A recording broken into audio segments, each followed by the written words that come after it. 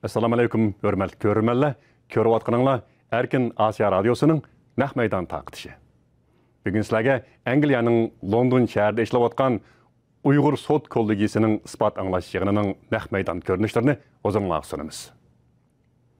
Tövəndə diqqətinizlər ekranımızda bolsun.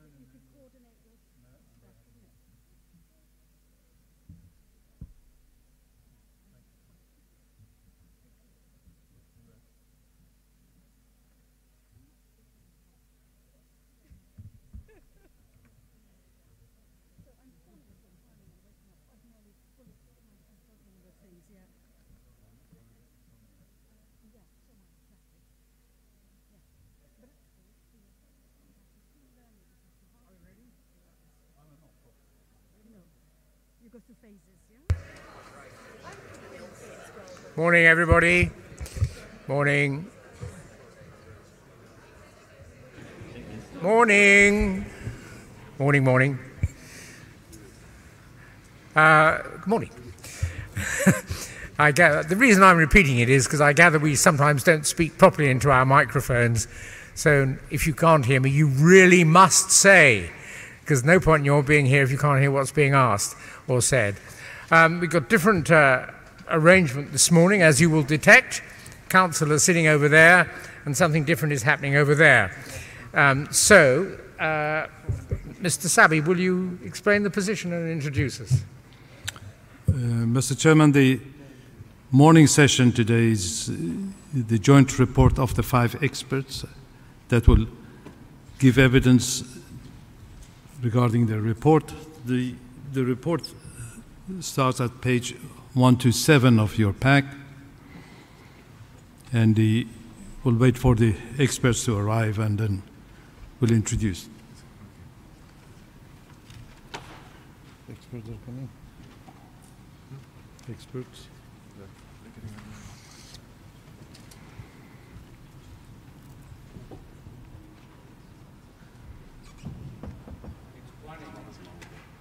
Is that it? Right. It's 1 inch. Can you hear me now? Let's do a test. Can you hear me now? Can you hear me now? Can you hear me now? Right.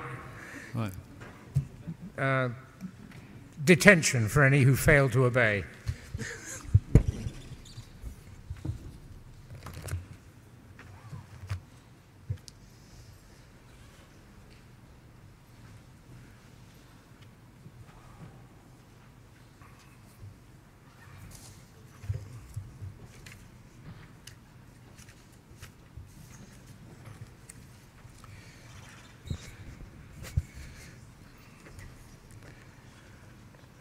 Good morning. Mr. Sabi, will you effect the introductions? Good morning. Our panel of experts today are Dr. David Tobin, Professor Rachel Harris, Professor Laura Murphy, Dr. Joe Smith-Finley, and Dr. Ryan Thorne. The procedure, as had been discussed and agreed, is that experts are introduced by counsel with a brief statement, and then they will have up to 30 minutes uninterrupted presentation of their report. If need be, the counsel will pose 1 or 2 limited questions to the experts, and the next expert continues. Once all the experts' reports are out, then the tribunal will ask questions. The tribunal have read your report. It's been submitted and it is with the tribunal, so in order to save time, I suggest that to the extent possible, limit the reference to your report that has been already read, and I put the highlights.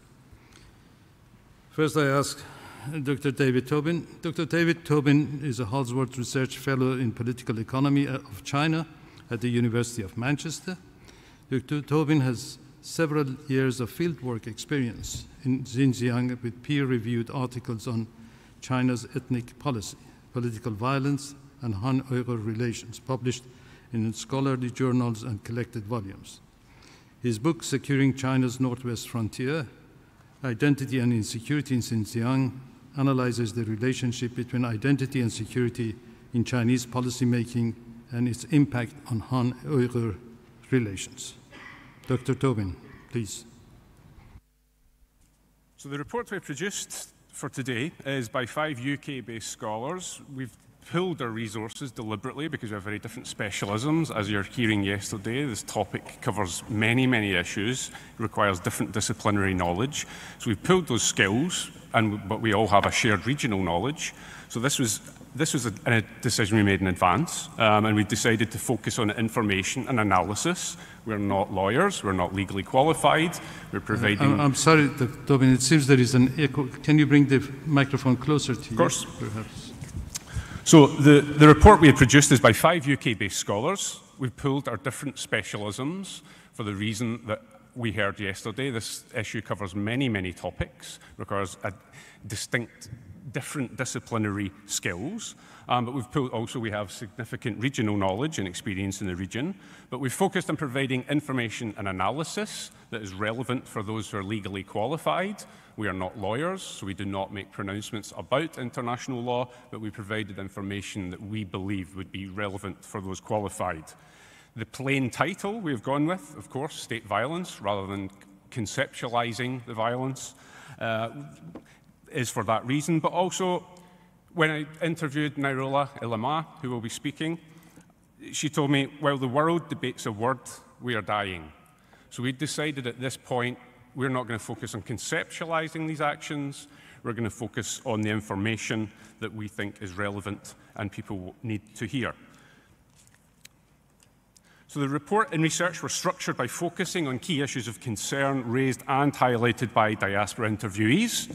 These were forced labour, sexual violence in the camp system, child separation and coercive birth controls, and repression of religious and cultural practices. We link broad statistical evidence to real-life impact. We present a comprehensive assessment of evidence drawn from official primary sources. These include Chinese government documents, procurement contracts, statistics, internal statements and white papers, and we triangulate that data with interviews with families affected and testimonies presented by witnesses to the US Congress, international media and NGOs. The report shows how China's party state organise and coordinate systematic and interconnected practices of ethnically targeted violence in Xinjiang, which prevent intergenerational transmission of cultural, linguistic and religious practices, the foundations of the targeted groups. The official and explicit intent of these practices is to break their roots. Quote. So the interviews we conducted for the report, we really link policy analysis to impact on people's lives. I conducted the interviews for the report. I interviewed 12 Uyghur diaspora families who all requested full anonymity, so we have not included those interviews in great detail. Most of these focused on issues of trauma and the description of family separation as torture, but these families were too uncomfortable and frightened of being included. So we focused in the interview section on the two high-profile interviewees, Nairola Ilama in Sweden and Cevlan Şermemit in Turkey, cases that we could verify. Forgive my interrupting you, Dr. Tobin. It may be that in combination, the speed of your delivery and your strong regional accent is difficult. It's slightly difficult for me. Hands up at the back, anybody who's finding this slightly difficult to follow at this speed. Yeah. Slow down. So, would you mind slowing down of course. and respecting, so long as it may continue, I suppose, the United Kingdom, but I don't want you to do any more than just recognise that some of us have a bit of difficulty with that. Okay, thank you. So those two interviewees, Cevlan Şermemit and Nairola Ilama, they have publicly available case details. These are all listed on the Xinjiang Victims Database. They were already verified, but obviously I was able to see the documents that were relevant to Nairola's cases, and including bank transfers and title deeds for a family home. When doing these interviews, the methods of the interview, we ask detailed, specific questions focused on these case details, focused on verifying their interviews that they have already conducted, but I always combine this with broad, open questions. How has your life changed, and how has your family been affected? This is a standard practice we use to enable the interviewee to talk on their own terms and to raise the issues they believe are important to this case. And it also reduces researcher bias so that I am not deciding the issues that they believe are most relevant. So the report shows how state violence targets families, severs contact, and this prevents intergenerational transmission of cultural and religious practices. In the introduction, I used my fieldwork in the region from 2007 to 2010 to address the question, what does counter-terrorism actually mean? This is the question, as we were discussing yesterday with Sean Roberts, this is a long-term issue. This is about history. Before 1949, Uyghurs were simply described generally as barbarians. Chinese narratives described Hua, Chinese civilization, and the outside world as barbarians. So it was only after 1949, when Mao Zedong comes to power, that Uyghurs are reframed as internal ethnic minorities, Xiaoshu Minzu. And the construction of the regional autonomy system, if we look at the regional autonomy law, is explicit that the autonomy system is to hold China together and to modernize Xinjiang. And the phrase Minzu Wenti frames this discussion, the ethnic problem. So Uyghurs in the region have been described as an ethnic problem since 1949. Fast forward to 2017, in the spirit of the 19th Congress that you will have heard a little about, the term Xiaoshu Minzu disappears. It's used twice in Xi Jinping's speech, only to refer to minority cadre recruitment. And now we have an official policy called fusion, that all former 56 Minzu ethnic groups should be fused into one Zhonghua Minzu. So when I look at this term, counter-terrorism, I first of all read the official explanations that are given to the local population, not in English, not to the outside world. I read universal ethnic unity education textbooks that were used in universities and in work units. So almost everyone I interviewed when I was in Xinjiang were aware of specific texts, including the 50 Whys. This is just an example of one. But this text that is used in classrooms, in universities, where you chant the text, you memorize it, and you answer exam questions in order to proceed your education, explains policy in the region and adherence to the party state's narrative history as counter-terrorism. So the July 2009 violence, the violence by Uyghurs, was called a life or death struggle versus terrorists, and people were prosecuted as terrorists under the anti-separatism law. Han violence at the same time in Xiaoguan was called an ordinary criminal incident, and they were punished according to criminal law. In this text, they're very explicit about identity. Quote, Uyghurs are not an Islamic group. Uyghurs are not a Turkic group. Only the three evils would say this. The three evils being separatism, terrorism, and extremism. So Uyghur identity, its roots, are being framed as a form of terrorism. So it's not about organizations, it's about ideas and identities. For example, the term East Turkestan, Dongtu in Chinese, this phrase is used to mean ETIM, the East Turkestan Islamic Movement. So you cannot say Dongtu, East Turkestan, without implying terrorism in Chinese. Similarly, the 1759 arrival of troops by the Manchu, this is called a reincorporation of Xinjiang into China. Calling it an invasion is an act of terrorism under the three evils. So what we've seen under Xi Jinping, then, is an intensification of these narratives and an intensification of state violence. First of all, he called it the Great Wall of Iron, that he would run around Xinjiang in 2012. And then in 2014, we have the People's War on Terror. But the logics are consistent. We were aware of many of the issues we've been discussing for a long time. Many of my interviewees in Xinjiang endured issues of forced abortion, particularly one lady who only had one child but endured a forced abortion under pressure from her manager and then the party state. She was also sacked from her job because she could not prove that she was not involved in the violence. She was guilty until proven innocent. You had to get a piece of paper proving that you were not involved in the violence from your local police station. But she happened to be in another Danwei, and she was sacked. And now, so 2018, we have the Xinjiang Uyghur Autonomous Regional Government Work Report that describes camps and boarding facilities as defeating the foundations of separatism forever, quote. And this is the three evils, but remember the three evils means Turkic and Islamic identities. So this regional government directive quote, break their lineage, break their roots, break their connections, has sparked an era of family breakups and widespread trauma for those inside and outside the region. The camp system and related practices target and break up families with, quote, relatives in detention, a key indicator determining internment.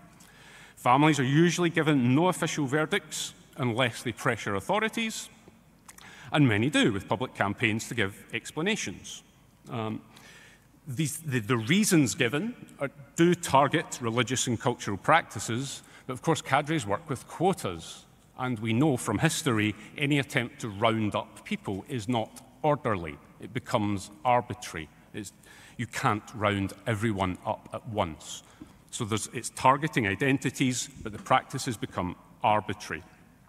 The reasons that I draw from Xinjiang Victim Database exemplary entries, so these are ones that have eyewitness testimony, document verification, and interviews.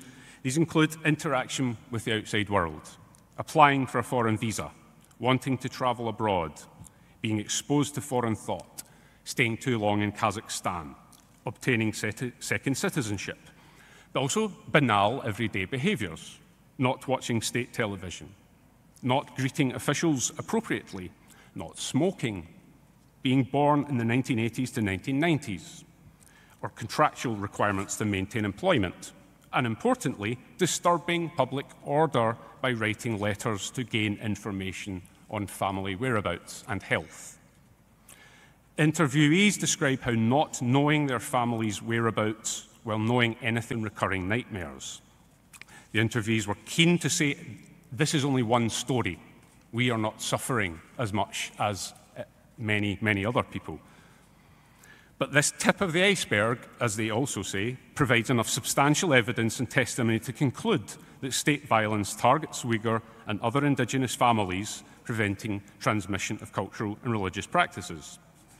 Nairola and Jevlin's cases are representative examples of detainment without explanation of highly educated, apolitical, Mandarin-speaking professionals and civil servants who receive no vocational training, suffer deteriorating ill health, and appear to be targeted because their family members are abroad.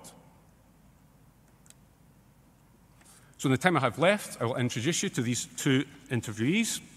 Nairola Elema has campaigned from Sweden for release of her aging aunt, Mahira Yakup. Mahira worked as a Mandarin language teacher, civil servant, and insurance salesperson while raising children alone. In 2018, Mahira was detained in a vocational training centre without explanation. But when pressured, officials referred to her family's 2013 bank transfer to pay for relatives' new home in Australia. Following her release in December 2018, Mahira spoke with Nairola before being detained by Gulja Public Security Bureau in 2019.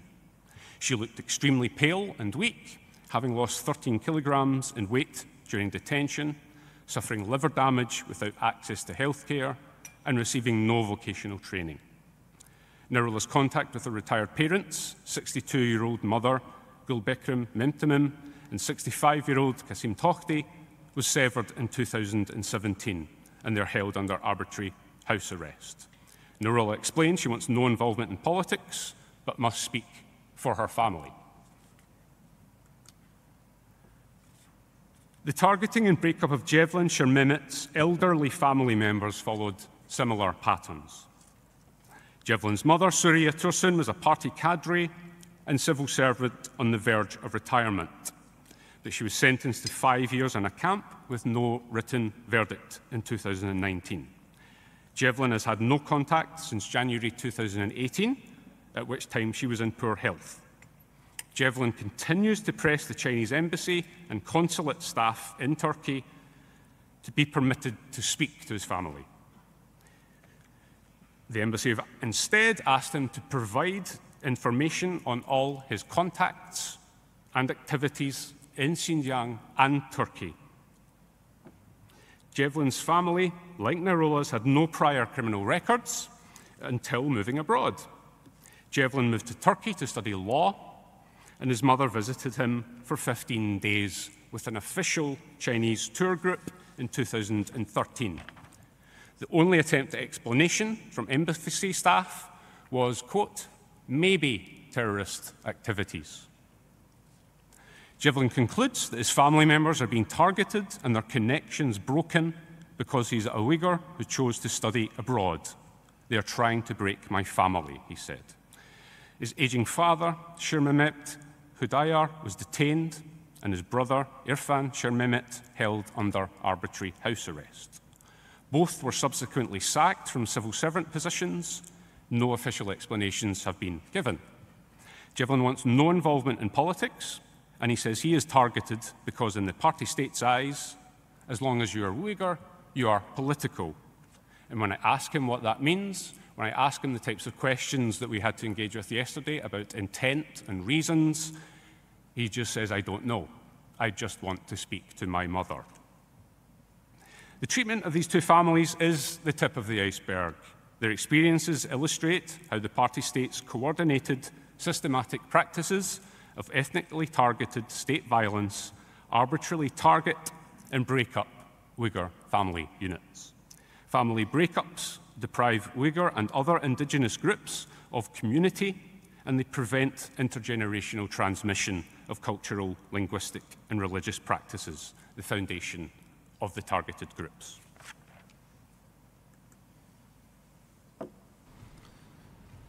Thank you. Thank you, Dr. Tobin. Mr. Abram.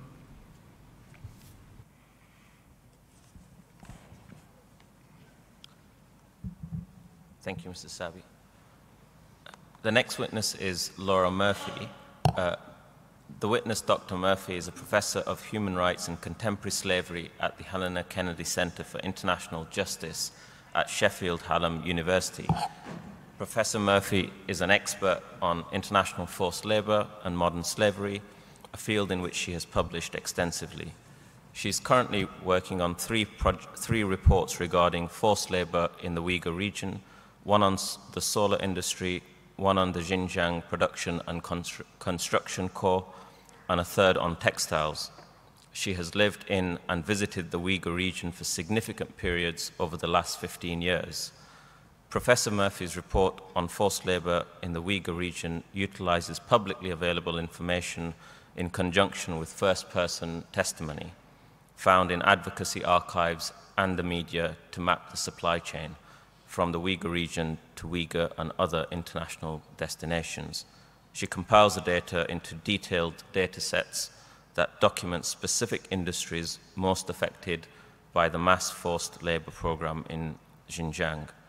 Through this research, she documents the scope, scale, and severity of forced labor in the Uyghur region, and she notes that whilst forced labor has long existed in Xinjiang, that system now operating on a backdrop of systematic and interconnected internment camps and extrajudicial imprisonment that makes refusal to participate a non-option. Dr. Murphy, perhaps I can pass on to you and you can give your presentation. Thank you. How do I turn this on? Hello? Okay. Hi, thank you so much for allowing me to speak. I am an expert on forced labor, and I'll be focusing today specifically on that work on forced labor and a bit on how we know what we know about forced labor in that region. So in early 2018, significant evidence began to emerge that the People's Republic of China's government understood its system of detention centers and internment camps as merely one part of a massive transformation of the Xinjiang Uyghur Autonomous Region, or the Uyghur region, into a docile and lucrative economic hub, while continuing to hold indigenous citizens in internment camps extrajudicially. Regional and local governments shifted their focus to the creation of an enormous forced labor regime.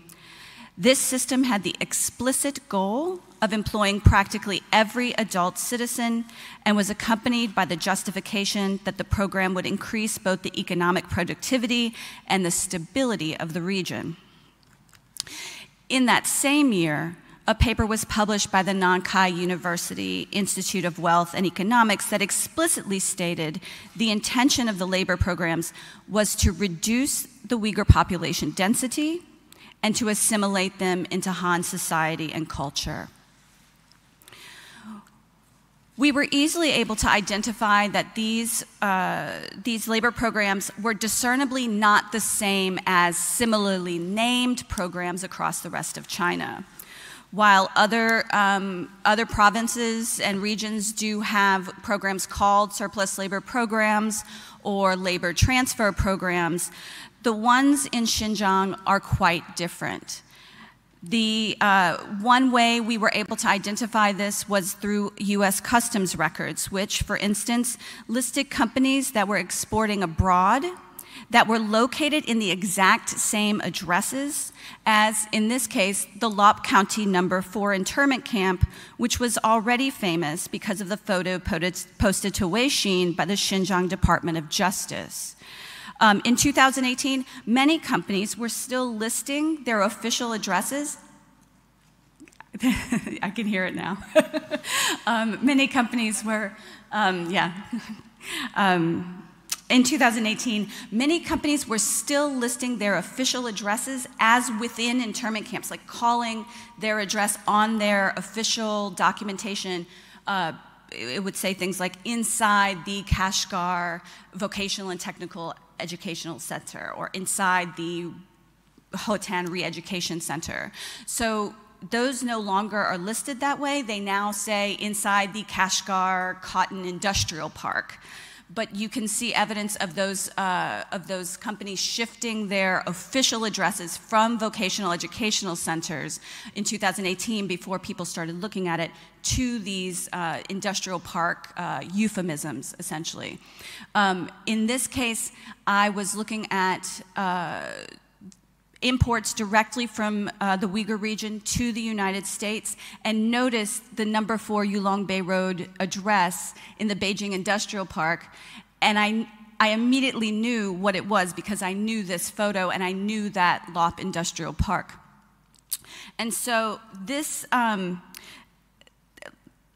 there were other ways that we found out as well. We needed to look no further than China's own governmental or state media campaigns and propaganda about how the vocational educational schools were working to understand that there was, in fact, forced labor happening within the internment camps.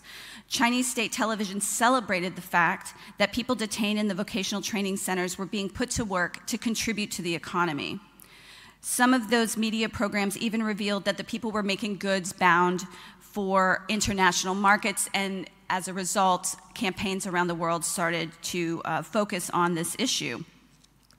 These camp/factory co-locations are not unusual. In fact, this week alone, I identified 2 in the course of my regular research, where an address that I located a factory in was within the bounds of a highly walled or high-walled internment camp that had been identified by other scholars, but that when you look closely at it, you can see often gates that lead people with, not in this photo in particular, but sometimes you can see fences that lead people single file from dormitories to factories. You can see, in one case, I think that I've identified a bridge between a factory and an internment camp, and an enclosed bridge.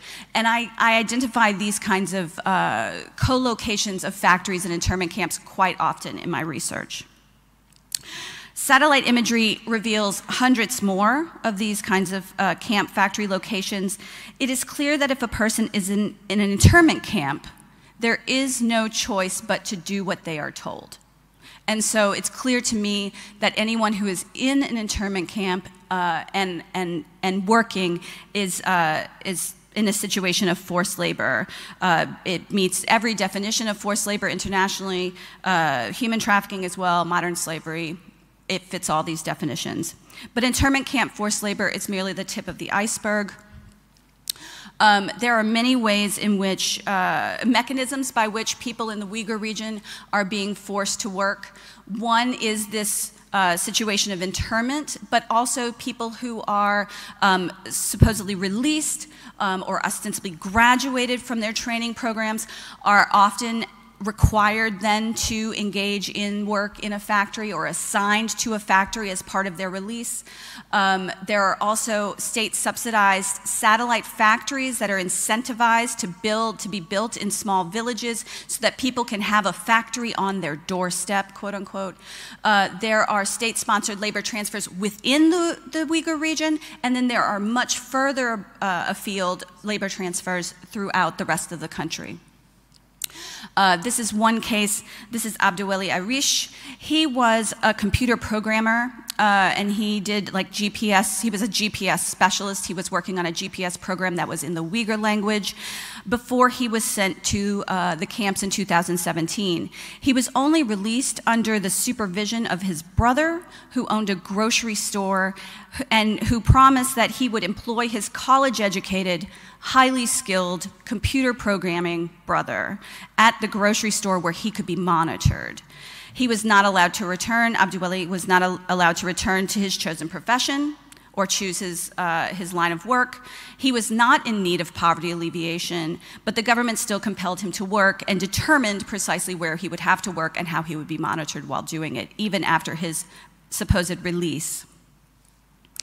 Even those who have never been to the camp are subject to these labor programs. We have identified many state directives from counties in the southern part of the Uyghur region where government agencies are instructed to go door to door to identify people who can be assigned to jobs in factories that are being incentivized to move out to the region. In some places, individuals are rated on a quantitative point system that determines where or how they'll be able to be placed if they are considered. And we heard the same language yesterday, actually, interestingly. But if they were considered dangerous, they're put into a control category and sent for training, which could be an education camp or could be a daily visit from a cadre. Or if they're considered in the medium stage or status, they can be sent to a factory closer to home, and then if they're safer, they're able to be sent to the rest of China to work in factories. That Medine family is a family that had a story told about them in the state media. They were sent 50 kilometers away from home to work at the Hoshine Silicon Industry Company. Only after they were subjected to repeated coercive strategies. They explained many reasons why it was not possible for them to go out to work far away from home, including the fact that they had ailing parents, the fact that they had children, the fact that they were not skilled laborers, and the fact that they had 7 acres of land that they farmed themselves. The Chinese government unburdened them from their worries in order to free them to go and work by helping out their grandparents, or the parents supposedly, and claiming their land for the state for a small rental fee and sending them to work nonetheless. And this occurred by having repeated visits from a cadre to their house over and over and over again until they relented. Similarly, this woman, Buzainab, she also was visited by cadres over and over and over again who told her family that they were holding her back. They told them that they would take care of her. They gave her all kinds of excuses. She could come home anytime that she wanted, that she would make good money. She would be free of her parents' restrictions on her. And they just didn't relent until she did. And so she eventually, despite the fact that she said over and over again that she didn't want to go, and her family said they didn't want to see her go, she was forced to go to work. The thing is that the Non-Kai report tells us that a government-funded report tells us that there are many more people in the Uyghur region who are unwilling to engage in these labor transfer programs, but who are nonetheless being coerced into doing it. In addition to the legitimate desire to take care of family, be with one's children, take care and maintain the rights to one's land, the investment in community and one's right to be free, there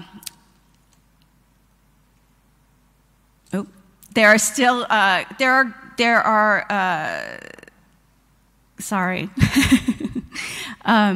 People are still forced to go to do this work, and they are held in these jobs with iron discipline and on the premise of a very, very basic racist premise that Uyghurs are themselves inherently lazy, slow, idle, and have a dangerous penchant for personal freedom. Yet, according to government documents, up to 2 million labor transfers happen each year, despite the fact that anyone would say that this is not a desirable situation. This is because, as government directives tell us, labor transfers are based in a logic that suggests that people who don't take steps recommended by the state are infected by terrorism and separatism. It is clear that everyone in the region, that the punishment for being associated with the three evils of terrorism, separatism, and extremism is being sent for re-education, and to say that you don't want to go to work is to align yourself with these ideas. I'm afraid my time's probably up. So I'll just say that there are also programs that incentivize people going to work by promising them that their family members will be treated better in the internment camps if they do go. Another version of coercion that is, I think, extraordinary and not practiced in other parts of China, of course. And I think that we need to recognize that these programs meet the ILO's definition of forced labor. They meet the definition of the UK Modern Slavery Act for slavery. They meet the definition of human trafficking in the Palermo Protocol. We've found indicators of the ILO's definition of indicators for compulsory labor, at least 10 of those 11, and that's not to say that the 11th physical or sexual violence is not happening. It's just that I haven't found the evidence of it. And so there are a number of rights violations that are going on here that I think are extraordinary and are not the same as those programs that are happening in the rest of China. Thank you. Murphy, for your report and your presentation. I have a handful of questions arising. You state in your report that approximately a third of the minority population of Xinjiang may be held in this intertwined system of internment and forced labor. Do you know whether there's a breakdown of that internment by gender or other protected characteristics? Not that I know of. And do you know whether there's a statistical breakdown by profession and or education? Not that I know of. On page 145 of your report, you state that many of the people who work in the camps are trained professionals and business people. I guess that's from samples that you've received. Is that assessment from samples, or is there a kind of statistical? Probably page 19, Mr. Abraham. It's okay, I've got it.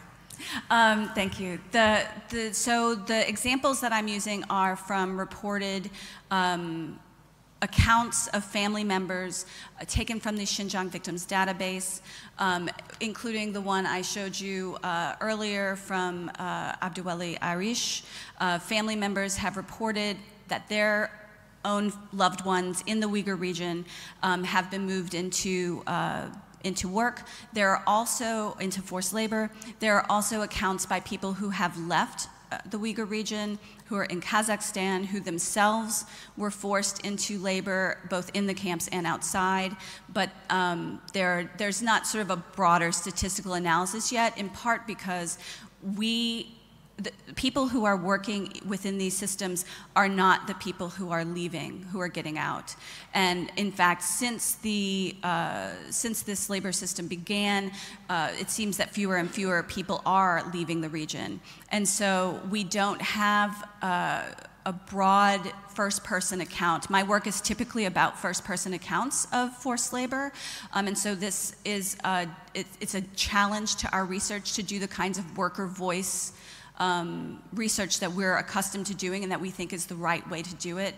So we have to do it from this sort of distanced perspective. But the way we do it is to confirm it is by using the government's own state media, companies' corporate annual reports to document what they themselves claim they're doing. And you've also identified in your report that people who had professions or worked in professions are interned to do menial work. Is that inaccurate? That's right. There are people who are who we've seen who are teachers, dentists, restaurateurs, chefs, drivers, small business people, artisans who have been, and in the case of Abdiweli Irish, computer programmers who are highly trained, skilled, Mandarin speaking, highly educated, often educated in other parts of the country, who were successful people before they were either put into the camps or sent to do menial labor like sewing or cooking or agricultural labor. Can you explain what the forced labor program is intended to achieve on the part of the Chinese Communist Party? If we look specifically to Chinese government documents that describe these situations, some of what they say, or that are directives as to how to operate the system. They say things like, this will improve Uyghur discipline, this will make them less likely to be lazy. They also say things like they will help us to deplete the population. There are studies aside from the Nankai study that directly say that there need to be more Han people in the region and fewer, more dispersed Uyghur people, that moving them to the rest of China is one way of operationalizing that dispersal of those people.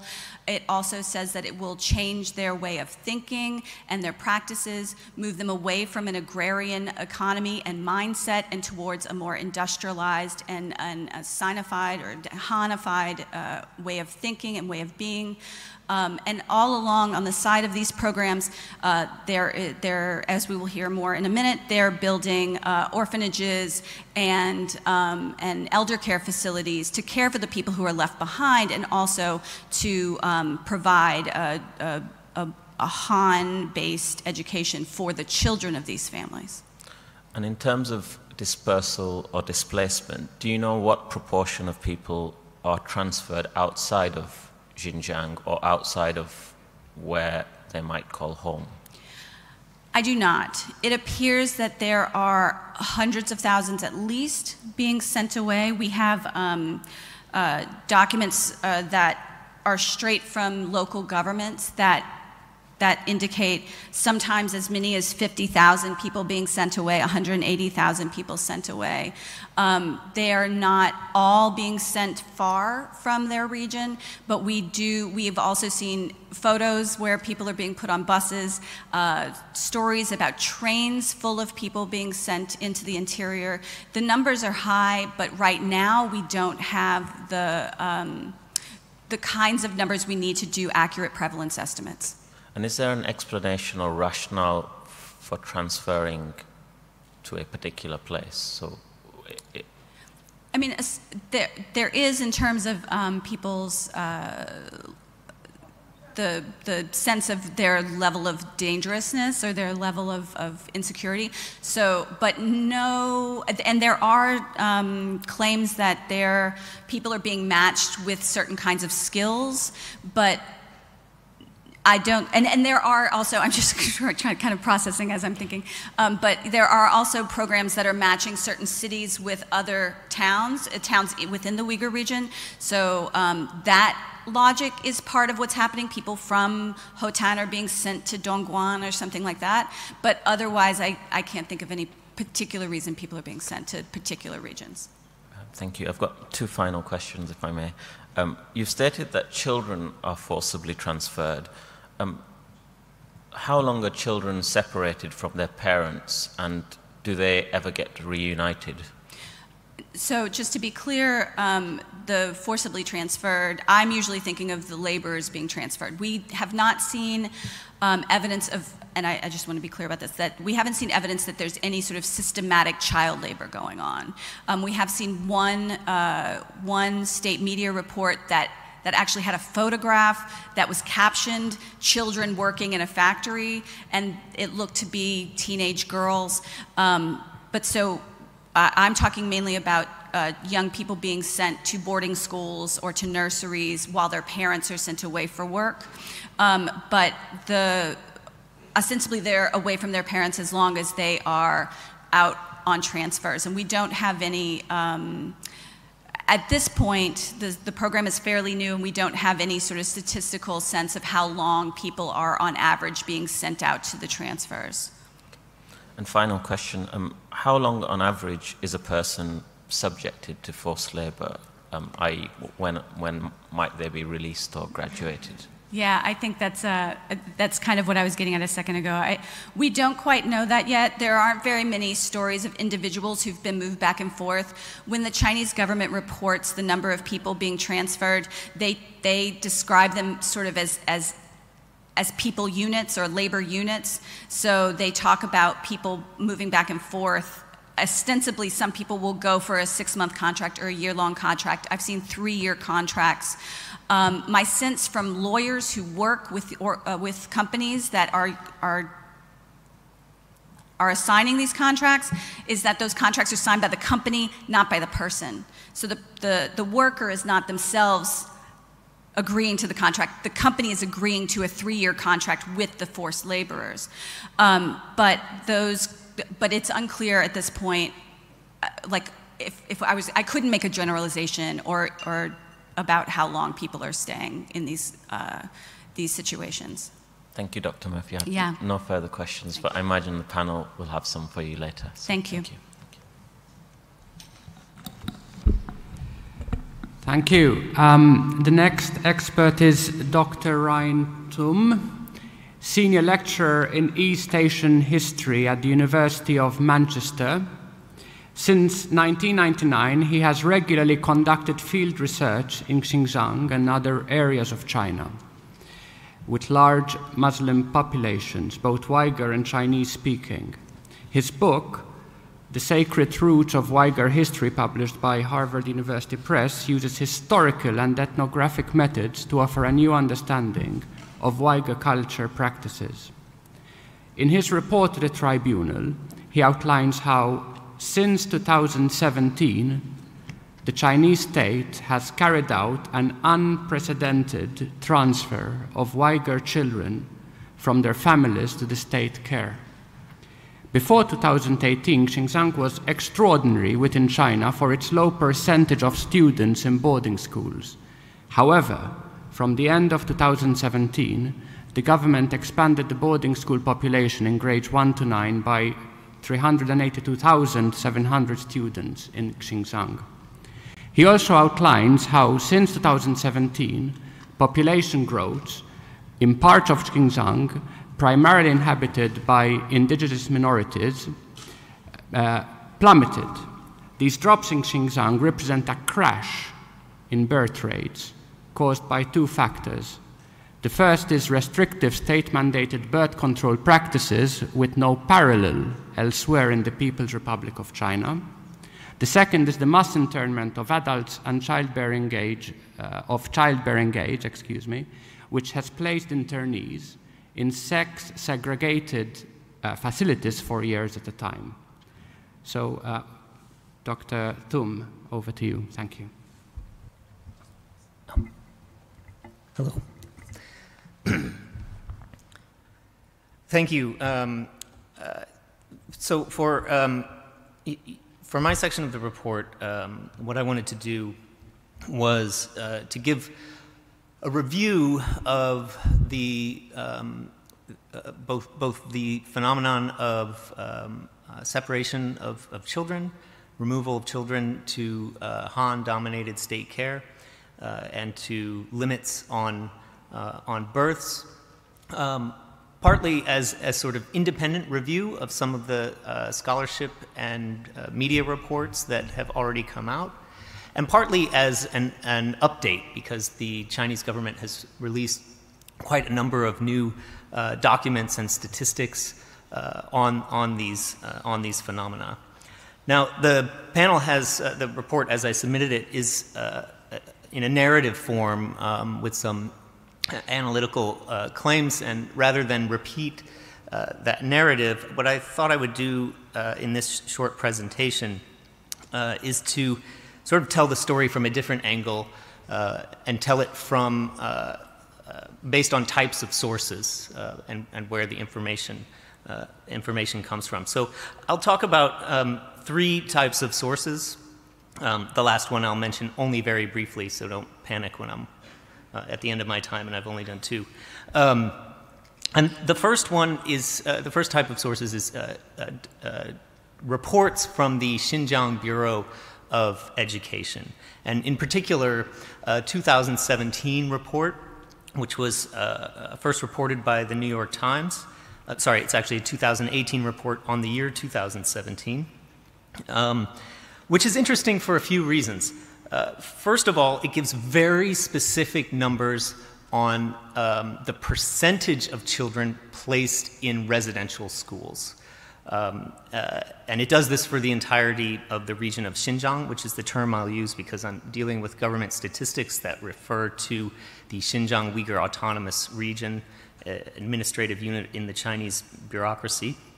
And these numbers are particularly interesting because you compare the report with the 2019 report from the same bureau and get change over time. And this increase in the number of students in boarding schools from 2017 to 2019 has been reported elsewhere, but I'm going to give some context to it that I don't think is available elsewhere.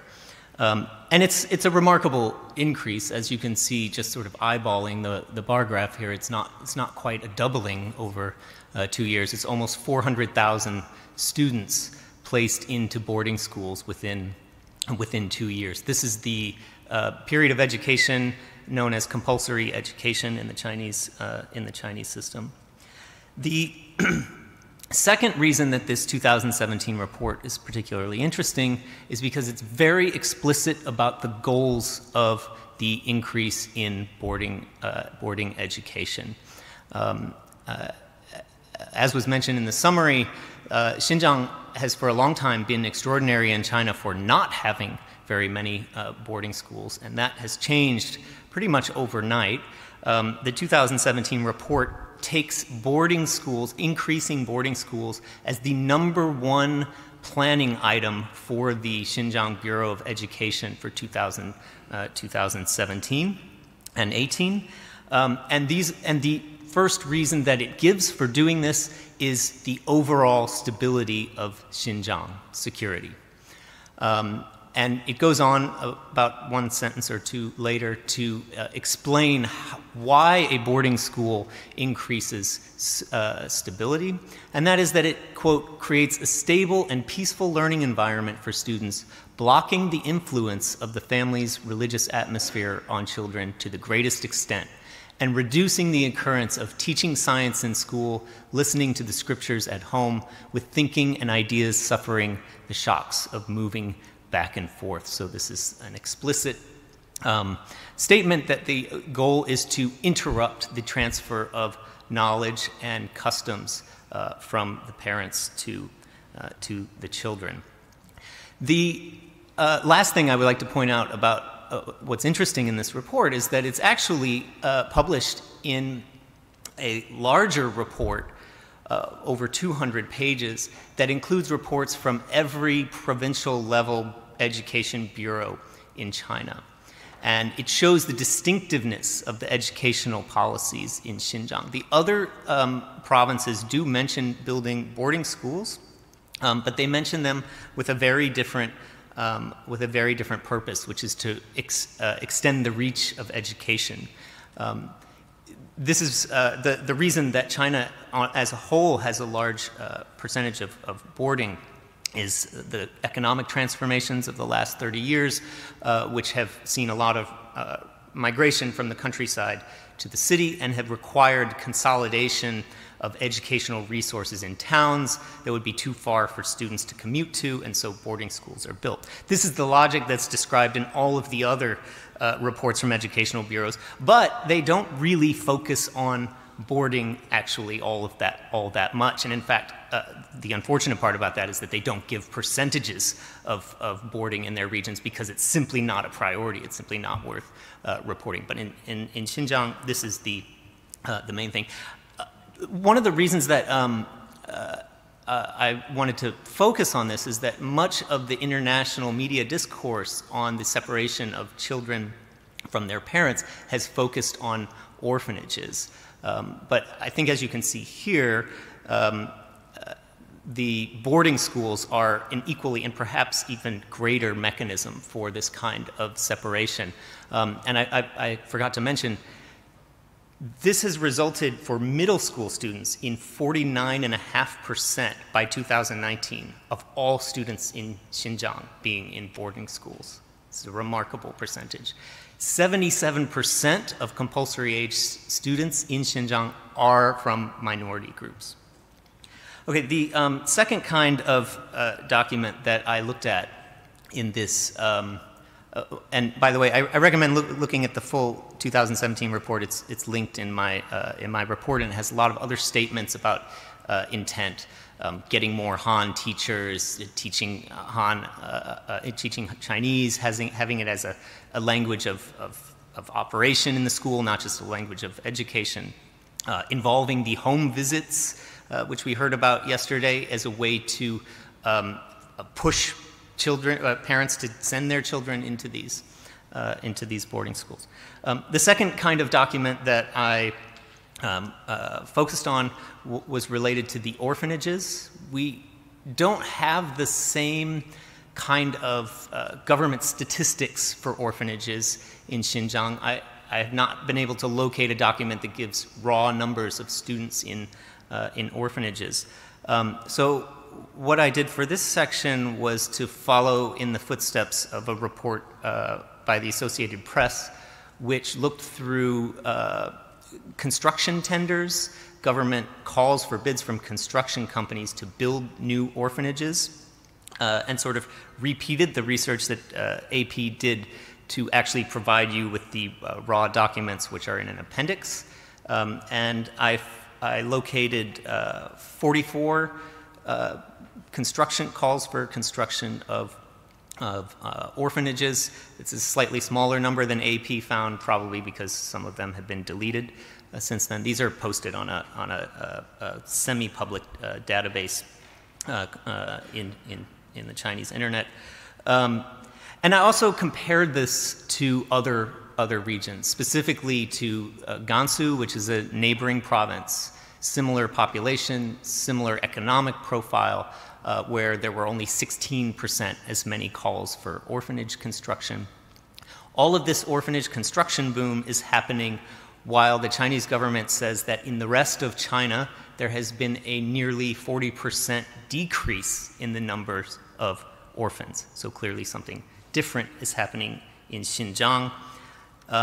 One of the things that's different, of course, is the mass internment program. And there are numerous documents linked in the report, many of which were first brought to light by Adrian Zenz, which show the Chinese Chinese government bureaus at the local level dealing with the children of people, children of people who've been put into internment camps. The other kind of document that I looked at is the one I'll only speak about briefly, which is local economic and social development reports from county level and prefectural level governments about birth rates and natural increase rates. And I did this because we have a very extensive report by Adrian Zenz that brings the data up to 2018 using a wider set of documents. But as this tribunal was approaching, the documents were starting to come out for 2019. And so I was able to both kind of double check the Zenz numbers and extend some of them to the more recent past. I won't talk too much more about this because the work I've done here has been completely superseded by the report by Nathan Ruser and James Leibold that will be discussed later. What I've done here for 5 units, they did for 30-something units as more reports came out, and they also spent more time and had better luck than I did. Did a better job. So there's no need to talk too much about that. Just to look at things a bit from another direction, I also had to look through the most plausible, or I should really say least implausible, response from the Chinese government to claims about birth rates, and that is a study from an Urumqi academic, a Xinjiang Daxue academic, Lin Fangfei, who wrote an almost journal-length article attempting to pick apart the Zen's study on birth control, and I don't want to give too much time to it, except to say that it operates by omitting any response to major claims by the Zen's reports, manipulating data, making invalid comparisons, for example, saying Zen's claims that the population growth rate is higher among Han Chinese, but there are more Uyghurs in this region. You can't compare growth rates to raw population rates. So it uses these kinds of things. Finally, I just wanted to point out that on their face, high boarding rates and compulsory birth limits exist both in the mainland of China and in Xinjiang. But the way that they operate, the goals through which they operate and their effects are quite different. In the Han regions, boarding schools are theoretically not fully compulsive because you could go for a private school, but of course most people can't afford that. In the Uyghur region, of course, they're compulsory. But the more important thing is that for the Han students, these residential schools are teaching them in their mother language with instructors of their own culture. And of course, for the Uyghurs, it's in the language of the dominant group. The reasons I've already mentioned are different. For compulsory birth limits, the state messaging actually differs. The state is telling Han people to have more children, and they are telling Uyghurs to have fewer children. The penalties are different. The maximum penalty for Han people are fines and lack of social services. Of course, the maximum penalty for Uyghurs, and there are many Uyghurs in internment camps for having too many children, is arbitrary internment. And then there's the actual deviation on the ground from the policies in Han regions. They tend to deviate from policy by allowing more births. In Uyghur region, they tend to deviate from the rules by allowing fewer births than the regulations say. Thank you. Thank you so much for that, Dr. Tum. I've got two questions, if you permit, Chair. We heard from you how Xinjiang moved from being a region where there was a relatively low percentage of students in boarding schools to, from the end of 2017, a huge expansion of students in boarding school.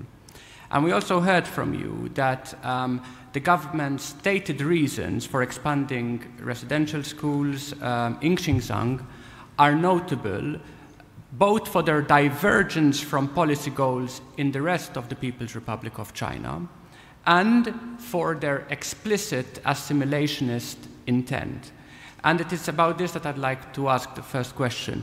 Could you say a little bit more about how the government's reasons for expanding residential schools in Xinjiang and the assimilationist intent diverge and differ from what it is doing in other parts of China? Yes, as I mentioned, the boarding schools, of course, are not expanding as quickly in the rest of China, nowhere near it. But in the documents where they talk about boarding schools in the rest of China, the reasons presented are to improve quality of education, to improve the reach of compulsory education. These are accessibility is actually not mentioned in the report for Xinjiang. Quality is mentioned. They do use some of the same language. For example, poverty alleviation is mentioned. It's mentioned in almost any policy report for Xinjiang. But as I said, the primary reasons are assimilation. And this fits in with a larger ideological positions that the state has promoted, notably what Dr. Tobin mentioned, the turn toward official promotion of assimilation, often framed as a melting pot approach, which is a stark divergence from official approaches to ethnicity in China before, say, 2010, when there was a kind of careful curation of ethnic difference and promotion of ethnic difference and at least lip service to equality. There's been a turn in the sort of top-level discourse toward assimilation. Thank you for that. And my second and final question, in fact, relates to the other part of the report about birth rates. And it's a similar kind of question because I'm trying to understand whether what is happening in Xinjiang is similar to what is happening in the rest of China, or how is it different and why is it different from what is happening in the rest of China? So with respect to birth rates, your report states that the draconian state-mandated birth control policies in Xinjiang have no parallel elsewhere in the People's Republic of China. And my question to you is, why do you think that is so? Why are birth rates in Xinjiang different and having different policies from what is happening in the rest of the PRC? Well, the state gives numerous reasons.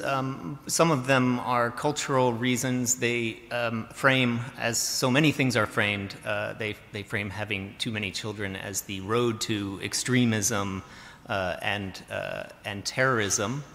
I personally suspect that this is more of a concern with population, with managing the ethnic proportions in Xinjiang. We've seen, for example, from the Nankai report that there is an explicit interest in diluting the Uyghur population. This, I think, needs to be seen alongside a promotion of migration to Xinjiang by Han people. There are explicit policies of, quote, move to the south. The south is a kind of a catch-all term for the Uyghur-dominated areas of Xinjiang, and many of the policies we're seeing, including the boarding schools, it says this is part of a pivot to the south.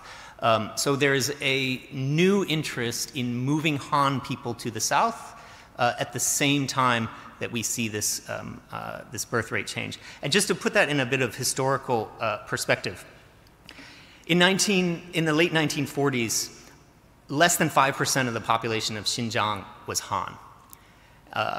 And over the following 3 decades, there was a massive program to move Han people out there, so that you go from less than 5% to around 40% by 1980. Interestingly, in the 1980s, the proportion stops moving. It hovers around 40% Han, 40% Uyghur in Xinjiang, all the way through up until, say, 2015, 16, 17. We don't know where it is now. I suspect it's changing. That hovering at one spot required a kind of balancing, because Uyghurs were having many more children than Han Chinese. So how do you maintain that? You maintain that by incentivizing migration of Han people to Xinjiang. So what we're seeing now is a simultaneous cutting of the Uyghur birth rate and continued promotion of Han migration. And it will be interesting to see whether those proportions change. Sorry, I went a bit long. Sure. Could I come with just one final quick question? You may be able to answer it, or maybe not. And my question is, and why is the policy therefore to dilute the Xinjiang population, the Uyghur population and indigenous population? What is the final purpose? Why are they wanting to dilute it?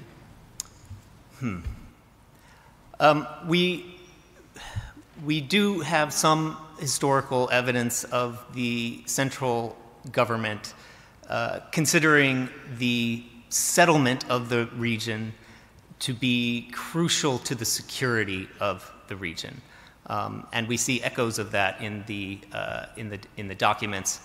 I would want to reread those before giving you a firmer answer, but that's something I'm happy to submit to the tribunal later. Thank you.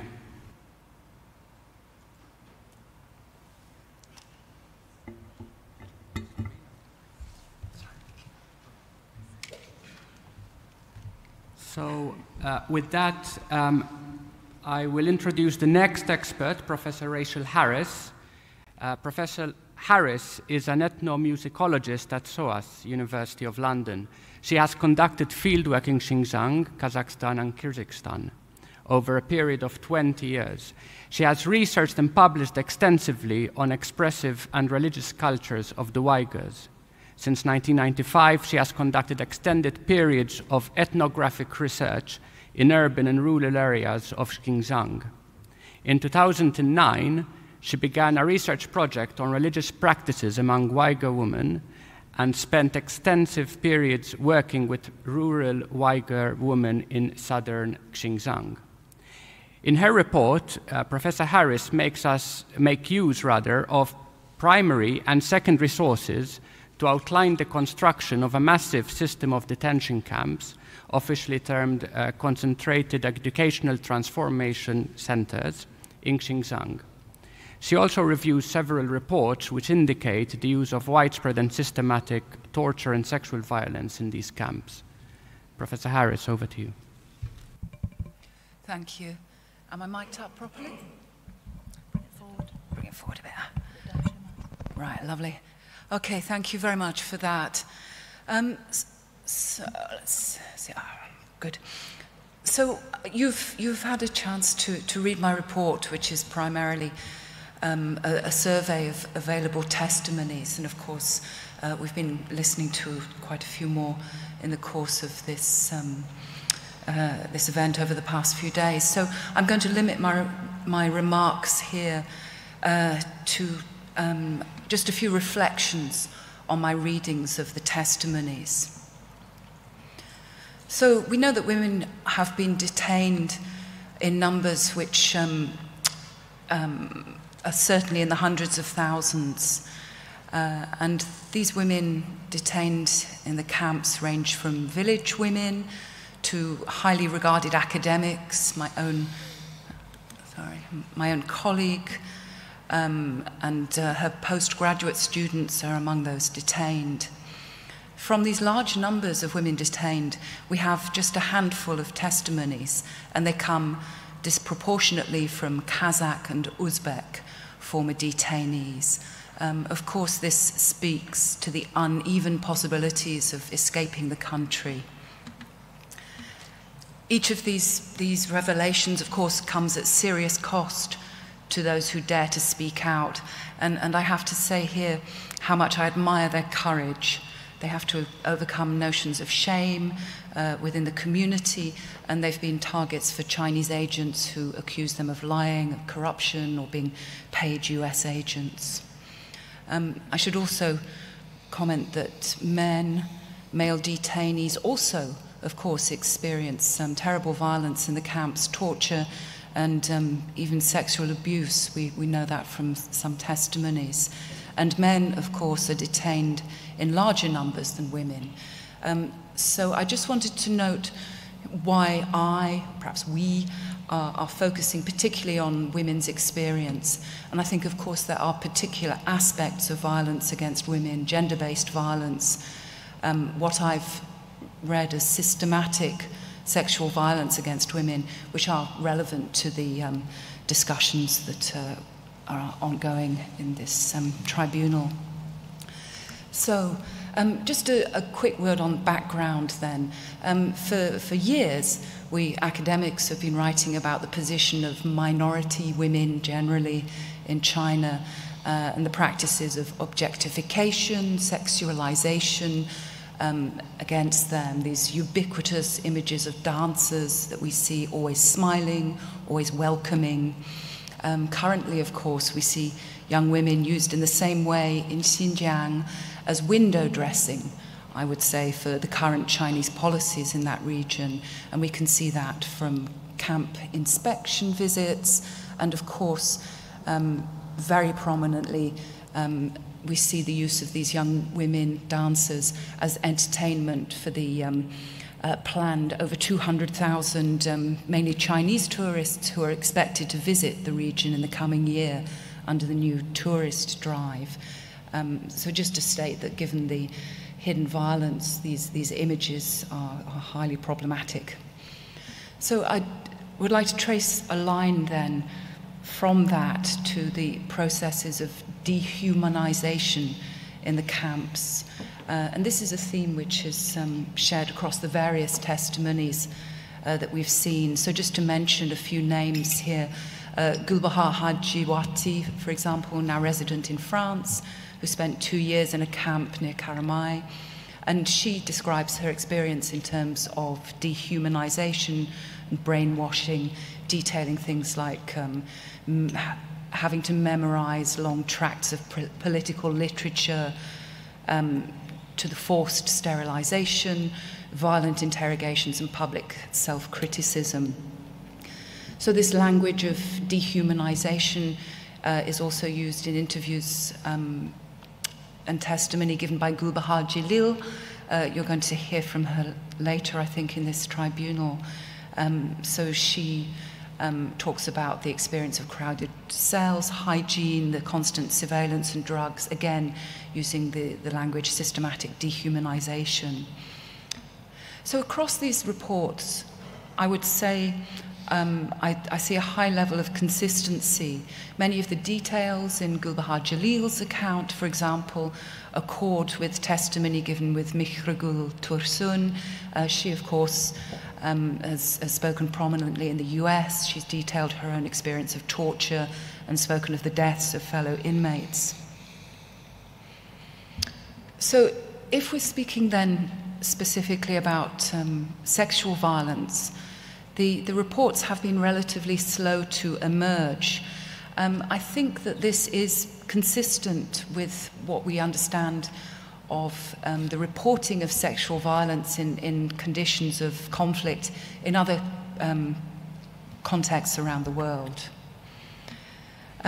So from the Xinjiang context, we have important testimony from Tursunay Ziawudun, an ethnic Uyghur now in the US, and she's recounted her personal experience of gang rape and sexual torture, including many disturbing details. Like Saira Gul, who we heard from yesterday, she notes that women were removed regularly from the cells every night and raped. This testimony is also supported in interviews with Guzira Aulhan, a Kazakh detainee. She's spoken of how she was forced to strip and handcuff female detainees before leaving them alone with guards and camp officials. So her account struck me because it underlines the way that inmates of the camps are placed in positions of complicity with the system. They also share the guilt. Guzira also details a financial aspect to the abuse. So something we hear from several testimonies is this aspect of guards or officials paying bribes for access. We've also heard in the tribunal testimony from Kelvinur Siddiq, again, very shocking details. I'm particularly struck by two aspects of her interviews. The detail on methods of torture used, the 4 kinds of electric shock. This, again, is echoed by accounts from, for example, Tursunay. I would also note Kelvinur's comment, which I don't think came out yesterday. She cites one of her own interlocutors, a Chinese policewoman, who comments that rape had become a culture within the camps. So I thought that was striking. And one last mention of an interviewee then, a young Uyghur woman called Rukiya, who's based in Germany, who's given a very harrowing account of her own experience of rape and torture. She speaks of being held for long periods in an underground room filled almost to the roof with water, and we heard examples of that from Umar Bakali yesterday. Again, Rukia talks about bribery. She was released only because her family paid a large bribe to get her released. And again, this question of the difficulty of speaking out. So Rukia has claimed that 99% of women have experienced rape, but they wouldn't talk about it because they feel too ashamed. So just a few comments then. These descriptions, which range from daily life inside the camps, the nature and methods of the abuse, I do find them to be broadly consistent across different counts. These are provided by women who have spent time in different camps and who are speaking from different countries. So I consider these accounts to be broadly credible, and sadly I do think that they are likely to be representative of the experience of large numbers of women detained in the camps. So in our joint report, we've suggested that China's party state organizes and coordinates systematic and interconnected practices of ethnically targeted violence. So you've heard the testimony from my colleagues there already. I'd just like to make explicit what I think are the direct links between these various forms of gender-based violence. So the culture of rape inside the camps, the sterilization of women within the camps and outside the camps, and also I think we could make a link then with the reports of coerced marriage with Han Chinese men that we've been hearing about. So I would also suggest that the sexual violence in the camps is an integral part of the planned transformation of the Xinjiang region into a hub of the Belt and Road Initiative, and part of that drive for development. I believe that sexual violence plays a major role in the creation of a climate of terror, and that underpins the production of a large and passive labor force, which is being used, as we've heard, to populate the new factories which have sprung up alongside the camps, which are filled by so-called graduates from the camps, as well as transfers from rural areas. How am I doing for time? You think I'm done? No, I think you're fine. I'm fine. I'll make a couple more comments then, if I may. Ooh, a bit of feedback. So, as we've seen in other contexts which have been designated as genocide, sexual violence is both an attack against the individual woman and also an attack against the ethnic group. In Yugoslavia and Rwanda, in the case of the Yazidis and the Rohingya, sexual violence against women has been used to humiliate, subordinate, and emotionally destroy entire communities. Violations against women's bodies and their reproductive capabilities have been dubbed a weapon of war against the whole ethnic group. So I would link that comment then to the testimony of women who have come out of the Xinjiang camps. They talk about the experience suffered by many former detainees of extreme trauma after release, feeling dead inside, being a shell, suffering from memory loss, insomnia, suicidal thoughts. There are also reports that many of those released into the community in Xinjiang are turning to alcohol or other forms of addiction. So just to quote Tursunay Ziauddin, it is designed to destroy everyone's spirit, she says, and I think that is significant. So just one final point. We've had quite a few questions about the question of intent and the level at which these policies are sanctioned or deliberate. I've ventured in the report to suggest that this widespread practice of gender-based violence must be at least condoned at very high level. So we know, for example, that the use of torture in detention centers right across China is well documented. Common methods employed accord, for example, with Omar Bakali's account that you've heard.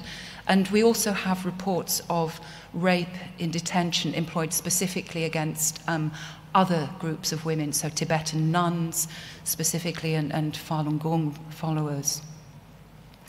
Certainly, I would say in the case of the Xinjiang camps, The leaked internal documents shared with the New York Times in 2019, for example, do demonstrate the direct leadership of Xi Jinping in the development of the crackdown.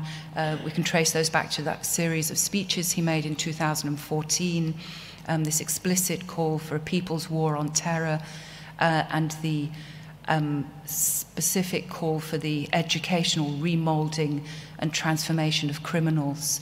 And we also know, of course, we heard from my colleague Sean Roberts yesterday, the direct role of Chen Quanguo, also, of course, a member of the Central Committee or Politburo, if you like, and how he is the direct architect of many aspects of the system in Xinjiang, the grid social management system, and so on.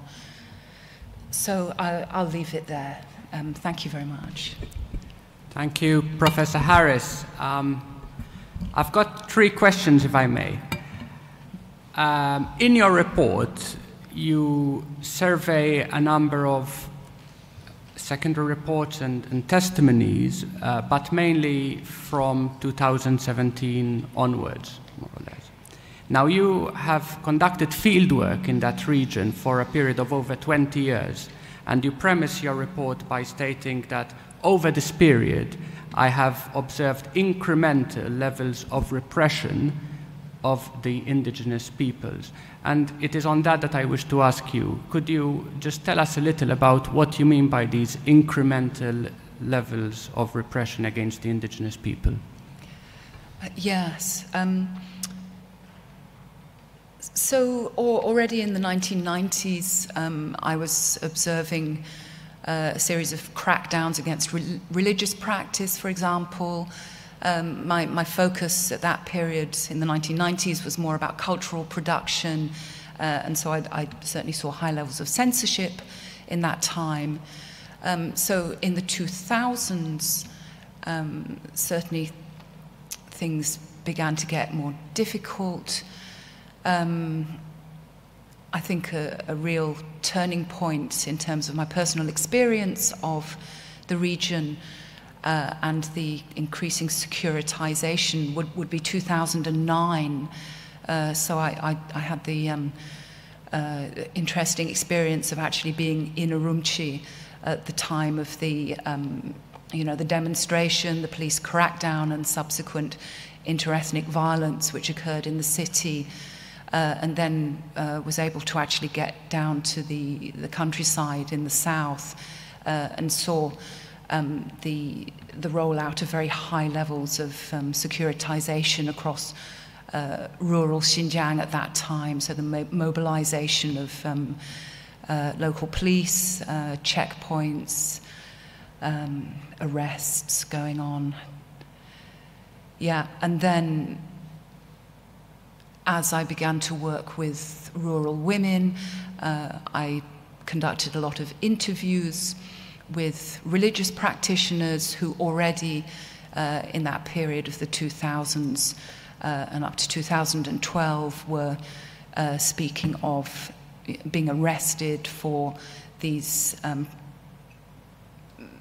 everyday practices, these kind of normal community practices of teaching children to read Arabic lettering and to recite the Quran, so they were already talking about arrest, violence being inflicted on them by the police. So that kind of thing was already going on in the period before 2012. Also, in general oral histories that I conducted with these women, the question of reproductive rights was very prominent. So many of the women were talking about their experience, going back to the 1990s of coerced abortions, I would say. Yeah. Thank you very much for that, and I'm sure the panel will have further questions on this at a later stage. But now, moving on to the core of your report, where you speak, amongst others, about sexual violence, and this is something that Dr. Tobin and others have also mentioned, and especially the stigma surrounding sexual violence for Uyghur women, but for other women of other ethnic groups too. In your opinion, would the stigma inhibit the reintegration of the victim of a sexual violence into their wider community, and or would reduce their ability or indeed desire to reproduce? I think undoubtedly there would be difficulties in reintegrating for women who dare to speak out about this. I mean, the shame is a problem for the family, the wider family, of course, and so that would be a very powerful restraint on women's willingness to speak out about these things. Thank you for that. And the final question is, as mentioned, the report is primarily based on secondary sources and testimonies, and you conclude by saying, on the basis of your long-term experience in the region, you have confidence that these accounts are credible. And I guess my question to you is, could you elaborate on what basis you have that you consider that those accounts are credible? Well, we've seen Chinese official sources and media attempting to discredit these witnesses, these testimonies on the basis of the lack of reliability of the women, their lack of education.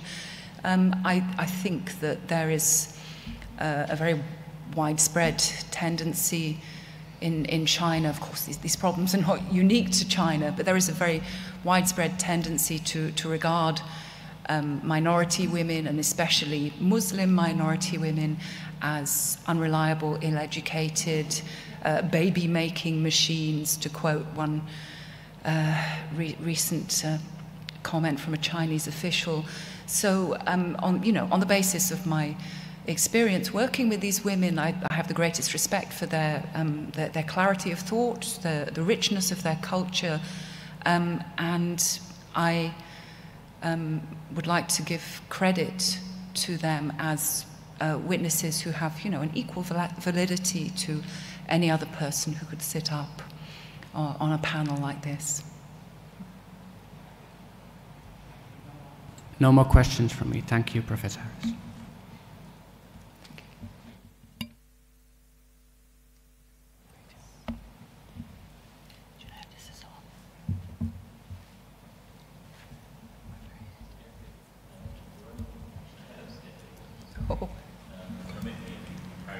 The next witness. Yes, absolutely. And then I think it'd be a convenient moment to break for coffee. Great. Yeah, thank you. The next witness is Dr. Jo Smith-Finlay, who is a reader in Chinese studies at Newcastle University. Dr. Smith-Finlay has conducted ethnographic fieldwork in Xinjiang for nearly 3 decades, publishing extensively on Uyghur identities and ethnic relations, Chinese state securitization of religion, PRC counterterrorism measures, a state terror, and also political re-education. Her monograph, The Art of Symbolic Resistance, Uyghur Identities and Uyghur-Han Relations in Contemporary Xinjiang, is a seminal ethnographic study of evolving Uyghur identities and ethnic relations over a period of 20 years. She is a frequent commentator to the media, serves as expert country witnesses in Uyghur asylum cases, and also advises law firms, government departments, NGOs, and think tanks. Dr. Finlay has produced 2 reports for the tribunal, the first of which is on the destruction of religious practice and heritage, and the second of which is on cultural destruction, respectively.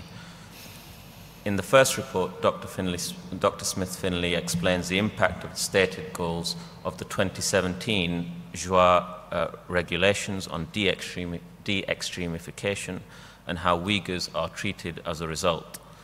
She notes the severe restriction in religious practice, both within and outside detention centers, destruction of mosques, graveyards, and other cultural symbols in Xinjiang. In addition to summarizing secondary source material available from the public domain, she draws on interviews and observations conducted during her 2 recent research trips to Xinjiang. In her second report, Dr. Smith-Finlay catalogues the various practices employed by the CCP to ostensibly destroy cultural bonds of Uyghur Muslim society. These practices include homestays of CCP agents and officials, extensive behavioral monitoring trying to determine religiosity as a sign of disloyalty, and arbitrary internment for infractions. She notes that internment disrupted Uyghur reproduction, prevented intergenerational cultural transmission due to separation of spouses, children, or coercion into marriage. She also explains Uyghur linguistic dilution and ultimately its intended elimination. Finally, she sets out the intensifying drive to sinicize minority culture in all spheres of life. Dr. Smith-Finlay, we hand it over to you. Thank you. Thank you very much. Okay, so thank you for reading my report. I'm going to just summarize, hopefully fairly quickly, the main ideas. As you know, the report focuses quite significantly on my own ethnographic fieldwork, so particularly my two most recent field trips to the Uyghur region in 2016 and 2018. I'm going to bring some more photographs. I couldn't put all the photographs in the report, so I'm going to bring some more photographs today to show you, but the bulk of my evidence from there is from snatched conversations, the only way to have interviews at that time, photographic evidence and video evidence. We don't have time to watch any of the video evidence, but I can provide that at a later date if necessary. So, yeah, it all begins. The most recent intensification of religious repression begins from 2017, 7 months after Chen Quanguo came to power as the regional party secretary. So we have the regulations on de-extremification, which ostensibly aim to halt the penetration of extremism. So we see things like making religion more Chinese, the Sinicization of religion, establishing correct beliefs, correctly handling the relationship between law and religion. And this refers to a long-standing division in China between official and unofficial religion, legal and illegal religion. And the notion of correctly handling the relation, no,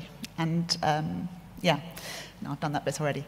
So as my colleague André Klimesh has written in 2018, what the party seems to be doing here, in fact, is seeking to solve the problem of to whom to listen, whom to trust, and whom to follow. So here the party is wanting the Uyghurs not to be following an alternative authority in the form of Islam, but to be following the CCP and CCP ideology. So in practice, what's happened is that Islam has been targeted as a virus, as an addiction. We've had imams referred to as parasites in state discourses, and piety referred to as parasitic, in the sense that Uyghur individuals who are spending time praying 5 times a day cannot possibly be useful economic producers for the Chinese nation. And we've seen these medical analogies used, analogies of virus, addiction, malignant tumors, and so on, poisons, used to justify mass internment using population targets and arrest quotas. And actually, if you look closely at the regulations themselves, you can see straight away in Article 5 a direct reference to an annual target responsibility evaluation system, which refers directly to the targets and quotas that have been used to intern individuals. And in Article 14, a direct reference to educational transformation, which is, of course, a reference to transformation through education or political re-education, which consists of combining ideological education, psychological counseling, there's a euphemism, and behavioral corrections. You'll notice that the word correction appears a lot in state discourses in the last few years with regard to the Uyghurs.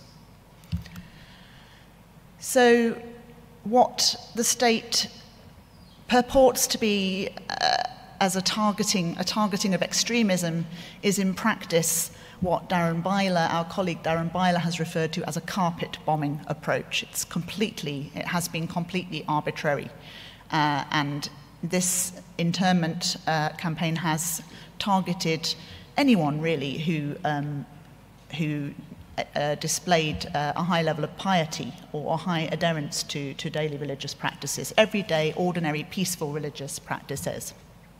The state itself has referred to it as an indiscriminate use of weed killer. So the state itself uses, uses the term weed killer. You can't just pull out the weeds, you have to spray the entire field, I think is the rough translation of what the state has said. So during my last trip to Xinjiang, to the Uyghur region, conversations with both Han Chinese residents and Uyghur residents brought the same notions out. So these detained people, said one Han taxi driver, they're just there to have their thinking changed, and then they will come out of the camps again. Although everyone I spoke to during that trip told me that very few people were coming out of the camps. A Uyghur businessman, said to me, some people were given medicine to change their thinking in the camps, medicine for their minds. And this made them ill. And when they became ill, only then were they allowed out. And I've seen other reports from human rights defenders, Chinese human rights defenders working on the ground in China, that have referred to these people actually being transferred to mental health facilities from the internment camps. So what are the eligibility criteria for internment then? Not terrorist acts as you and I know them, but in fact, everyday religious practices, growing a beard, regular prayer, inviting too many people to one's wedding, giving your children names of Islamic origin, looking too religious, reciting an Islamic verse at your funeral, at someone's funeral, washing bodies according to Islamic custom, holding strong religious views, allowing other people to preach religion, teaching the Quran to your children, asking an imam to name your children, attending the mosque regularly, studying or teaching unauthorized forms of Islam, praying at a mosque other than on the traditional prayer day of Friday, attending Friday prayers outside of your village, making the pilgrimage to Mecca, or possessing illegal religious content on a mobile phone or computer. And this can simply be a picture of a woman wearing a niqab or a hijab. So what does this look like? What does this religious repression campaign look like inside the camps? It has been a campaign of coercive secularization. So internees have been forced to renounce Islam, to disavow their Islamic beliefs, to make self-criticisms. The most religious internees, the ones who perhaps were Islamic scholars or who were much more pious than others, have been singled out and forced to eat pork as punishment or to drink alcohol. Internees have not been allowed to wash their hands and feet because this was seen, this sort of regular washing of hands and feet was seen as extreme or labelled as extreme. They were lectured about the dangers of Islam, and in some cases they were tortured.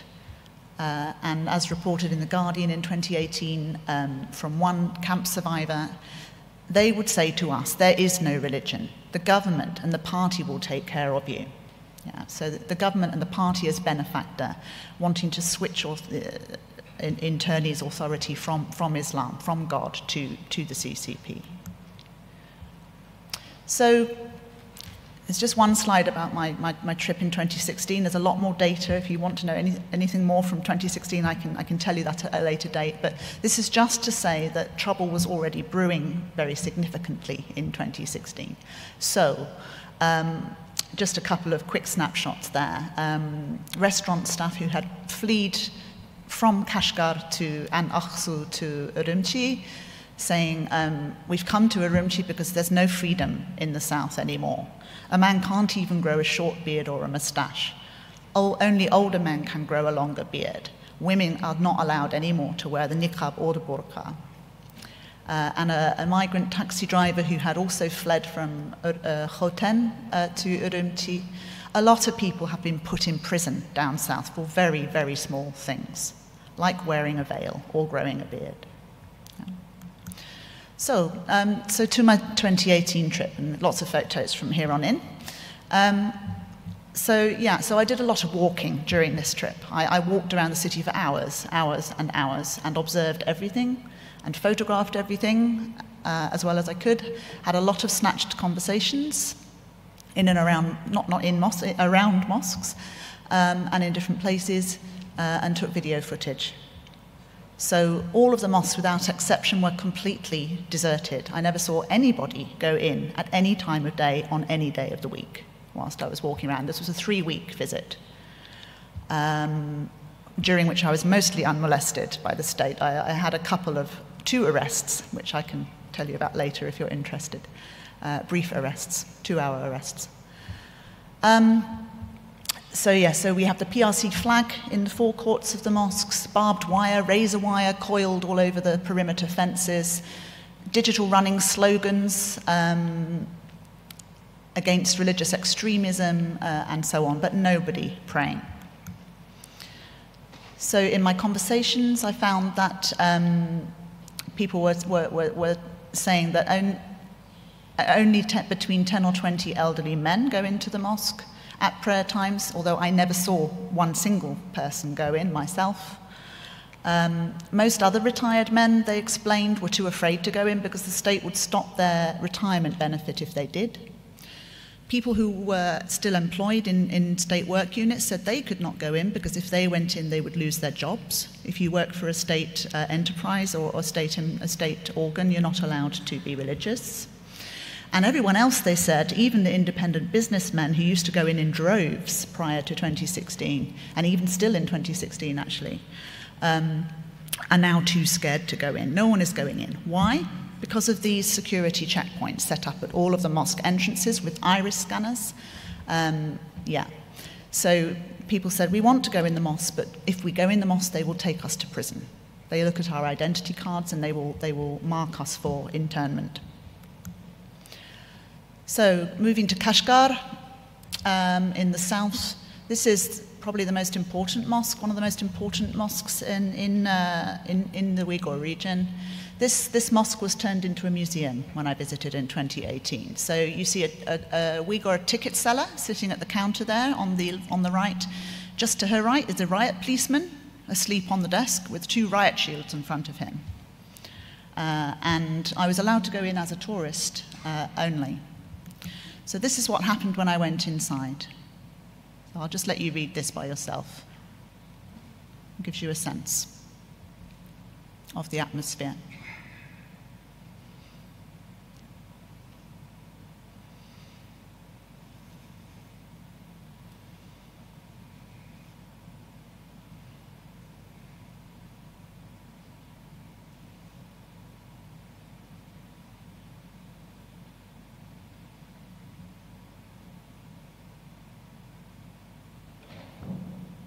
Okay. So moving to the Kashgar Old Town, we have a similar situation. All of the small neighborhood mosques are padlocked, without exception, razor wire, barbed wire, framed posters of the de-extremification regulations on the outside walls, CCTV, and in some cases the mosques have been desecrated. Not in this case on the left there, but in many cases crescents removed from the domes, a desanctification.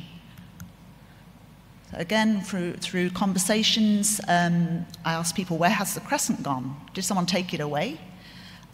Sometimes people were too scared to speak out loud because the CCTV camera was right above their head. So they would nod and say yes, they took the crescent away, but they would not answer verbally because they were afraid of being recorded.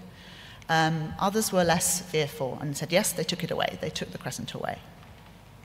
What was really noticeable, I'll just go back a second, what was really noticeable, if you look at that slogan across the door here, this slogan says, love the country, love the party, love the country. And this has replaced the earlier slogans which said, love the country, love religion. Okay, so it used to be okay to love religion as long as you loved the country a little bit more. But now it's no longer okay to love religion. You can only love the party and love the country. These are the only options. And some mosques, unbelievably, I couldn't quite believe my eyes when I walked into this place, have been turned into cafe bars and are now being frequented by Han Chinese tourists who are drinking beer inside. So, yeah. So here's another little story, little snapshot. I spoke to a Hui man and his Uyghur wife, who said that the school, the Islamic school on the right-hand side there, had been closed for many years already, closed down lots of years ago. Whereas the mosque on the left had been closed down almost exactly around the time of the publication of the de-extremification regulations. And they said, oh, some foreign Muslims came the other day and they wanted to go in the mosque and we had to redirect them to the Haitcar Mosque. I just looked at them and I said, I'm so sorry, the Haitcar Mosque isn't open either. And I explained what had happened and they looked absolutely dismayed and shocked. His wife asked me, what do you do? I said, I'm a university teacher. She looked at me for a moment and then went, so you know then? You know all about it? I said, yeah, I do. And she burst into tears. She squeezed my hand. I tried to comfort her. And I said, look, everything changes. Everything changes. And she said, when? When will it change? When will it get better? That's just one example, but there were lots of examples like that. And then the defacement and removal of halal signage. This was all over Urumqi. It was already complete for the Uyghurs by the time I got there in 2018. All of the Uyghur restaurants already had no halal signage when I got there. But it was still in process for the Hui. It had spread to the Hui communities and the Hui restaurants as well, and it was still in process. You can see the mosque, picture of the mosque insignia, and the halal signage has been removed from the top left corner there on the sign. I have hundreds of photos like this, showing various stages of defacement.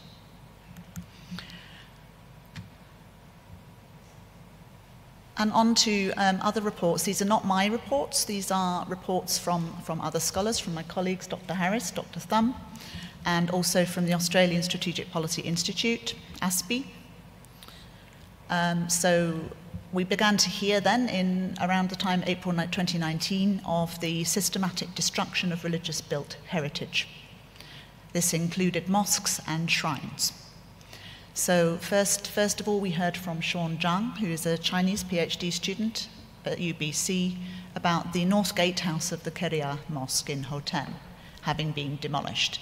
And the satellite imagery came out to show how this had still been visible in November 2017 on satellite, but by April 2018 it had vanished. This gatehouse had vanished. And this is an example, as Dr. Harris has written, of what UNESCO calls strategic cultural cleansing, the deliberate targeting of individuals and groups on the basis of their cultural, ethnic, or religious affiliation, combined with intentional and systematic destruction of cultural heritage. Also, while I was in Kashgar, I visited the Bouve Mariam Khenim Mazare at Bashkirem on the instruction of Dr. Thum, who said that I must go and see what was the current situation with this shrine. When I got there, it was still intact, but it was deserted, it was padlocked, all of the votive offerings had been removed from the garden, and there was a massive convenience police station built right next door to it. Huge police station, probably about 10 times the size of the shrine. I couldn't photograph that, I hope for obvious reasons. I still got arrested. This was a 2-hour arrest with 3 levels of interrogation from 3 levels of police in 3 different languages. So I won't go into the details, but I can tell you about it later if you're interested to hear more. So Guardian Bellingcat also came out with a satellite-based survey, satellite imagery analysis, which documented in May 2019 more than 24 Islamic religious sites, partly or completely demolished. One of them was the Imam Asim Shrine, which showed that the shrine was empty. The mosque and the Hanikah and other buildings had been torn down, and only the tomb remained. As with the shrine I visited myself, pilgrims' offerings, flags and pilgrims had all disappeared. And this is what the shrine should have looked like at a pilgrimage, on a pilgrimage day. So just to sum up on the shrines, again, I quote my colleague, Dr. Thum, nothing could say more clearly to the Uyghurs that the Chinese state wants to uproot their culture and break their connection to the land than the desecration of their ancestors' graves, the sacred shrines that are the landmarks of Uyghur history. And to quote our colleague, especially Rachel's close colleague, Dr. Harris's close colleague, Raila Dawood, who was disappeared in 2017, if one were to remove these shrines, the Uyghur people would lose contact with earth. They would no longer have a personal, cultural, and spiritual history. And after a few years, we would have no memory of why we live here or where we belong.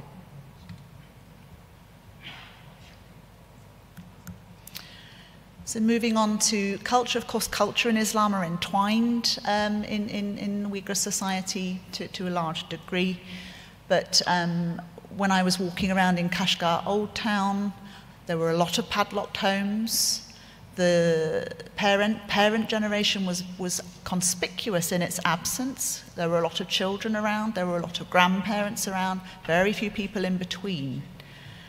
Which suggested immediately to me that those parents had been interned.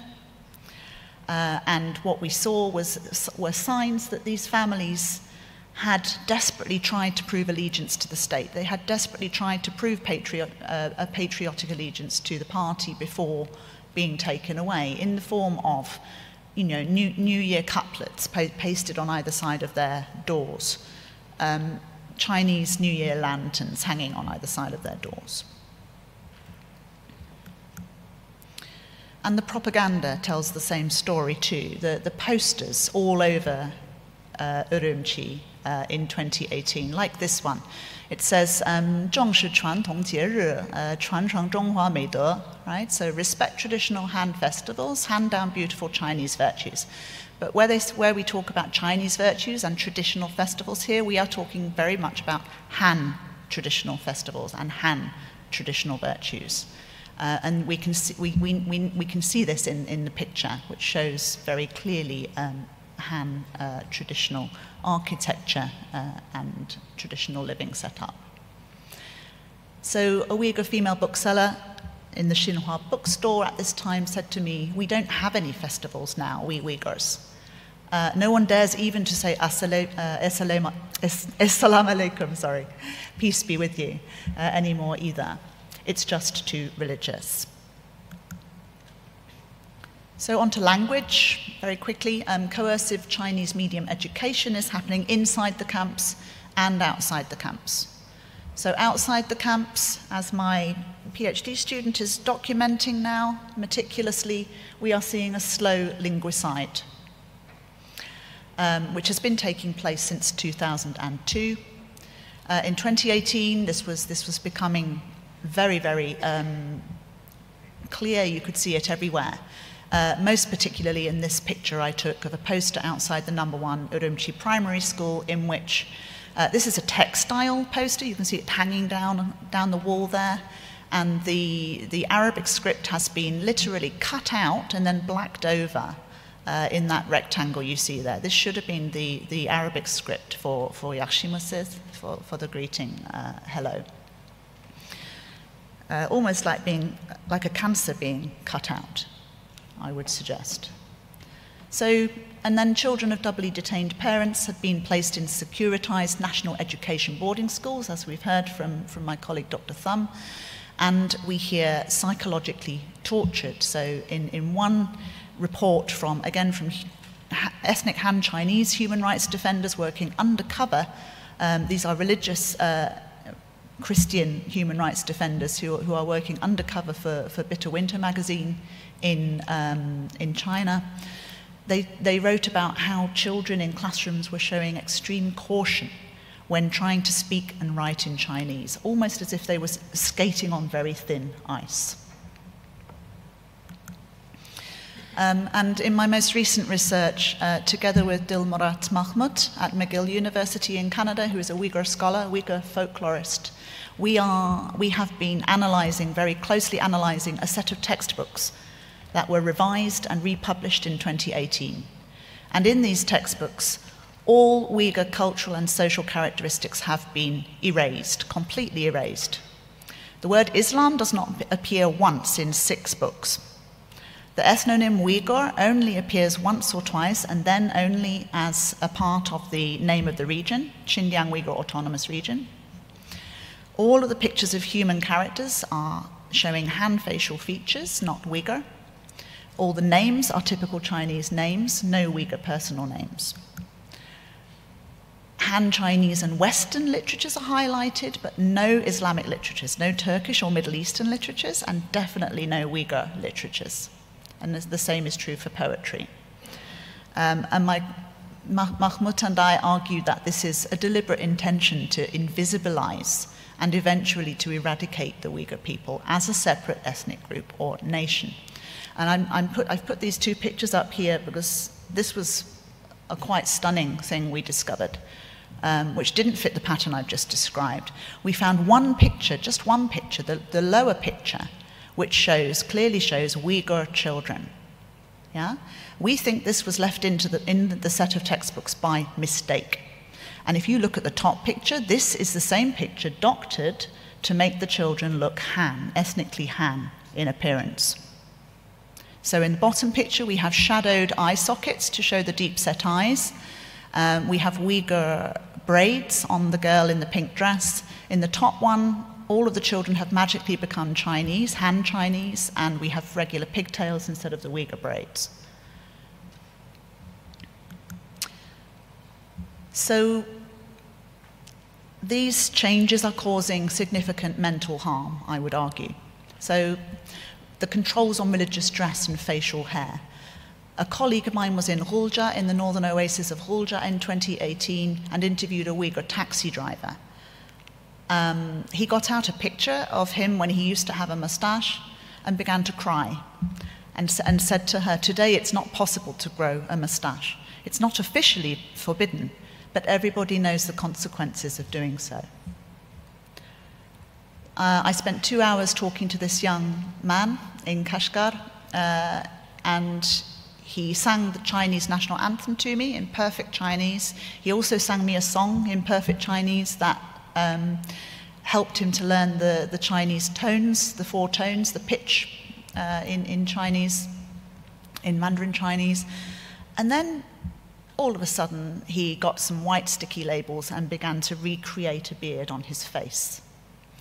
Now, he's not aware of what's happening to him yet at age 6, but there is a significant psychological trauma, I think, in this community resulting from these restrictions. There was also the campaign to cut women's tunics and dresses, which was going on when I was in the Uyghur region in 2018. I didn't see any of it personally, but it was being reported at the time by Radio Free Asia and some Taiwanese news outlets, where women were having their long tunics and skirts cut in the street, cut short in the street, because wearing a long tunic and hiding your behind was supposedly a sign of religious extremism. And of course, this has been described as an attack on Uyghur women's dignity.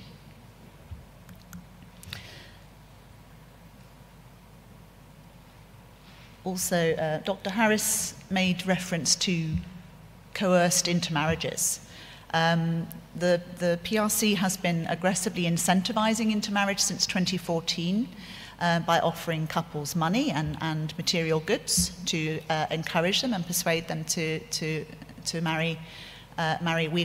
persuade Uyghur women to marry Han Chinese men. And indeed, we've had a recent report last year in June 2020 from the Associated Press, where a mixed couple report receiving such incentivized goods. However, our colleague Darren Byler has published analysis of PRC state narratives which suggests a significant level of coercion. So we have Han male migrants and security workers choosing a Uyghur woman in the region and then working with various arms of the local authorities to convince the families to agree. And when this is happening in a context where refusal will be labelled as extremism and will result in you being, or your parents being, interned in a camp, it is very difficult to refuse such an intermarriage. We've also seen the detention, the targeting of famous cultural figures, or killing the chicken to show the monkey, to use a Chinese phrase. So this is the deliberate targeting of celebrity and cultural figureheads. Again, it's a way of inducing terror in the community, inducing fear. It promotes the state project to eradicate local languages and cultures, but it also warns everyone, all of the broader masses, that nobody is safe, not even the Uyghur elites. And this practice has reached beyond the realm of high culture. So, for example, we see a celebrity footballer interned. We see a philanthropist businessman sentenced to life imprisonment, and so on. The pictures you see here are of a very respected, highly respected musician, Abdurrahim Hayat, a long-term friend of mine and Dr. Harris's.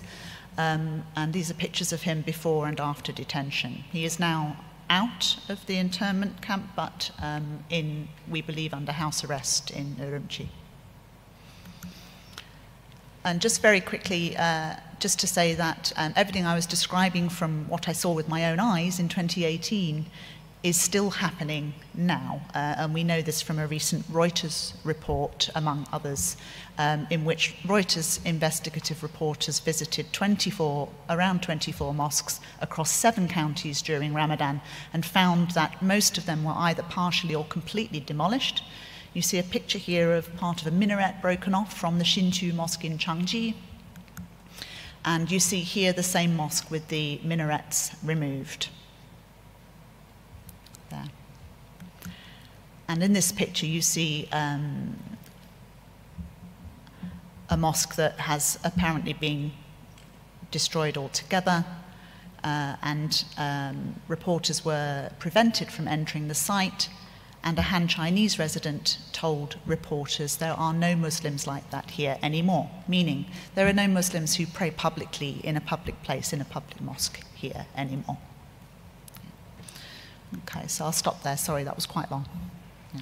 Dr. Smith-Finlay, I have a few questions arising from your report and your presentation. You've mentioned that the Chinese Communist Party sees Uyghur Islam as a virus, and you've also referred to the fact that the party uses medical analogies to describe how to deal with it, with reference to cleansing and treatment and so forth. Mm-hmm. Is this a reference to cleansing the people of their religion, or is it something more than that?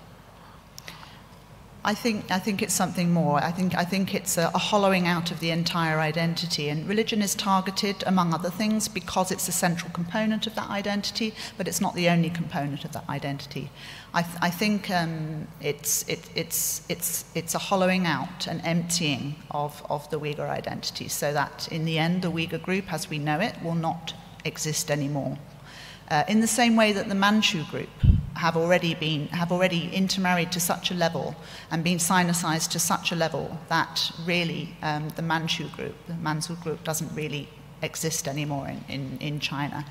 And Uyghurs actually often refer to the Manchu group when they are voicing their fears about eradication, about disappearance. You've stated that infractions in the community lead to detention, mm-hmm.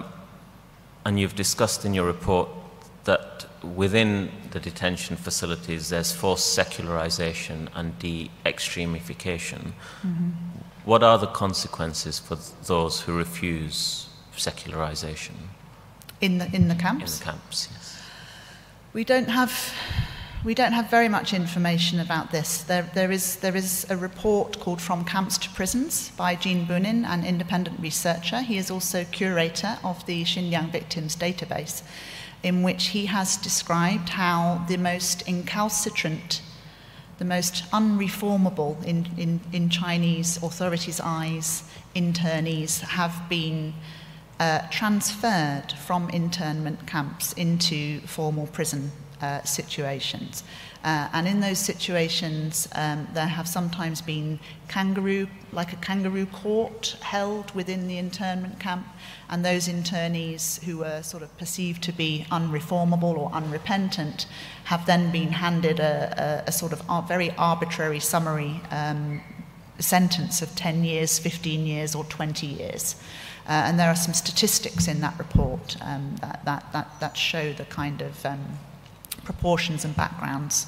But it's usually young men, it's usually young, very pious men who refuse to renounce Islam in the camps, who end up being treated in this way. But yeah, apart from that report, I'm not aware of other information. Yeah.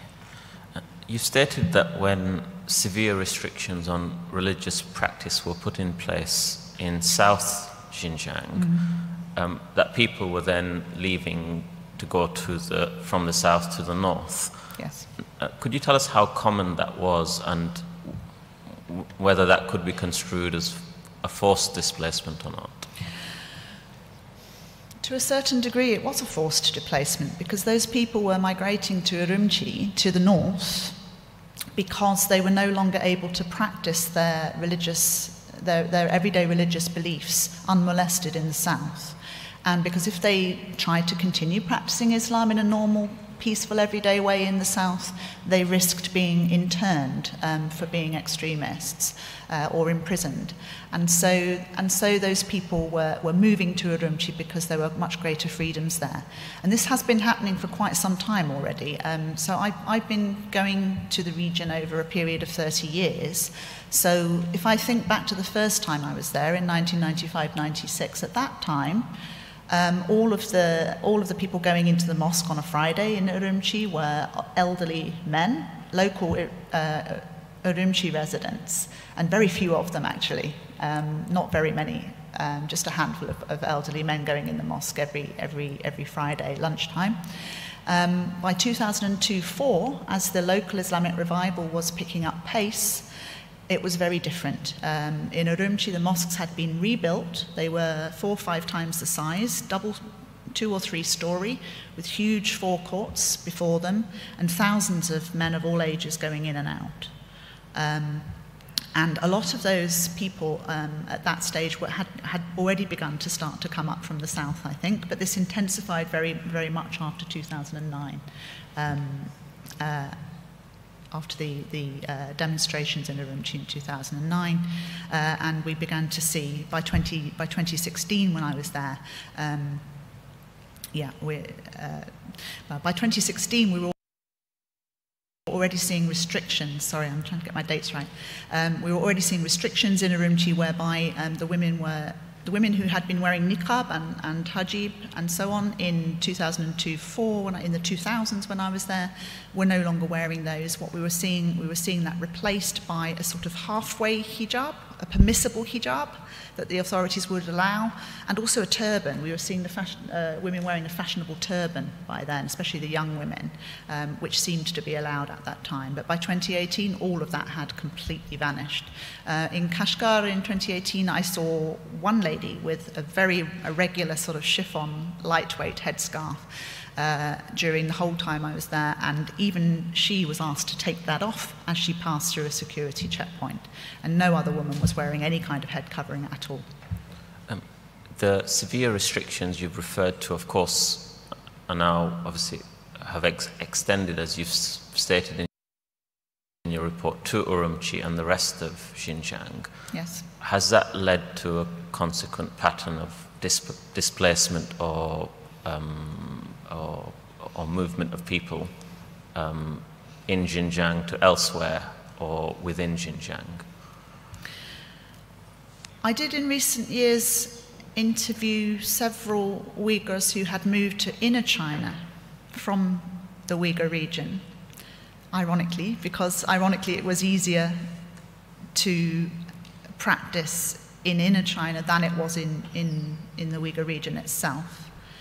However, by 2019, even the Uyghur migrants in inner China had come under significant scrutiny. So, for example, in Shanghai, when I was interviewing Uyghurs in restaurants in Shanghai in 2019, they had removed all of the Arabic calligraphy and all of the sort of Islamic pictures from the walls inside the restaurant. They explained how they were no longer able to go in the mosque. The mosque was just across the street, and the Hui Muslims were happily going in and out of the mosque without any problem at all. But the Uyghurs said, we cannot go in the mosque. As soon as we go in the mosque, we will be rounded up and sent back to Xinjiang to be locked up. And they said they had Han Chinese political cadres coming into the restaurant once a week and checking up on them, coming to eat in the restaurant, but clearly coming for surveillance purposes. Yeah. Just two final questions, if I may. You've stated in the report that Uyghur cultural leaders have been detained. Yes. I think at page 189 of your report, you refer to artists, writers, poets, academics, publishers, singers, comedians, and athletes. Yes. It might be that there isn't details about this, but essentially how widespread is the detention of Uyghur cultural leaders? It's hard to gauge that, and as with everything, we know about what we know, but often it may just be the tip of the iceberg. So in the case of celebrity figures, the most recent report I've seen numbers about 435 known celebrity figures known to have been disappeared or detained or interned. Yeah. But how representative that is across the whole, it's hard to say. And does the detention of these figures, is it accompanied by publicity in state media? Sorry? Is the detention accompanied by publicity in state media about the fact that they have been detained or not? I don't think so. No. It's everybody knows the person has disappeared, so everyone in the Uyghur community knows the person has disappeared, and so the fear is instilled, but it's not lauded publicly in the press. No, not that I've seen. And my final question, which in one form or another has been asked of your colleagues, what would you say is the logical conclusion, if any, that could be reached in respect of the policies you have mentioned being essentially the policies you've mentioned relating to cultural destruction?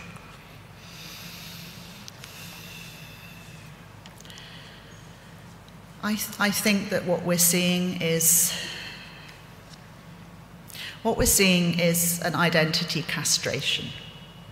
I think that's a term I used recently that I think really resonates. It's like an identity castration, or it's like an absolute emptying out of the Uyghur linguistic, religious and cultural identity.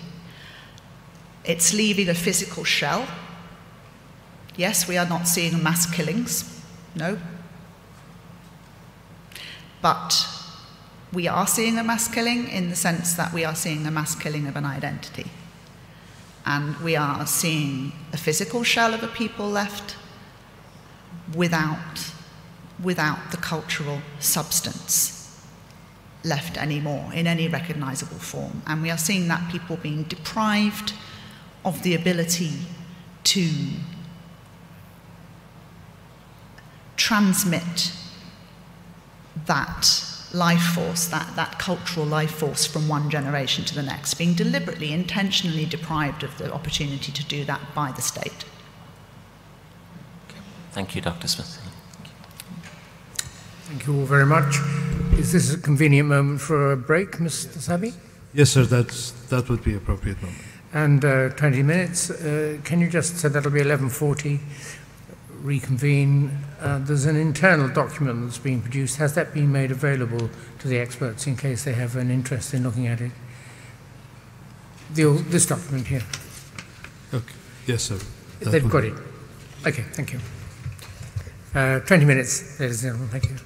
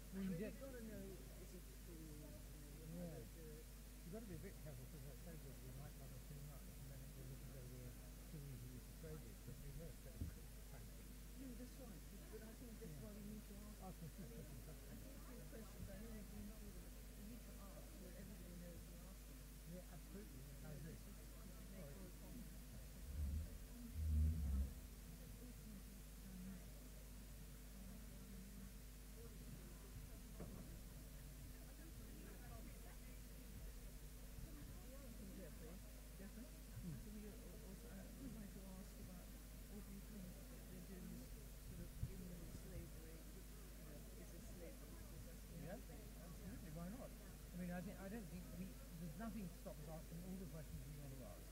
Is it slavery? What's the test for forced labour, for example? Yeah, exactly. What's the test? What's the difference between, I was thinking, what's the difference between door knocking, I wouldn't use it, to get people to go to work, and Jehovah's Witnesses? But I wouldn't say Jehovah's Witnesses, but what is the difference? Yeah. Something like that, but I probably won't ask it. No, you got me confused with something I was going to ask.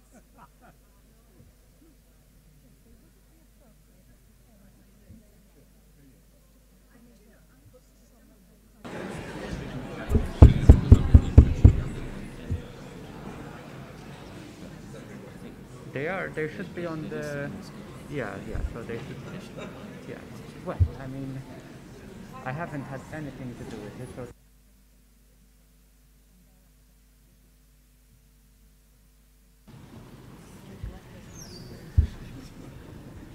Now we just sit back and relax.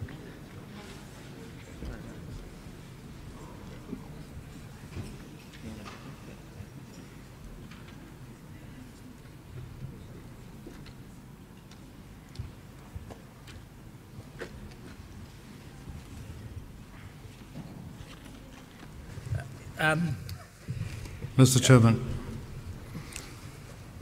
we are at your disposal. Well, the rest of the session would be for the questions of the panel to the experts. Thank you, Dame Parveen. Thank you, Sir Geoffrey. Thank you very much indeed. We enjoyed your presentations earlier on. Could I just ask Professor Murphy just one or two questions, if that's all right? So in your statement, you started by saying voluntary. I mean, what do you think is the use of the Chinese use the word voluntary? What do you think they mean? Is this working? Hello? Okay. In many of the documents I've seen in just the last year or so, the Chinese government has, and local authorities have turned to using the word authority, I think, in a defensive, using the word voluntary in a sort of defensive posture against claims against forced labor, claims that they're using forced labor in these programs. When we see sort of corporate publicity about it or state media reports about the labor transfer programs, the celebration is of the ideological readjustments of the people who are being subject to the labor transfer programs.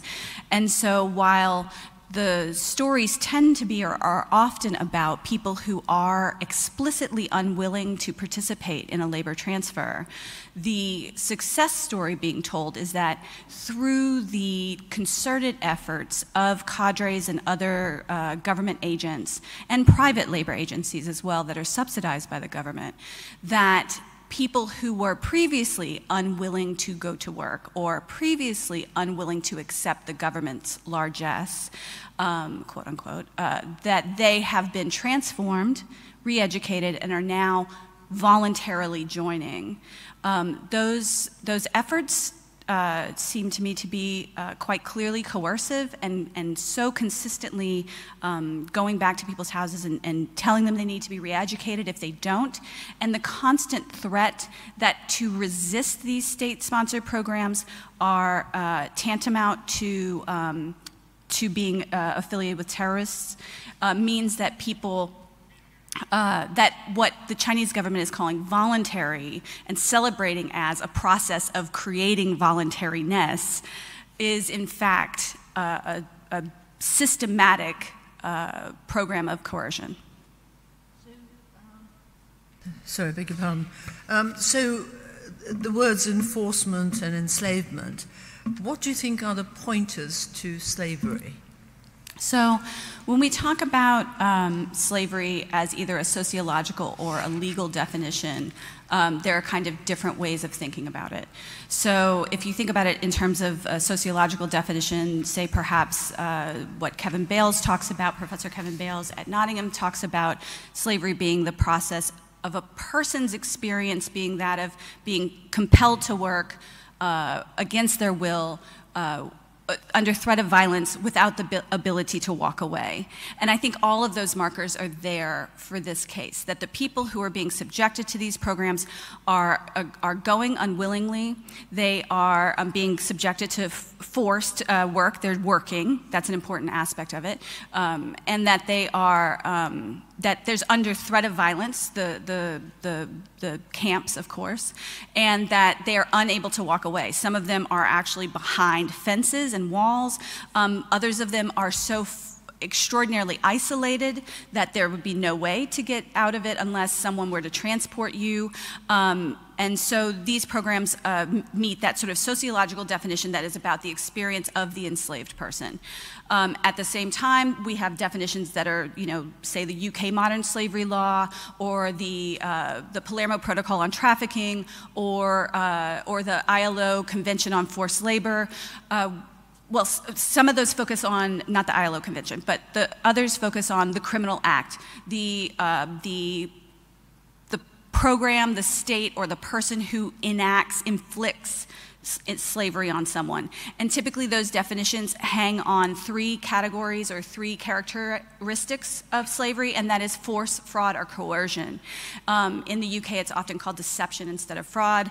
But in this case, I think that all three of those characteristics are met. There are many cases in which people are being forced by being held within the fences of the internment camp or in the fences of the factory. Fraud, they're being promised that they can go back. They're being promised that they'll be paid. And in some cases, people are paid, but in other cases, people are not.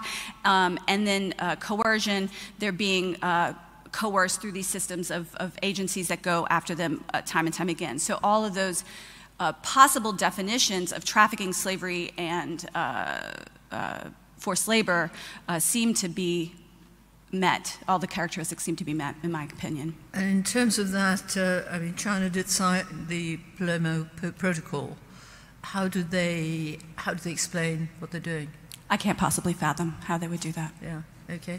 And also, when you talk about forced labor, do you refer to slave labor as well as the low-paid, in inverted commas, labor? Yes, so most definitions of slavery, there's a lot of debate about what constitutes slavery. And some people would suggest that the definition of slavery hangs on whether or not a person is paid. There are testimonies to the effect that there are people who are in these systems of labor transfers who are not, in fact, being paid or being paid a pittance. There are testimonies to the effect of people being in what we would call debt bondage. That is, that they are told they owe money for transportation or for housing at their place of work, and therefore never make the money that they're promised. But I would also say that most definitions of slavery do not hang on this question of payment. They hang on the question of voluntariness of labor, and the ILO definition, for instance, of forced labor is like this, that it is an unwilling coercion to work, and so, or a compulsion, a compulsory work. And so, so the question of pay is not as relevant because even if the person is paid, they don't have the right to spend it as they like. They don't have the right to come and go as they please. They don't have the right to choose their work, which is a right given to humans by the Universal Declaration of Human Rights. Apropos the money, does any of it ever reach the family who presumably wouldn't have any money to survive on if they were detained? Chinese government reports suggest that people are sending money back home, and that's sort of you know, a method of poverty alleviation. However, we don't have We don't have any first-person testimonies that would suggest that that's happening, and in fact, we have very little ability to know anything about what's happening to workers there because no auditors, no researchers are allowed to go into the factories, no journalists are allowed to get close, and so we can't independently verify whether or not people are getting paid or whether or not they're sending, what's the word I'm looking for, money back home to their families, so we can't know. Okay, thank you very much. Just going back, you just said that you can't go back in again. I just wonder how you corroborate the evidence that you've given us. Is it, because a lot of it is secondary, a lot of it is got from articles. How do we know that's true? Well, a lot of what I'm using to describe the systematic nature of these programs is drawn directly from government directives, government documents. And so these are typically local level government documents that instruct labor agencies on how to operate the labor transfers and that instruct them to systematically ensure that everyone who can be employed is employed. And so these directives, I often locate them by, and I should mention that I work with a team of incredible researchers who are people from the region who do not live in the region at this time, who speak Uyghur and Chinese and Kazakh, and I work with a supply chain analyst, and this is a team. When I say I really mean we, and it's a team of people doing a lot of different kinds of work to verify this. But when we locate a media article about these directives, those directives are typically celebrated or promoted through many different media sources, and then we track down the original government directive that that comes from some regional government. This is the public regional directive. There may be other ones that we don't know about, but these are the claims that they want the public to know, the operational systems that they expect people to understand and implement on the ground, and that ostensibly they have no concerns about hiding because they are open source online. And so the main contours of, or what we understand about the main contours of this system is drawn directly from government evidence. Thank you. So have any of you actually been into a camp to see what goes on within the camp? No, I don't know anybody who's done that. No. Not the last well, not a camp. Professor, have you been into a camp? And so nobody in the team has been there, so it got it all secondary. And you were talking about having been arrested a couple of times. Is there a problem about seeing anything? Presumably since 2018, has anybody allowed to go in and look, investigate? I do know of one person who, a social auditor, who in 2016 or 17, she says before the wall came down, was allowed to inspect a factory in Xinjiang. But since then, they have not had any access to that region. So I know my time's almost up. One just last question. You mentioned quantitative point system in your talk. Could you just explain that to us? Over the course of the last 4 years, I've seen, and these folks probably know more than I do about this, but I've seen a number of different kinds of quantitative point systems. Early on, there was a form that was found online that was, showed like different practices that would determine the status or outcomes for people who were of ethnic minorities in that region. The one that I'm speaking of specifically is one that's about assigning people to different forms of labor transfers or to education if they're deemed dangerous. But there are a number of different ways that those points are amassed, and apparently working in a labor transfer is one way to gain points, which of course again is a system of coercion, because to lose points could mean going into internment, to lose points could mean worse treatment for your family members. But there was one other thing I wanted to say about the points. Oh, but those points are also accrued or lost through these incredibly invasive visits of Han people, which are often implemented by companies themselves. So we've investigated several companies that have programs within their company where they move Han workers out to the Xinjiang region to do the more technical parts of the jobs, because they have, the educations that they have, and then those people are required to go into the homes of Uyghur people in that region to educate them on Chinese thinking and ideology, to gear them up towards working in factories, and to monitor them and assign them these points. But just following the really last question, the Xinjiang Production and Construction Corporation, is that a government or a commercial organization?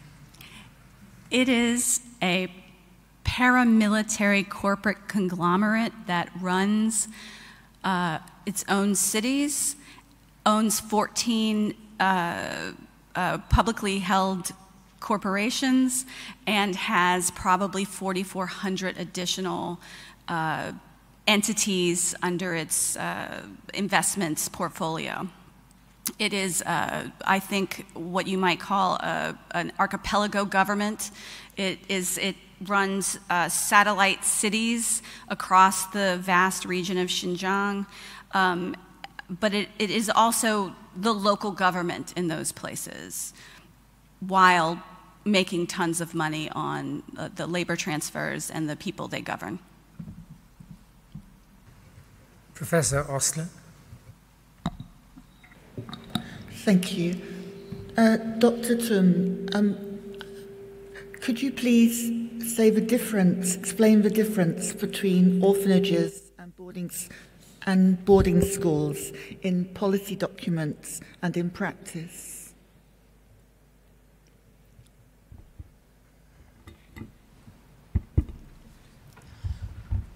That's a very difficult question. The orphanages are obviously aimed at children who are thought to not be able to return home.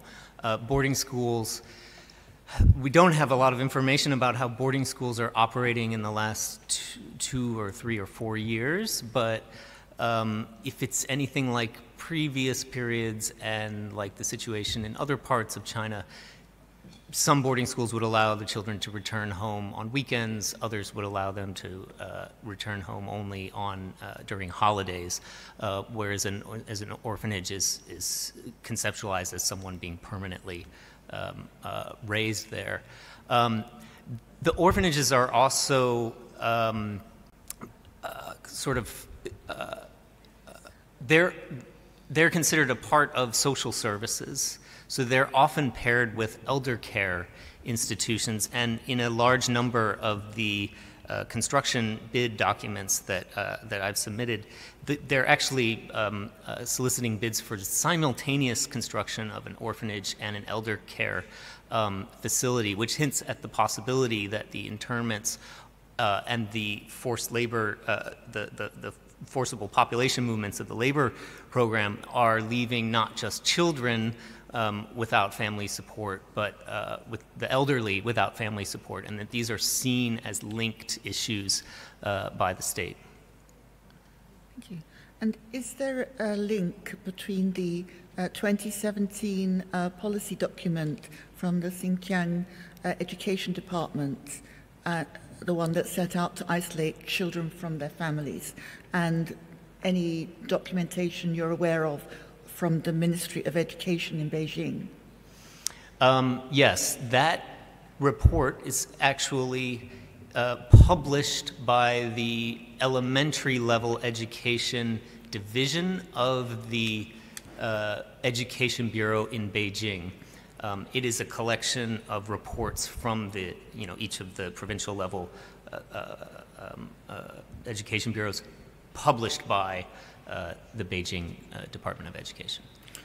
And do you know the extent of of children's placement in residential care when only one parent is interned?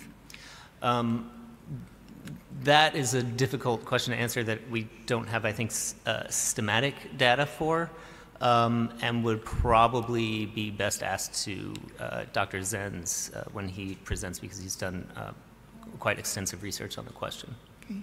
And the language of correction of the derogatory language relating to infection, is that found in policy documents relating to children? I have not seen that language in those documents. Okay. What is the nature of, you talk about parental consent. What is your data suggest that this is, the transfer of children is taking place without parental consent, or indeed children's own consent? That's a good point. Well, first of all, this is compulsory education, and when the state changes what type of school you are compelled to go to, of course, compulsory education is common around the world, that families would be compelled to send their children to school. But what we're seeing here is that the nature of the schools is being changed. So the families are still, once the schooling is changed to a boarding system, the families are still compelled to send their children to those facilities. We have just a kind of a handful of first-person testimonies. Actually, they're family testimonies from people who have escaped the region. Those are found in the Xinjiang victims database, but they're not particularly numerous. Here we face the kind of usual barrier of access to data. Thank you. Given that Chinese is used not only as the medium of instruction, but also of communication, do you have any evidence from parents or children of communication difficulties between the generations? Yeah, absolutely. This is something that the last time I was in the region was December of 2017, and the goal of changing the medium of education and administration in the schools to Chinese, the goal of 100%, has been around for quite a long time, but sometime before 2008, and it's moving slowly at first.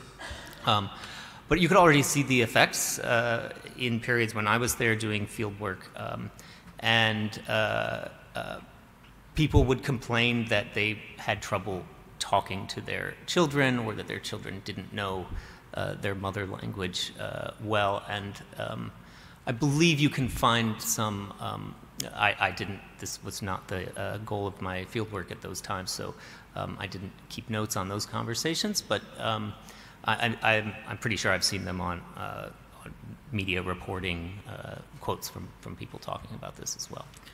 And given that children are separated from their parents, that they are using a different language of communication to one they are familiar with, and experiencing a curriculum, as your colleagues have explained, that is not reflecting their own culture and experience, do you know of any evidence on children's mental health and psychological well-being?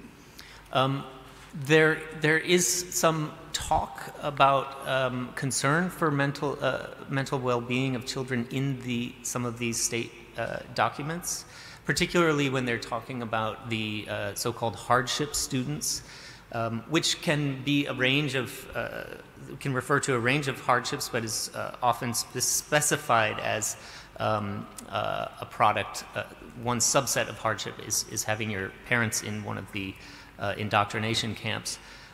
So mental health is a focus of some of these state documents, particularly for the so-called hardship students. But of course, this is a very recent policy, and we don't really have access to information about what has happened to children in the last 2 years who have been are being raised and educated in these schools.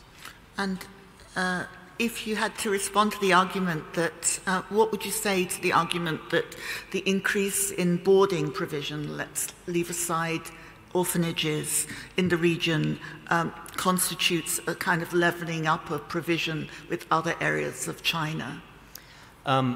I would say that there was no need of boarding in order to give educational access. Xinjiang, and especially the south of Xinjiang, where the Uyghurs are the majority, has not seen the proletarianization that the rest of China has seen with the concurrent hollowing out of rural areas. The population until, I mean, it's hard to tell what's happened in the last 2 or 3 years, but until then, the overwhelming majority of Uyghurs were small, independent, small farm operators. So there was really no problem of needing to concentrate educational resources in light of closing schools in the countryside into the towns. There's no evidence of any need for it, and in fact, it's counterintuitive, and it's actually a major unnecessary expensive resources. So that's what I would say, is that it doesn't fit the needs of resource provision that they're talked about for the interior of China. Thank you. Turning to coercive birth control, you referred to Uyghur women being allowed fewer children than the official entitlement, and we've heard that from witnesses. Are there any statistics on this phenomenon? I don't think we have any comprehensive statistics. It's not something that the government would measure, and we're really dependent on the state statistics for these comprehensive numerical measures of things. And it's also something I think that happens within a drive to meet quotas rather than a drive to meet regulations. There are apparent quotas for birth rates in various local regions, and those put pressure on people on the ground to sort of bend the rules against sort of national policy. Those quotas seem to emanate from either the region or Beijing, but what that means is that they're not keeping track of these things that go sort of against the official policy. Okay. Was there a 2020 census? There was a 2020 census. I don't believe the data is out yet. I think there's a preview or something. And was Uyghur a category in that?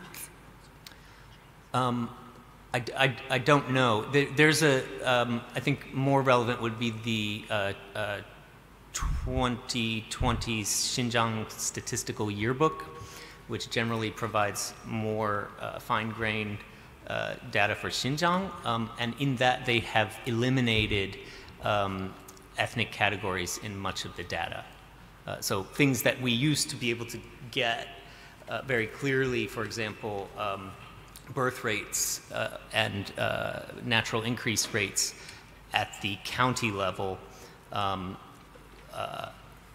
Well, that's not elimination of ethnic. They have eliminated the birth rates at the county level, and they've also eliminated ethnic categorization in some of the data sets. Thank you.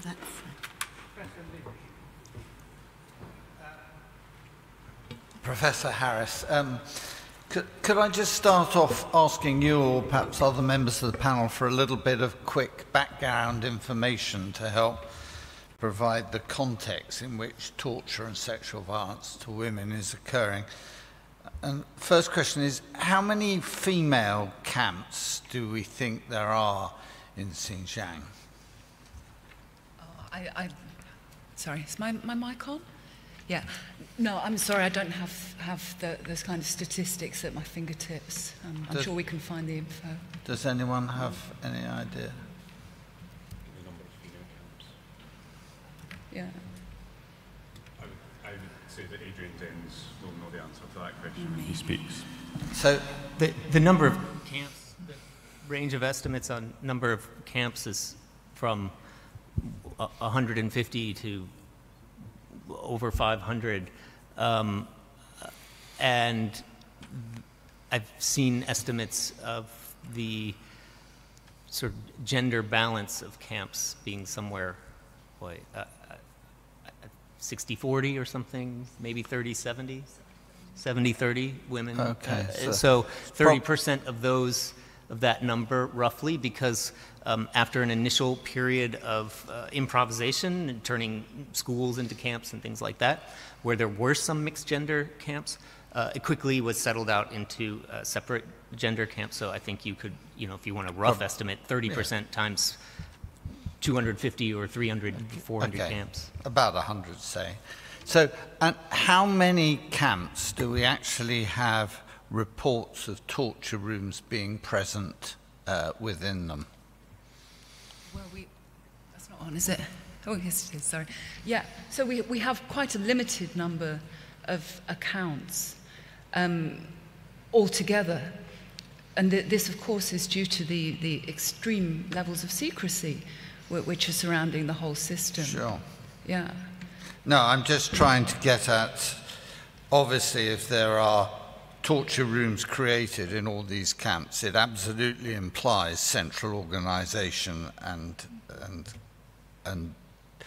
by design, whereas, so I'm really trying to ask whether you think it's reasonable to generalize from a very small number of cases to the generality of all of the camps. Of course. No, I mean, I understand that this is a big problem. So all of the researchers working in this sphere have had to be extremely creative with their forms of evidence. If you want that kind of hard evidence, then I think, again, Adrian Zenz's work on procurement documents is probably the closest we get to some kind of sense of what has been ordered, what has been built. And that kind of evidence, of course, has to be read in tandem with the experience of the people who've come out of them. But of course, very small numbers we have because of the difficulty of people leaving the country, the impossibility of speaking out while you're inside.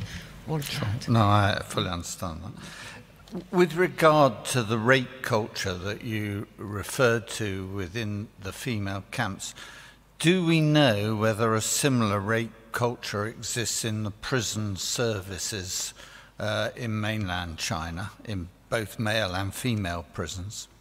Yeah, no, that again is an interesting question.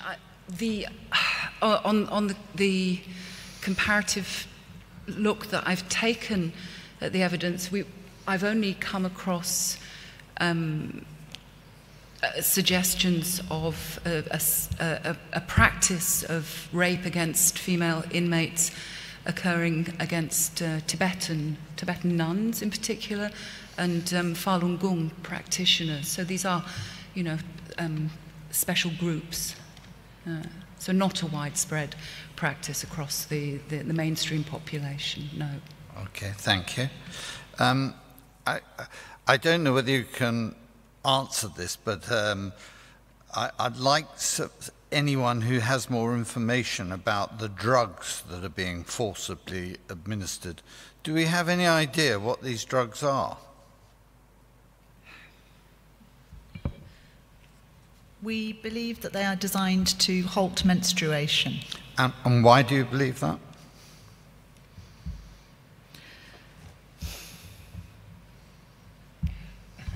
Well, I mean, this is what has come from testimonies. Yeah. So women who have come out of camps and given testimony have, on several occasions, independently stated that they believe that these medicines, these drugs, were being given in order to stop their ability to to have children, to sterilize them. I mean, I don't doubt that that's what they believe, but stress and weight loss are two major causes of cessation of menstruation. So I wonder how you get beyond that. Is there any procurement data? Because these are massive amounts of these drugs that are being administered. Is there any procurement data on drugs from pharmaceutical companies within China? I haven't seen any data like this, and I know that there's been a lot of interest in it, and there have been efforts to find it.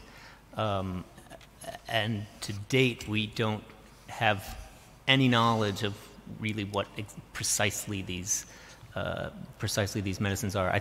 As far as I know, we're reliant entirely on the testimony of survivors for any picture of what's happening with this. And we've also heard that drugs are being forcibly administered to men in the camps.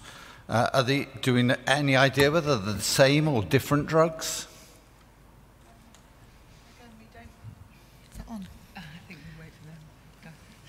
Again, we don't know exactly which drug it is,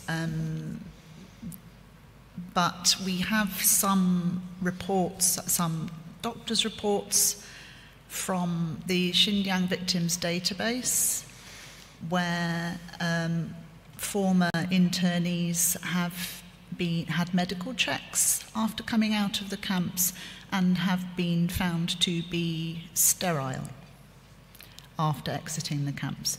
There are a limited number of such reports linked within the Xinjiang Victims Database. Yeah.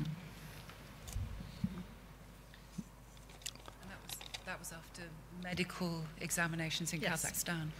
I'm not quite sure what sort of examination would tell you someone was sterile beyond the fact they weren't menstruating, but we'll leave that for men. This was regarding men, was it not? This was men, sorry. So aspermic, presumably, is what you mean. Weather reports, he interviewed a number of Uyghur men who claimed to be impotent after taking medicine, but there is no medical examination. Okay, thank you. And with that rape culture in existence, one would anticipate that there would be massive outbreaks of venereal disease. Do we have any evidence for that? No, again, that's beyond. That's not information that I have. Okay. It'll be interesting. We might also expect there to be massive outbreaks of pregnancy, and we don't see that either. Fine, thank you. And just my final question is, do you think that the placement of Han's so-called relatives into Uyghur households is a major source of sexual harassment? I think there are a lot of accounts now. It seems intuitive to me that it's going to be a very problematic practice, and I think we have quite a good number of accounts. You've heard one from Kelbinur, right? So yeah. Okay, thank you. Mr. Vetch. Thank you. Thank you very much for all your input. Dr. Smith-Finlay, is there any evidence that religion, given that it can't be practiced openly, has been driven underground? Sorry.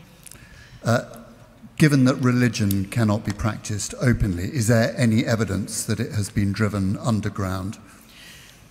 Sorry. I think that was originally the case. I think originally, because it became harder and harder to practice religion in the public spaces, that pious Uyghurs retreated into the family space, into the domestic space. So, for example, through the 2000s, I was interviewing a lot of Uyghurs who were talking about many of them taking up Islam in a very pious way for the first time, teaching themselves how to pray at home using pamphlets that they had bought at the market, at the bazaar.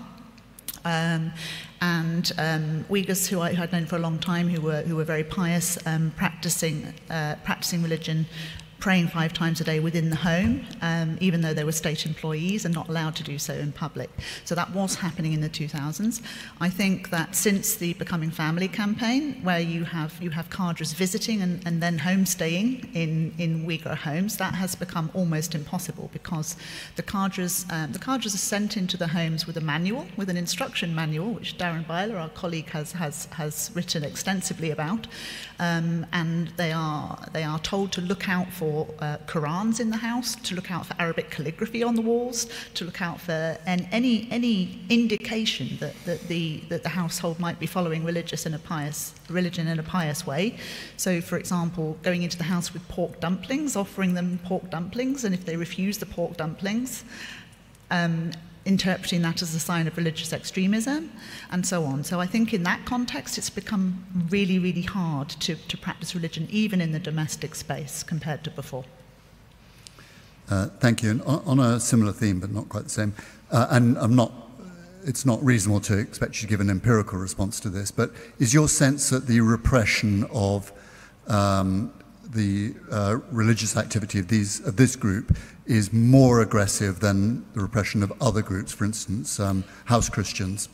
Very, very much so. I mean, clearly, we have to recognise that the CCP has a problem with religion in general. This has been ongoing for decades and decades. It sees religion and God as a rival authority. So that's clearly there. And you know, we are seeing Christian communities persecuted. We are seeing Falun Gong persecuted. We are seeing even Buddhists being persecuted to a greater degree in the last few years, but it is nothing on the scale of what is being done to the Uyghur Muslims. And the Hui, yes, we're beginning to see sort of rub-off effects on the Hui, yes. For example, I have an anonymous Han Chinese contact, who is sending me pictures from Wuhan right now of the same halal signage defacement occurring in Wuhan on Hui Muslim eateries in Wuhan. So it's spreading across the country. The Islamophobia, the general sense of Islamophobia, is spreading across the country.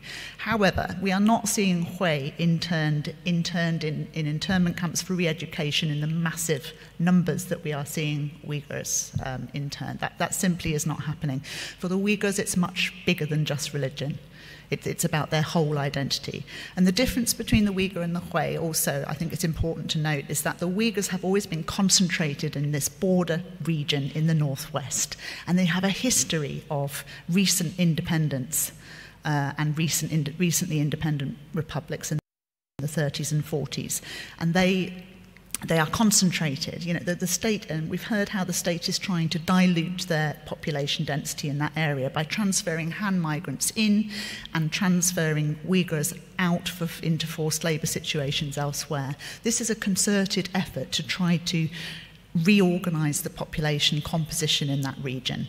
And we don't see this for the Hui, because the Hui have always been widely distributed all over China. They have had a completely different population distribution, and the Hui are much less suspected than the Uyghurs because they have intermarried extensively over the centuries, and they have adopted the Chinese language. So they are already Sinicized to a very large degree in the way that the Uyghurs have never been until forced to be in the last few years. Thank you. Could you shed some light on there are a number of different ways of destroying a society, and one of them is an internal fragmentation by creating fear and division, and so children reporting on their parents and so on. Do we have any evidence of that?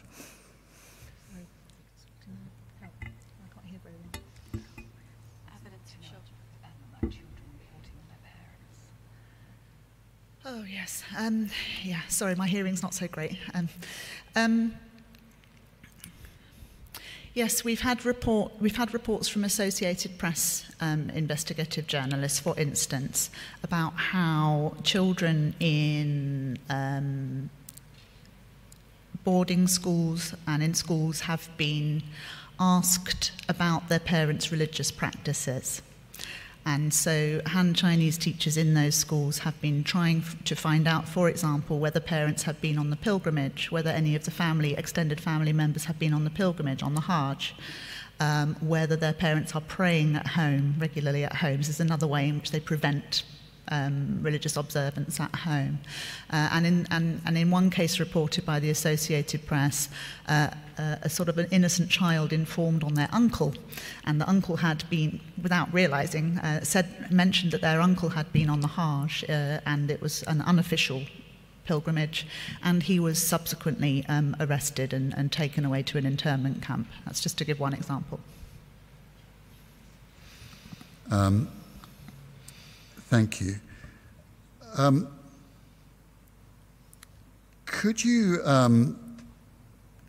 do you think the characterization of certainly recalcitrant people within, as the state sees it, within this group, as viruses, illnesses, and so on, is that commensurate with descriptions used elsewhere in other cases, such as Rwanda, cockroaches, rats, and so on?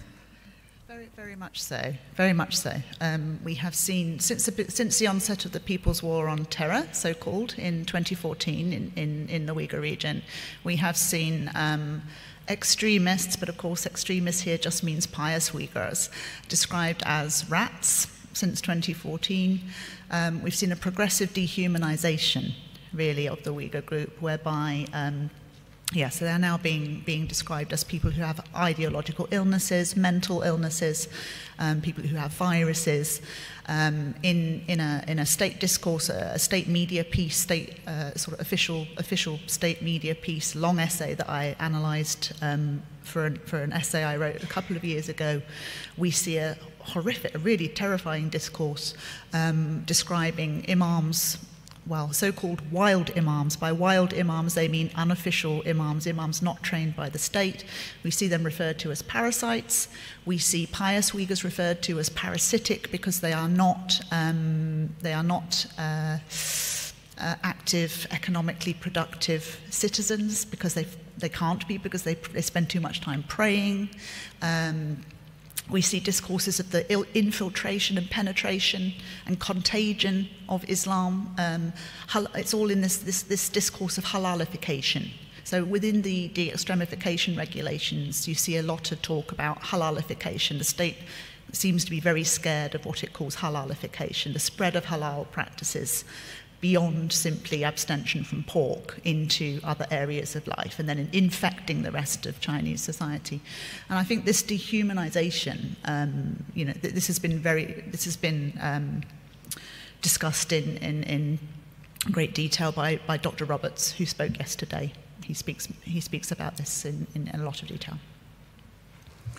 Thank you. My last question is, if you destroy the language and the cultural base of a group such as this, correct me if I'm wrong, but in shorthand as you described it, identity castration, can that group survive, in your view, as a recognizable group? It's very difficult. That's a really good question, isn't it? It's very difficult to eliminate a group permanently and for good. As we've seen, groups can recover at a later date. We've seen this with certain Native American groups, First Nation groups in Canada. We see new policies allowing the indigenization of education in universities in Canada. We see groups in Australia regaining new rights to a certain degree, not to a great degree, so it's very hard to eliminate a group altogether, but I think the Chinese state appears to be going about that goal in a very orchestrated, systematic, concerted manner.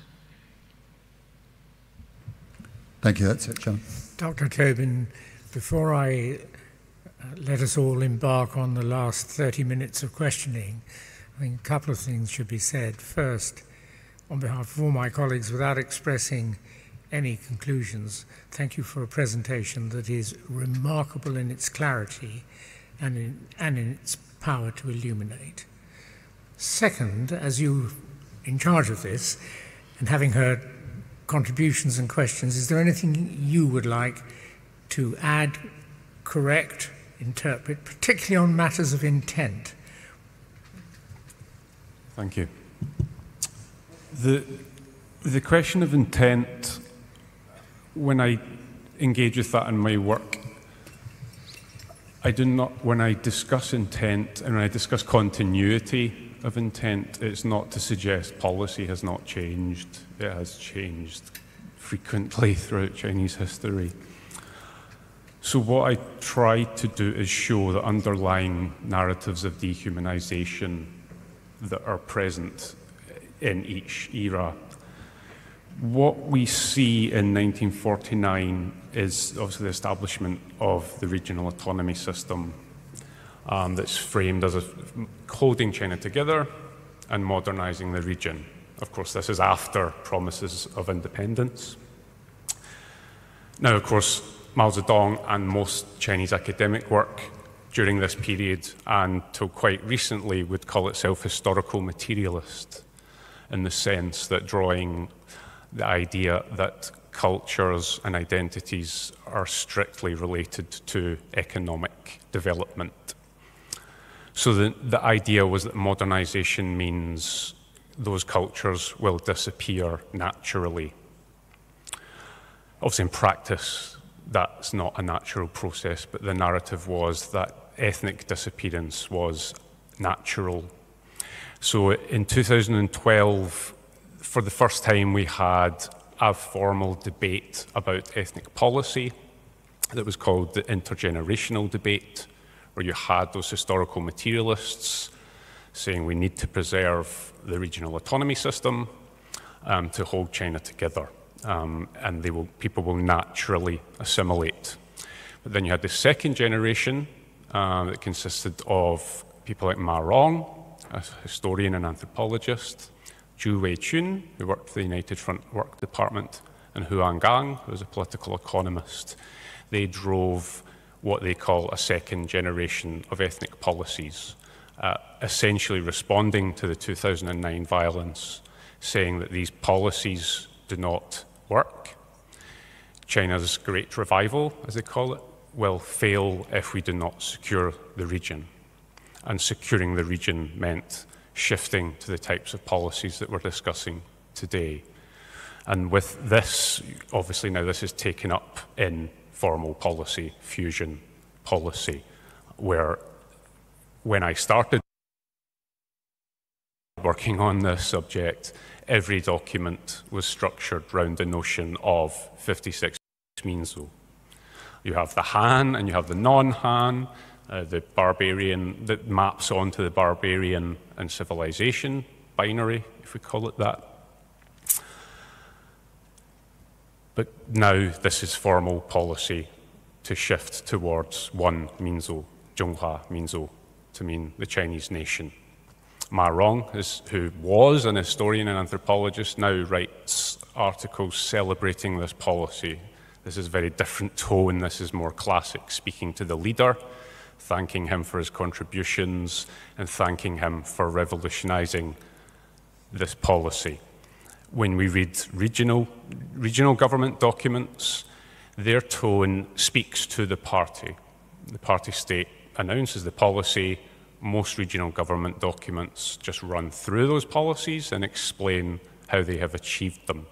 So the regional government documents celebrate Xi Jinping as resolving those tensions, the tensions between how to include. Essentially, how do we include Uyghurs? So inclusion was always violent in the sense that it was to lead to ethnic disappearance. But of course, now we see much more physical violence that is there to police Uyghur identities. So this is, when we look at any situation that is comparable, there's decision makers that matter, that we can talk about, but it is a long-term historical process and a multi-layered social process that involves society and the state. Thank you very much. Anything else that's been said by your colleagues or questions that have been asked that you particularly want to put right or correct? No, I think my colleagues have spoken wonderfully. I suppose the one issue, the camp question about the structure of camps, the number of camps, types of camps, Darren Byler's work on the camp system, the three layers of camps that are often within one facility, for the most dangerous areas that we would assume is where we hear the stories of the black rooms, where the intellectuals and public figures disappear that we have no contact with. Most of the testimonies we have don't come from those layers, they come from the more safe layers. And that Darren Byler's work, that does map on to the description in regional government documents about the three types of people being put away. They're all called terrorists or would-be terrorists, but those three layers are there. Thank you. I'm going to turn to those of my colleagues who have yet to ask a question, and they'll be allowed one or at the most two, otherwise you'll be here until tomorrow. Mr. Clark, do you have anything you'd like to ask?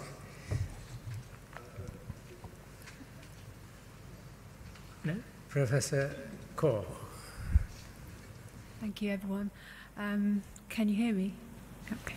So I'd like to examine the President's declaration, People's War on Terror, which Professor Harris raised, and its link to this grid of state or social management and policies that were mobilized to go with that.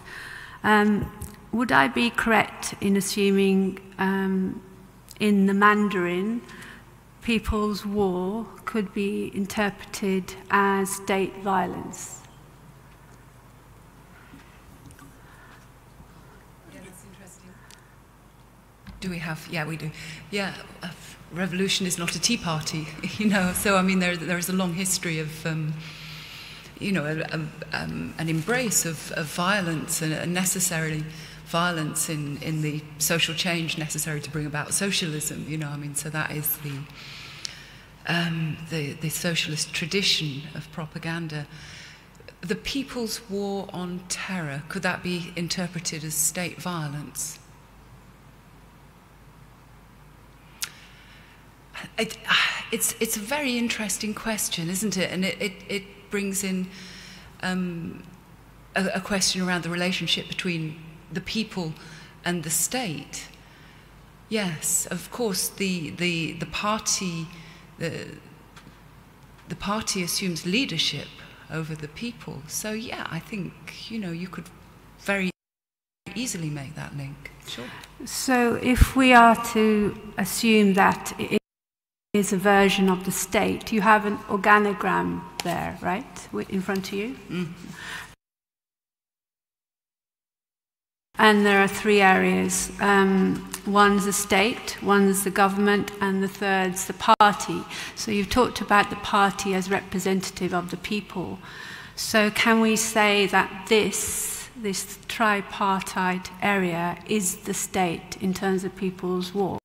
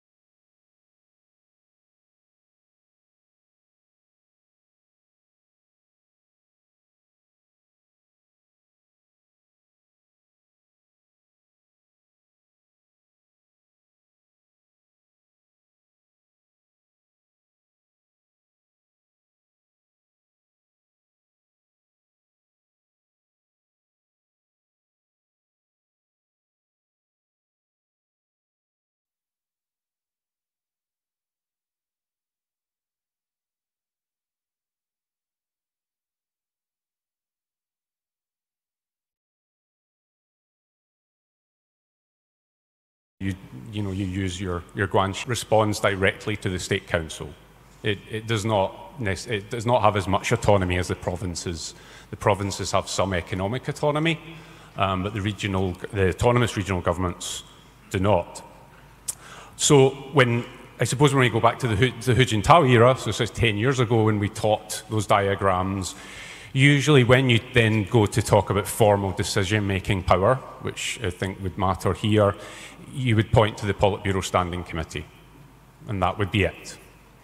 Now, under Xi, not so much. It's really Xi Jinping, because he has centralized power to such a great extent. The Politburo Standing Committee is obviously very influential, but he has centralized power and, of course, increased his term limits. That means that no longer performs that same function.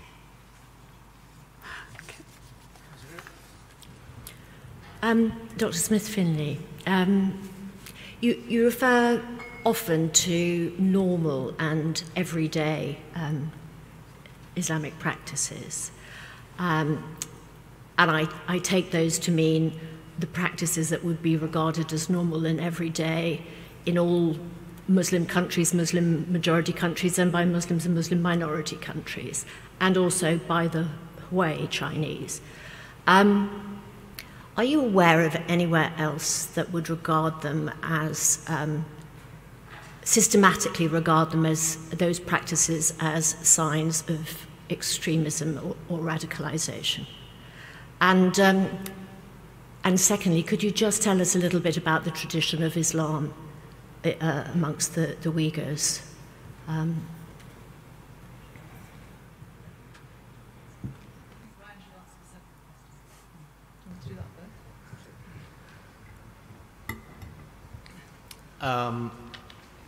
Well, you probably won't be surprised to hear me say that it's diverse within Uyghur community.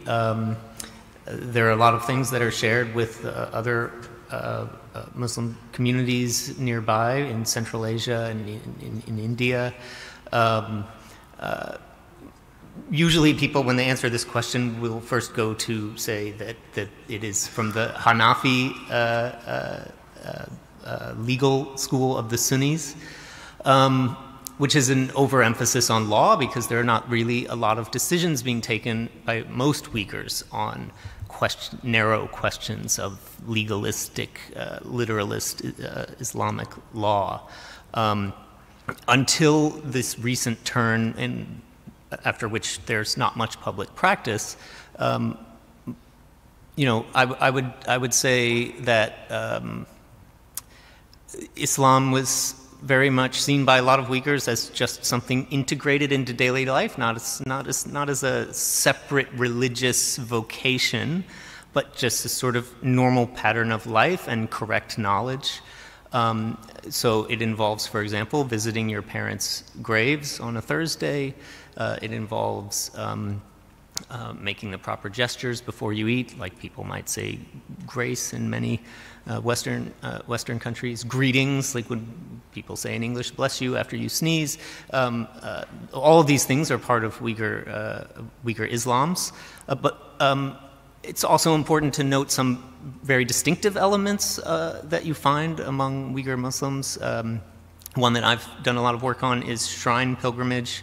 The landscape is dotted with places that are seen as extremely sacred and as a point of connection and communication with God via the mediation of saints who are buried there, and there are a lot of very particular traditions associated with that. Often they're called Sufi, although they have a local flavor, but there's also a lot of Sufi sort of meditative practice that until recently was common. So. Dr. Thumb on that, because he's an expert on shrine pilgrimage. This is why I passed over. On the first question, yeah, sure, we see differing degrees of potential criminalization of Islamic everyday practice elsewhere, but nothing at all on this scale that we see in Xinjiang at the moment. If you speak to some British Muslims, for example, they will make comparisons with the PREVENT programme.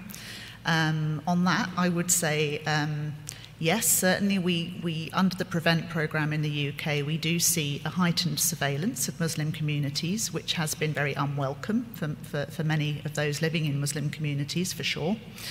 What I would highlight as a key difference between PREVENT and the preventive internment and re-education that we're seeing in Xinjiang is that with PREVENT in the UK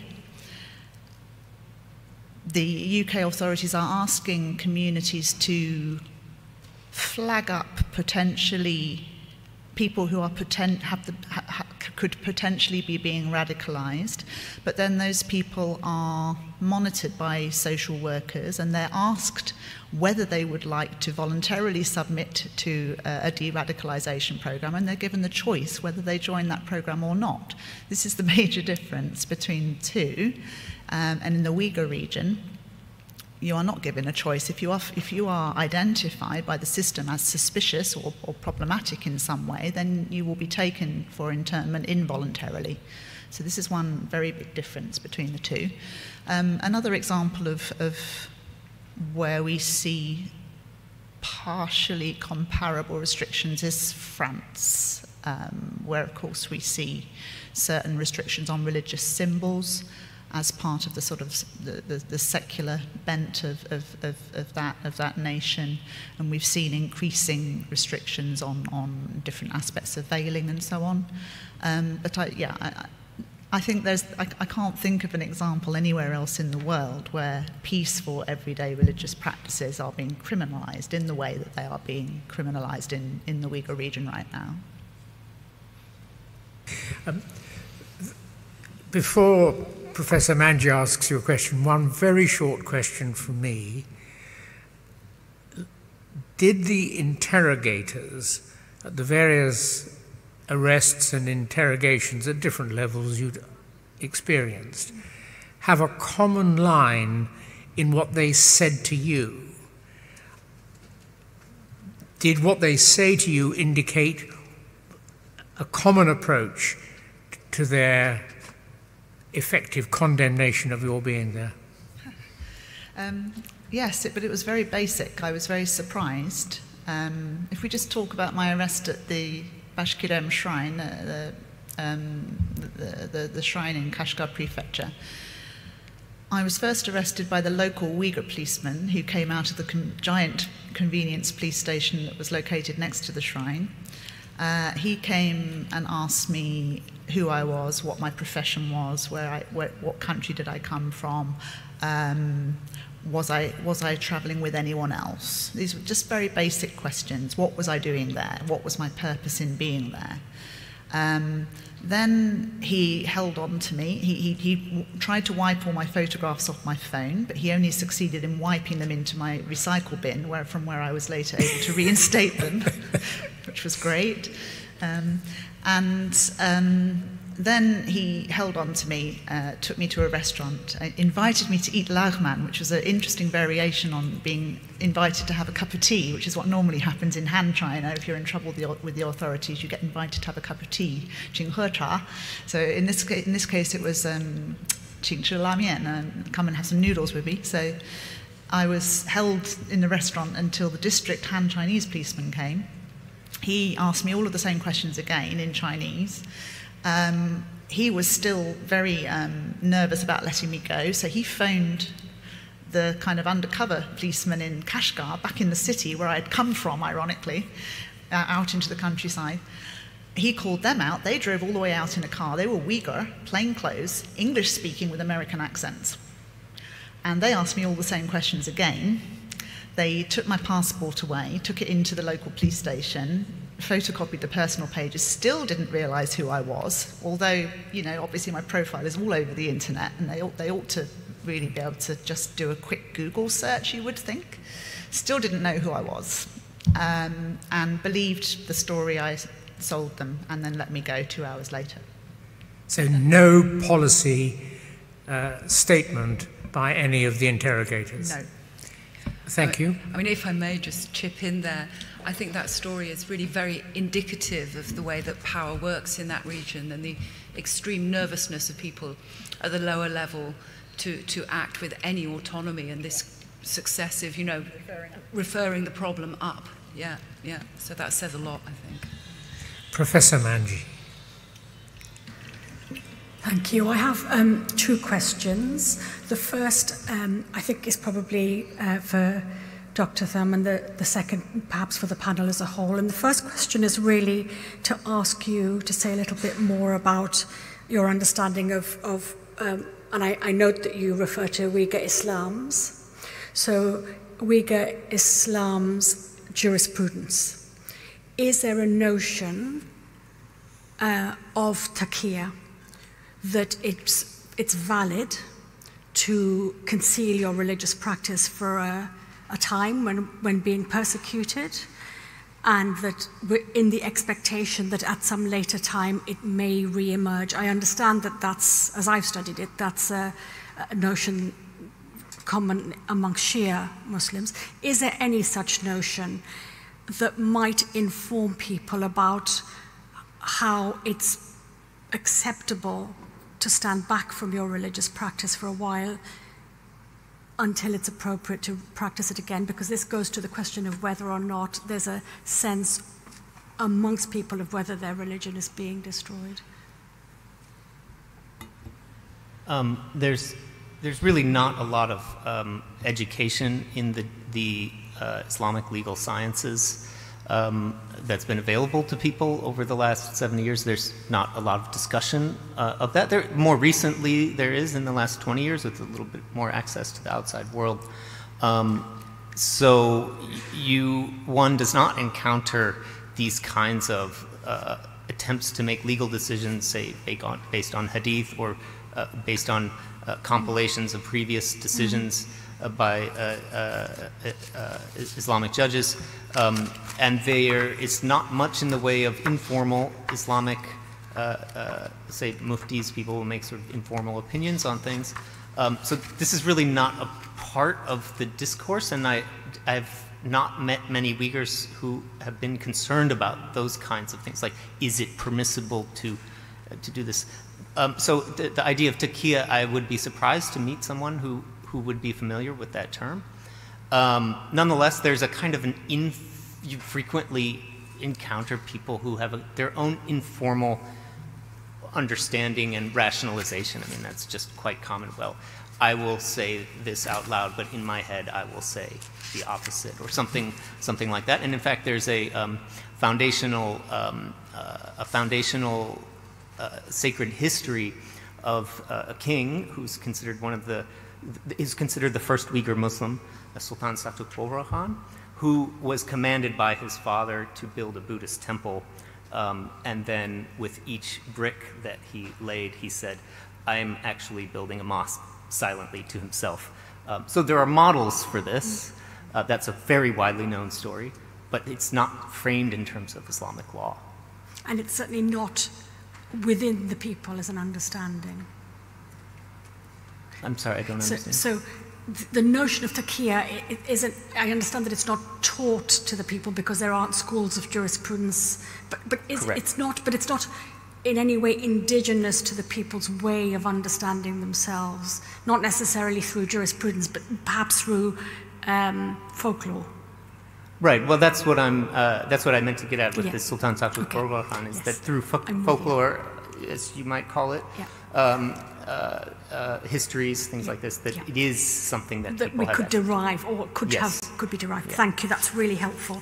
My second question is really for all of you, and that is a question relating to the census question. And you say that the data sets have eliminated the ethnic categorization Uyghur, and I'd like very much for us to understand why.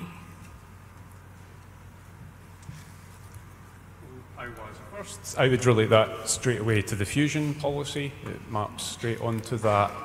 Like I say, when I first arrived in Urumqi, I was using those statistical yearbooks, and I was shocked that I could walk into the shop that is essentially for cadres and wander about and ask what are cadres reading, and they would tell me, oh, you need to read this and so forth, which speaks to what we're talking about, the way power and policy were very ad hoc and have been centralised recently. But yes, so at the same time you have this fusion policy where the concept of ethnic minority is disappearing out of official narratives, official speeches. Then we have the census data that's suddenly changed, and this is you know, this is shocking for someone who has, all their knowledge was structured around those categories when we study this subject, because everything is divided by ethnicity, and now it is not, and it seems to come, it comes from above in terms of the narrative. And just to mention the question that relates to the question on the People's War on Terror, that, you know, these are grand narratives, as it were, that the leader pronounces, and then that's used to explain these policies. So I'm trying to square in my mind the fact that the category has been eliminated in the data collection, but on the other hand, we hear the policy in the language because we hear break their lineage, break their roots, break their connections, and who is there? It's the Uyghur people. It's when the phrase People's War on Terror is used, a Uyghur knows that refers to Islamic and Turkic identities. And of course, party state leaders must know this. I know this, why would they not? So there's been an ambivalence. One reason the case confused the world, as it were, was because of the notion of including minorities in the types of images we see, where people are dressed up in artificial nylon, authentic clothing and so forth. So that exists alongside the violence that we're discussing. Thank you. If I can chip in. Reflective of Professor Harris's comment about the inability of subordinates to make decisions and the fear around that. And this is a question for all of you, and I'll leave it to you to respond. In your view, is it possible for the policy, if I can describe it as that, of dehumanization by the destruction of the religious base, by the destruction of the language, through the detention system and the torture, and all the other things that you have talked about in that regard, could that happen, in your view, without the implicit consent or direction of the most senior people within both the state and or the party? No. No. I think it would be almost impossible for a lower level of government or official to go ahead and operate on that basis without the explicit approval of the central authorities. That is how the structure works, the vertical structure. This is how the vertical structures work, as seen in your diagram here in China.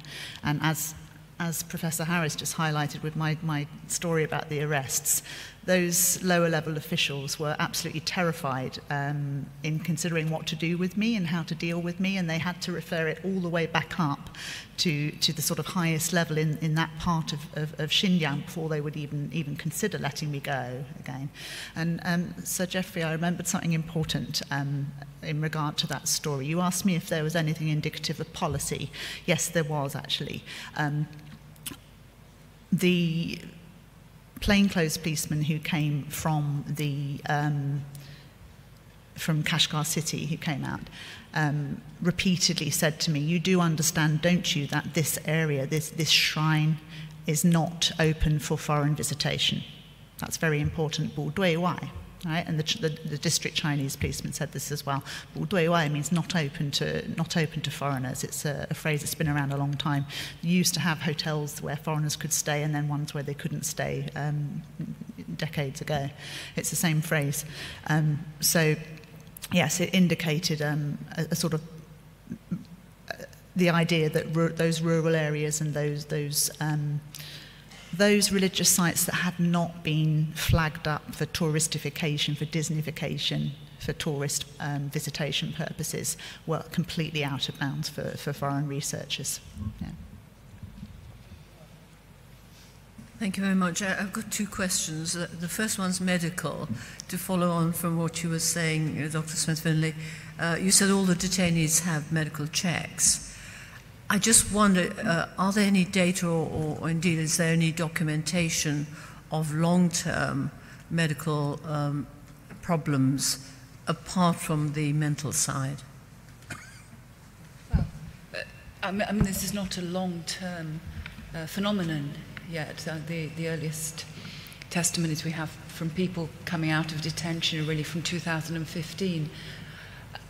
You know, I think your questions on the medical side are really very useful, and I think that there's obviously need for some research to be done on this. Well, I wish you would do some, because I've asked these sort of questions before. One of the problems, obviously, is the mental side, which is ghastly. But you know, taking on what you were talking about, men are sterile. Well, are they sterile because they've got aspermia, in other words, no sperms, or are they impotent because of depression? And clearly, depression is going to be one of the major causes of what happens. I mean, it must be. You know, I mean, you have to understand the extreme difficulty of conducting any kind of research that would have scientific validity through your understanding of methodology, because of the problems of access. Yeah, no, I'm sure, but so, you know, in terms of disabilities, in terms of what they've done, and fractures, or have they mutilated, amputated, have they done other things? And again, you know, so the very limited number of people that we were able to engage with outside of China, and the extreme difficulty, obviously, of asking those questions through official channels within China. So, I think we can go some way, perhaps, to running a project that looks into procurement orders, perhaps, again, that kind of very careful combing of government data that's freely available on the web. But, thank you. The other question is really about religion, really. Do we know what the reaction has been worldwide of the worldwide Islamic community to what's going on to really taking away religion in Xinjiang?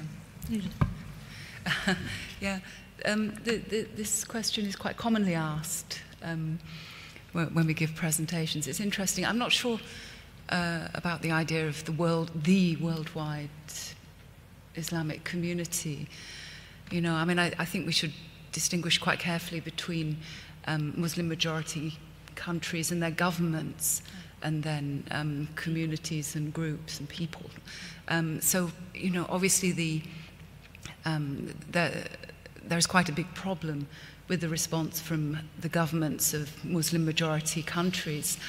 Many of them are themselves, of course, quite abusive regimes, you know, with their own kind of human rights issues to mask, and many of them have very direct relationships now with China through the Belt and Road Initiative. So there has not been a kind of massive outcry from those governments. In terms of communities, you know, I mean, just speaking of the Muslim communities in this country, you know, there's been fantastic support. Sorry, this is my ignorance, but the Muslims in Xinjiang, are they Sunnis or Shia? Sunnis, yeah. Thank you. Right, well, I'll have a quick glance to see if anybody's not going to forgive me if that I thought as much. Mr. Clark, one last one. Since I haven't asked one before. I was just going to ask, in thinking about the personal testimonies that we heard yesterday, and in fact the ones that we are going to hear in the future, I'm not sure immediately coming to mind that there are any that talk about the forced labor aspect. A lot of them talk about, obviously, the detention centers, their treatment inside that, and their departure from the country, but not those who've experienced forced labor. And I wonder whether any of you had come across personal cases where there is witness statements about the forced labor regime. One reason we don't have so many testimonies on that is that often the forced labour sections are for those considered safest. So they're not people who've escaped. So many of the people who have escaped have not been doing forced labour. The accounts I have of forced labour are from people discussing their family members. There are several maybe about 10 or 12 that have been collected across various different journalists and databases of direct first-person testimony of people working in factories through these forced labor programs. But they're not enough for us to make broad generalizations. And one of the things that I think we should be very aware of is that in the process of asking questions about first-person testimony and its availability, what we're really doing here is interrogating the question of why we don't have access to more people, why we don't have more access to data, why we don't know the medical outcomes of the people who are there, why the Uyghur ethnicity has been erased from the data sets that are coming out. I think the more important question here is why can't any of us see what is happening there? And what we do have is a number of people who've been extraordinarily brave to come out and talk about their experiences, knowing that their experiences are being erased by the minute. And so what we can do is rely on those as best we can to understand what's happening. And these few people who've talked about their experiences of work suggest that they were unpaid, that they were unwilling, and that they were only able to leave because of some special dispensation, and that other people remained in those factories. And I think we need to take that evidence and the other evidence of the first-person witnesses very seriously. Right. Dr. Tobin, thank you all very much again. You will appreciate that the panel is composed, amongst others, by several academics whose expression, as well as the expression of the lesser members of the panel, are very genuinely made. And Mr. Sabi, can I thank you and whoever else on your team was responsible for negotiating with Dr. Tobin and others to put this on for us. The tribunal is much indebted to you. 2 o'clock? 2 o'clock is fine. Thank you very much, all of you. It's a great performance. Thanks.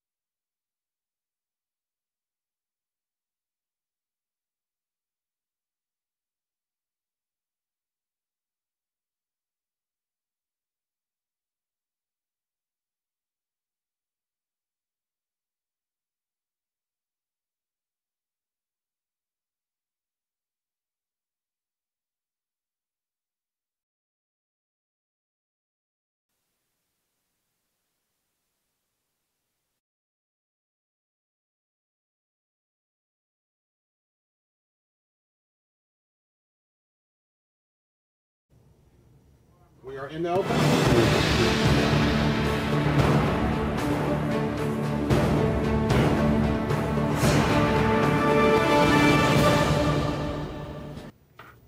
Assalamu alaikum hörmətli görünənlər. Görüvatqanlar Erkin Asiya Radiosu Uyğur bölümünün naq meydan taqtışı.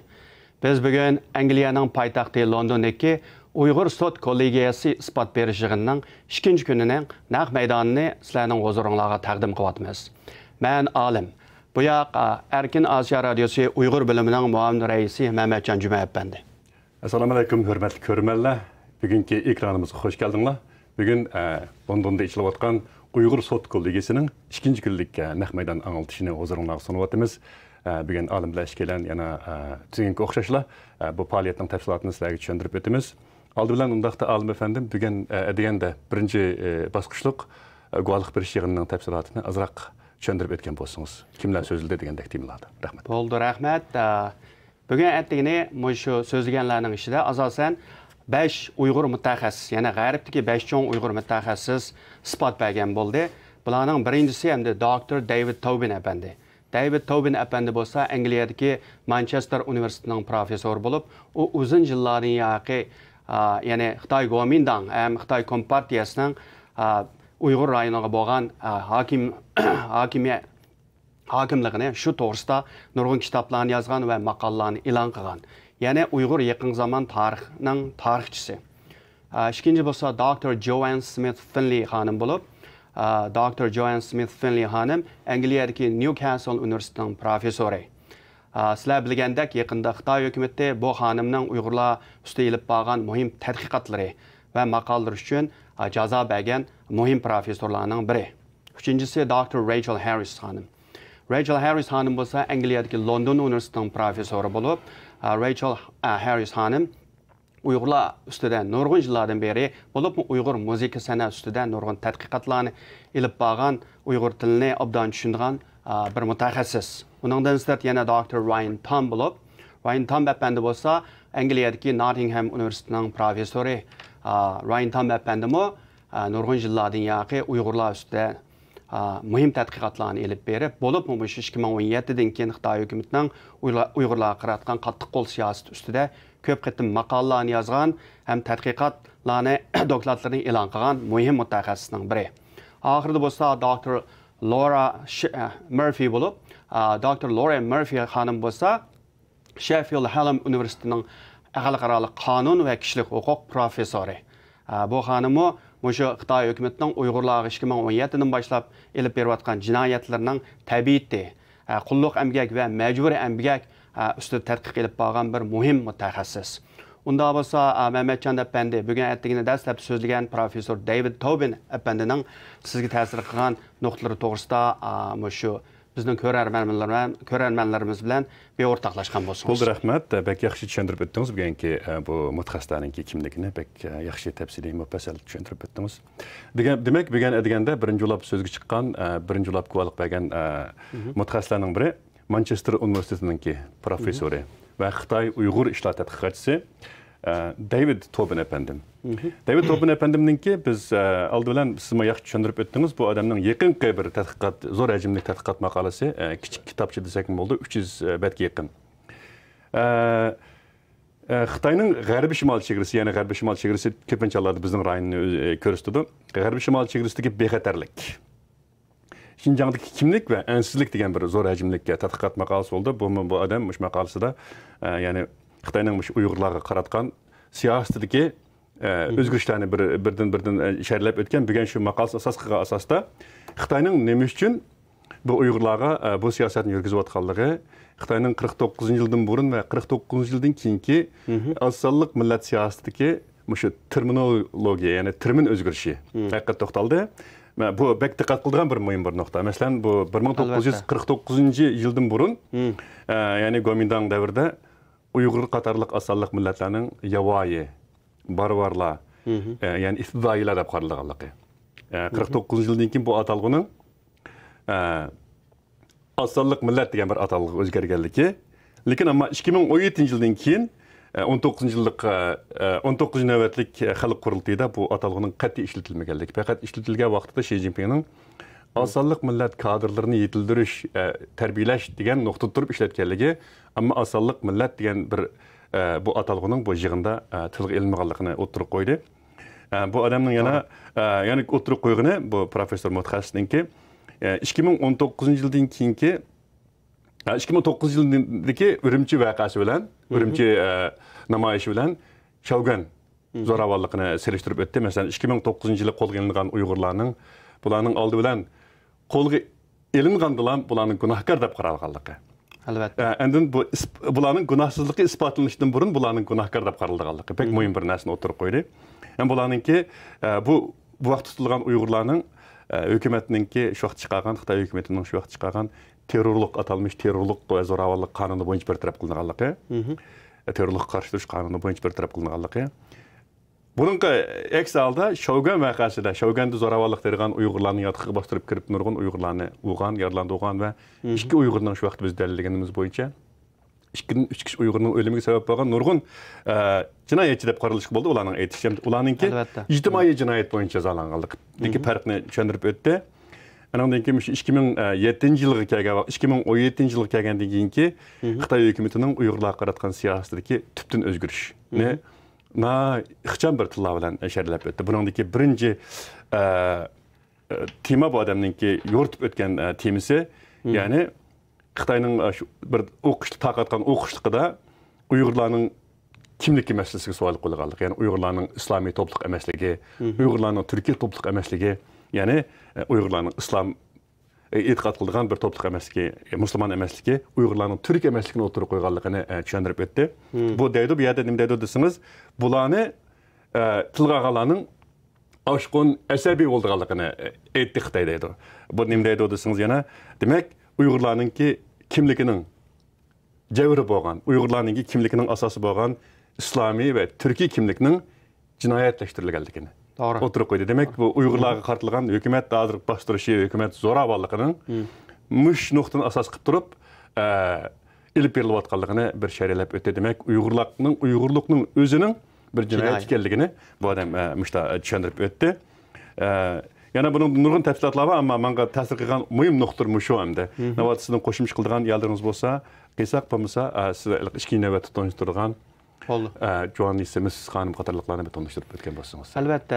Albatta siz tushuntirib o'tib ketgandek, bu Xitoy hukumati albatta Uyg'urlarning milliy kimligi, salohiyati, ham diniy salohiyatini jinoyatlashtirish orqali Uyg'urlarga hozirgi qaratgan jinoyatni yurgizyapti albatta. Anikin ikki yuzlimchilikni bahona qilib, Uyg'urlarning har qanday o'zini Uyg'ur deydigan, o'zini turkiy bexalq deydigan va yoki musulmon deydigan har qanday Uyg'ur kadrni bo'libmi, ikki yuzlimchi degan bahona bilan nurg'unlarni sulab tutgan bo'ldi. Bunun albatta David Tobin apandi ham uningdan sirt nurg'un mutaxassislar bu nuqtalarni chiroyli sharhlagan bo'ldi. Hamda doktor Joanna Smith Finley xonim bo'lsa, albatta Xitoyning ko'ziga beqadalgan maqsudidagi bir g'arblik, ya'ni angliyalik bir professor Newcastle Universitetining bu xonimning Uyg'urlar ustida yozgan maqolalari bo'lsin, dokladlari bo'lsin aytib ko'p. Shu sababdan Xitoy hukumati shu Amerika, Kanada, Angliya, Yevropa birligi birdek to'rt Xitoy amaldarini jazo qilgan chog'da Xitoy hukumati qarshi jazo e'lon qilgan professorlarning biri shu doktor Jo Smith Finley. Hamda bu xonimning o'ynagan roli albatta muhim bo'lg'achqa Xitoy hukumati bu xonimning tadqiqotlaridan bo'lib Uyg'urlar masalasiga 2017dan keyin ilib borgan tadqiqotlardan va so'zlagan nutqlaridan norozi bo'lganligi uchun Xitoy hukumati albatta bu xonimga va boshqa professorlarga hamda akademiklarga jazo e'lon qilgan bo'ldi. Bu xonimning bugun attigini nutqida asosan ta'kidligi Uyg'urlarning bir islom diniga e'tiqod qilgan bir musulmon bir xalq ekanligini. Abaytan sizda o'tib ketgandek, Dr. David Tobin hamda Uyg'urlarning milliy kimligi Xitoy hukumatining nazarida jinoyat bo'lgan bo'lsa, ham ularning diniy e'tiqodi. Ya'ni 2017dan keyin Xitoy hukumatining Uyg'urlarning butun diniy e'tiqodini bir jinoyatga chiqarish, soqol qo'yganmi jinoyat, jumbal tatganmi jinoyat, masjidga kirganmi jinoyat, namoz o'qiganmi jinoyat, Qur'onni ko'targanmi jinoyat, uyda saqlaganmi jinoyat, Uyg'urlarning hamda diniy o'rib odati ham an'anasining hamma qismi jinoyatga aylanib, mush sababdan nurg'un Uyg'urlarning hamda lagerga kirishga majbur bo'lganligi. Tunigan degandek, masalan, Asiya xonim, masalan, Asiya Abdulla Ahad xonim qo'llangan yerki degan shu qarqash tizimligidagi. Masalan, shu Uyg'urlarning ko'pinchisi asosan atalmish diniy asabiylik bilan lagerlarga tashlangan. Ularning hammasi bir jinoyat o'tkazgani yo'q, normal diniy faoliyatlarni ilib borganlik uchun Xitoy hukumati bularni lagerlarga olib so'lagan. Joanna Smith Finley xonimning yana shu bugungi degan nutqida asosan o'sha Xitoy hukumatining 2016dan burun Uyg'urlarning hech bo'lmagan chog'da ancha-muncha bir cho'nglarning bo'lsa, bir 40 dan yuqorilarning bir soqol qo'ysa, Xitoy hukumatining ancha bak tegib ketmaganligi.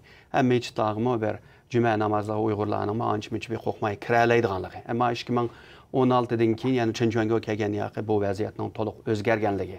Uni azdab Xitoy hukumatining shahar-shaharlarda, nahiya-nahiyalarda, mahallalardan tortib Uyg'urlarning qadimgi an'anaviy masjidlarini chiqib yo'qotganligi. Lekin Uyg'urlarning degandek abayda o'tib ketgandek, shu diniy salohiyatni jinoyatlashtirib, nurg'un Uyg'urlarni tutganligi. Ammo yana selishtirib o'zidaydi so'zda, hamda Uyg'urlar qaratgan bu diniy bostirish bilan Tunganliga qaratgan bostirishning o'xshamaydiganligi. Va Uyg'urlar masalan diniy e'tiqodi sababdan lagerga avatilsa, Tunganlarning mo ziyankeşlik uçurayotgan bolsa, hazır bo'lib 2-3 yildan yoq. Ammo ularni hech zaman bir lagerga olmaydiganligi, mush narsalarni alayida. Masalan bu xanım shu gapingizni bilib o'tdim. Shanxaydagi bir o'zining ko'rgan bir hikoyasini tushuntirib o'tdi bir ashxonda o'tdagan vaqtida. Uyg'urlarning yo'lning qarshi tarafidagi masjidga bora olmaydiganligini so'zlab o'tdi. To'g'ri. Nimishqa bormaysizlar desa, bega borsak, bizni udillam tutib lagerga qamaydi. Qamib o'tdi. To'g'ri. Deydi, ularni hatto hukumat xodimlarining hafta bir qitim kelib, tekshirib, tizimga elib, so'roq qilganligini so'zlab o'tdi. Demak, Uyg'urlarning mayli nada bo'lsin, bir ko'z ostida ekanligi, hatto Xitoyninki shu shaharlardami, atalmish taraqqiy qilgan shaharlardami, ichki shaharlardami, bir erkinlikka ega emasligini alohida she'rlab o'tdi. To'g'ri. Yana qo'shimcha qilgan jiq gap turib bo'lishi mumkin bo'yana. Albatta, bu hamma gapni desak, bir soat vaqt yetmaydi. Unda bo'lsa, uningdan keyin albatta bu Sheffield Hallam Universitetining xalqaro qonun ham kishilik huquq professori Dr. Laura Murphy xonimi nihoyatda muhim gaplarni qildi.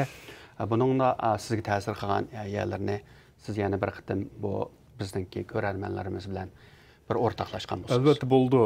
Bu ham degandek Laura Murphy xonimmi shu bu ayolning asosli mutaxassislashgan temasi degandek siz deb o'tdingiz zamonaviy ya'ni shu kishilik huquq. Lekin bu ayol bu professor xonim Hallam universitetida zamonaviy qulluq va kishilik huquq professor ekanda. Bu zamonaviy qulluq ya'ni bizning davrimizda yuz berayotgan majburiy emgak qulluqlarni tadqiq qilgan bir tadqiqotchi ekan. Shu nuqtadan turib bu mutaxassis xonimninki asosli tadqiqoti Xitoylar shu 2016 yildan keyin rayonimizda Uyg'ur elida qurgan atalmish Industrial Park. Ya'ni shu Industrial Park deganda hamda sanoat bog'chasi demdoq. Mana Xitoylar chiroyli ismini qo'yib qo'ygan. Buningda qilgan vaqtida shu Qarqash bir parkdagi ya'ni bog'chadagi Uyg'urlarninki ko'k kiyim bilan chiqib turgan bir rasmlarni ko'rsatib turib bir resim badanlıq bir resim, şu resimni köstüb turib sözüldü. Bu Industrial Park, yani sanat bağçısının bir siliqlaşdırılған atalıq ekanligi. Hatta bu atalığının hatta Industrial Park, yani sanat bağçısının Xitoy dövlət televiziya kanallarında keng ko'lamda tashviq qilinib, eufemizm deb atadı bunu. Chiroyli ko'rsatilganligi, amniyatda buning unda emasligini tushuntirib o'tib, o'zininki lagerlar va shu qulluq emgaki, yani majburiy emgak davom qilayotgan zavodlar ustidagi tadqiqoti ham buningda qo'lga keltirgan bir qism sun'iy hamroh suratlarini o'rtoqlashdi sotchilar bilan, mutaxassislar bilan. Buningda bir diqqat qilgan bir narsani o'tirib qo'ydi. Bir zavod bilan lagerninki asosan farqsiz ekanligi. Ko'pincha hollarda zavodlardami bu majburiy emgakninki yuz berib turayotganligi, hatto ba'zi yerda lager bilan zavodning orasida o'tishmi ko'rik yasalganligini bayqalganligini deb o'tdi. Demak, bu zavoddagi bir qism ishchilarning yana atalmış işlarning yana xalqa vaqtda lagerga elib ketilganligini yoki lagerdagi tutqunlarning xalqa vaqtda zavodga elib berilganligini tushuntirib o'tdi. Bu demak, zavod bilan mush nemining orasida hatto ba'zi yerlarda o'tishmi ko'rik bor deganni tushuntirib o'tdi. Hozircha men mushni deb müşlek temada müşlek mazmunlarni xulaslab o'tsam, navoda sizningki qo'shimcha qilgan taraflaringiz bo'lsa, yana bir o'rtoqlasak, davomlashtirsak bo'ldi. Bo'lmasa siz buning orqadan Rachel Harris xonim, Ryan Thumlarninki bilan so'zlagan nutqlardagi muhim nuqtalarni bizning ko'rganlarimizga she'rlab qisqacha xulosalab bersangiz texim yaxshi deb o'yladim endi. Bo'ldi, chatay. Bu yiliqi men yaxshi ko'rganim Dr. Laura Murphy xonimning bu o'zi yiliqi xalqaro qonun mutaxassisi bo'lgan ekan. Şu emgakçilar qonuni, məcburi emgak, qulluq tüzüm degan mush narsalarni bak yaxshi bilar ekan. Keyin qarasam bu yiliqi savol-javob jarayonida nihoyatda yaxshi sharhlab berdi. Nima uchun Xitoy hukumatining bo'lib Uyg'urlarni majburlab bo'lib ishkidagi zavodlarga opirishning bu majburiy emgaklar emas, hatto qulluq emgaki borganligini. Hatto Xitoy hukumati ba'zi Uyg'urlarga ancha-muncha bir maosh bergan taqdirdami, u bergan pulning o'zi ularni bir normal xizmatchi sifatida kutganligining isboti emasligini nihoyat chiroyli sharhlab o'tdi. Shuni albatta Xitoy hukumati bir yoqdan Uyg'urlarni obaydab o'tib ketgandek diniy, milliy salohiyatlar kimligiga hujum qilayotgan bir mezgilda Uyg'urlarning hozir hech qanday tanlash yo'li yo'q bir vaqtida Xitoy hukumatining yana ishkirga borsa ishlaysa desa, yo'q desa lagerga ketganligini bildiganligini. Shuningga bega o'zining tanlashning yo'qligini, Şuna Xitoy hökuməti bularni məcburlab işkirlərdə həm bizning vatandagi zavodlarda qulluq ham məcbur əmgək savatqanlığını xalqaralıq qanunlar bilan nəhayət yaxşı şərilab berdi. Hamda Dr. Rachel Harris xanımı kelsak, Dr. Rachel Harris xanım əlbəttə 20-30 yıllar mabeynida Uyg'urlarni tadqiq qilgan, Uyg'urlarning madaniyat san'atini nəhayət obdan biladigan, bizning vatanga ko'p qitim borgan, o'zim masalan shu duttani Uyg'urdek chaladigan, Uyg'urlarning naqshlari ham muqomlarga dutta chala oladigan bir angliyalik bir doktor hamda. O'zi London universitetining professori bo'lsa-mu, Uyg'urlarni bo'libmi Uyg'ur san'atkorlar, Uyg'ur musiq san'atini nəhayət yaxshi tushunadigan, ham Uyg'ur san'atkorlarini nəhayət obdan biladigan, shaxsiy tanishadigan bir tadqiqotchi o'zi. Nurg'un yillardan beri bizning vatanga berib keldi, ham Yevropaga, qolgan davlatlarga berib kelgan Uyg'ur masalan sozandilar bo'lsin, ularni kutib olgan bo'ldi. Masalan, lekin bugun so'zligida hamda bo'libmi Xitoy hukumatining 2017dan beri shu Uyg'ur san'atiga, madaniyatiga qilingan hujum to'g'risida alohida isbot bergan bo'ldi. Masalan, Abdurahim Heyt apandidek Uyg'urlarning ishida, Uyg'urlarning ishilami emas, Xitoy ishilami emas, dunyoda tonilgan Uyg'ur san'atkor, muzikantni Xitoy hukumatining solab qo'yganligi. Keyin albatta Abdurahim Heyt o'ldi degan xabarlar chiqib, Turkiya hukumati bunga norozilik bildirdi masalan. Keyin Xitoy hukumati mana Abdurahim Heyt sog' deb, Abdurahim Heyt apandining faqatlan bir jumla gapini chiqargan bo'ldi u yerda. Meni tekshiryapti bular deb. Keyin yo'qolib ketdi masalan u odam. Shu odamning rasmini chiqarib, mana bu odamni hozir Xitoy hukumatining nazarbandisi ostida. Uningdan sirt masalan bizning radio dalillagan nurg'un san'atkor, muzikantlar bor. Hatta shoir, yozuvchilardan sirt, jurnalistlardan. Masalan, tanarkachilar bor. Masalan, futbolchi bolalar bor, o'zingiz bilasiz. Xitoyning tanglik futbol komandalarida ko'zi ko'ringan futbolchilarda hamda hatto. Irfon masalan, u bolani tutib, keyin ansa qo'yib o'tibdi, ammo balkim biz bergan xabarning ma'lum bir foydasi bor. Bo'lishi mumkin. To'g'ri. Shuning bilan hamda shu xonimning asosliq bugun so'zlagan nutug'ining muhim qismi Xitoy hukumati qolgan ishga elan Uyg'urlarning milliy ham diniy salohiyatiga qilingan hujumni tushundigan bo'lsa 2017dan keyin Rachel Harris xonim asosan Xitoy hukumatining Uyg'ur madaniyatiga ham Uyg'ur musiqa san'atiga qilingan hujum to'g'risida nihoyat shonliq misollar bilan sharhlab o'tgan bo'ldi. Bu Harris xonim yana mana qarsam, ya'ni shu Uyg'ur lager shoid bo'lgan ayollar haqida ozroq to'xtalib o'tdik-ku deymi. Ularningki lagerda qandaq zo'ravonlik uchirganligi, ularning hikoyalaridagi o'rtoqlik, jinsiy xo'rliq tarafdagi mazmunlarni ancha-muncha misollar bilan, rasmlar bilan tunishtirib o'tgandek ko'rindi. Endi shu ammo Ryan Tomninkini ozroq sharhlab o'tsangiz nimalarni dedi bu odam endi? Bu Ryan Tom apandi asosan bu o'zimi ilgari Amerikada gibi dangliq professor, hozir Angliyaning Nottingham universitetida professor bo'lib bo'lmoqda. Ryan Tom apandi hamda Dr. Adrian Zanzga o'xshaydigan bir odam. Bu odammi uzun yillardan yoqi Uyg'urlar ustida tadqiqot ilib borgan muhim bir akademik. Ammo shu 2017dan keyin bu odamning mayli Adrian Zanz bo'lsin, qolgan akademiklar bo'lsin, g'arbdagi birlashib yozgan, yana Xitoy hukumatining Uyg'urlarga qarshi ilib borgan jinoyatlarni oshgan nurg'un dokladlarni, maqolalarni e'lon qilgan bir muhim bir akademik.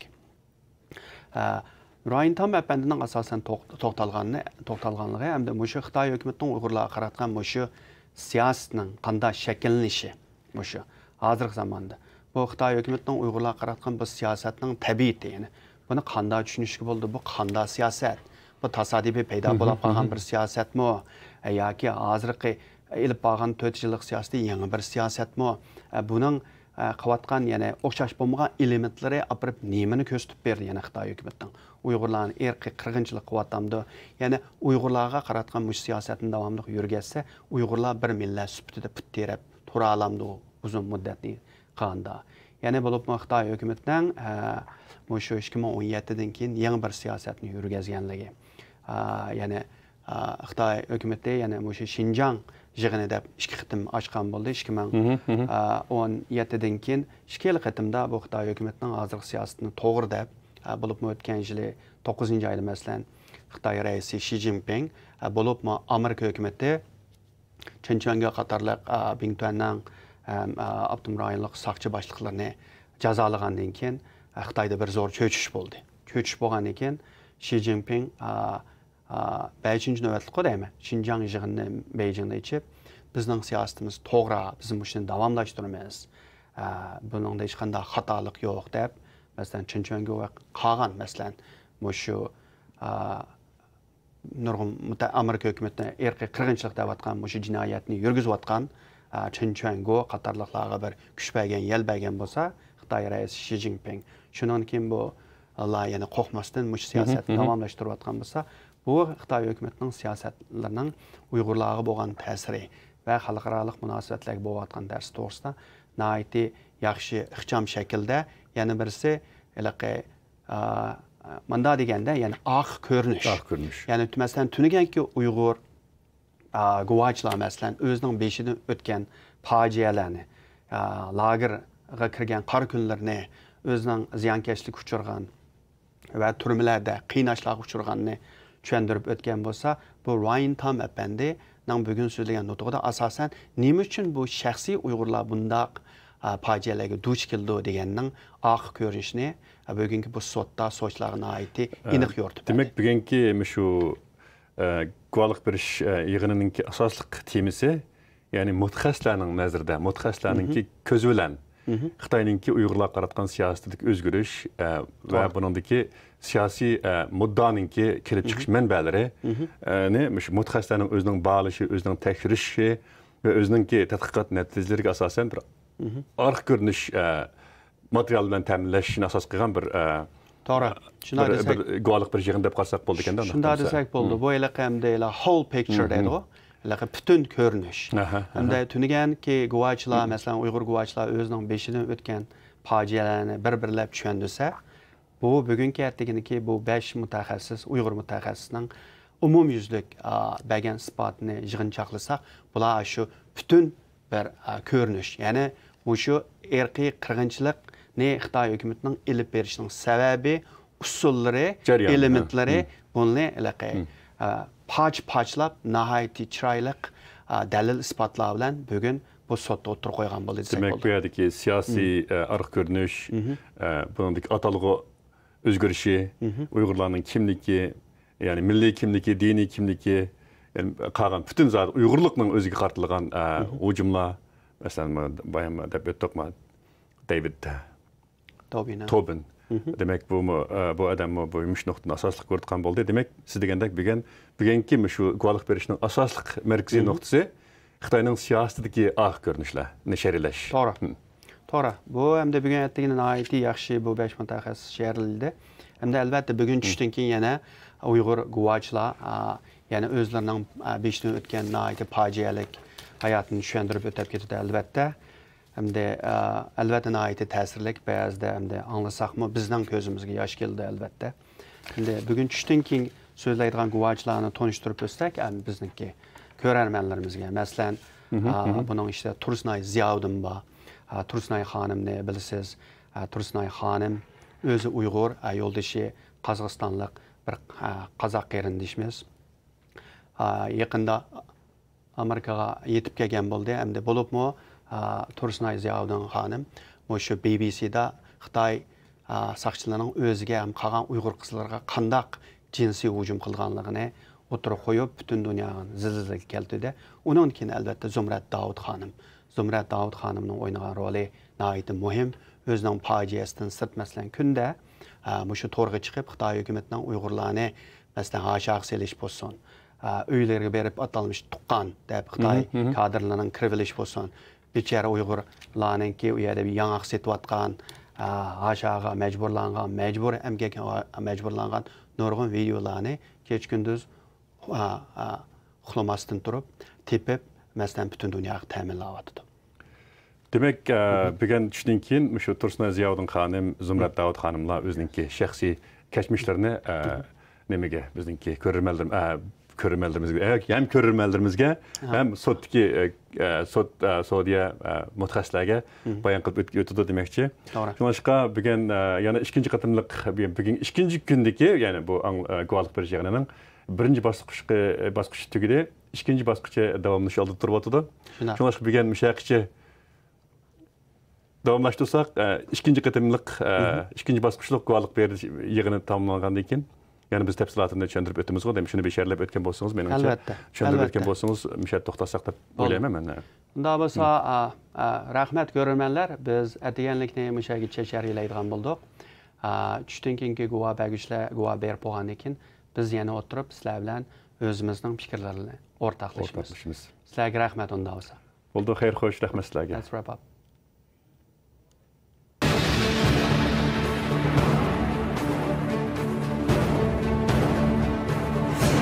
Occasionally I say, and you don't need to value this as something to put in your program, but occasionally I say we are a bit like a jury. And if you think of what happens when a jury delivers its verdict, it walks away. And everyone else in the court and in social services and everywhere else picks up on the responsibility. If you don't like the analogy, don't use it. No, that's fine. I do have one more follow-up then. Do you think the international community will pick up on what you find? Do you have confidence in them? I think there's a reasonable chance, better than usually with such tribunals, and particularly because of the very considerable general public interest in the Uyghur problem. But Mr. Vetch may have a different view. I don't know. No, not at all.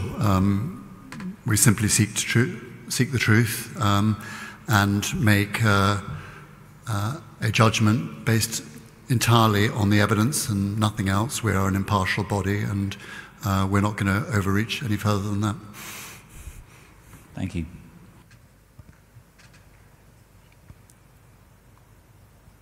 Hello. I don't think you can see me, but you hear me. My name is Iveta Vancakova. I'm from SGG organization from Prague. I just wanted to ask you, how did you choose the testimony?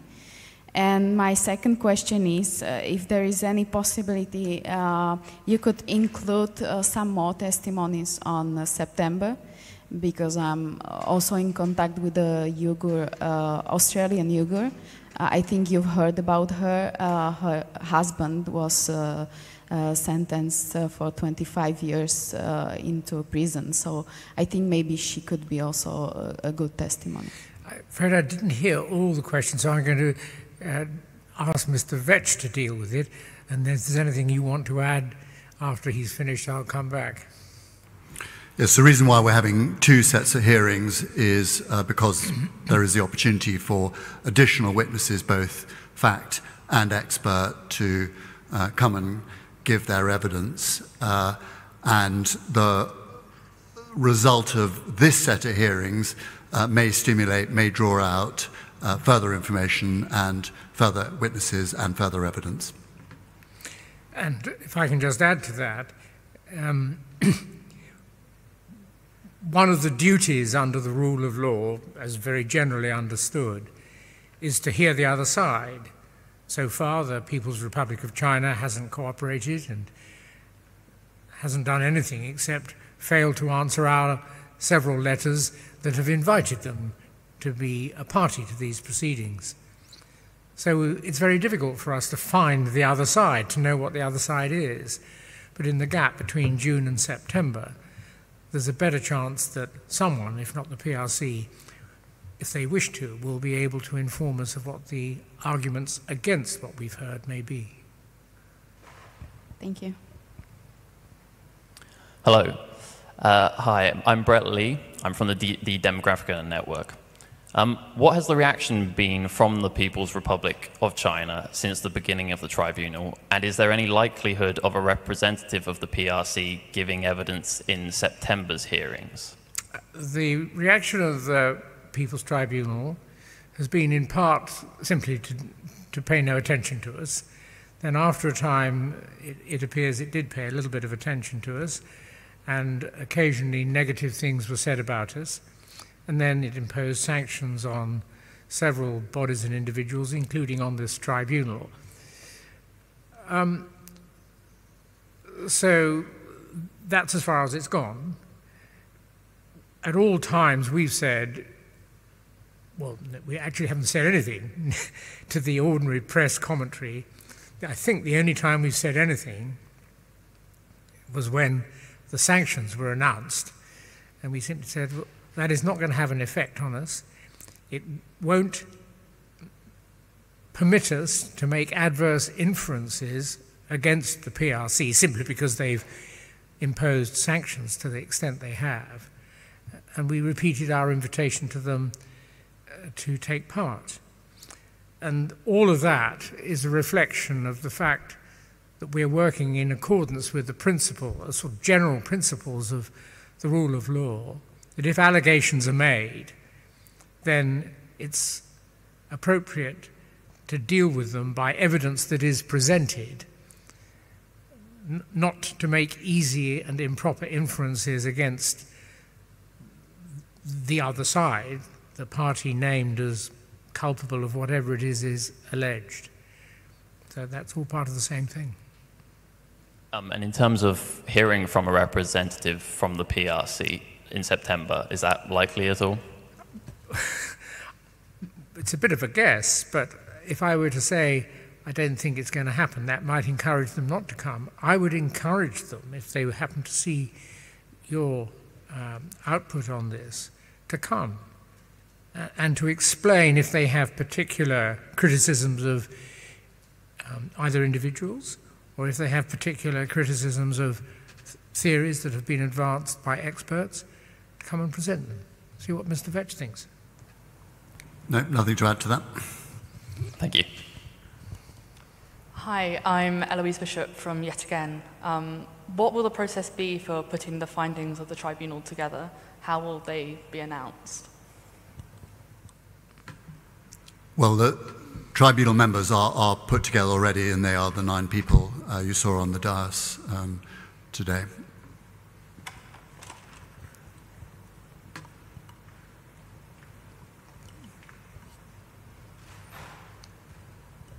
Hello, I'm Zahid from CNN. Just one question. What protections are in place for the witnesses after they give their testimonies? Because they're giving it on such a public platform. I don't know if there's anything in place for them afterwards. If there are, it would be inappropriate to say what they are.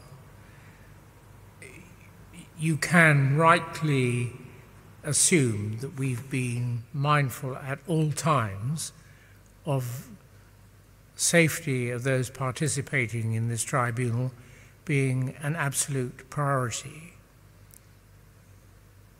You will have heard from at least one or more, possibly 2 witnesses yesterday, how if their testimony is accurate, and of course we've made no assessment of anyone's testimony so far, but if their testimony is accurate, then they have themselves made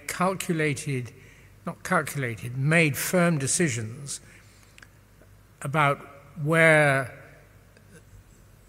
their inclination or duty to ensure that things are related in public stands in contrast or in balance with other duties that they have, either to themselves or to others.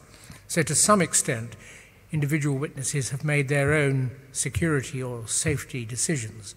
But, and I think Mr. Vetch can add to this probably, we have at no time overlooked the safety of any individual.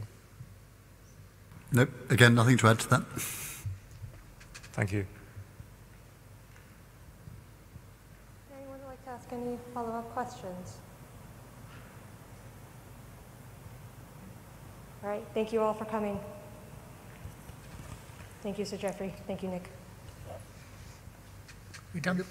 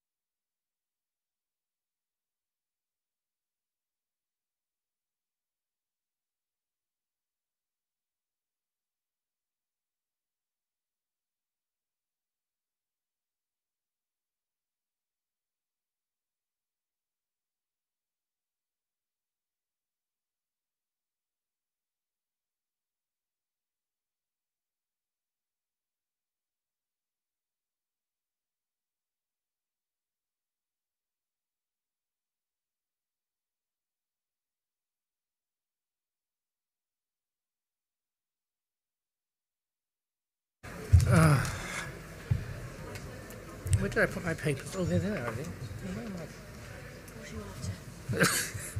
Those are my papers there. Good afternoon, everybody. We're only 5 minutes late. We'll make up on that. Mr. Sabi. Good afternoon, Mr. Chairman. This afternoon we have 5 witnesses. All of them would give evidence remotely. And the first one, Tursunay Ziauddin. Mr. Abraham would deal with that matter. Bugün 5 şahitlik dedi, onun içinde birincisi Tursunay Ziauddin.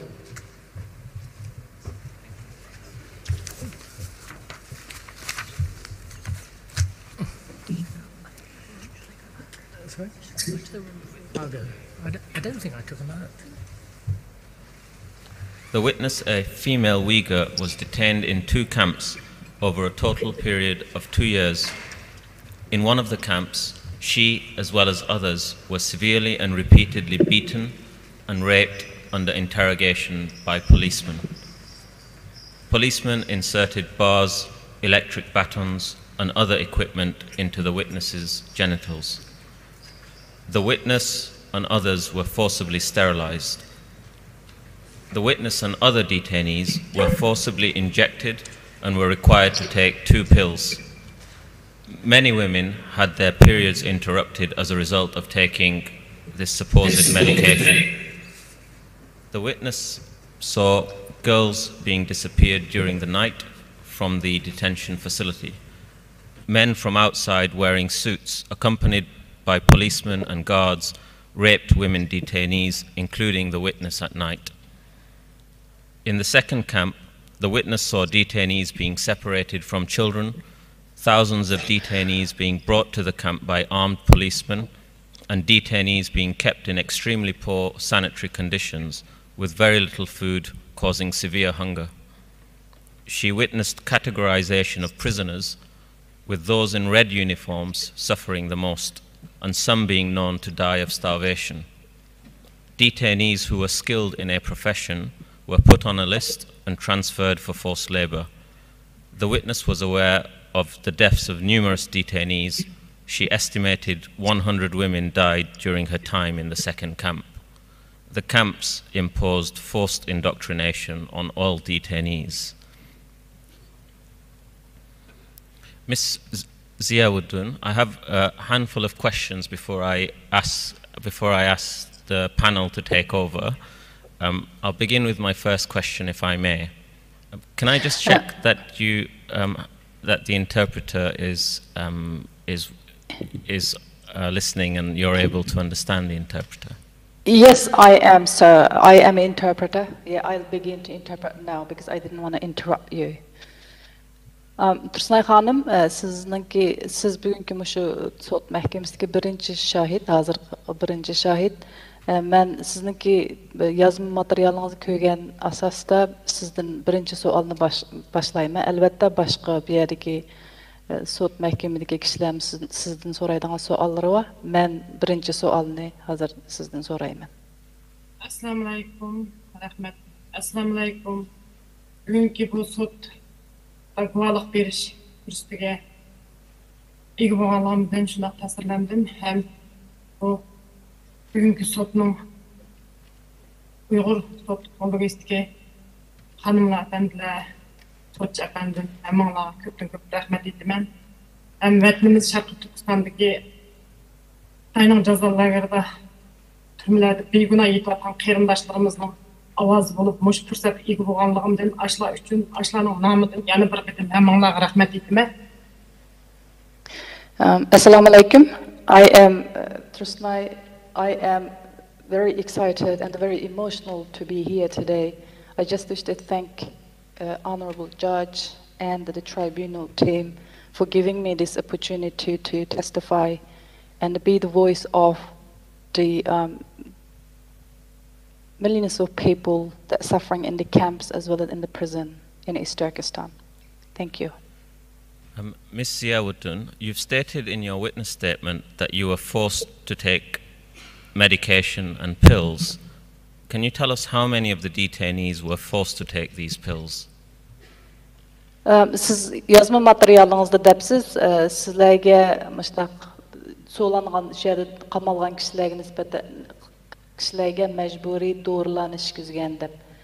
Sizning bilishingizcha qancha kishi, qancha adam shundaq mecburi doğrulanishga mecburlangan?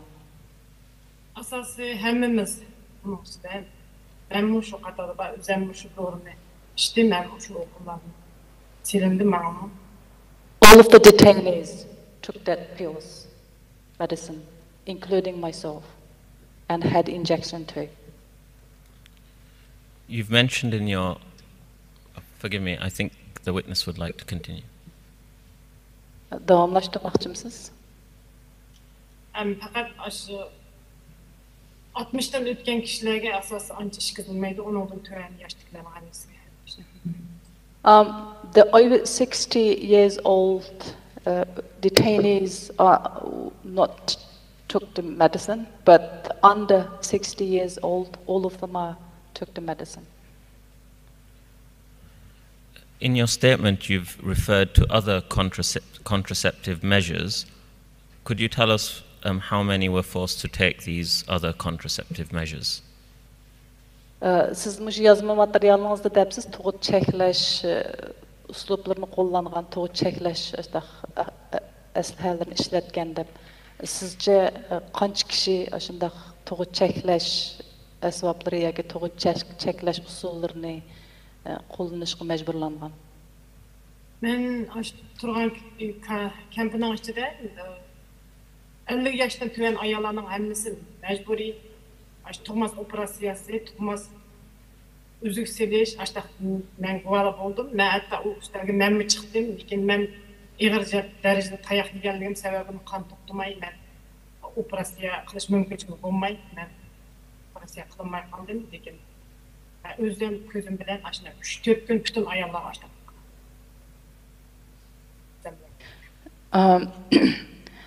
The camp that I have stayed, I have witnessed all the women under age of 50 had either sterilized or inserted IUDs into the women. I have personally witnessed it 3-4 days. Those measures were implemented towards all the women. You've stated that there was a bus for medical examination. Can you tell us how many people were taken for medical examination? Ondan siz yazma materialınızda depsiz aşağıdaki yani soğlanğan kişilerini doktordan tekşiriş kılınıp aşında kılınğan hemmisi doktordan tekşirişlerden ötken dep. Sizning bilişingizce qancha kishi aştaq doktor tekşirişlerden ötdi? Asası aşına açıda bir çoğun abduzunu ekip koyup məxsus aşına açıp hemmimizde aşına açıda tekşiriş kıldı. Asası hemmimizdeki aş tekşirişten öttü. Bulup mu 50 yaştan tüvelle çoğunlarda hem de ondaq tekşir müddesim buldu aştaq. Ben aşına üzerime aş tekşirişten öttü. Almost all of the detainees have been through that medical examination. They used to brought a big bus, and we used to get onto that bus and through that bus, and they did undertake that medical examination. Those examinations specifically targeted the women under 50 years old age. Thank you, Ms. Ziawuddin. I have no further questions, but the panel might have some questions of you. Thank you. Rahmet Ziawuddin xanım, hamda başqa sud mahkamdagi kishilarning sizga savollari bor. Thank you.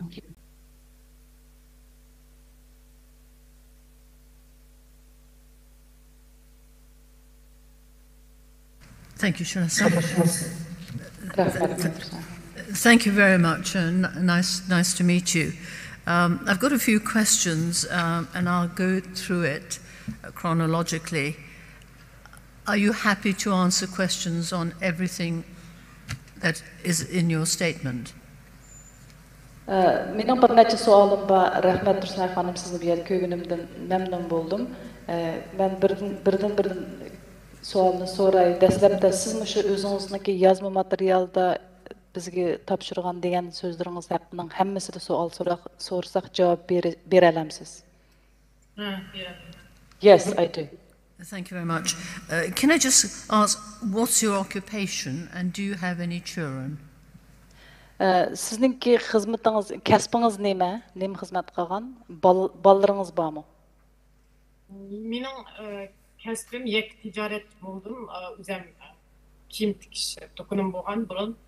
Lekin keyin kasbimni almashtirib, sestralik kasbida o'qib, sestra bo'ldim. Qozog'istonga chiqqanman 25 yil.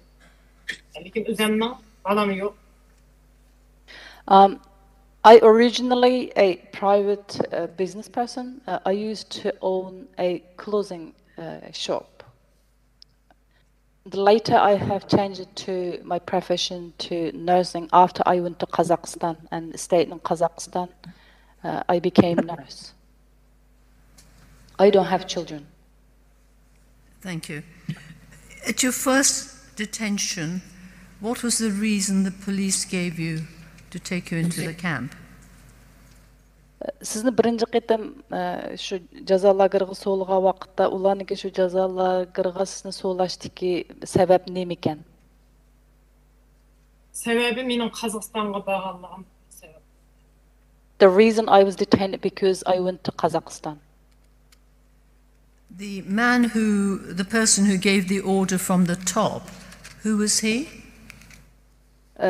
Shu yuqoridan shundaq buyruqni bergan kishi kimdi, ismi nima? Men uni yuqoridan qanday buyruq berganini bilmaydim, lekin bevosita shu o'zimga mas'ul Wang Pian degan saqchi shu kelib ko'chadan kutib ketdi, meni lagerga oldi. Shu chaqda ashak borganda meni Qozog'istonga chiqqanlik sabab ekanligini shu yerga borganda bildim. Men u yuqoridan qanday buyruq berganini men bilmaydim. I don't know about the person's name who gave the order from the top. But I know the person, the police who's particularly responsible for me, his name is Wang Ping. And that policeman told me after they arrested me, and after they took me, that the reason that I was arrested because I went to Kazakhstan. Thank you. The food that gave you food poisoning, you said it was bad. What did you eat? Siz aytibsiz shu bergan tamoqlarni aytib nachar deb, nacharlikdan hatto tamoqdan zaharlanish ahvoli bo'lgan menda deb, qanday tamoqlarni berdi sizlarga?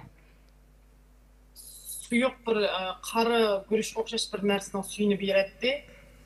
Unimkin bir mo'ma deymiz yerda, bunday to'mroq mo'ma bu yoqda man buni ashib qattiq bir mashinaga pishagan ashtaq bir man uning o'zi bek kichik. Lekin ba'zida beradi, uni ba'zida bermaydi. Shu ochlik sababidan birida ashtaq bo'lib, men ig'ir dardi ash qozon yonlig'ida shu bir oydan keyin o'shimga ketib chiqilgan. The food it's very watery black rice kind of soup and also a very small steamed bun.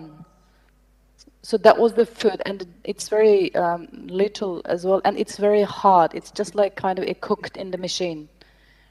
That's why I had digestional problem, and I got sick, and later I got fainted.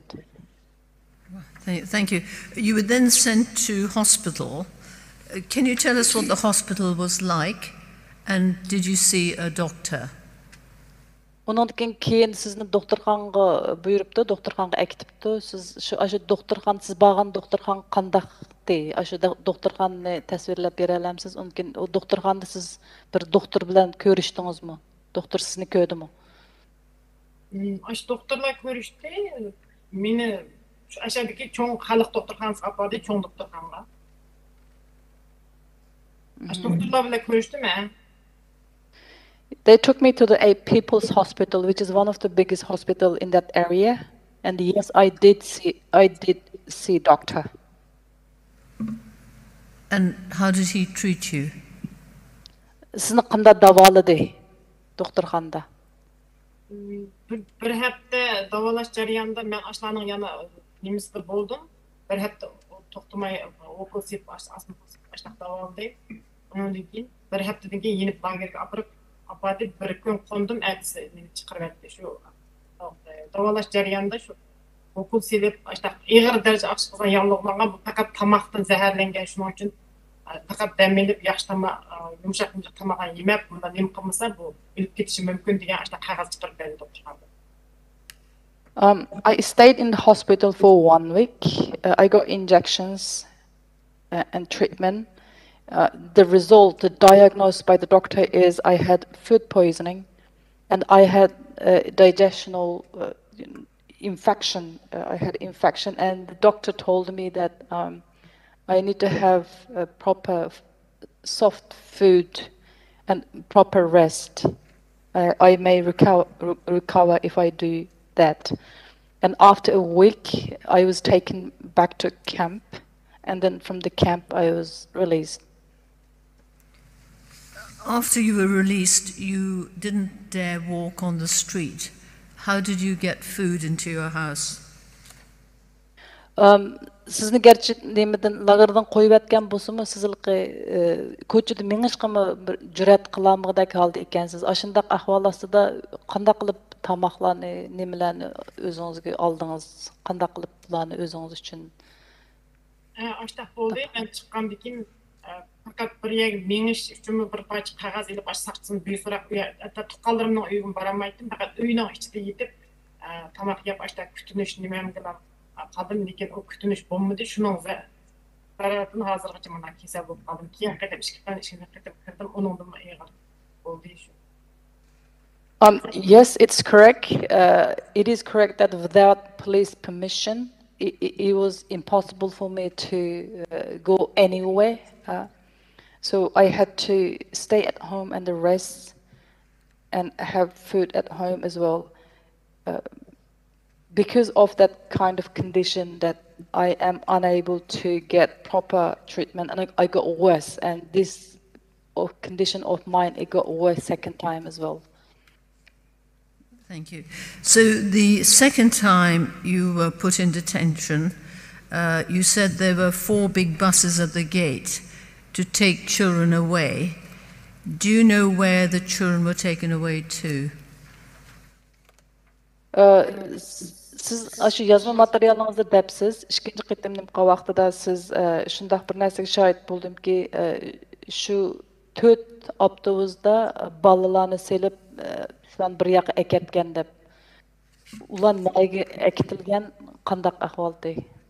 Men birinci günü aşı ikinci qitimning birinci günü aşı lager elip berengan günümde meni kirwatqan wagtymda men 4 avtobus qatar turup adam ekebetken lagerge.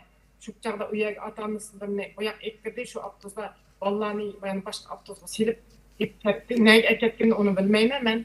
Lekin ularni ata-anasından çeqip aşağı ağrıp biz bilen bir ata-analarını biz bilen bir ekirip ketip ballarni eketkenini öz gözüm bilen gördüm.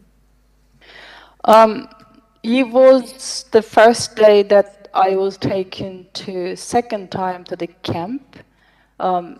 It was the first day, and when I came, I have witnessed that there were the buses brought people into the camp, and also I have witnessed that there was different buses. In one bus, they took out the parents of the kids, and the other bus separated the children from the parents, and then the children were put in another bus and taken away.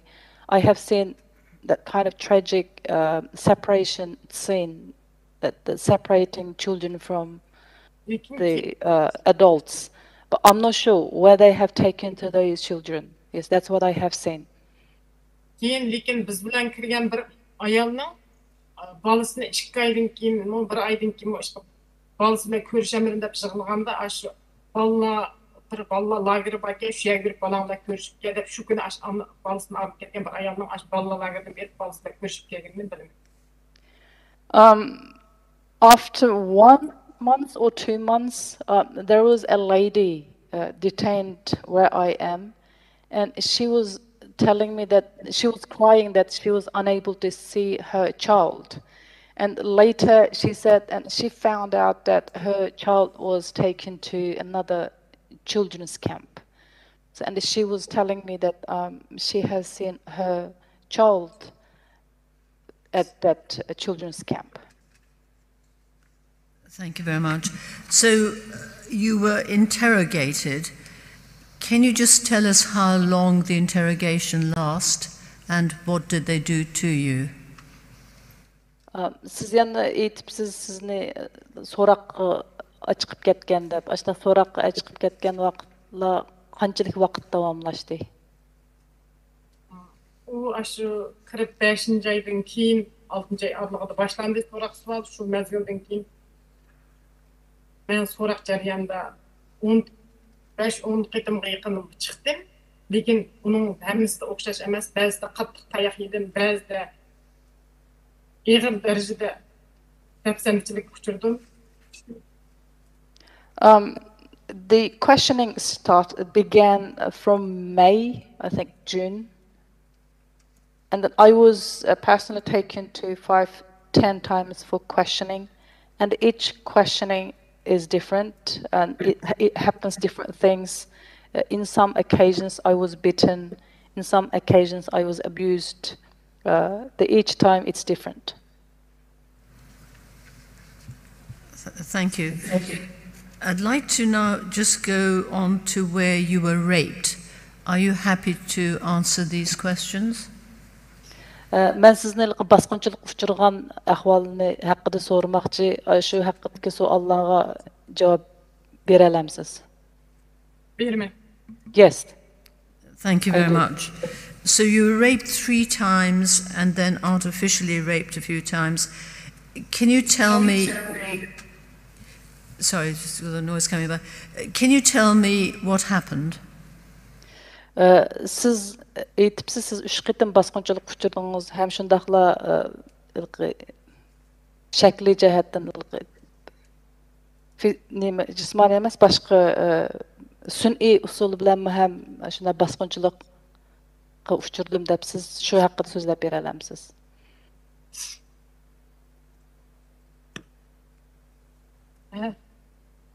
Shundaq bo'ldi. Please take your time.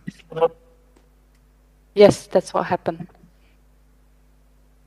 U ben için pek bir hayatımdan cismimden ölgen bir günü o men değiştim mi?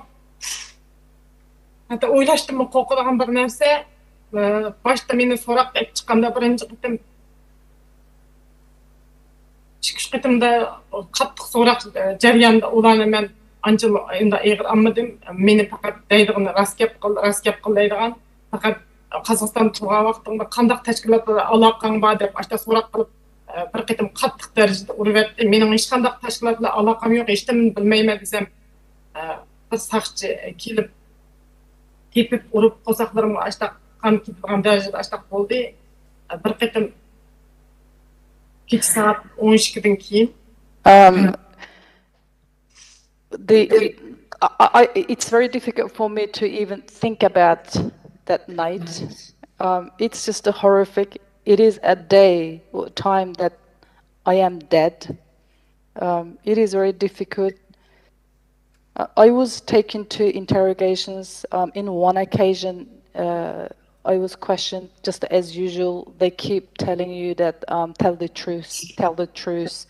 What did you do in overseas, and what kind of organizations have you communicated or connected, and that kind of things. And if I say I don't know, I don't have any connection, the result is I face beating, kicking, and that's the kind of process all the time that I faced interrogation.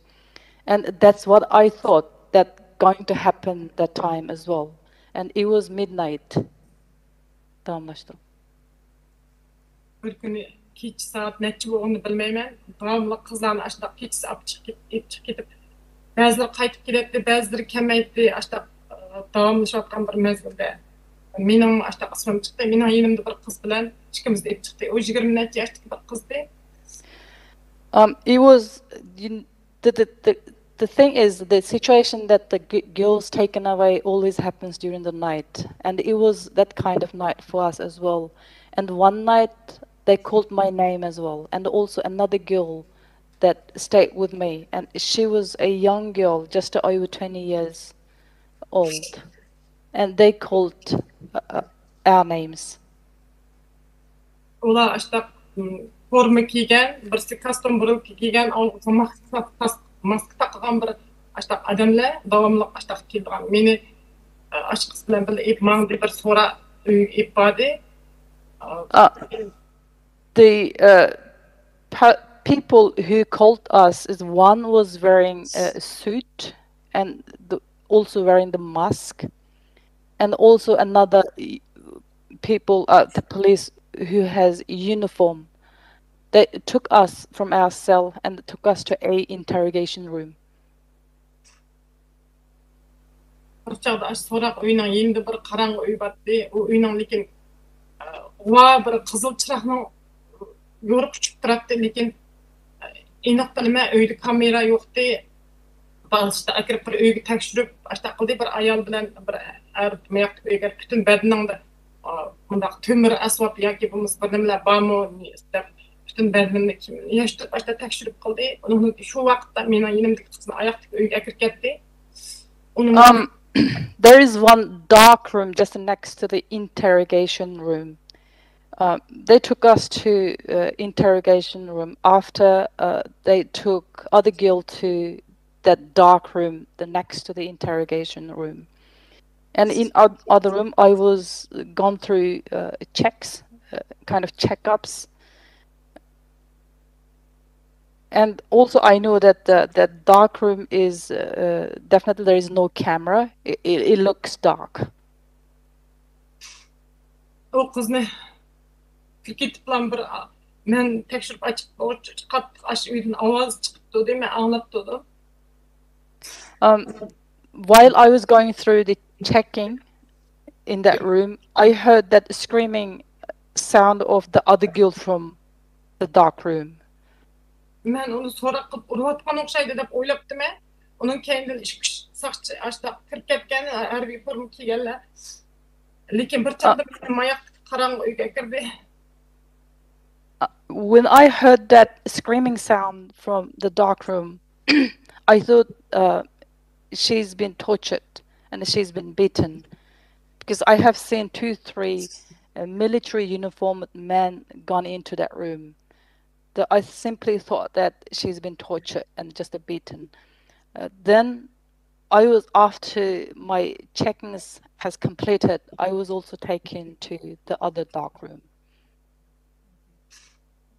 Mening uyga kirgan chaqda berib men o qizning nim bo'lganini bildim. Then I realized what has happened to her. Personally myself, I was in another dark room. Thank you. Can I just ask whether she got any injuries when she was artificially raped?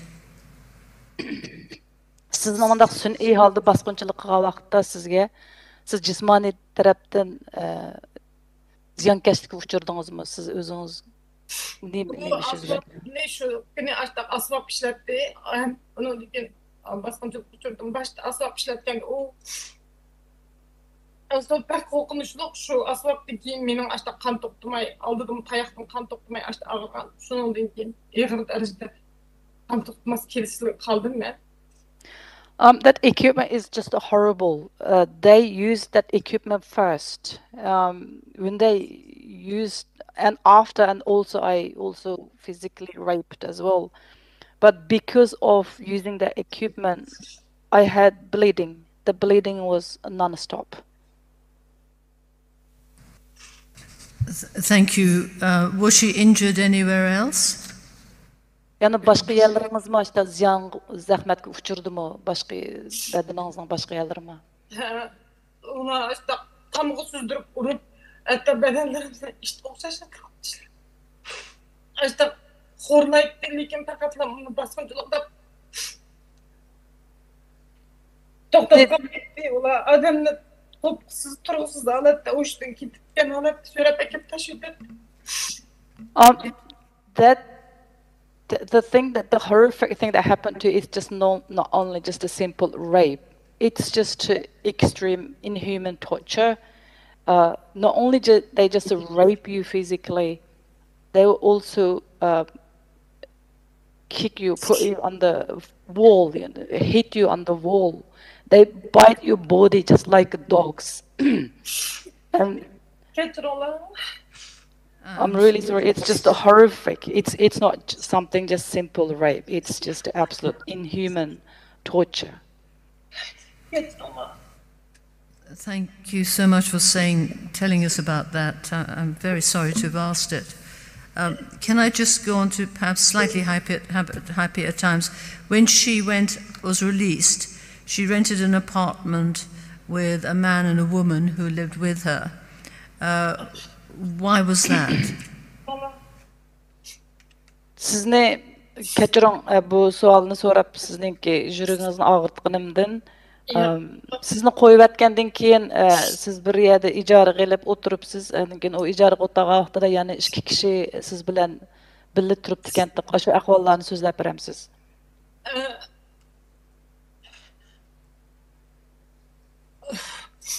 Ben lagerden çıkan gün bulam aslında sakçılar gelip şu köyden başlayıp sonunun konup başlayıp kaldı. Şu günü ayetsin başlayıp beni başka bir yer icarip oturuş mecburladım. Üy taptı otladım. Şu günü başlayıp bir ayal ben devamlı. Ben bunu turdan konudan ulaştırıp koydu. After I was released, I stayed with my sister. However, every day the police would come to the house and the question, and also the people from local authorities should also come daily basis and question and monitor me. And later they said that I have to move to different place. And they rented a place, and I moved out there. But when I moved out, another two officials, a man and a woman, stayed with me.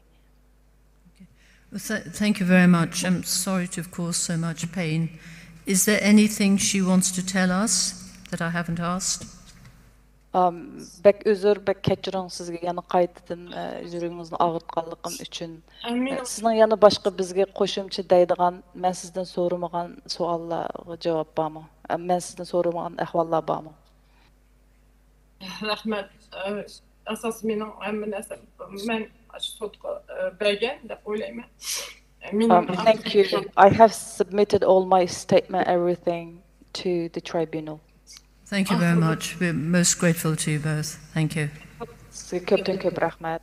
Ahırda deydiğim bir gibi, bütün aşağı Türkistan'da bunun deyin aşağı mening o'xshash yana teklarga qarindoshlarımning qizlarini o'z men chiqib ketgan chog'da ularning hech qanday menga chet elda eri yoki chet elda tuqqanlari yo'q, guvohlik berib qildigan cho'qim shu sotning adil bir taraf qilib ashlarni qutqizishiga endi unda Açlık zulümlerinin bulmaslığı için bütün dünyanın yardım verişini ümit kılma. Lastly, I would like to tell the tribunal that there are millions of girls like myself who don't have any supporters like myself. For me, I had my husband who can speak up on behalf of me and campaign for me, and which is be able to save me. But there are millions of girls like myself who is still in the camps in East Turkestan, which needs to be saved. I really wish from the tribunal to serve justice and to save those suffering girls. Thank you. Thank you. Thank you.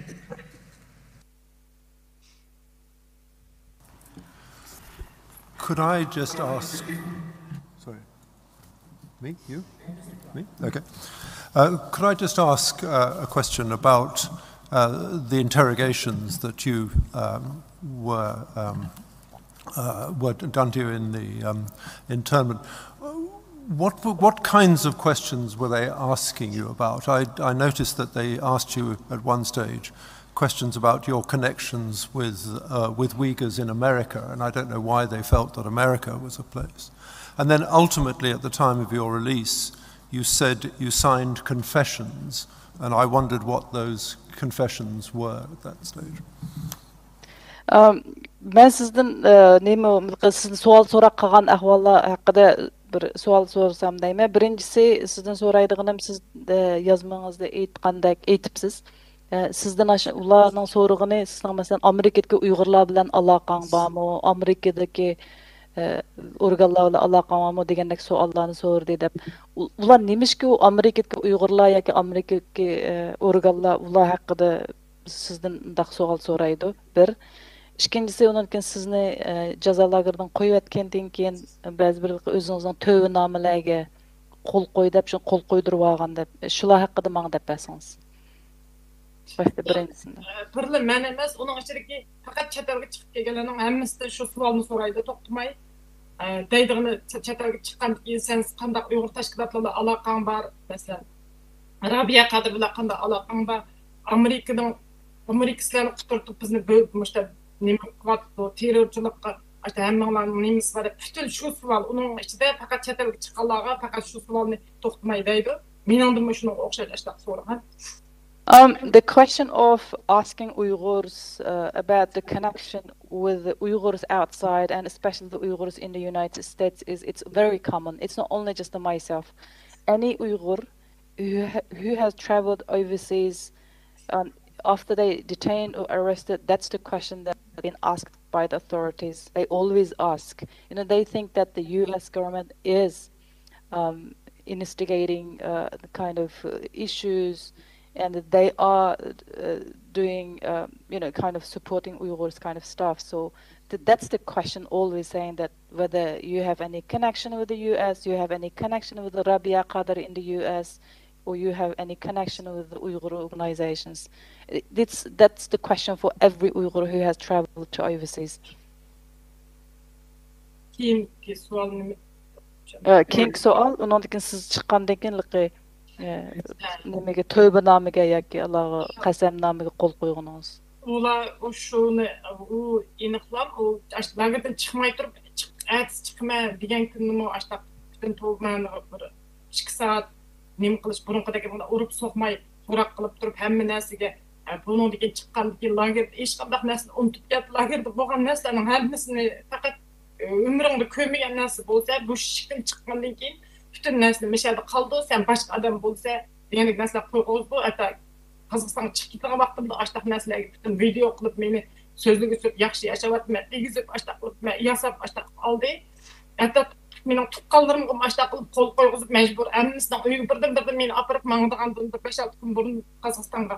Agar sen chiqqandan keyin lager to'g'riliq yaqsang butun narsani, butun tuqqanlaringni mush jazoga tortildi deb ashta ib qoldi. Ularning u birdan bir qilg'ash.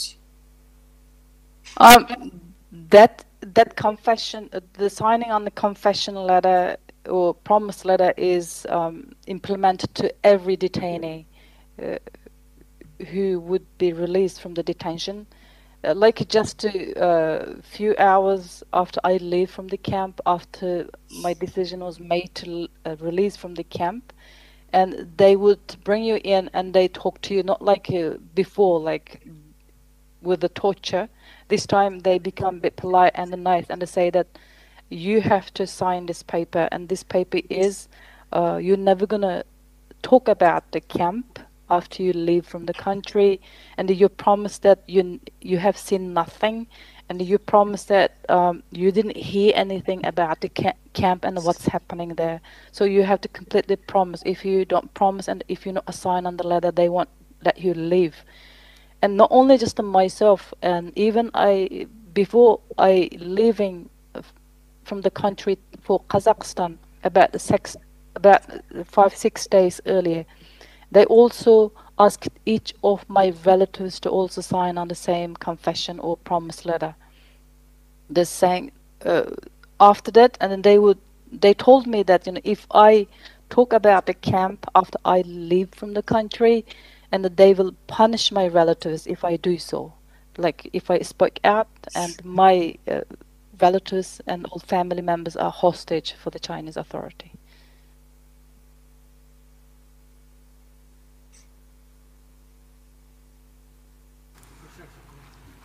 Thank you. There are some accounts out in the media which the PRC have also picked up on, that you claim no direct rape or abuse or harsh treatment in some reports and in others that you do. Can you explain why we have these different accounts? Xitoy Xalq hökumətininki bəzi bir sözləri barsız haqqınızda degan məsələn sizning uçurğan basqınçılıq, yaman muamele, ağır muamele, hem şundaqla sizga qaratqanındaq tuğut çəkləş degəndək şunda ahvallar nəsədə bundaq mövcud emas o ahval sizning deganlaringizning hammasi yolg'on deb shundaq degan ahvollar siz bunga qanday qaraysiz? Bununla hech qanday qarmayman. Xitoy hech qanday narsani rost demaydigan aniq. Mening buningdan qo'rqadigan hech qanday Xitoyning paketim bor. Mening u yerda begunohdan sotlangan butun lagerlar o'zim yotgan lagerni bilaman. Agarda xalqaradan cho'qim odam boshlab berish to'g'ri kelsa, men hozirmi o'zim qo'rqishdan men chunki jismim, ruhim hamma narsani o'ltirib bo'lgan Xitoy. Men faqat hayot ishki ko'zim bilan taqrab yashayotgan bilan dunyoda bir umid uchun kichkina bir bo'lsin haqiqatning borligini ko'zim ko'rib o'lib kelsam deb yashayotgan odam. İş bunun için ki insanların biz okşaş kolluk kömeslik için hayat yaşashni bel bağlap yaşavatmam. Lekin mening bütün cismim ölüp boğan şunun için ben ölümden yani bir Xitoydan qo'rqib qolmayman. Men borman, lagerni ko'zlayman. Beguna muddatsiz qamoqda so'nib ketgan qizlar nomi ismi bilan bilaman. Men bütün hammasi birdan so'rab chiqa olmayman. Men hech nimadan qo'rqmayman. Chunki Xitoyning yolg'onchiligidan men hech qachon uningdan baribir men uchun nima desa, uni men hech qanday uningga nima qilmayman. I don't surprise because PRC always lies. Whatever they say is always lies. If especially if you tell the truth, the lie the agitation gets even more. And I don't surprise of that one at all because I am not afraid of anything. Although you can see me physically, I'm standing, I'm talking, I'm speaking, but in reality I am dead already. I am only living to see a justice to be served, to see that people are saved and many people not suffer what I have been through. That hope keeps me alive, and that's why I am alive. I'm not afraid of doing anything. If international community interested in to investigate and interested in knowing the truth, I am happy to go there and to show the camps that where I was detained, and to show or tell the people that who were sentenced for life, sentenced to prison innocently. I know everything, and I can show the world if you take me to where I come from.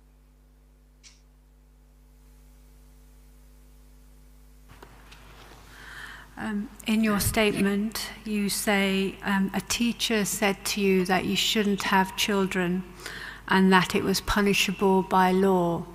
Which law is she referring to? Siz aşı yazma materialınız depsiz, o'qituvchingiz depti, sizlar undaq bola tug'sanglar bo'lmaydi. Agar ashunda bola tug'sanglar, qonun bo'yicha jazolansizlar deb. Bu davatgan u yerda sizga aytgan o qonun nening qonuniga? Kimning qonuniga?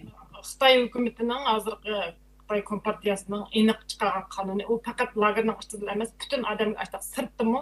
Men borganda men sirtning o'zida ikki ayol guvochi bo'ldim. Qo'sig'ida tug'ay deb qolgan bolalarni majbur boshqalarga berib ketishga yo'shirin ashta majbur bo'ldi. Chunki ashban tug'sa yo'ldishi 10 yildan sotlanadigan buyruq ashta bir bolani ashta ortiq o ayolning ikki bolasi bor. Mesela ashta buyruq aniqlab chiqarib qo'ygan edi.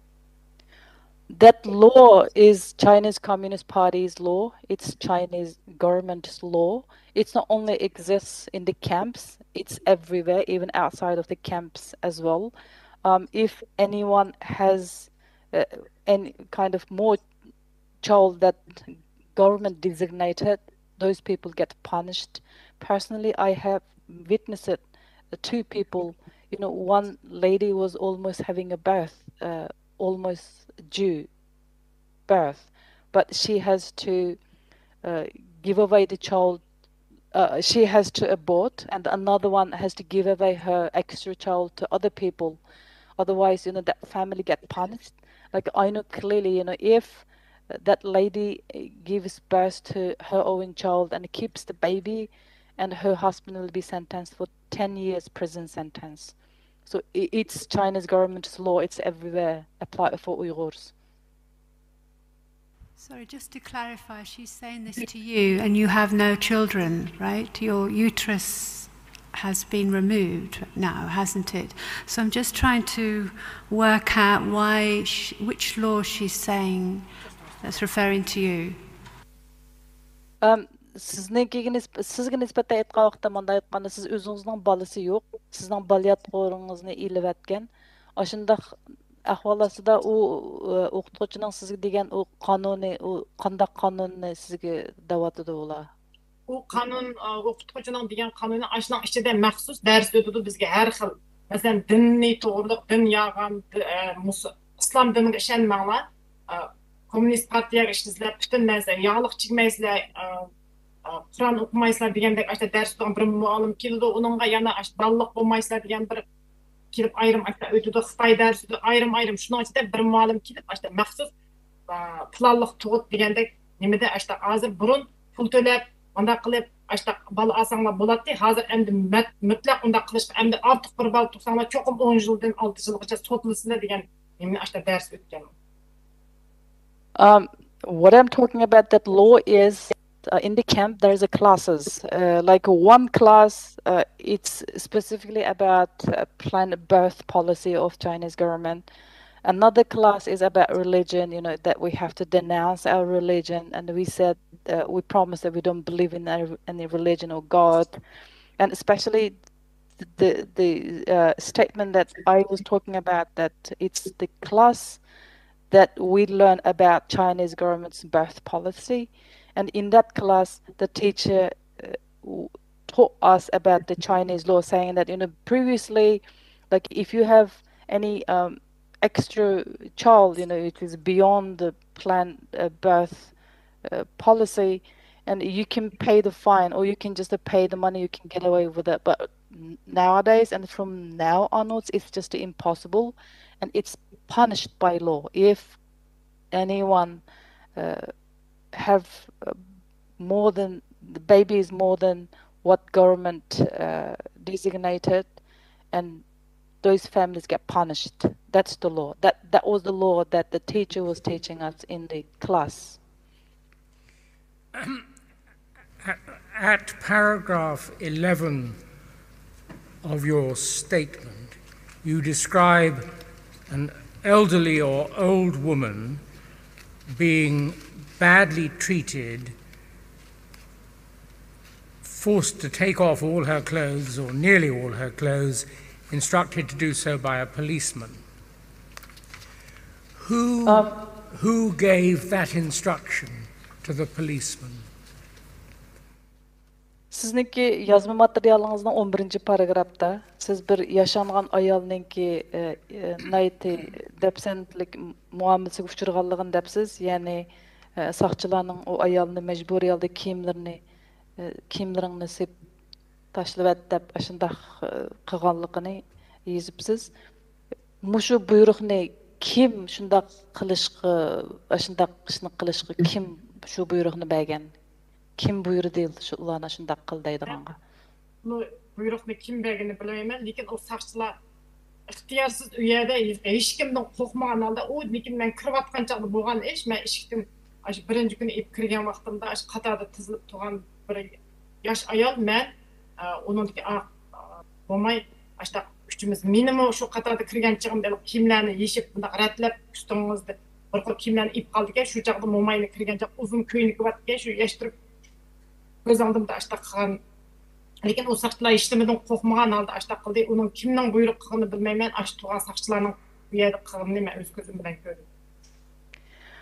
I don't know who ordered those policemen to do such a things. I'm not sure, but I have witnessed that incident when I entered the camp through the gate. We were few women there, and I saw that elderly woman. She was wearing long dresses, and the police are very powerful. They do whatever they want. And I have witnessed that, those policemen was forcing her to take off her dresses. In paragraph 26 of your statement, you describe how between May and August 2018 you had to put your head out through the food flap to have your hair cut. For whom was the hair intended? Do you know? Sizning yazma materialingizning 26 paragrafda 5-ay bilan 8-ayning o'rtaligi 2018-yili siz chichingizny tushirib mushundaq nemidan chiqirib munda qo'y deb ashundaq nem qilibdi, ashda bir ish bo'pti. Sizlarning shu chichinglarni tushirib ularni kimga berdi ekan, uni nega ishirdik, nega qo'ydi ekan, kimga berish uchun, kimga nem qilish uchun undaq chichinglarni tushagizibdi ekan o chaqda. Men onun içinde biz onu herkes mi bilmeyimiz. Onun içinde çağda işlemini bilmeyimiz. Biz fakat buyruqni nem qilamiz. Nem qildisa şunu qilamiz. Mayli chechangni tushadimdi, mayli kesdimdi, mayli şu jarayonda men 5-aydan 8-ay 9-ay aralıqda bo'lgan chash tushirish 3 kun to'xtamay nem qilish operatsiyasi qilish narsalar davomli bo'ldi. Biz onunga hech qanday narsani bilmaymiz. Chiqib xaltaga silib chichimizni eshikdan chiqib kesib xaltaga silib aketganini ko'rdik, onundan boshqa bilmaymiz. I don't know, because we were not told and we are unable to question in that camp, and we just follow the orders. Yes, that's what has happened. Yes, during that time. Yes, our hair was shaven and the hair was put in the bag and taken away, but I'm not sure where they took the hairs. And I mean, in that place, we just follow orders. Whatever they told us to do, we will do. But for example, within that 3 days, in one occasion, within that 3 days, and every woman had to have IUDs inserted. You know, the birth preventive measures were implemented. That's what happened. And suddenly they were ordered to say that everybody has to shave the hair. And that's what has happened, and they took the hairs. But I'm not sure who's ordering, who did it, but we just followed whatever they want us to do. It is said that in an interview with a French radio or television program on the 30th of October 2019, you did not refer to being tortured and gang raped. Do you remember the interview? Do you remember whether you did or did not mention being tortured and gang raped? 2019-yili 10-ayning 30-kundagi Fransiyaning bir radiosiga bergan so'zlashishda, intervyuda siz undaq ko'pchilik birlashib sizni bosqinchilik qilgan ham qiyin qisqaqa uchirgan bosqinchilik uchirmadim, qiyin qisqaqa uchirmadim debsiz. Mushu esingizda bormi? Qancha ayning nechisi? 2019-yili 10-ayning 30-kuni. Esimde var. O Qozog'istonda turayotgan vaqtimda ham o chaqda men dunyoga bo'lgan umidlarim bor edi, kichkina bo'lsa-mu endi. Bu yerda qiyin qisqalarni endi oilam bor edi, yo'ldoshimning tuqqanlari bor edi. Bu yerda men jiqnaslar tarafdan men bo'ldi. Ham Xitoyning qismimi bak chiqdi. Bu yerda Qozog'istonga har vaqt men chiqirib yetmadim. Qashqa o chaqlarda men mumkin emas undaq Bekçik kısımlar uçurap giderdim yerde onun metnini kadar. Ben hazır hemmedim cinimdim vaz geçken adette bu paratikip bu halde.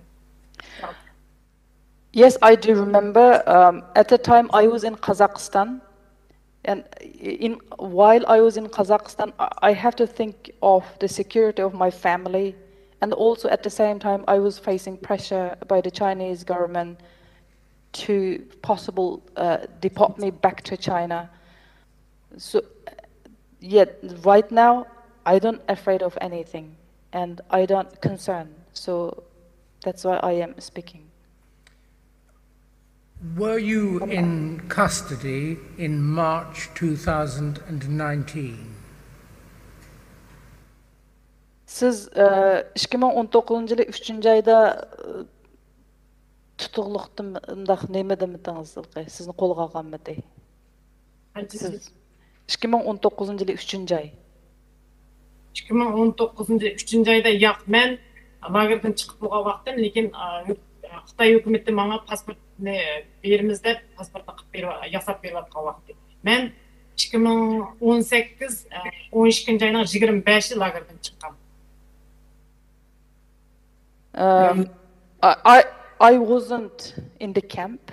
At the time, I was released, but the Chinese government was helping me to issue my passport.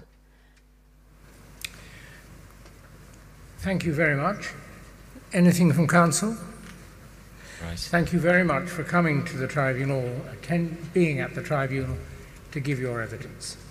Sizga köpden köp rahmet şu sot mahkemesiga kelip şahitlik berganiniz üçün köpden köp rahmet. Sizlarga köpden köp rahmat. Thank you very much to you too. Thank you, Mr. Chairman. Our next witness is Zomrat Duat. She was giving evidence remotely, and Dr. Zamit Borda would be handling this witness.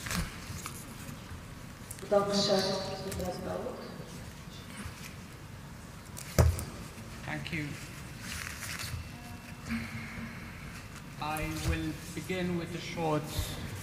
Microphone.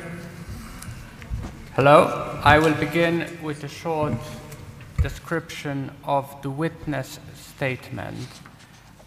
This witness, a Uyghur, was placed in an iron tiger chair with her arms and feet chained, and she was beaten during an interrogation at a police station. The accusations against her were about certain money transfers from Pakistan and that she had traveled abroad. She was later taken to a detention camp where she was regularly beaten. In the camp, she was also forced to take an unknown medicine, and her blood was taken every 15 days. I'm not sure if there's an interpreter who would like to cover that bit.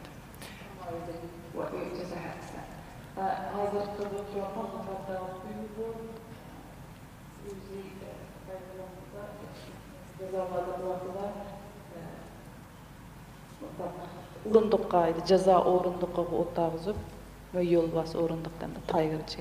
Otağızıp kolları, putlarını zincir bilen bağlagan alda kıyın kıstak uçurganlığı, Pakistan'dan bir pul sağan aşındak münasebet bilen keyin yana tayak egelligi muşu hakkında kıyın kıstaklar uçurganlığını bayan kılgan. Within the camp, she was also regularly interrogated about her religion, and she was beaten because she refused to say that Allah did not exist. After her release, she was forced to share her family home with a family of 4 Han Chinese. She was also forced to undergo sterilization, which continues to cause her long-term medical complications. I have 3 questions for the witness. And the first is this. Could you speak in a little bit more detail about the kinds of medical tests that you were forced to undergo before you entered the camp? Zümrət xanım, sizin aldığım şu sualdan başlayayım. Birinci sualım, siz nemer ceza lagerda vaqtida mecburi halda iş güzgen doğrular hakkında şu hakkında cevap verip başlasanız. Salam. Beg your pardon, can you just repeat last part of the question as well? Sorry, I was... Yes, I'll repeat the full question. So could you speak a little bit more about the medical tests that you were forced to undergo before you entered the camp? Jazalarga kirishdan burun sizning majburiy holda doktordan o'tadigan ahvollarni shular bo'lgan debsiz, ya'ni doktordan o'tkazish, doktor tekshirishidan o'tkazish. Shu jazalarga kirishdan burun shu elib borgan doktor tekshirishlar haqida tafsili so'zlab bera olamsiz? Rahmat. Men Zumrat Davud bütün Uyghur Sot Kollegiyasiga bütün advokat sotchilarga mendan o'tiq salam. Thank you. I am Zumrat Daoud. I would like to thank everyone within the tribunal. Thank you. Сакчыханага элеп берилиштен сакчыхандан мени лагерге элеп бериштен бурун мени ашындак бир harbiy işçiге сакчы кийим, üstüge harbiy kiyim kiyip doktorun халкını kiyip algan bir doktorxanaga elip berildim. O yerda şu yüzümüzde skanerlaş, anadan keyin kan elish, 10 tal barmağımızdan izini aldı, anadaki avazımızdan aldı bir mikrofon var. Anadan keyin gözümüzün nurunu aldı, anadan keyin bir tal narsani tutkuzup bizning shunda özümüzün boyunu ölçadigan keynimizni bitirib aka, ashuni turg'izib bizni rasm tatdi. Anadaki ayollar tekshirishi qildi. To'xtab turing, tushuntirdi. Before I was taken to the camp, from the police station, I was taken to a hospital. In that hospital, the doctors or hospital personnel wearing the white gown, the doctor white gown, top of the military uniform. And we were undergone a medical examination. That medical examinations include face scan, blood sample, fingerprints, voice monitoring, eyes check, and also with some kind of equipment checking our heights. Barmağımızın uçudan kanını elip DNA deydiğen minçilik bir kağızga müşteri sürttü dikemiz, onun da üstüne DNA diye kat var. And also they took blood from our finger, they pricked our finger and they took out our blood and checked and put that blood sample into a market writing saying DNA into the tube. Avazımızdan eliş üçün 20 minutlik bir varaqqa yazılgan xatni qayta 20 minut sözülgəndən keyin anadaki avazımız to'liq holda ularning kompyuteriga kirdi. And in order to get voice sample, we had to read again and again a writing on the paper for 20 minutes. After that 20 minutes, the computer completes voice recording or voice sampling test. Yaş olsun, küçük kız olsun, ya yaşangan ayol olsun, kar yok ular ayollar tekshirishi qildi. Yani aparatni ayol kishining jinsiy a'zosidan kirgizib turib, uni tekshirdi. And also, regardless of a young or older people, they also did female checking. And they inserted some kind of equipment into female vagina, and then they did such a checks, female checks. Elip kelingan ayollarning jiqligidan ücretmi nayet test geldi. Yani ettigen bağı adam kes saat karanğı düşküçilik, birden aşı tekshirishni qilib bo'g'uchilik pek karanğı tushib ketdi. Shunchalik adamjiq. There were so many women, and we were a long line, and they had to do the checks one by one on each woman. By the time we have completed our checks, it was already very late, very night time. Thank you. Thank you for that. And once in the camp, you also underwent some further medical checks, regularly in fact. You had blood drawn regularly. My question is, first and foremost, can you describe the kind of medicine you were given? Was this pills? What color if it was? And how many? Onun ikisini lagerga ekirgenden keyin bu yana aşında oxşaş aştaq neme tekshirishlarda bo'lib ekan sizlar masalan qon tekshirish degandek undan keyin sizlar bilmaydigan bir dorilarni ishkizish degan ashta ahvollar bo'lib ekan. Shu sizlarga ishkizgan dorilar qandaq dorilar deymasan uning rangi qandaq dey qancha tal dorini ishkizatdi sizlarga? Ak tablet dora kunde bir qatım işkiz bo'lgandan keyin uni cho'qim galdan o'tdimi o'tmadimi uni qo'liga bir mushu qo'lga keladigan bir palayni kiyib ham og'zimizga uni tiqib tekshiraydi. It was a white tablet and we had to take it every day, and in order to they make sure that we swallow it, the camp officials will put a gloves on their hands and they insert their hands into our mouths to check whether we swallow it. Doğru işkenden keyin bu doğru xuddi insonni xomush qilib qo'ygandek hiç bir işlerini oylap bulamaysınız. Hatta ailenizde kim var? Küçük balınız var mı? Ya ata-ananız, yaşangan ata-ananız var mı? Ya yoldaşınız? Hiç kimni oylayamaysiz. Fakat bugün bir günüm özsalı boldu degendek emdi. Hamışlık koyduğun doğru o. After taking the medicine, you don't think anything, like, you know, whether you have a family, you have parents, just anything. You just kind of think that how this one day pass, how this one day gonna pass, like that. You know, you feel kind of hallucinating. You don't feel anything. 15 günde bir ben 62 gün yattım. 62 gün jarayonda 2 qatim vaksina deb urdi. O vaksinaning endi nima ekanligini vaksina dedi, lekin nimaning vaksinasi ekanligini bizga tushuntirishmadi. 2 qatim belikim qo'yildim. Lekin qon elish 15 kunda bir qatim bo'ladi. I stayed in the camp for 62 days. Within that 62 days, I have vaccinated twice, but I'm not sure what kind of vaccine it is and what it is for. And also, the blood taking happen every 15 days, once in every 15 days. 15 günde bir qatim qon olgandimi bizga qarshi tarafda o ukolninki ishpresleri, olgan potolkalari hammasi sirtda biz faqat shu xo'zining ishigining kichik bir ishigidan qo'limizni chiqarib beramiz. O tarafda qanchalik qon olganligini bilmaymiz. Jig'nining uzun turgan, qisqa turgan vaqtidan o'ylaymizki bizdan jiq oldi, bizdan oz oldi deb o'ylaymiz. And also, we don't know how much blood they're taking out from us because we are inside the cell and we just to pull out our arms through the hole of located on the cell door, and we don't see how much blood they taking out and what are they doing it.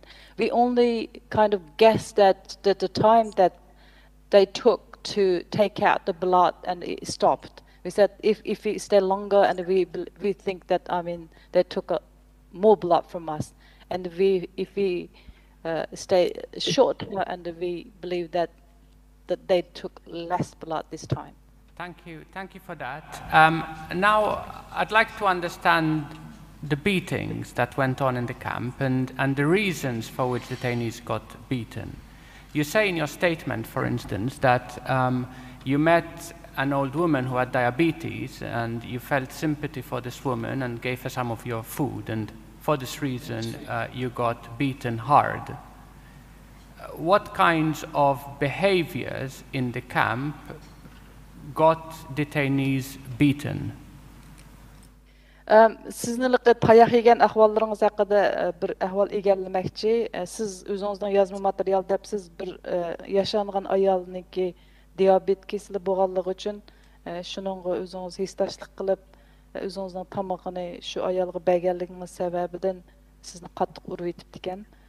Siz qattiq tayoq yegan ahvolda masalan u jazo lagerining ichida qandaq ishlarni qilsanglar yoki qandaq bir nima ahvolda sizlarni urdi, tayoq yeysizlar, qanday ahvolda sizlarni tayoq urish jazosini berdi, nima ish qilsanglar. To'g'ri, men kirib aytsigila bo'lgan ish bu. Men bilmaydim u yerda o'zimiz yemagan tomoqni boshqalarga o'tinishning gunoh ekanligini, hatto ularning qonun qoidasiga rioya ekanligini bilmaydim. Men shu o'zim u opash yaşangan 67 yaşlarda bor.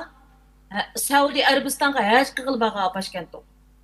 Shu haj qilgan, shaxsiy haj qilganligi uchun tutib kelingan.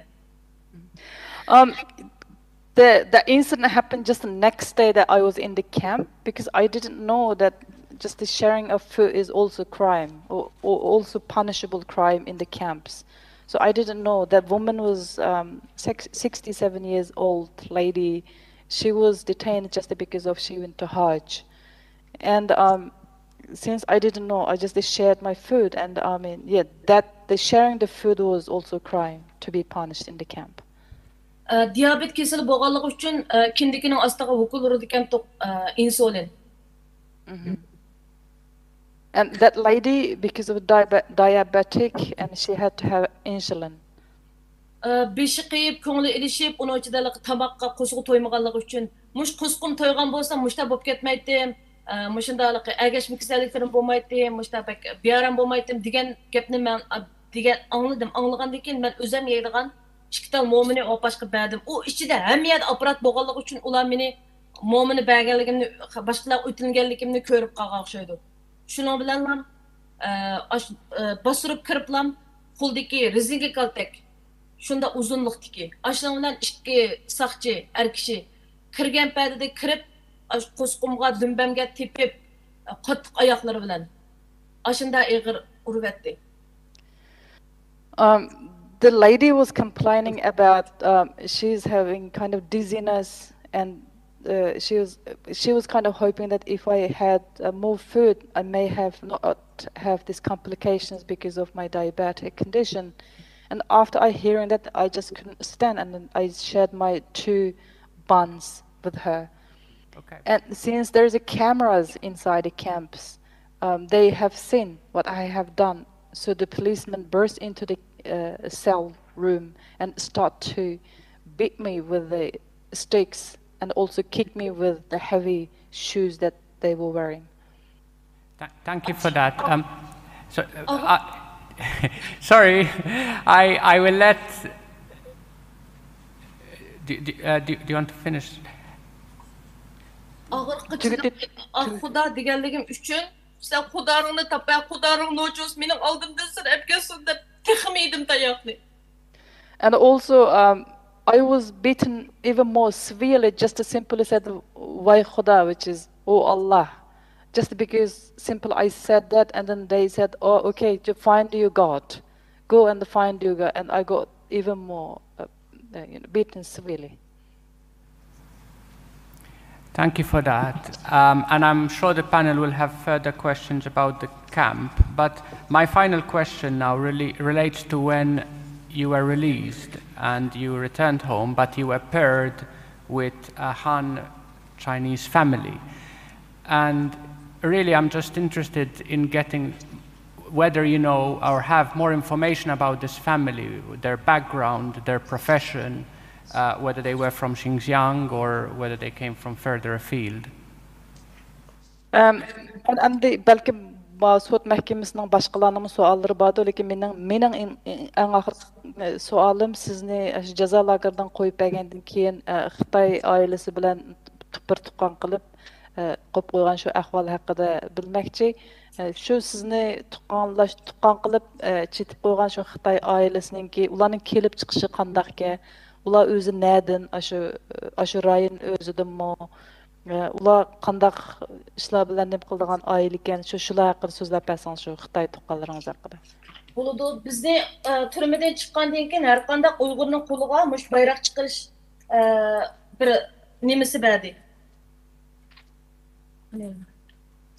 Biz o Xitoylarning qanday Xitoy ekanligini biz tanımaymiz. Aholilar komiteti o'zi bizga o'rlashtirdi. Yana qilishganda xotin kishiga er kishiga xotin kishini o'rlashtirdi. Mana bu mening oilamga kelgan, menga tuqqan bo'lgan Xitoy shu. You know, we don't know about the background of that Chinese family. We don't know who they are and where they come from.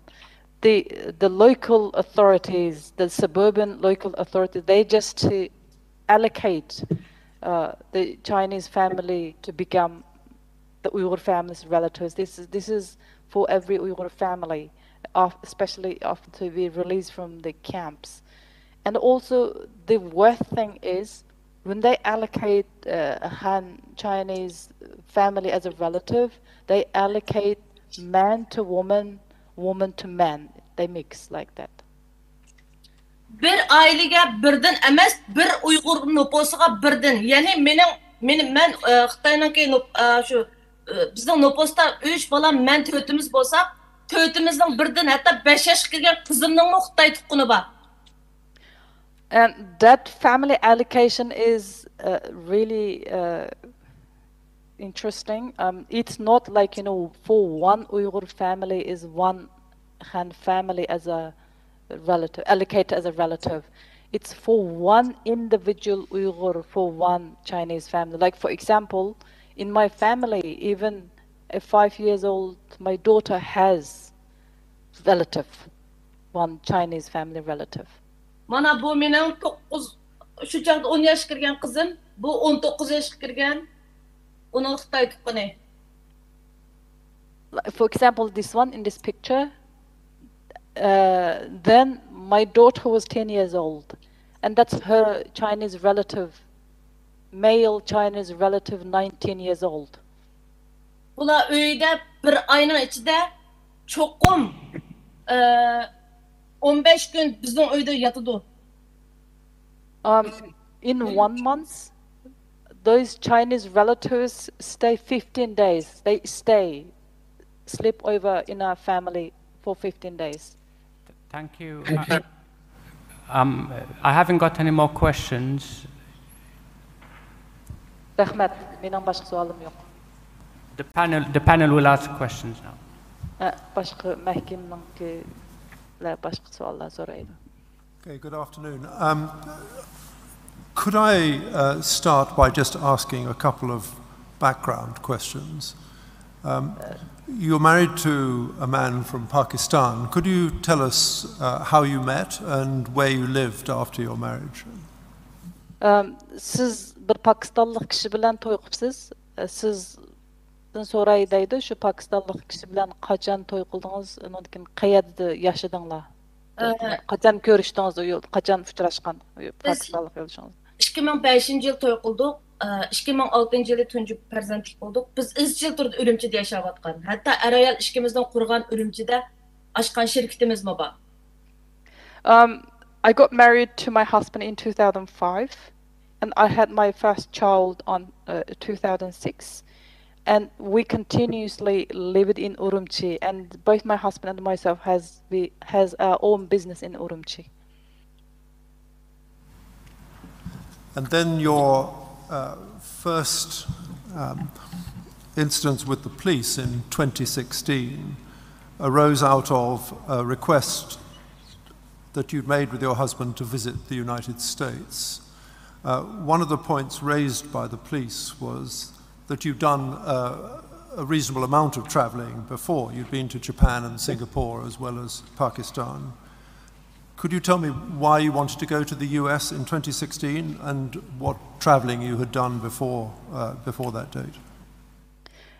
Sizniki saqchi bilan uchirganligi masalalaringizda bir masalalarning u yerda o'tirib chiqqan ahvoli sizniki 2016-yili Amerikaga sayohatga berish uchun iltimos qo'yganliginglar, undan keyin sizning burun Yaponiyaga, Singapurga, Pokistonga safar qilganligingiz mushularninkimi sabab bo'lganligi ashlarni deyilgandingiz, deb ekansiz. Mushu haqda bizga deb beramsiz. Bu 2016-yili nimishki Amerikaga kelishga iltimos qo'ygandinglar? Yo'ldoshim mushu import eksport tijoratini qilib, mushu elektr saymanlarni og'aylari bilan Shenzhenda tijorat qilish jarayonida mushu Amerikaga bir savdo ko'rgazmasiga keldi hamda viza iltimos qilib. Yo'ldoshim 2014 viza iltimos qilib Amerika vizasini olib, bu Amerikaning shunchalik go'zalbek chiroyli ekanligini deb degandan biz bunda er-ayol sayohatga chiqishni o'ylashgan. Biz Amerikaga ko'chib kelish, yo bo'lmasa Amerikaga ko'chman bo'lish hech qachon o'ylab boqmagan. Chunki biz Urumchida nihoyatim yaxshi egilik tiklab, ashunda hayot kechirayotgan. Shuning bilan 2014 yo'ldoshim viza olib bo'lgandan keyin 2016-yilisi bizning ko'rib beqish maqsadida 2016-yil bolalarim va men Amerika vizasini iltimos qildik. Qilgandan keyin Amerika vizasini Okay. Yeah, my husband, he had his own import and export business, and in 2014, my husband had his this business, and he was in Shenzhen. While he was in Shenzhen, he had because my husband's business is electronic equipment import-export business, and in 2016, one of the business exhibition has happened in the United States, and at the time he got US visa and he went to the United States in 2014, and afterwards he told us that the United States was such a great, beautiful country, and when it came to 2016, after hearing how the United States looks like, and we thought that why don't we just go visit and see. We didn't have our plan of migrating to the United States or living in the United States at all. because we had really good life in Urumqi. We simply just wanted to visit and sightsee, you know, to the US. That was the reason that we applied for US visa in 2016. Thank you. In that same year, you say in your statement that the Chinese authorities requested Uyghurs to return to their place of origin. Was that a law, and what did it mean for the population? Onunkin yana o'xshash 2016-yılda siz yazma materialingizda depsiz Uyg'urlarni har kim o'zining kelgan yurtiga qaytsin deb ashundaq gap bo'ldi deb. U Xitoy hukumatining qonunimidi u qonun ashtaq chiqqanmikan. Yo'qsizda bir qor bo'ron kelgandek 2016-yili Urumchida men shu yashab kelyapman. Urumchida ashundaq har shaharnikini o'zining yurtiga ketsa deb Urumchi zodi qaqasib qaynab ketdi. Qashqarga ketsa, yana bir shahar, har qanday shaharning o'zining yurtiga ketsa, cho'qim o'zining turishlik, nopos turishlik joy tursa, deb butun shu ko'chman bo'lib kelgan, hatto noposini yo'tkimay o'zi Urumchida izchil turdi 20-30 yil yashayotgan Uyg'urlarni hammasini o'zining shaharlariga ketkizibdi. That swipe returning or telling people to back to the original place is happened in 2016. It was very sudden, and suddenly this order came in and is saying that everybody has to where they come from. Like for example, if you're from Kashgar and you have to return to Kashgar, to wherever you're coming from. And suddenly the Urumqi became empty. There were even people who's been living in Urumqi for 20 years had to move back to where they come from. And also another saying was that wherever you have had your household registry, that's where you're supposed to be going back. So this is what has happened in 2016. Okay, then moving forward, 2 years later, you were detained by the authorities. You had in the meantime had a number of items of surveillance equipment put on your phone and other things. But what was the reason that was given for your detention, and what do you think the real reason was that you were detained in March 2018? Siz depsizde mushu ishlar o'tib ketgandan keyin sizni qo'lg'apti, yana siz so'linibsiz. Endi o'sha so'langan vaqtda bu 2018-yil 3-oyda sizni rasmiy so'labdi. Ular mushu so'labdan vaqtda albatta sizning telefoningizda ba'zi bir narsalar chiqqan ahvollar bor ekan, lekin haqiqiy sizni mushu 2018-yil 3-oyda so'lgandan keyin sababi, haqiqiy sababi nima? Nima deydi ular? Sabab nima ekan? Sababni to'liq demedi. Menimcha bo'lganda bak so'rab ketgan savollari birinchisi Amerika vizasi nima uchun sening pasportingda bor? Ikkinchi sen 3-farzandlik bo'lishingga yo'ldashing sana musulmon davlatda bo'lganligi uchun ko'p farzandlik bo'lishlarning islom dinida bormi? Seni yo'ldashing zo'lab ko'p balliq bo'lsa sabab bo'ldi yo bo'lmasa sizlarning dinda shunday ko'p bo'ladi deb sana dars o'tganmi? Sen 3-farzandni nima uchun tug'ding? They didn't clearly say what was the reason that I got arrested, but the main questioning and the main suspicion, or I believe the main reason is, number one is I had US visa. Secondly, I had my third child, and my husband is Pakistani, and they will keep saying that because he's a Muslim, did he educate you about the religion, and did he educate you whether have more children in your religion is a good thing? So whether have you been influenced by your husband or by your religion to have more child? I believe this too is a main reason, I think.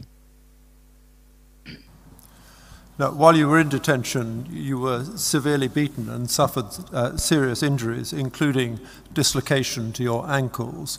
How long did it take you to recover? Because presumably it was impossible or nearly impossible to walk with dislocated ankles.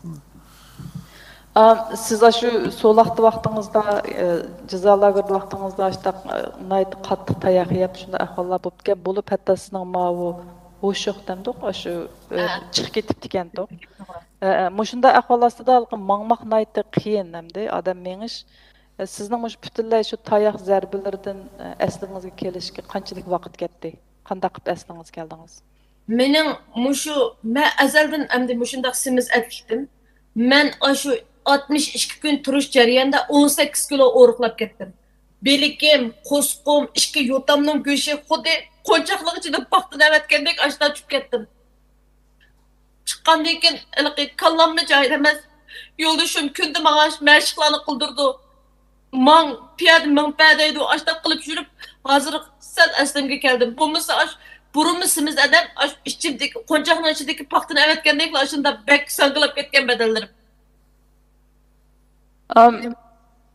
Yeah, I am recovering still, but after I released from the camp, it was just extraordinary for me. Although I spent 62 days in the camp, I am originally a bit kind of overweight, but I lost 18 kilograms within 62 days in the camps. And after I came out from the camp, my condition wasn't good at all. But my husband supported me a lot, and he kept telling me to exercise and to do many things. And until today, I am recovering. Thank you. You mentioned that the cell you were in was subject to substantial fluctuations in the number of people there. I think you said between 37 and 20. What was the reason why, do you think, the numbers of people in your cell changed so much?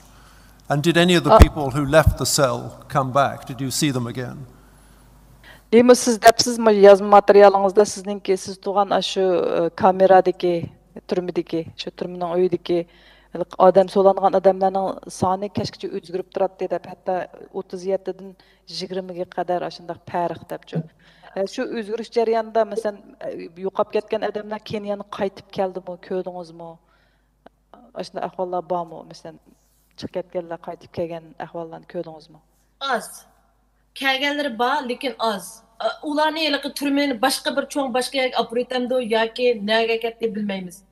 Keladi qaytib kelganlari, lekin anlashtirishdagi maqsadi birsiniki gaplarini bak bilib ketdi demdiki, birsi bilan sharp bizni gap qilib qo'ymaydi uning ichida. Shundaqdimi birsimizga ishorat qilib ketida mundaq uni buni qilib turib gap qilishib olamiz azroq. Hatto bir narsa yotmaydigan vaqtlarimizga qilishib olamiz. Shu chaqda endi birsi ishga bak bilib ketdi demdiki, shunga bizni amlashtirib yana bir kamerdagini biznikini anonga shunda amlashtirdiganlar bor. Shunda amlashtirdi. Lekin haqiqiy bunda oqshimisi ya keshligi bularni so'roq jarayonida so'roq qilib atisiga mang deb chiqib ketganlarni uni bilib aql bo'ldi farqlanarlik. Ular achib ketdi kelmaydi. The ones who come back is less. The more won't come back and we don't see. And also, I don't know what's the reason. They just keep change. I'm thinking they may be thinking that we shouldn't get connected too close to each other, because although there are cameras in the cell, but still we somehow find chance to talk to each other, like while we were memorizing or saying something, and we just take chance to talk to each other. Still. Some kind of muted way we do communicate each other. I think to me they try to completely disconnect from one another. That's maybe another reason that they keep changing numbers and the people within the cell. And sometimes it's clear that someone won't be coming back at all, because we can sense that such a person, that like if that person was taken to the interrogation and just taken away for some kind of reason, and we kind of sense and we believe that that person is not going to come back. And what were the conditions in the cell like, particularly when it was at the top end, when there were 37 women in the cell? Shu nimaninki kameraninki shu turm uyninki ahvoli qandaq deb bo'libmi u yerda adam jiq vaqtda masalan 37 adam bir kamerada ashta vaqtda ahvol qandaq? Ejiptlar bizni ishtirib kirgazgan vaqtida siz bir hojatxonaga kirgan o'xshayman deb qolasiz. Shunchalik puroqchilik eshikdan kirsangiz hatto bir o'birnining o'ltirdigan masalan nimasi bor. O'birni qildigan yami etik emas. Masalan bunda tam to'saq emas. siz Obernida hajat qilayotgan vaqtingizda qolgan 37 odam bo'lsa 36 odam sizning cho'ngini qilyapsiz, kichigini qilyapsiz, hammani ko'rib tura oladi. When you enter into the cell through the door, you feel like you are into a open toilet. It's just extremely smelly because there is a toilet inside. There is no privacy at all. There is no kind of thing that can divide the toilet from the other people. Like if one person going into toilet, that the rest of the 36 people can see whatever you've been doing. So it's just extreme and smelly, horrific condition. İki ay turuş jarayonida men bir qatimmi monchaga tushmadim. Ham tushgan odamlarni ko'rmadim. I stayed in the cell for 2 months, but within 2 months, I didn't take shower at all. And I didn't see anyone else also taking a shower. Aparatlarda kuzatib tura oladi. Hatto o ichidagi odam emas, aparatdimi saqchilar ichidagi mahbuslarning shu hojatxonadagi ishlaridan tatib ko'rib tura oladi. And there is a camera inside the cell. The camp officials can monitor every move of the detainees within the cell. Like it includes you are in the toilet. Now you say that in your statement that you are sure that many other Uyghur women were subjected to rape while they were in the camp. Can you tell me the basis for your believing that? Siz yazma materialingizda depsiz. Men cho'qim ishonmanki u jazo lagerning ichida ayollar bosqinchilik uchraydi deb. Shu ashunda deydigan bir asosingiz bormi? Oqshimiz chiqib ketdi qizlarni. Shunchalik chiroyli qizlarni chiqib ketdi, yoshlarni chiqib ketdi. O qizlar kirgandan keyin yo'q, o'lib verishqami bizning qurbatimiz yetmaydi uning ichida. Ya og'amchi yo'q, ya pichoq yo'q. Ular o'zimizni bor bo'lgan qurolimizni o'zimiz ishlatadi shu. Bechalarlar qo'llarini tishlaydi. Ularning ashundaq bir xo'rliq uchirganligi aniq 100% chiqib turdi. Qanchalik o'zlarining mehnat to'p ketganligini ifodalash uchun yuz ko'zlarini tatlaydi, qo'llarini aytidi shunday qilib. Ham bilaklarini tishlaydi. O ijrilish avolini ko'rganlardan qizlarni bosqinchilik uchirganligini bilalaydi. I mean, it's very obvious. The most beautiful young girls were taken away during the night, and when they come back, their condition is horrific and unbearable. That anyone who witnessed such a situation, and it's very obvious that those girls were faced rape. Because of the kind of guilt feeling or kind of extreme abuse, those girls, you can see, I witnessed they were biting their arms, hands. It's very obvious that the condition of those girls tells you that they were raped.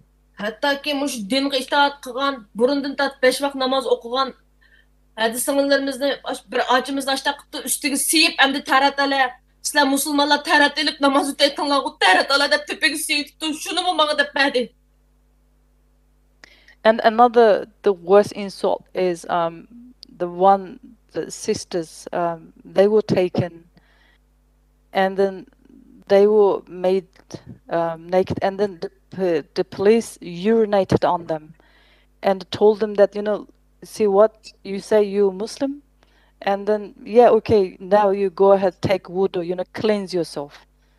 Since you're Muslim, that's what you're supposed to do, aren't you?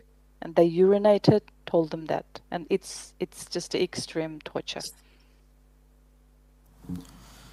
Now, before you were released, you were forced to confess to having what was called extremist religious ideas. Can you say what those extremist religious ideas were that you confessed to? Sizni qo'yib o'tishdan burun sizni oshqunliq diniy ideyarim bor deb shuningga tövbe qil debdi. Sizni shuning uchun ashtaq tövbe qil, ashtaq nimam bo'ldi deb. Siz bu nima bu oshqun ashtaq diniy ideya degan nima bu yerda?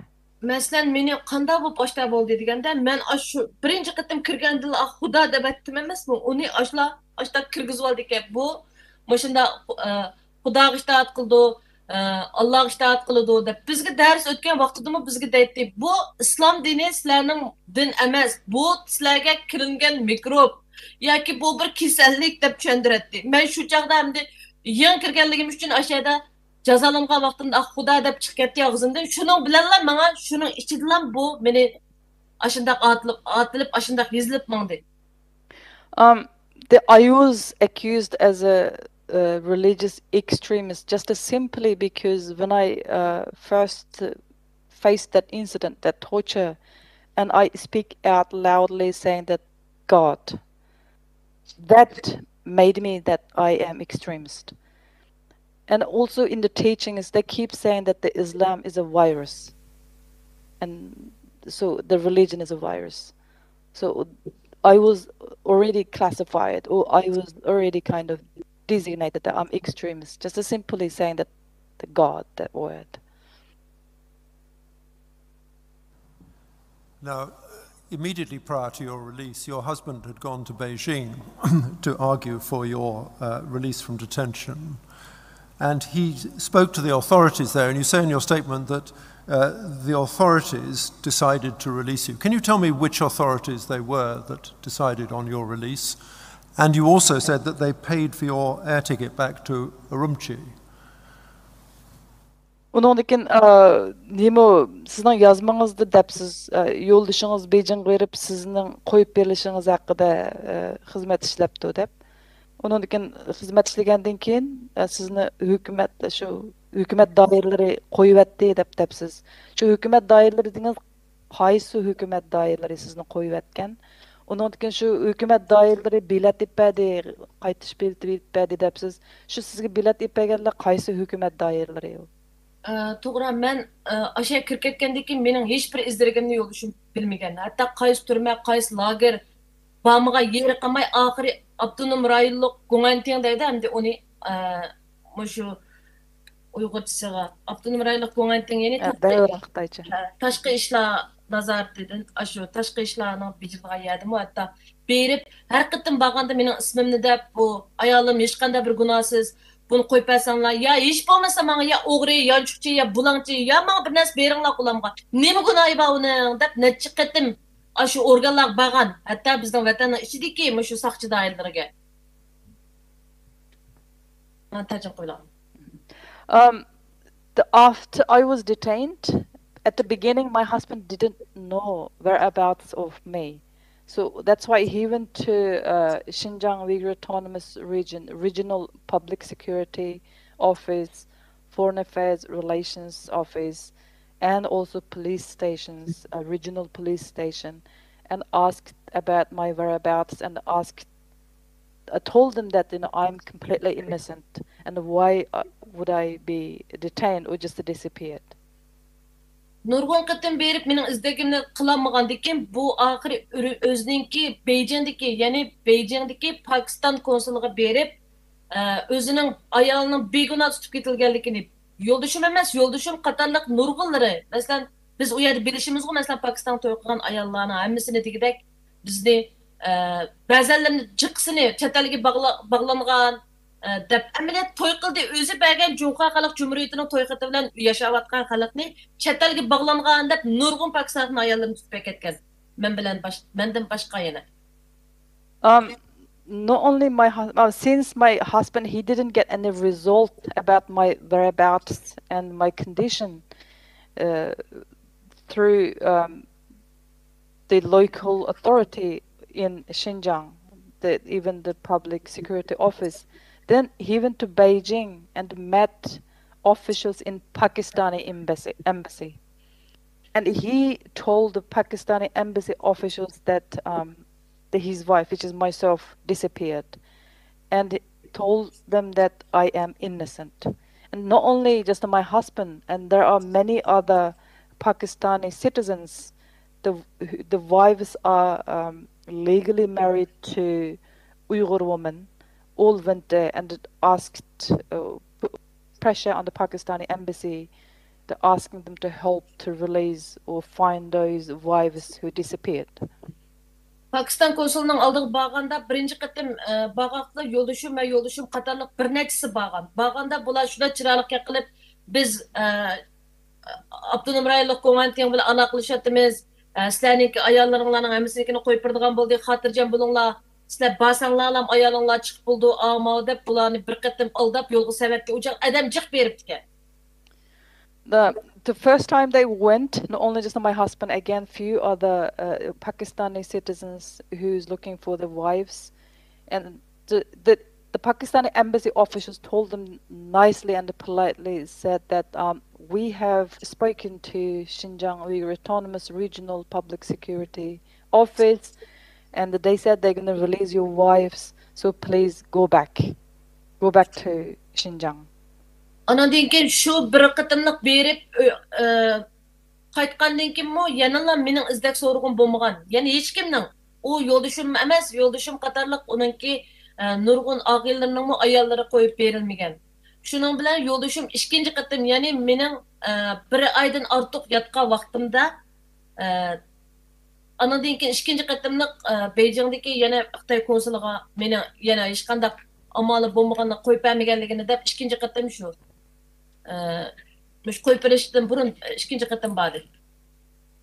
And after he came back, again, not only just himself with other Pakistani husbands, and still I wasn't released. By that time, I was already in detention for over 1 month. And then my husband went a second time to Beijing to demand my release again. U yer borgandan keyin yaxshi muomalaga uchirmagan endi u konsulga borgandan keyin qarashamagandek yoki ishga kirgazmagandek ishlar bo'lgandan keyin ashada yo'lishim vaqirab turib men mishada muxbir chaqirman. BBC, CNN ya bo'lmasa Washington Post men mishada muxbir chaqirib men nima ko'rsam ko'rdim, 2 qatim keldim, sizlar meni rad qildinglar, kirgazmadinglar. Men mishada muxbirlarni chaqirib butun ahvolni deyman, beguna ayolimni akirkatdi deb deyman. Deb u yerda shu And when my husband went a second time to the embassy didn't welcome him at all, and they were kind of really rude and didn't allow him to in even. And then after that, my husband said that I'm gonna speak to media about my wife's disappearance. I'm gonna call on BBC, CNN, Washington Post. I will give kind of press media coverage about my wife's disappearance.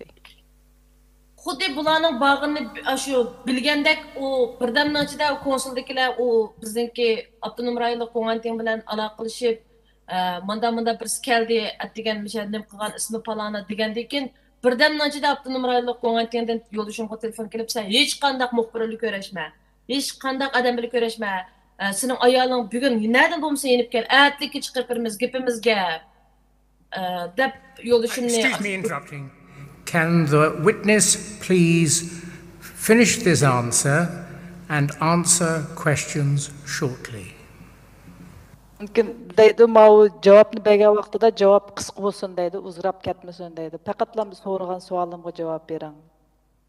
Bo'ldi.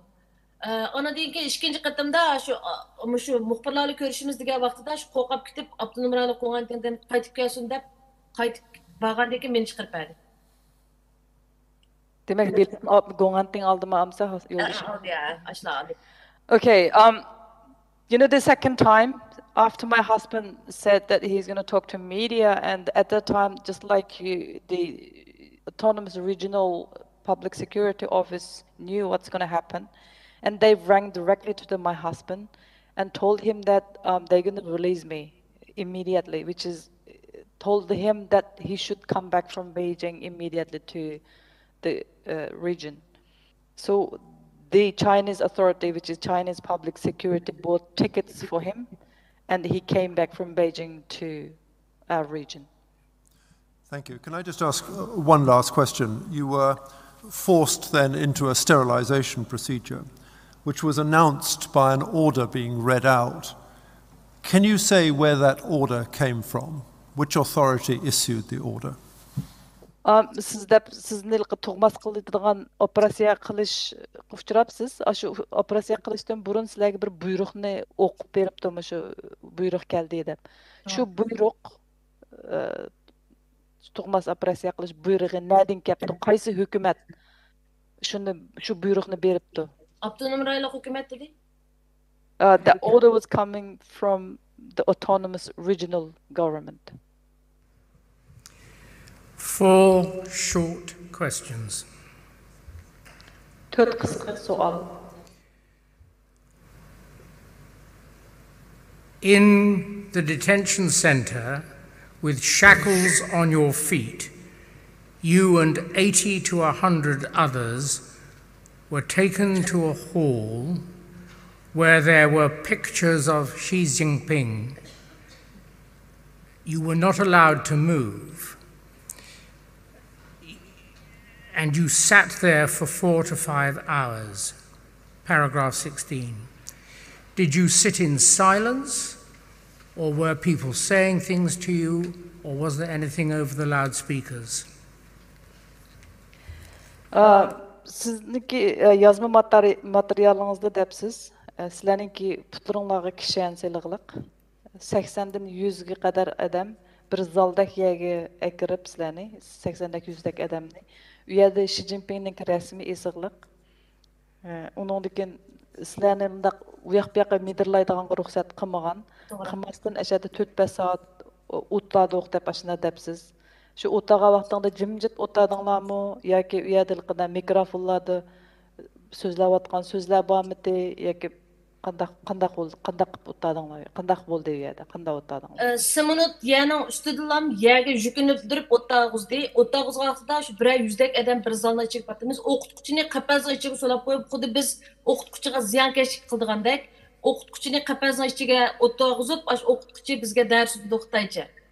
Anadan keyin Xi Jinping nazariyasi 19-qurultay nimasi degandek ashundaq. Mushundaq hozirgi davatga aqtashliq kitobda deyilganidek abayma deb o'tdim, Uyg'ur millati azaldan islom diniga itoat qilmaydi. Bu bir Uyg'urlarga bo'lmagan bir yuqumli kasal degandek. Shu temada dars. Okay, yeah, it was kind of place. It's cement floor. We sat on the floor. And there was a teacher, but the teacher was separated from the students, and the teacher was in the cage. It's just in the cage-like place. And then in that class, there was a Chinese language teaching, and there was teaching of about Chinese National 19th Congress. And just in the white book, China's white book said, there is all the theories saying that we shouldn't believe in Islam and we shouldn't believe in religion. Yeah, that kind of teachings will happen. One of the other women who you thought had been assaulted in prison told you that after she had been undressed, the guards had urinated on her. Is that correct? Sizningki shu yozma materialingizda depsiz. Yana bir aşındaq ayal haqqida, u ayalni jazolagerdagi shu saqchilar, shu bexatarlik odamlari yalang'och qilib, kiyimini silib, undan keyin u ayolning ustiga siyibdi. To'g'ri aytasiz. Shu to'g'ri. Abayda turgan ayol shu. To'g'ri. The woman that I have mentioned earlier, that's the woman. Yes. When you had a Han Chinese family living with you, were you obliged to treat them well, including by shopping for them and answering every question they asked of you? Sizni Xitoy oilasi bilan tuqqan qilib bir uyda qolgan vaqtingizda siz u Xitoy oilasini yaxshi muomala qilishingiz, ularga kerakli narsalarni setib berishingiz, ular so'ragan har qanday gap savolga javob berishingiz shartmidi? To'g'ri, bizga buni aholi komitetidan cho'qim ularga yaxshi muomala qilishimizni, yotgan ko'pisining hatto tutadigan disdan tortib cho'tkisi hammasini yangidan erishni, ularga yaxshi muomala qilishni, har qatim ular so'rag'an vaqtida cevap verişimizni deydi. Yes. We have been ordered from the local authorities to do everything for them, including all the questions that you asked. Yes. My last question of you concerns the death of your father on the 12th of October 2019. When was the last occasion before October the 12th of 2019 that you knew of his being in good health? Ben endi dadınız doğruluk sorayma. Yani dadınız 2019 yılı 10. ayının 12. günü alemden ötüp ketipti. En ahırkı ketim sizin dadınızın salamet, sağ salamet ekenligini anlayan vaxtınız yoki salametligini bilgen vaxtınız kaçan? Ben 2019 yıl Amerika'ya kep 9. ayının 27. günü 23. mü 27. esim kabak. Şu günüsü ben New York'ta guvalık verdim. Ben aş New York'a manga vaxtımda ailemdekilerin telefonunu tapşırıp algan. Gep qıma, hatta avazıma var şu öydekilerin ki avazıma ep koygan. Dadam saqçıxanada artık gep qıma fikam neme iş qılatqan bolsang to'xtat dedi. Ben to'xtamadım. To'xtamay ketib New York'a. Bo'ldi ya, hammanglar o'xshash men uchun. Dadammış şu, qerindaşlarımmış şu, bütün Uyghur halkı şu, ben guvalık vermişsem bulmaydı deyip, hemmisini videodan jüp çıkarıp ettim, alaqılış app'lerden. 10. ayının 12. günüsü, yani 10 neç gün ötkendeki Allah'ım, saqçıxanda dadam deyip telefon akılırım, 10. ayının 12'si bir Xitay hoşlandı dadamdan o'tib ketganlik xabarini aldım. O Xitay hoşlanma ilik qilib, senin dadam türmede saqçılarning tarafida ölüp ketdi deb deyildi o. I don't remember, is it on September 23rd or 27th, 2019, I went to New York for testifying. Just before I traveling to New York, I had the telephone message from my brother saying that please stop whatever you're doing. Whatever you want to do, just stop it now because my father in police custody. And after 10 days, 12 days, and I have received a phone call from my Chinese neighbor telling me my father passed away in police station. So that because of the person is Chinese and be able to tell me that my father passed away at police station. Thank you very much for coming to the tribunal to give evidence. Köp rahmet müşü mahkemeye gelip şahitlik kılganыңızdan. Madam Interpreter, thank you very much for your assistance. My pleasure. Köp rahmet sizlerden. Thank you very much to you. Mr. Hamid and your colleagues, the last question, and I'm not going to deal with the detail because we have the answer, related to information known to you that it has been alleged by the PRC, and I quote, that her father died of heart disease after living a normal life, was never interrogated or detained. We will now take a break. Sorry, is that correct? Yes, that's correct. You've covered those questions in the questioning. Okay. Do you want me to translate? No, don't bother with that. That's fine. Thank you very much. All right, thank you. We're going to take a break, but first, sorry, yes, Mr. Zamit Border. A quick note that we have support teams in the office, and any witnesses who may need it will be offered that support, Chair. In the office there? Yeah. Yes, yes. We're going to break now for 15 minutes. I'm sorry we're running late. 4:15, but I think Mr. Vetch wants to say something first. A very quick bit of housekeeping. I understand from council that there will be some potentially distressing images that will be put up on the screen during the next witness's testimony, so please be advised of that.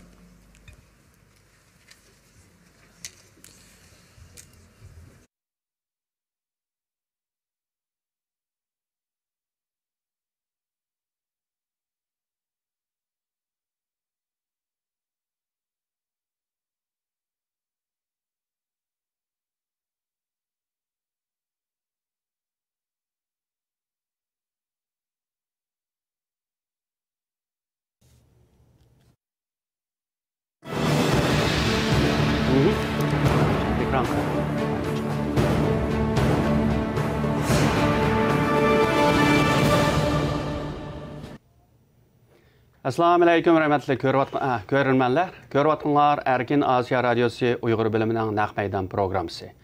Bugun 6-oyning 5-kuni. Biz yana davomli holda sizlarga Angliyaning poytaxti Londondagi Uyg'ur sud kollegiyasining naq maydon taqtishini huzuringizga bag'ishlayapmiz. Men Alim, bu efendim Uyg'ur bilimining muavin direktori Mehmetcan Cuma.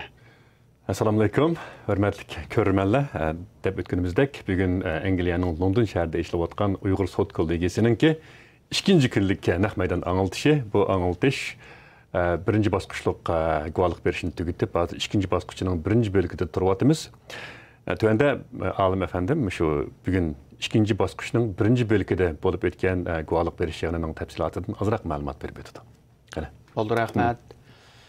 Bugün düştün keyin tunji qadamda ikki Uyg'ur guvochi qahramon ayoldan Tursunay Ziyovuddin xonim ham Zumrat Davud xonim Angliyadagi bu sud kollegiyasi oldida o'zining beshidan o'tgan nihoyatda fojialik qismatlarni so'zlab o'tgan bo'ldi.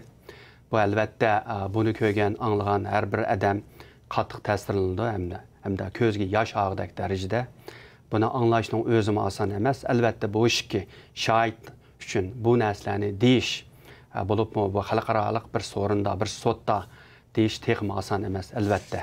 Shuningga unda biz Mehmetcan efendi bu birinchi guvochi Tursunay Ziyovuddin xonimning degan so'zlar albatta boshdan oxirga ta'sirli bo'ldi. Ammo sizningcha muhim nuqtalarni siz bizning ko'rarmanlar bir Oldu. Başta biz bu Tursunay Ziyovuddin xanım haqqında azraq bir tushundirish berish to'g'ri keldi. Albatta hammadan Tursunay Ziyovuddin xanımni Uyg'urlar jiq bilsimi. Ammo Tursunay Ziyovuddin xanım 2018-yilining o'ttirlarigacha Xitoyning lagerda tug'an, ikki qatim kirgan, hatto bir qatim o'lib ketish girdobida qo'yib etilgan, ya'ni saqaygan deb. Saqaygandan keyin yana o'lib ketilgan bir ayolning birisi. Tursunay Ziyovuddin siz deb o'tdingiz, qahramon ayollarning birisi deb. Haqiqatan bu baho bek to'g'ri deb qarashga bo'ldi, chunki Xitoyningki bu xonim Xitoyning lagerlaridagi uchragan xo'rliq va azoblarining ustiga Xitoyning eng yuqori darajalik hukumat arboblaridan tortib va o'rta darajalik arboblargacha hukumatning barliq tashviqot apparatlarininki keng ko'lamlik hujumga uchragan ayollarning birisi. Masalan, buningda 2021-yili 24 fevral Xitoyninki tashqi ishlar bayonotchisi Wang Bingbing bu xonim shu Zumrat Davud xonim bilan Tursunay xonimning rasmini ko'rsatib turib, bularga axloqiy, odimiylik va shaxsiyat nuqtasidan hujum qilganda, bularni har xil darajada bularningki shaxsiyatiga tekkan hamda.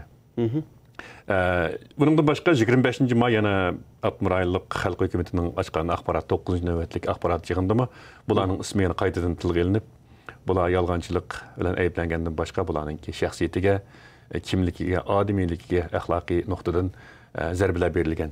Ya'ni shundaqdimi bular yana har xil zarbalar ham shu lager bularning ruhiyatiga, qalbiga qoldirgan, jismoniyatiga qoldirgan chunqur azoblar badliga shularga qaramasdan yanilam xalqaro matbuotlar tik turib o'zi yo'liqqan har xil xo'rliqlarni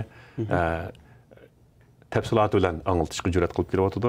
Bularning ichidagi eng ta'sir qilgan bir nuqta, diqqat qilgan bir nuqta nima bo'ldi desangiz, bugungi bu so'rinda, shu mutaxassislar so'rinda sud kollegiyasidagi professor Parvin Kumar degan bir xonim bor. Bu ayol asli Hindiston tug'ilgan, Hindistondagi dangliq meditsina universitetini bitkizgandan keyin Angliyaga kelib, Angliyadagi dangliq meditsina universitetlarida o'qigan ham London Medicina Association, ya'ni London jamiyatininki raisi bo'lgan, prezident bo'lgan ayol. Demak, Londondagi eng hurmatga sazovor bir doktor.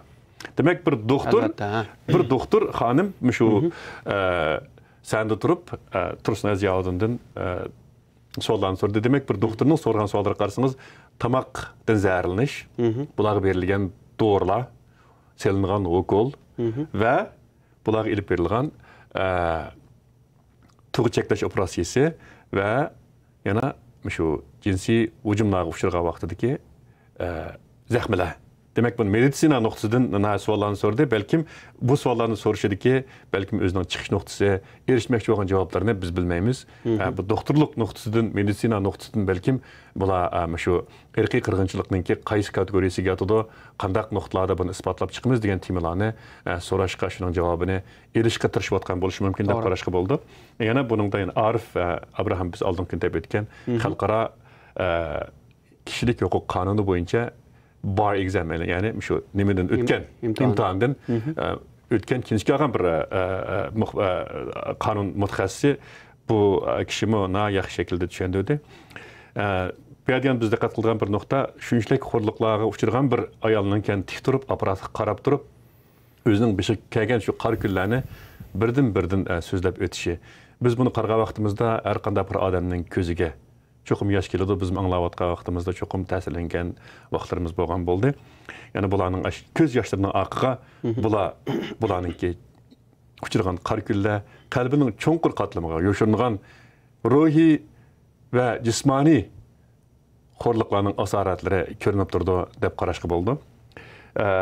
Yani ahirda shunchalik xorluqlarga uchrab turibmi bu xonim yana Angliyada ishlayotgan sud kollegiyasi xodimlaridan mening chet elda tuqqanim bo'lg'achqa, erim chet elda bo'lgan bo'lg'achqa, mening uchun so'zlab meni qutuldirish fursatiga erishdi. Lekin mendan bechora holatda turayotgan, mendan ojiz holatda turayotgan hech qanday yor yo'lik yo'q, yor yo'lanchiksiz minglagan, 10 minglagan Uyg'ur xonim qizlar bor. Bularga qilgan adam yo'q.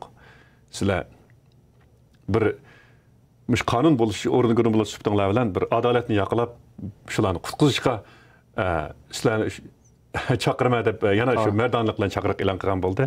Biz bundan nihoyatda ta'sirlandik albatta. Men mushlik to'xtalib bilgan yana qayta to'liqlaydigan mazmunlar vosita to'liq qilsak bo'ldi. Buning orqadan Zumrat Davud xonim o'ziningki 5 o'tgan ishlarni tafsiliy so'zlab o'tdi. Siz mushni bir anglag'ushtirimizga qisqacha xulosalab tushuntirib bergan bo'lsangiz. Bo'ldi, rahmat. Lekin bu Tursunay Ziyoddinning menga eng qattiq ta'sir qilgani albatta bu xonim masalan u sud kollegiyasining sudchilaridan biri so'raydi masalan. Sizden aşı basqınçılıq doğru sual sorsam cevap verem, siz degende men cevap verme degan. Bu cesaret to'g'ridasiz. Odatki cesaret emas albatta. Tursunay xonimning beshidan shunchalik bir qar kunla lagerning ishida bo'lsin, chiqib keyin o'z deganda Qozog'istondami albatta, garchi erning yordami bilan chet ellik Qozog'istonning grajdani bo'lganligi uchun qutulgan bo'lsa Xitoyning zindonidan, lagerdan, ammo Qozog'istondami yani dakidugida birsi viza masalasi bo'lsa, yana Xitoyning besimi sababidan u yerda oson o'tmaganligi. Ham bugünkidek Amerikaga kelib, yana o'zi yolg'iz bo'lsa-mu, jasur holda bugünkidek mana shu sud kollegiyasida o'zining beshidan o'tgan barliq fojiani qo'rqmasdan o'tirib qo'yishi haqiqatan odamni ta'sirlantirmay qolmaydi. To'g'ridasiz. Zumrat Davud xonim kelsak, Zumrat Davud xonimi mana bugunmi bu qar kunni beshiga kelgan fojiani nihoyatda dalil isbot bilan o'tirib qo'ygan bo'ldi. O'zining qanchalik bir qahramon ayol ekanligini masalan oxiri degan so'zlar bilan texmi o'rtib bergan bo'ldi. Masalan 2019-yil 9-oyda Birlashgan Davlatlar Tashkilotining yillik kengashida masalan Amerika hukumati shu chog'da Amerikaning tashqi ishlar muavin ministri John Sullivan shu chog'da Uyg'urlarni taklif qilib masalan Zumrat Davud so'zlagan bo'ldi, isbot bergan. Nuri Turkal apandimi so'zlagan bo'ldi, Rishad Abbas apandimi bular BDTga berib, Xitoy hukumatining Uyg'urlar qarata elib borgan jinoyatlar ustidan isbot bergan bo'ldi, xuddi bugunga o'xshash. Zumrat Davud xonimning deyishicha, shu yo'lga mangan safarda urug' tuqqanlardan sen borma, dadimizni soqchilar solib oldi, sen berib nima desang, ve guvalıq bəsən, bana bir bizə bir xətər xəvib keldi o dedim.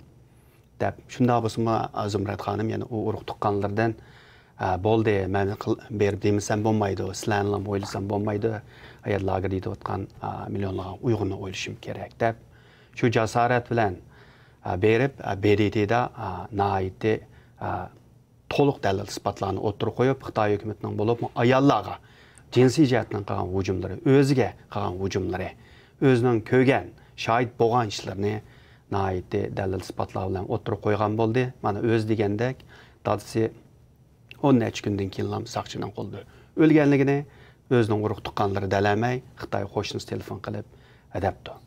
Mana bu endi yaxshi tushundingiz, qarasa, shu bizningki Uyg'ur tarixida bunday qahramonlik rivoyatlari, hikoyalar ko'p o'tganda biz ular hikoya rivoyatlar bo'lg'achqa bizga rivoyatdek tuyuldi. Bu bir o'zimizning zamonimizda bo'layotgan bir qahramonlik hikoyalar deb qarashga bo'lamdi sizningcha? Albatta, chunki bizning tariximizda har qahramonlar bo'lgan, Nuzugum bo'lgan, Ishparxon bo'lgan, yetti qizlarimiz, har Uyg'ur qahramonlar bo'lgan, ammo hozir masalan bizning bu xonimlarni desak, bu xonimlardan sirt albatta yana nurg'un erguvochilim bor. Shunda bo'lsa, hozir masalan bu Tursunoy xonim bo'lsin, Zumrat Davud xonim bo'lsin, bugun degan so'zlarni anglasa, xuddi 2 dunyo urushidagi kinoni ko'rayotgandek. Shunda ta'sirlanib berdi. 2 dunyo urushidagi kino desangiz, ba'zi kinolarda shu 2 dunyo urushidagi natsistlar askarlarininki hujumga uchrayotgan, xo'rliqlarga uchrayotgan ba'zi ko'rinishlar chiqqan vaqtida xuddi kinoda ba'zi ko'rinishlarni oshirib o'tgandek tuyulib qolgan ishlarmi bo'ladi. Shunday. Hatto bularningki beshiq kelgan kunlarni kino qilib yozsa, xalqlar qo'pab mushtan bo'lamdi deb o'ylab qolgandek darajada ishonmaydigan bir voqeadek tuyuldiki odamga. Amaliyotda bular o'zining ashulaning ko'z yoshlari orqali ko'rsatadiki, albatta bu biz hozirgi ag'an uchurlar qargan vaqtida bularning hammasi buningdan hatto ig'ir shaklda yurgizilgan, yuz bergan deb qarashga bo'ldi ekan. Shunday. Shu siz degandek, bularning faqatla mayli Tursunoy bo'lsin, Zumrat xonim bo'lsin, bularning yo'ldoshlari chet ellik yoki chet elning grajdani bo'lganligi uchunlar Xitoy hukumati bularni qo'yib berishga oxiri majbur bo'lgan. Garchi lagerlarda shu xo'rliqlar uchirgan bo'lsin. Bugun bular bir erkin dunyoga chiqqanligi bilan Tursunoy xonim degandek, yana millionlagan Uyg'urning yigit qizlari yana shu lagerda un-tunsiz chet elda ularning ya bir grajdan tuqni ya yo'ldoshi ya ota-onasi bo'lishini atayin. Yoki tuqqanlar bo'lishini atayin ularning ovozini chiqargan. Tuqqanlar bo'lgan taqdirda ba'zi tuqqanlar balkim jim yetib olgan bo'lishi mumkin. Un-tinsiz. Shu sababdan yana bu xo'rliqlar yana davomlashayotganligini endi bu Tursunoy xonim bu sotdan shularning bir yordam qilishni talab qildi. Shuning bu ishga xonimning hamda o'tirib qo'ygan guvohliklari butun xalqaroni masalan xalqaroga ta'sir qilgan bo'ldi. Ham Xitoy hukumati masalan siz degandek bu ishki xonimning keynidan bularga hujum qilib, bularga qarchaplab, bularni artist deb, axloqiy jihatda buzuq deb, bularning urug' tuqqanlari, burunqi a'larilarni Xitoy hukumati o'zining televizorlarga chiqarib, bularni qarlashga urindi masalan toki hozirgacha. Masalan, nurg'unlar agar ba'zilar masalan o'zining ishki jihati shunchalik o'ziga ishonchisi kuchli bir e'tiqodi bo'lmasa, balkim voz kechish mumkin bu guvohlik berishdan. To'g'ri deysiz, hayotniyag'i nima deb o'tdi Tursunoy Ziyovdin xonim. Men o'lib bo'lgan odam deydi, odamning yuragini titrtdi-ku bu. Men faqat ko'zim medlab turgan, bedim tik turayotgan bir odam, mening tik turishim, merilishim adolatni ko'rish. Ash lagerlarda, ash zindonlarda azob chekayotgan odamlarning ovozi bo'lish, ham shularningki verlik chiqqanligini ko'rish istiqlol meni yashityotdi deydi. Mush jumla odamga bek ta'sir qilmay turamaydi deb o'ylayman men. Albatta, yana birisi hamda bugungi hozir so'zlagan bu ishga guvochi xonimdan sirt bugun tunigan masalan so'zlagan bir qancha guvochilar, Uyg'ur bo'lsin, O'zbek yoki Qozoq bo'lsin, hammasining bergan guvohlarida nurg'un o'rtoqliklarni ko'ra olamiz. Masalan, bulardan erishkapti bu qon elishi, lagerdagi nimadan kameraning to'shigidan qo'ldan chiqarib qanchalik qon og'in. Bularning DNA'ni elishi, bularning chiroyini skan qilishi, bularning ovozini elishi, badanning qolgan organlarini tekshirishi umumyuzli qarshi nihoyatda o'xshash shaklda. Şu an gerçi bular o'xshash bo'lmagan lagerda yoki erlar yoki ayollar lagerida yotgan taqdirda bu muomalaning sistemalik o'xshash shaklda uchrayotganligining isboti. To'g'ri deysiz. Lekin yana qarasak, to'g'ri, shu necha vaqtniyagi shu jinsiy xo'rliq, to'g'ri berish, o'qil selish, tekshirish qatorliq ishlar bo'lgan. Liqaqida har tarafdan o'xshamaydigan guvohliklar berilgan. Bugungi sotchi bir savolni so'radi. Diqqat qildingiz mencha, anglasak sizning bayonotingizdan bor dedi. Beshingizni tamoq qo'ydigan teshikdan chiqarib turib, hammalarni chechenlarni kesib bekitibdi. bu çaşni sizlar qayerga ketganligini bilamsizlar deb. Demak, degan shu çaç yig'ish haqida bir savol so'raldi deb o'yladik, chunki bu çaç yig'ish bizning vatanda kelayotgan Uyg'ur rayonida kelayotgan çaşlarninki Amerikada tamojna idorasining tutib qilinganligi 13 ton çaşninki xabar qilingan bizning radioda chiqqandan keyin. To'g'ri. Balkim shunga munosabatli bo'lishi mumkin deb qaradim. Bu çaşma siz advokat qonun o'qigan çaşma hamda ozroq tushuntirib bersangiz, shu odam badanining bir qismi organ deb qaraladigan ishlar bo'lib qoladi. Bu endi adamning badanining tabiiy qismi endi chash hamda ayrim bir taldan bo'lsa-mu agar anima shaklda.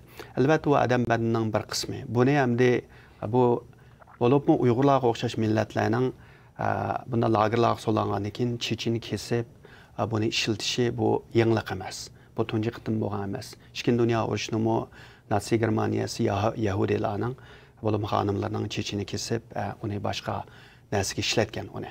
Gerçi Amerikaga, Yevropaga uni tabiiy chash sifatida sotmagan taqdirdami, uni boshqa narsalarga ishlatgan bo'ladi. Shuningga u ishlar ilgarimi bo'lgan ishlar. Shuningga bu Xitoy hukumatiningmi hamda bu Uyg'urlarning bo'libmi Uyg'ur xonimlarning hamda analarımızın məsələn, ularning hər zaman chechi uzun, qisqa chash yo'q.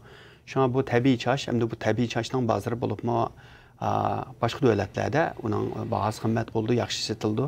Shuningga bu Uyg'ur xonimlarning, nurg'unlarning chashlari kesilgan bo'lishi mumkin. Yana bir tarafdan hamda bunda jiq adam yotgan bo'libmi, nurg'un shohidlar deydi, asli bu 15 adam yotgan kameraga 40-50 ni so'ladi. Bunda jiq adam vaqtida kichik kameralarda chechibak uzun bo'lib ketsa, bak yaqin bo'lib ketsa, bu yerda chashda nima deymiz, qurutlar besib ketadi. Ana keyin badanda balkim ba'zi bir kasalliklarning paydo bo'lishini shakllantirish mumkin. Shuning oldini olish yana bir tarafdan. Ammo xonimlarning uzun chechini kesishi albatta bu bir boshqa bir sabab bo'lishi mumkin. Ammo degandek bizning radiodan buni aniqlab, Amerika hukumatining bunga qarshi bir harakat olib berib, oxirida Xitoydan kelgan ya'ni shu Xotandan kelgan chashlarning manbasi aniq bo'lgandan keyin Amerika tamojna idorasi buni cheklagan bo'ldi. Demek bugün anlaşıldığımızda gösterdiğimizdek bu guvalık yığını ikinci baskışının ikinci bölümü ötüş aldırdı. Vaqt münasebeti bilen çendirişimiz müşakış bastı oylayma. Ahir bugün şu düştüğün keyin yana ikinci baskışta guvalık berdiği adamlarını bir çendirip ötüp bir xulaslıgan bolsak. Elbette. Bugün düştüğün keyin yana bu Tursunay Ziyaudin hem Zumrat Davud hanımdan başka hazır David Tran efendi Ondan keyin bu Meryem Roz hanım, Şemşnur Abdug'afur hanım. Bu üç guvaçı düştüğün keyin davamlı yana guva vermekçi. Bu iki hanım, bir efendim. Bular hazır bu iki Uygur hanım bolsa özünün beşini ötken şu facialik vaziyetini o'tirib qo'ymoqchi ham vatandagi urug' tuqqanlarning ahvolini. David Tran efendi bolsa umumiy mutaxassis, o'zining ko'rgan bilgan ham tadqiq qilgan shu 2017dan beri ilib borgan Xitoy hukumatining Uyg'urlarga qarshi ilib borgan jinoyatlar ustida tushundirish bermoqchi. Unda bo'lsa hammaylar diqqatinglar bizning ekranimizda davomli bo'lsin. Xayr, xo'shundaqda sal turib ekranimizni qayta ko'rishgaymiz. Let's cut it. Thank you.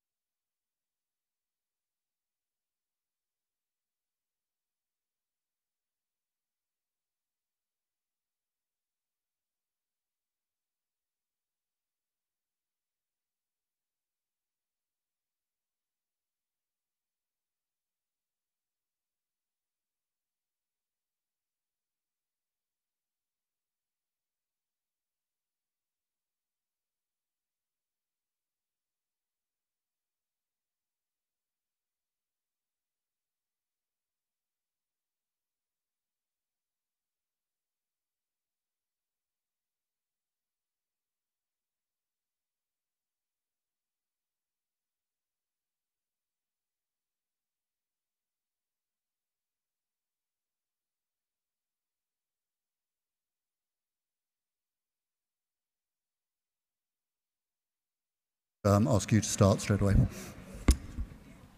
Thank you, Mr. Vice Chairman. We start the afternoon second session. Our next witness is Dr. Tran, who will give evidence remotely. Dr. Zamit Borda would handle this witness. Testing. Hello. Dr. Tran. Yes, speaking. Before we begin this session, I would like to repeat the warning that Mr. Vetch made before we broke for break, that as far as I understand it, your presentation contains photographs with some distressing images. Is that correct? Yes, sir. Yeah. Yes, so this is a warning for people to either look away or be prepared. Dr. David Tran has been a practicing child and adolescent psychiatrist in the US for the last 25 years. He was previously a clinical assistant professor at the University of Texas Southwestern Medical Center. He's also founding member and vice president of the Vietnam Democracy Center. In this report, he outlines how an overland trek into Southeast Asian countries has been an increasingly common route of escape for Uyghurs fleeing from Xinjiang. Vietnam is one of the chosen routes. However, Chinese authorities, as part of a campaign against the so-called jihad immigration, have responded forcefully to Uyghurs fleeing towards Vietnam. Would you like to begin with your presentation, Dr. Tran? Yes, sir. I'll give a brief summary. As the Council has spoken, this journey has been increasingly common for Uyghurs to escape from Xinjiang. Between 2011 and 2015, around 15,000 Uyghurs tried to escape via Southeast Asia. Chinese reports also suggested that Southeast Asia is the preferred route out of the country. Vietnam is one of the chosen routes, as the Chinese nationals do not need a passport to cross the border, just a travel permit, which is easy to obtain. Just for a period of 8 months, from May 2014 to January 2015, statistics from China's Ministry of Public Security revealed that Chinese border authorities, in their campaign against the so-called jihadi immigration, quote, have busted 262 human smuggling cases, seized 352 suspects who allegedly organized such activities, and 852 suspects who attempted to cross the border illegally. If I can have the first slide or pictures. On April 18, 2014, Vietnamese border guards and the police, acting on a tip from the Chinese, intercepted and killed 5 Uyghur males. This happened at the border between Vietnam and China, and I think if the pictures would come up, you can see the at the middle circle. This is where it happened. This is the border map between Vietnam and China. Vietnam is in the bottom of the pictures, and China is on the top. At the border gate was where the interception and killing happened. The rest of the group of 16, which included 4 women and 2 children, were handed over to the Chinese authorities within hours. On the same day, Vietnamese authorities arrested another 21 Uyghurs from China after being alerted by the Chinese authority that the group was trying to enter Vietnam by sea. This happened at the second location, if you can see on the right of the photo, at the second red circle on the right. In December 2014, police in Guangxi shot dead one Uyghur and detained a group of 21 people, described in the Chinese state-run media as the, quote, religious extremists, unquote, who had been trying to cross the border in Vietnam at Pinh Chang. And this is at the circle on the left.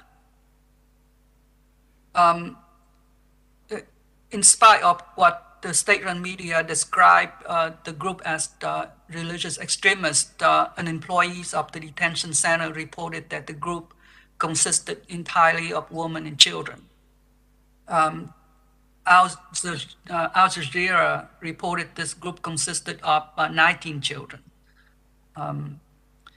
In January 2015, Chinese police shot and killed 2 members of the Uyghur ethnic minority trying to flee into Vietnam, and quote, had arrested hundreds of people since the year before in an effort to staunch illegal immigration into Southeast Asia, unquote. The police was seen in pursuit of a third suspect who fled into an area near Guangxi's Pinh Chang city. Local residents were asked to take part in the security checks, including the manhunt for the third suspect. Chinese authorities are known to encourage the local people in southwestern China to report groups of Uyghurs traveling together. Uyghurs are often placed under much tighter security restrictions than other Chinese citizens, facing delays of several years in getting passports. Desperate to leave China, Uyghurs pay more than 100,000 yuan each, or $15,000 to human smugglers and make their way across the border, where many times they would unknowingly meet a hostile welcome. Despite this, the significant flow of Uyghurs, the UN Refugees Agency, UNHCR, has operated an office in Hanoi, Vietnam for decades, but so far it has not received any Uyghur refugee applications. The repatriation of Uyghurs in Vietnam also happens in other countries, Thailand, Malaysia, Kyrgyzstan, Uzbekistan, Pakistan, Cambodia, Laos, Indonesia, Saudi Arabia, the United Arab Emirates, Egypt, and Turkey. I will stop here for further questions. Thank you. Thank you, Dr. Tran. I've got 3 questions for you, please. In your report, you refer to a campaign of the Chinese authorities against a jihadi immigration. What is this campaign against jihadi immigration?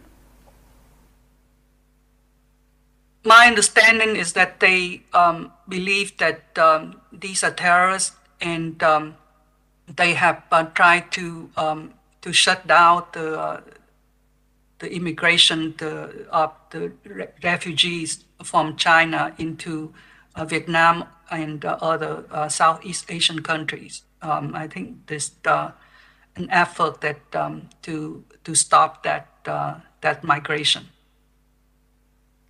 Thank you for that. And I'm not sure whether or not you have the information to answer my second question, but I will attempt it anyways. Mm-hmm. Do you know whether there has been any notable increase in the numbers of Uyghurs fleeing Xinjiang since 2017-18, as compared to previous years, for instance? I don't have that information, and my belief is that the number of immigration or refugees has increased based on anecdotal evidence, mostly because of the number of illegal immigration has increased recently. There's no description of Chinese nationals since the Vietnamese press has eliminated that description recently. So we don't have the specifics about who's actually tried to immigrate into Vietnam.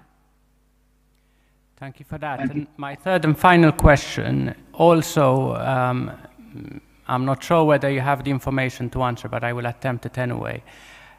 This relates to one of the photos in your report. You have a photo of a group of elderly Uyghur women and children being stopped at the border and being returned to China. And my question to you is, have you got any information on the fate of Uyghurs attempting to flee who are captured and returned to China? Can I, if I can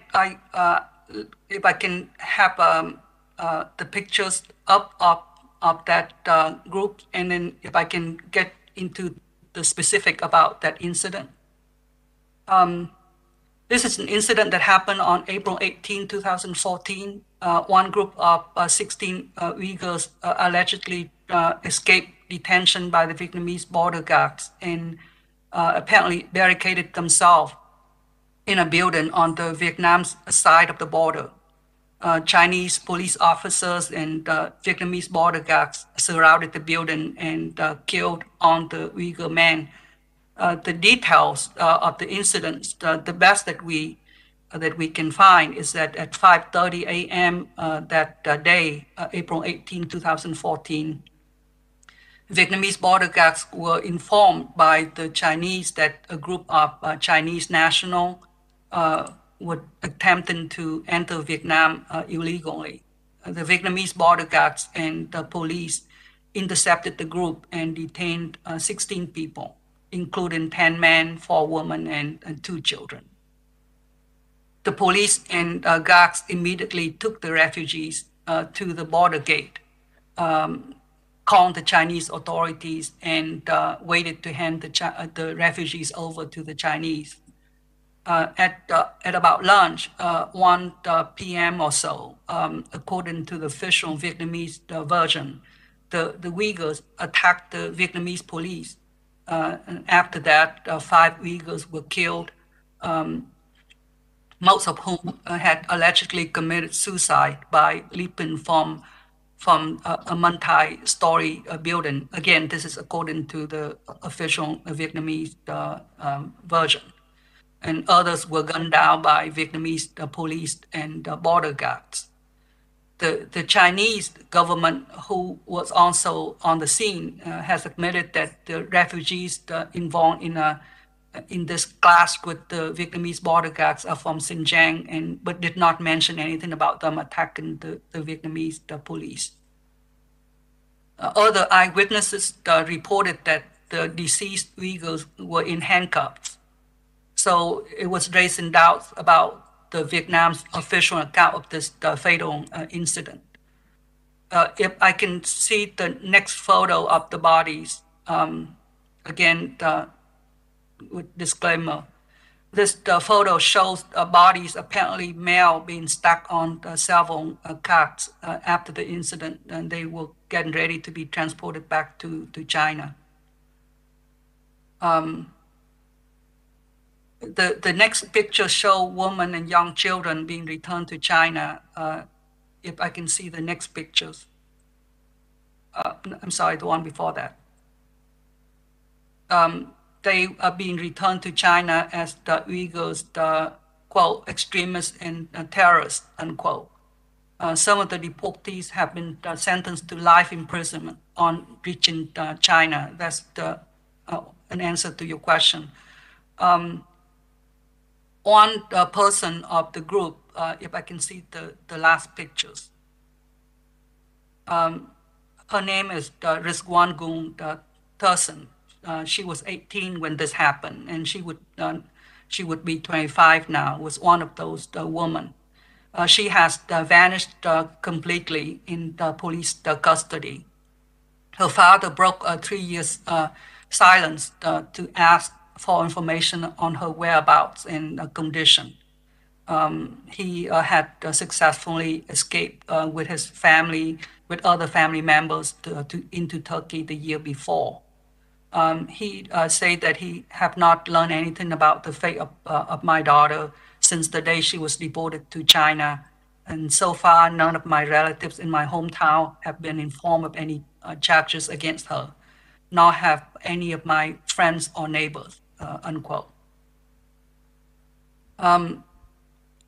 According to their families, not just in this incident, but other incidents, many of the Uyghurs who were detained by the Vietnam's authorities or returned to China have disappeared while in custody, and nothing have been heard about them. Thank you, Dr. Tran. That's very helpful. Chair, over to you.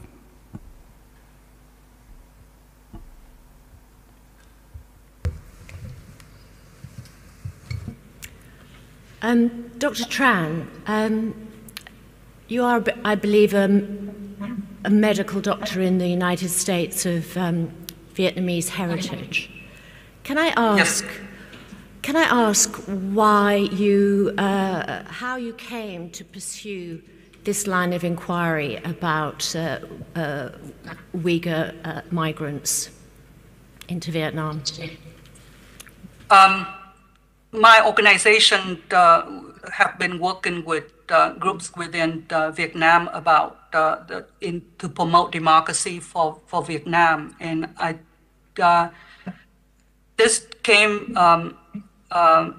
just by accident.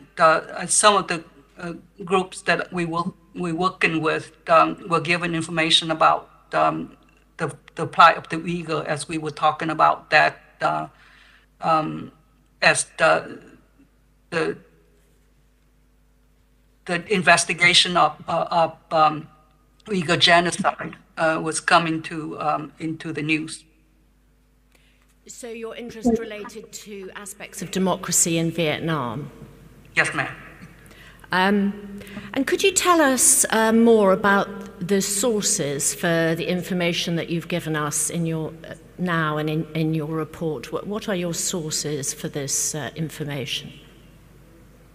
Some are from the contacts we have, and some are from the groups that we're working inside Vietnam. I'm sorry, I'm not at the liberty of giving out their names. So would you say that this is, that you feel that the facts that you have outlined are thoroughly verified? Yes, we have verified through a couple sources. You tell us that a reason that this has become a route out of China is because you just need a travel permit to come across the border into Vietnam.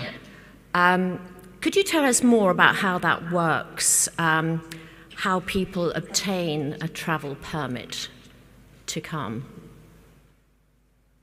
I'm sorry, I don't have that information. And at the border, there's presumably Chinese border authorities checking documents as well as Vietnamese border authorities. Yes, ma'am. You provide information in the report about the increase of trafficking. They say hundreds of people are crossing using traffickers. What can you tell us about the traffickers?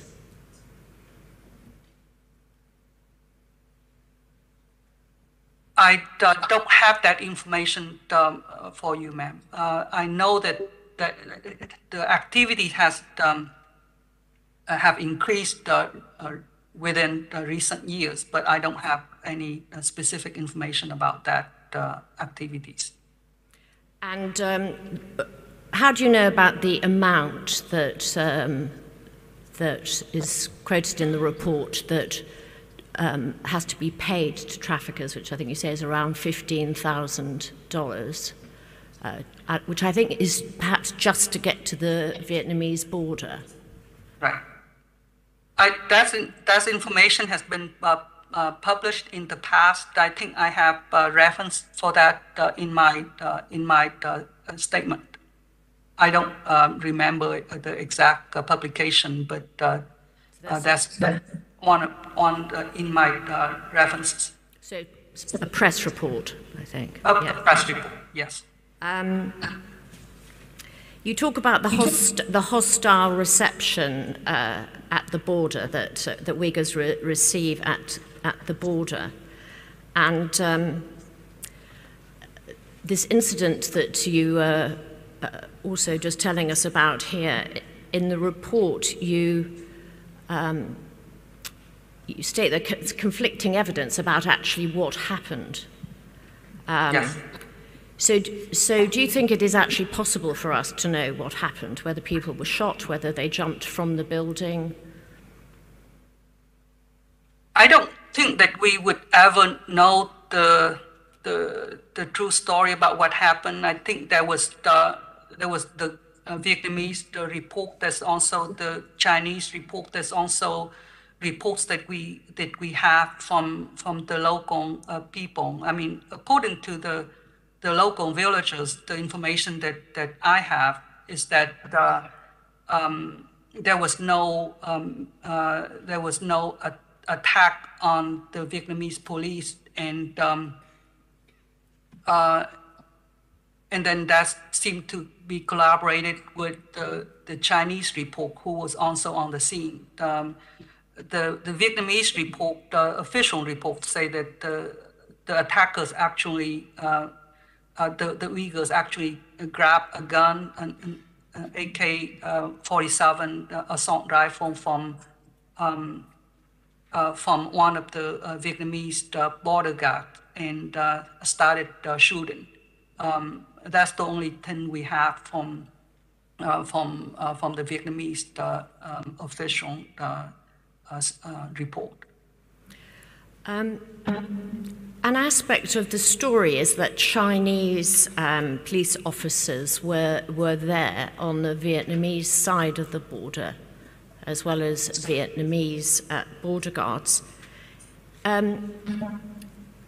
Would that be usual for Chinese police officers to be operating within Vietnam?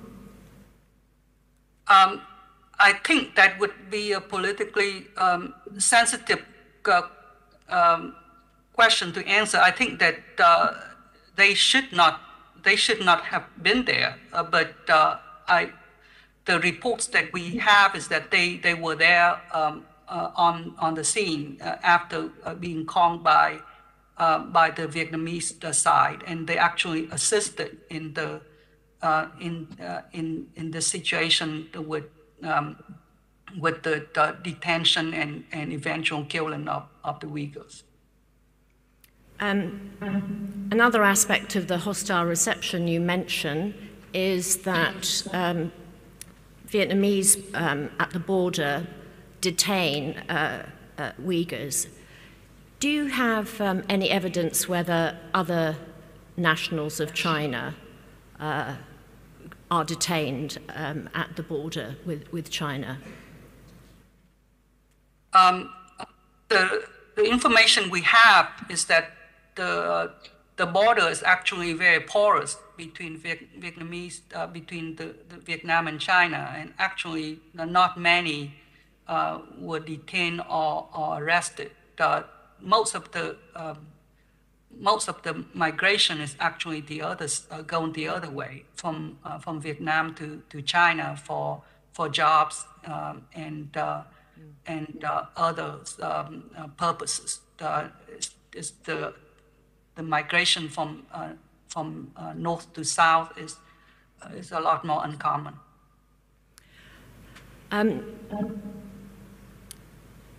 You talk about the Vietnamese press being quick to cover up the 2014 incident. Can you tell us how you know that? First, we saw initial reports of this in the official news, and those were quickly taken off and is no longer available. If you search for information regarding this incident, it's known as the back function border gate incident, and there's no mention of it anywhere on any official websites. We know that Vietnam, like China, they have strict control of the press. So there's thousands of news and press in Vietnam, but they're very similar in the way that they present information. And I think if we search for it now, there's no pictures, no images, no information regarding this what happened. Okay. You mentioned in the report that families say that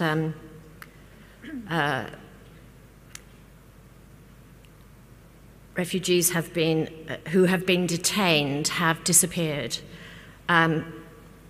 while in custody, either in Vietnam or once returned to China.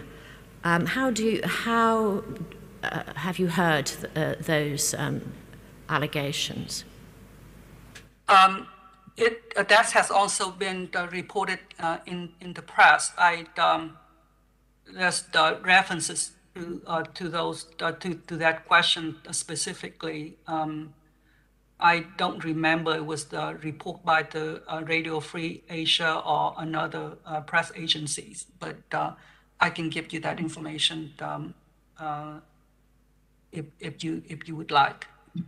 Thank you. And that those reports specifically say people have disappeared in Vietnam as well as once returned to China. Yes, ma'am. So perhaps just as a bit of context, could you tell us a little bit about the relationship between China and Vietnam? You mentioned that you feel that this evidence, the quick return of bodies and the other cooperation suggests that there is a Vietnam-China deal on the Uyghurs, which you say is in contravention of international law. So could you perhaps just tell us what the broader relationship is between Vietnam and China, the economic and political relationship between the two countries? They're both communist states, and their political structure and are very much similar. Is controlled. Vietnam is controlled by the Vietnamese Communist Party, much like China is controlled by the Chinese Communist Party. I think relationship, especially regarding the internal security, they are very closely connected, and they assisted each other in controlling the population. Vietnam received assistance from China in this aspect, from the technical support to financial support that they don't have. So I spoke about this problem. Because it's in a way is a violation of international human rights and humanitarian and customary law. It prohibits states from transferring or removing individual from their jurisdiction or effective control when there are substantial grounds for believing that the person would be at risk of irreparable harm upon the return of that individuals. And that can include persecution, tortures, ill treatment, or other serious human rights violation. And under international human rights law, the prohibition of this refoulement is explicitly included in the Convention Against Tortures and Other Cruel, Inhuman, or Degrading Treatment or Punishment, and also in the International Convention for the Protection of All Persons from Enforced Disappearance.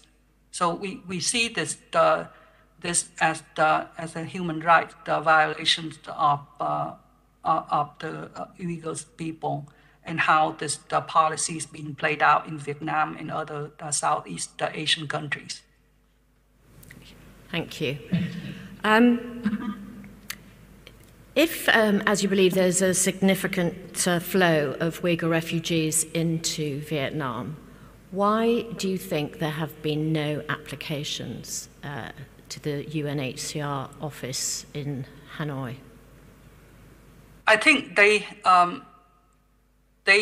were stopped from even getting there. I think most Uyghurs somehow was prevented from getting to the agency, most likely by the Vietnamese officials, and I think that also speaks to the collaboration between the two governments. And do you know if Uyghurs do successfully get into Vietnam, where they may tend to move on to from Vietnam? Do you know anything about that? It seems like the first migration is to a country like Vietnam or Southeast Asian countries, and then I think they from there they move. They usually don't stay in Vietnam, and they would try to have a second wave of migration to a second country, either Cambodia or a country that doesn't border with China, and then eventually to a place like Turkey, and then finally many of them would move one last time to United States or another Western countries like the UK. Thank you very much, Dr. Tran. I have no further questions. Chair, oh, sorry. Dr. Tran, in your statement, it seems that Han Chinese, or I assume it's Han Chinese citizens, only require do not require a passport to cross the border from China into Vietnam, but it seems that Uyghurs do need to pay, as you've stated, up to $15,000. In your view, is that because Uyghurs cannot obtain the pass required, and is there any evidence of a discriminatory policy in that regard? I think it's difficult to have something of a proof that there's a difference in as far as a document, a policy document. But I think as far as practice, there's been publications about how difficult it is for Uyghurs to obtain passports. And I think that it's also reminded me of the fact that when you talk about this, you also worth noting that China is not pursuing the repatriation of the Han citizens who also illegally immigrated into Vietnam. So there's also a discrepancy there too. So we saw that the killing and the disappearance of the Uyghur refugees, irrespective of age and gender, it illustrates the practice of a much larger policy. Thank you. My question is related to the last one. Have you any data on the number of travel permits that have been given to the Uyghur population? I don't have that information. I'm sorry. There must be some somewhere. I'm sorry? So there must be some somewhere, either in Vietnam or... Right. I'm sure there is, yeah. And the second question really is, what's China worried about in allowing the Uyghur population to leave China? I think that they, again, this is just my personal opinion. I think at the beginning, the reason that they stated was because they want to prevent people, the Uyghurs, from taking up this terrorist activities outside of China and trying to regain independence for East Turkestan. But I think if we begin to see that a lot of the people that they arrested and they deported back to China are children and women. So it seems like it's and this is not just limited to Vietnam. In my statement report, it involved at least 12 other countries. So there's a geographical dimension, and then there's a time dimension of more than a decade of trying to suppress this migration, the refugees.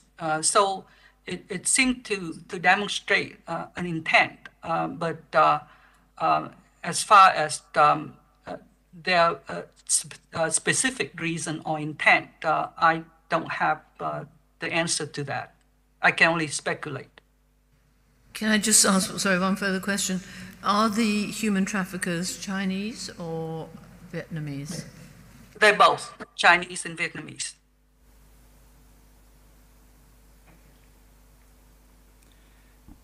Chair, can I ask one supplementary question? Thank you. One very brief question, Dr. Tran, and the question really is why? Why would a Uyghur pay significant sums of money, travel hundreds of kilometers to seek asylum in a country that is run by the Vietnamese Communist Party and, as you said, has very strong and friendly relations with China? Why? As I answered before, I think the target destination is not Vietnam. The target destination is another country that may, to them, may be more friendly to them, to their people. A country like Pakistan or Turkey, for example. And I think, as you already probably know, I think even that is becoming problematic for the Uyghur people. Thank you very much. Dr. Tran, you declined when asked to speculate about the reason. Feel free to give us your opinion, even if it is speculation, because we will be free to disregard it if we don't come to that or a similar conclusion by other means. Well, so Jeffrey, if I can speak about the Amnesty International report, where recently they collated information from approximately 400 Uyghurs, the Kazakhs, Uzbeks, and members of other ethnic groups living in 22 countries about people who live in abroad. And I think what they are doing with the Uyghurs abroad the harassment that they are facing may indicate the reason why the PRC is trying to stop these Uyghurs from leaving China or Xinjiang. Of the 400 people that they interviewed, 181 people were threatened when they tried to speak out. These are the harassment that the Chinese, either they're calling these Uyghurs to harass them or having the, for example, here in Houston, the Houston consulate, the Chinese Houston consulate, when it was still open, actually calling the Uyghurs, people, even with U.S. citizenship, to harass them and threaten them. 26 people of the 400 was also asked to be informants. 39 people receiving intimidating phone calls to obtain personal information about them. 21 people reported that the Chinese authorities had used social messaging apps to track and intimidate them. So the answer that I would speculate is fear of being criticized, fear of information about what happened in Xinjiang being exposed to the world. Thank you, Dr. Tran. Thank you for making yourself available to give evidence. Please forgive my seeming discourtesy in not being here to welcome you when you started, but unavoidable. Thank you. Thank you. Thank you, Mr. Chairman. Thank you. Our next witness is Bu Mariam Rosie, who will be giving evidence remotely. My colleague, Mr. Abraham, will be handling this one.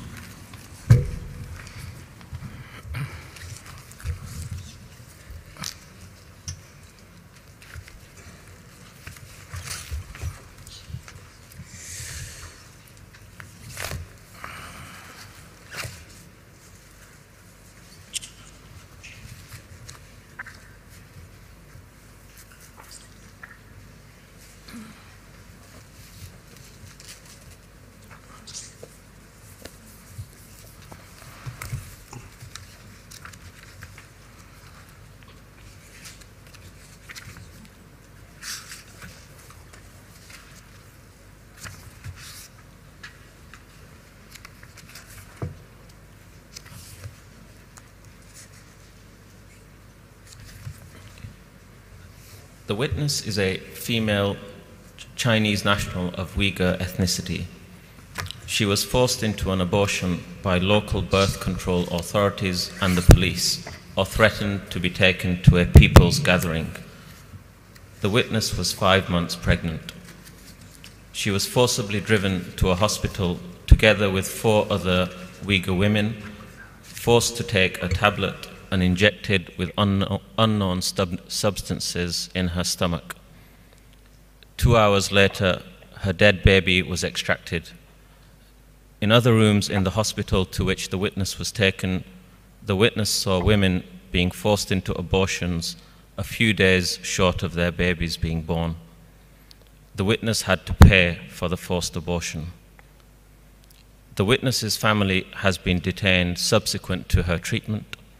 Her youngest son was detained for allegedly, and I quote, offending politics, and her daughter has been detained because the witness had left for Turkey. Both are held in camps to the witness's knowledge. her brother, who was caring for her children, has also been taken to a camp.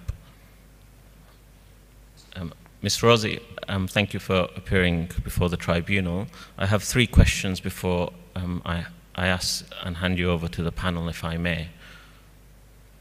Rahmat bu Meryem Hanım, guvalık belgenizge menin 3 sualım var. Başka sotçularının sualı buluş mümkün. Aldı bilen ben sualımını soru olay. Anlayalavatımsız? Sizin avazınız kemmevatıdı, avazınız ne içivetin? Assalamu alaikum, rahmetullahi ve berekatuhu. Avazım badıma? Avazınızdan aldık ama hazır ben degen gepni anladınız mı? Deydi, sizin guvalık belgenizge rahmet. Menin 3 sualım var, sualını sorap boğandı kim başka sotçularının sualı buluşu mümkün deydi. Tamam. Please go ahead for your question. Ms. Rosie, you've stated in your witness statement that when you were taken to the hospital for the forced abortion procedure, there were many other Uyghur women. Were all these women being forced into abortions? Hürmetlik bu Meryem Rozi Hanım, siz özünüzün belgen guvalıkınızda birinci qatam siz balını öldürütüştün doktorga bağında u yerden nurgun Uyghur ayollarının bağlığını doktorxanda depsiz, olanın Muhammed'in ballarını öldürütüş için doktor akagelligini depsiz. Evet. Yes. You've stated that your family have been detained by the Chinese authorities. Can you provide further details as to why they might be targeted? Yana sizin aile azalarınızdan Xitay hükümeti tarafından tutuklanğanlığını depsiz. Şu aile azalarınızın tutulgan aile azalarınız hakkında biraz tefsili malumat verelemsiz. İnşallah verme. Yes, I can. Andas başla. Assalamu alaikum, rahmetullahi ve berekatuhu. Şu guvalıkını bir dağınma şer-şerait kolaylıkı yartıp egen karındaşlığa Allah razı olsun. Toxtan, mən tərcümə qıl olay. Üzüb sözlən, mən geplərinizə mən tərcümə qıl olay. Thank you so much for giving me this opportunity. Devam qılın. Ben 2008 hamilda oldum, 5. balığa. I was pregnant for my 5th child in 2008. Damlaştım. Bu balam 6 aylık olap 7 ay kadem koyga vaxtıda aşağı Çin hükümeti balanı toğmaysa 5. balanı toğmaysa dep kelip aldı işini aldı. Biz when I was pregnant for 6 to 7 months, the officials from Chinese authorities came to my door and insisted me that don't give a birth for 5th child. Onun lira, onun koy deyni, onun koy birini mo desek mo balını zaten aldırsa, dedi aldırmayı başka yer gidip tuğay desem ailemizin çok veyran kıldığanlıqını işine piçe selip turmağa apırıp solaydıqanlıqımızını yolda şimdi 10 yıllık, 5 yıllık qamaydıqanlıqıga xəbər geldi. Onun olayına şu yolda şimdi boldu. Aldırıla deyip aldırışqa mecbur olduk. Even we offered to pay 10,000 Chinese money to have this baby be delivered. And the authorities did not agree with us, and we tried to find a way to move different place to give a birth to my child.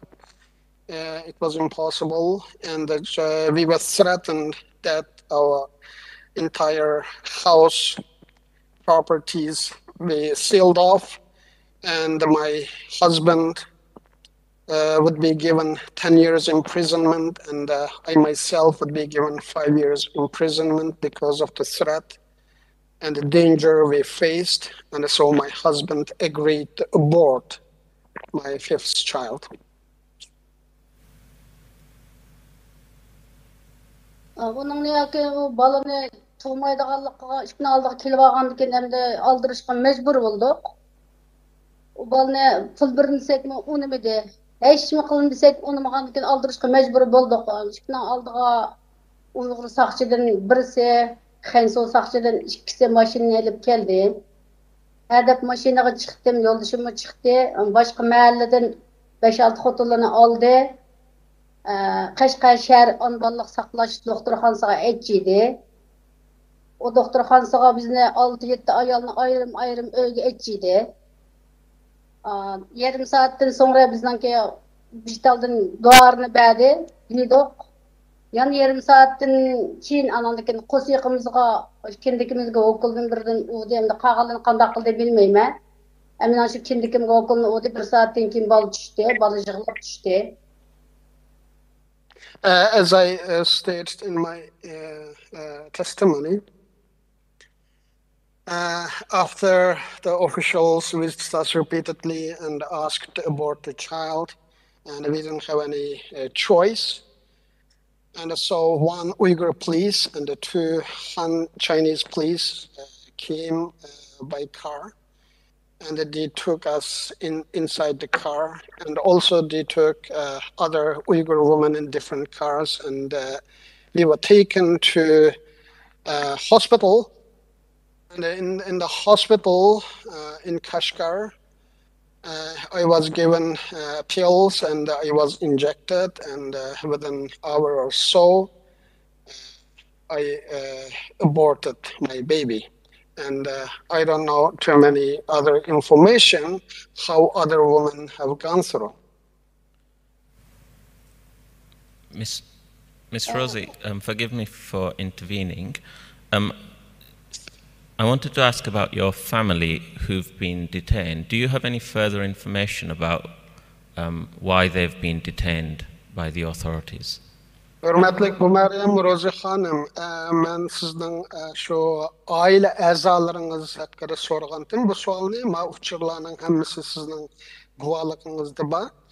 Yani sizden şu vatanda kep qalğan aile azalarınızga yakında bir işler boldu mu, ularda bir özgürüş boldu mu, şu hakkında malumatınız bolsa şunu sorğandım deydi. Tamam. Ben o şu 2016 Türkiye'ye 2016 5. ayına jigimiz keldim. 2017'de bir kızım bilen bir tılpırtımda köreştim. Enin yağı şu işkini piçe çaplı etkenliki, inimle kampaya ketkenliki, küçük kızımını ana Türkiye'ye çıktı dep terbiyeleşke etkenliki lan uqtum. Qağanın yağı onda haber deydiğen neme. O ailemden hiç qanday haber yok. Bağ mı yok mu, öldü mü hayat mı bilmeyme. Haber alama. Enin telefon numarasını jüttürüp ettim. Ailemde bulavatqa işlerden hiç qanday habersiz. I came to Turkey on May 20th, 2016. And after I came to Turkey, my daughter was arrested. And they sealed off our entire property. And one of my brother also taken to the camp.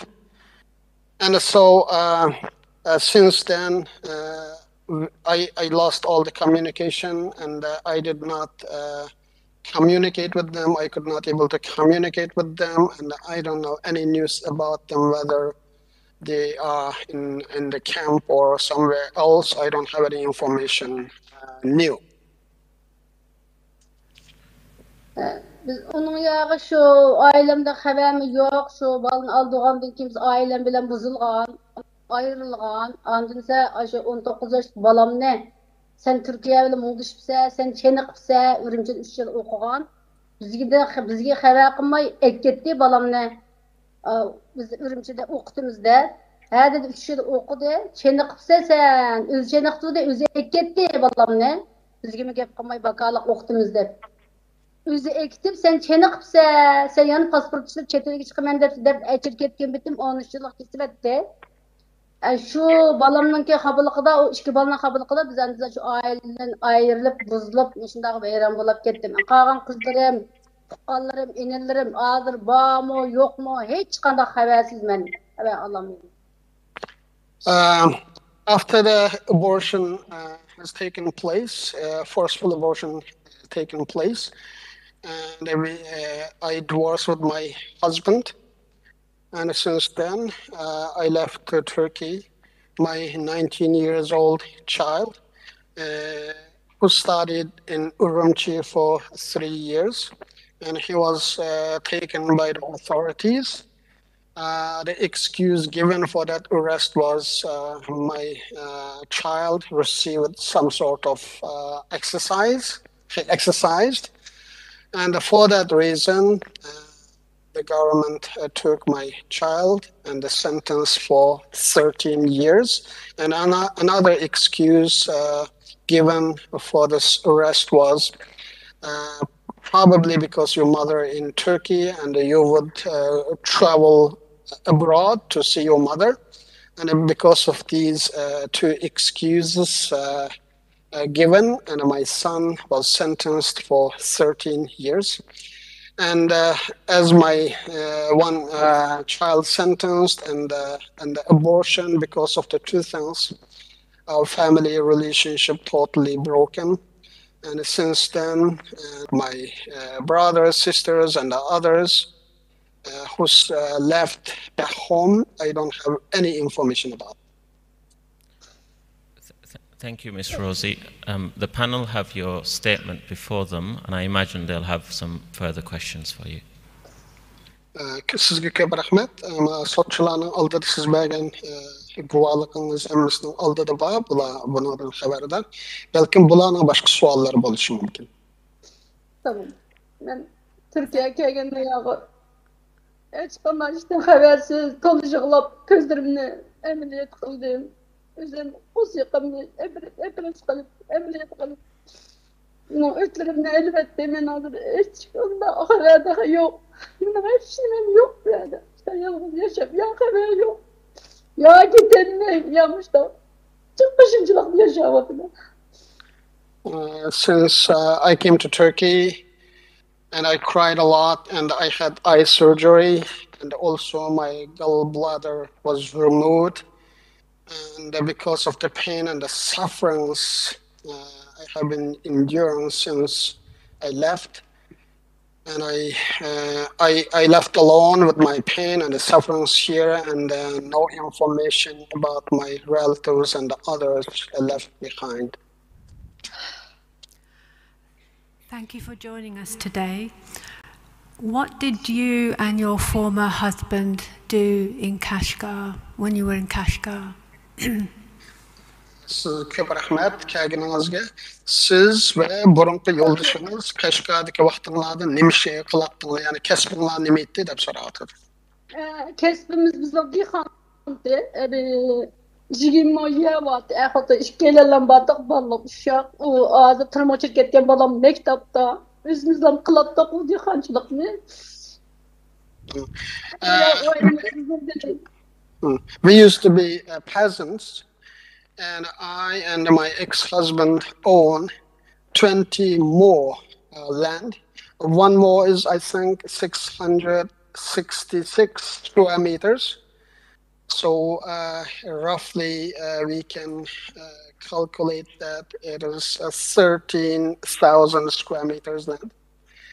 And I and my husband owned nearly 13,000 square meters land, and we used to cultivate these lands. At that time, my all children were small. So you left your property and your land behind. That's been taken over. Şunda bo'lganda siz mal mülkü uyingizden ve yerlerinizden hammadan ayrılıp şularni tashlab Turkiyaga keldingizmi? Evet, taşlab Türkiye'ye geldim. Yes. And who's taken over your property and land? Sizning uyingizni ve yerleringizni hozir kim shularga kim ig'dorchilik qilyapti? Kimning qo'lida hozir? bilemsiz. O hazır uyuyla, hem de uyuyla, hem de bir çesede tuttu uyuya gidip anladım, kısındım 2017'de. Hem de o hazır uyuyla, uyuyla kimden kolda, hiç kanama hevesim, alamayım.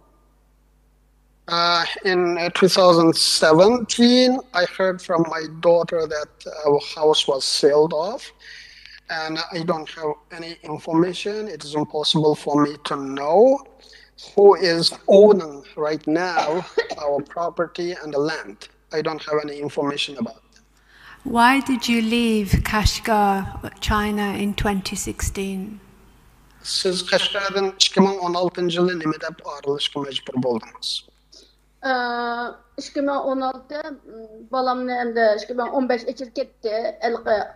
Bu ailede nimdeydi go bularni Xitoyda siyasi deydi ailesi birazını echir ketken bolsa siyasi ailesi dep o siyasi ailesiga meclis köndü meclis işinin egri gepning yamani alqindek bolgandiken aş zulümden qo'rqib zulümden qaçıp yenip chiqdi.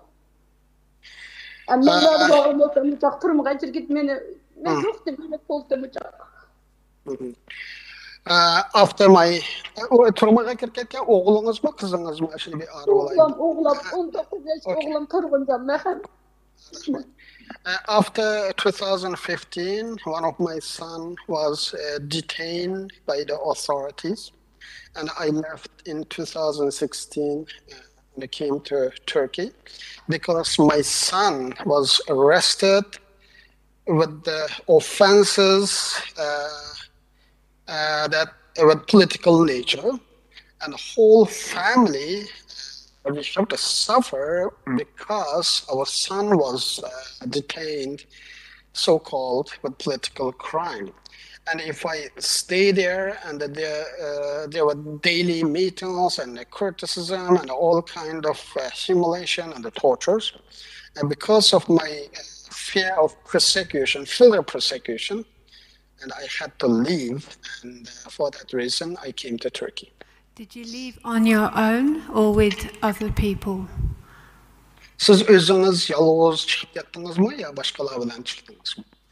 Ben başka şu 18 adam bilen birlik gelgen 18 adamın hemisi ketdi. Kimisi ailemle solaymaz, çıktığını çiçekleyimiz, ballarından hemen turmağa alımız dep şu tehdit edip ola turmağa şunu kalımız dep ola hemen ketdi. Ben ketmedim. Ben basam zaten beni o turmağa solaydı. Sen siyasine ansı ikense, sen ballarına solalak kendem esas solaydı. O yüzden ben korkup ketmedim. Sağalı bağın turatlam hemen aş aydırımı dillığına solağalıqını anladım. Enin yağı nim boğalıqı benim haberim yok. I came with along 18 others together, and all other 18 people came with me together. They returned because of fear that their family members further retaliated by the government. And after they forcibly returned, and they were arrested at the airport, that's what I heard. And they simply disappeared, and I don't have any information further about them, whether they're alive or not. And I couldn't dare to go back because my son is already in jail with the offenses the government said in political nature. And if I would go back, I would face the same, even more, because my son was already in jail. For that reason, I couldn't dare to go back, and I am now residing in Turkey in fear. So where you used to live, how many children were you legally allowed? You mean in the place where she lives or back home? In Kashgar. Okay. Kashgar'da siz qonuniy jihatdan qancha balangizning bo'lishiga qonuniy jihatda ruxsat qilinadi dedi. Qonun jihatdan shu kadrlığa 2, 3, dehqonlığa 3, asosiy dehqonlığa 3, kadrlığa 2 kadrlığa 2 farzand yo'l qo'yapti. Mening farzandim, ağam farzandim 4, 5-chi so'g'anlik uchun Ben aldırdık perdinimden üzüşüp ketken, yoluşum üzüşüp ketip, kiyinki tekke erdin, hem de toğuzağınğa şu ikincisiydi o. Ama yoluşumdan balsa ki, şuna olan 5. bala, yoluşumdan balsam isap kalıp, şu 5. bala bulmaydı o. Dep aldırıp, tep şuna aveyran bulap.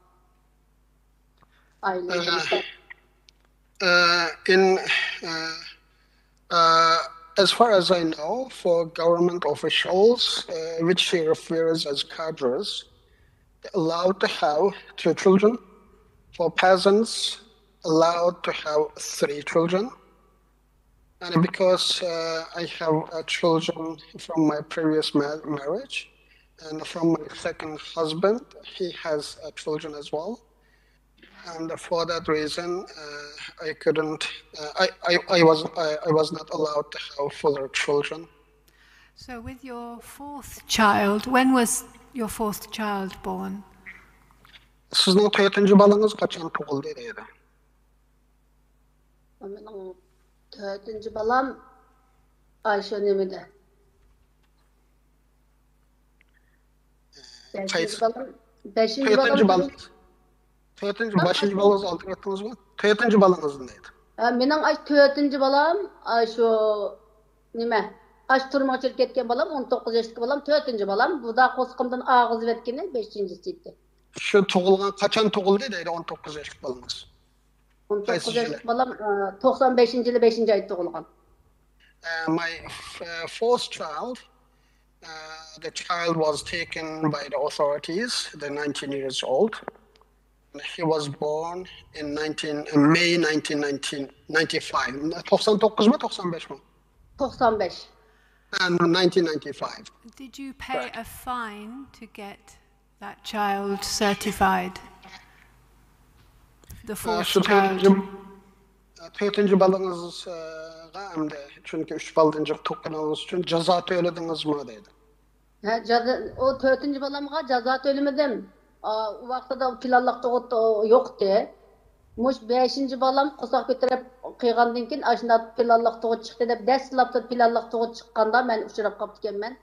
Men emas aşda planlıq doğut yolu qoygan bitim doktorxanda hemme yerde bütün ayalının qosqırıqı balını aldırış aşo dolqun bulup ketdi.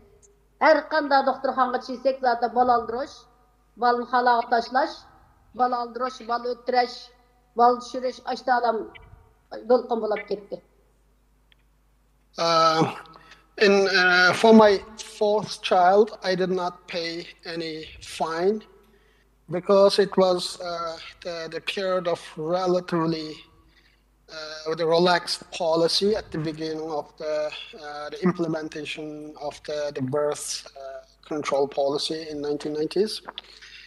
And after I gave birth to my 4th child, and the policy was tightened, and the abortion became widespread in each and every hospitals, and so it became almost impossible to have any further children because of the tightened policy during those years. In 2008, you weren't allowed to pay the fine. If you were Han, would you have been allowed to pay a fine?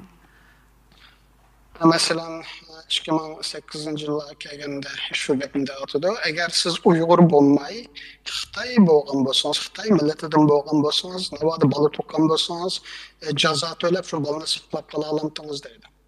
Yok, Xitay olgan bolsa jaza төлmek diyor, Xitaylığa yol koyup etdi. Xitaylar neçin tuğsa kuluydu, neçin tuğdu, Qashqarga kelip neçin tuğdu, Ürümçi kelip neçin tuğdu, aşta qoldap ketdi ya, bizim tuqqan qoymagan bilen. Xitaylığa yol qoyaqlıq. There was a permission for ethnic Han Chinese to have multiple children, and some Chinese they have a number of children in mainland China, and they came to Kashgar and have multiple children. And because of the Chinese government's policy to increase the number of the Chinese population in the area, they basically allow or close their eyes for ethnic Han Chinese to have more children. So who took you away to have your abortion for the 5th child? Şu 5. balığınızı öldürüp etkende şu kim öldürüp etti sizden şu 5. balığınızı? Mening 5. balamni Xitoy hukumati shu 5. balani tug'maysiz deb dadiydan qoptikin shu dadiydan Gongshiga dedi. Gongshidan yuqoriga yo'llablar mashinada aldığımız bo'lmaydi deb birini 10 ming koy endi koy hajlaymiz ya da 10 ming koy birini desakmi yo'q, pulga ehtiyoji yo'q. Maqsad balni ammo ütdemoqchi, yo'qotmoqchi. Balni aldırış unutmuşsanız siz durmadı yatısınız, eriniz yatıdı, ailenize peçet çaplayımız, yerlerinizi musadır kılımız, ulağlarınızı hemenimizle musadır kılımız dedi, amal yok. Aldırışka mecbur olduk. Şuna da ailemiz bozuldu, ballarımız yetim oldu, muştar eyran olup gitti. And basically, the village officials report to commune centers and one level higher a higher entity, and from the with the communication between village and the higher authorities, and they put maximum pressure for us to abort the child with the direct threat of confiscating our land and the sealing of our properties and the jailing us for various terms.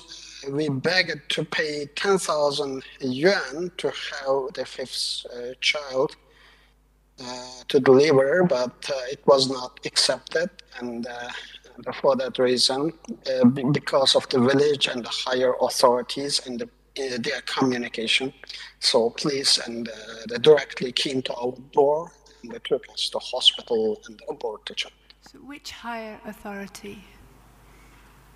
Yani yüzden yukarırak orun deganınız yani hükümetin qandaq orun odaydı? Orun endi aşağı başlık yani ben bilmeyim, hatırlayamadım. Gongshi deymiz, belki Nai deymiz, enden yukarı vilayet deymiz, aşında orunlar. The lowest level administration is called village. And then one level higher is called Gongshi in Chinese. Another one level higher is county level, and the one level higher is prefecture level.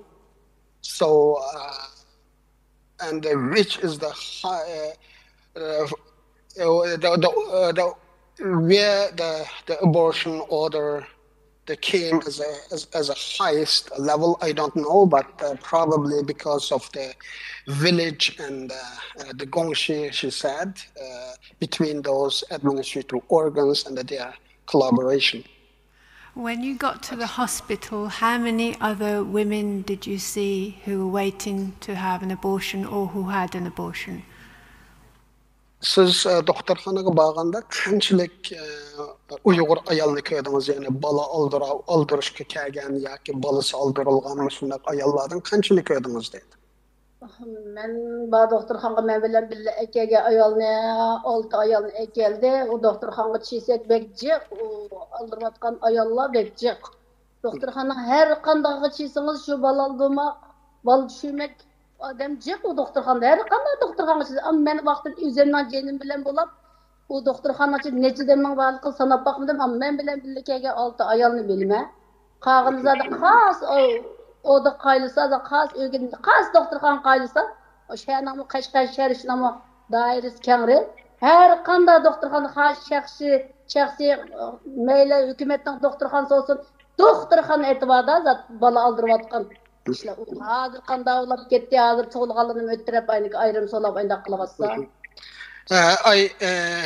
I came with 6 women whom I knew, and when I was taken to hospital, there are a lot of women they're waiting in the same the unit, and I did not count one by one, and I was in great pain at the same time.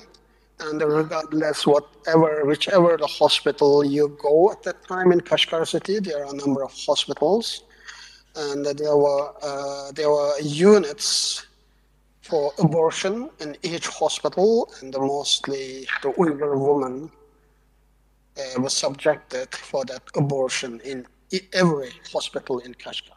You say mostly Uyghur women, correct? Köpleri Uyghur ayalları şundakmı? Balandırışıkta saklap durur. Uyghur ayallar, evet. Kendisi ayalını sevmeyiz biz o doktorxanda. Uyghur ayallar.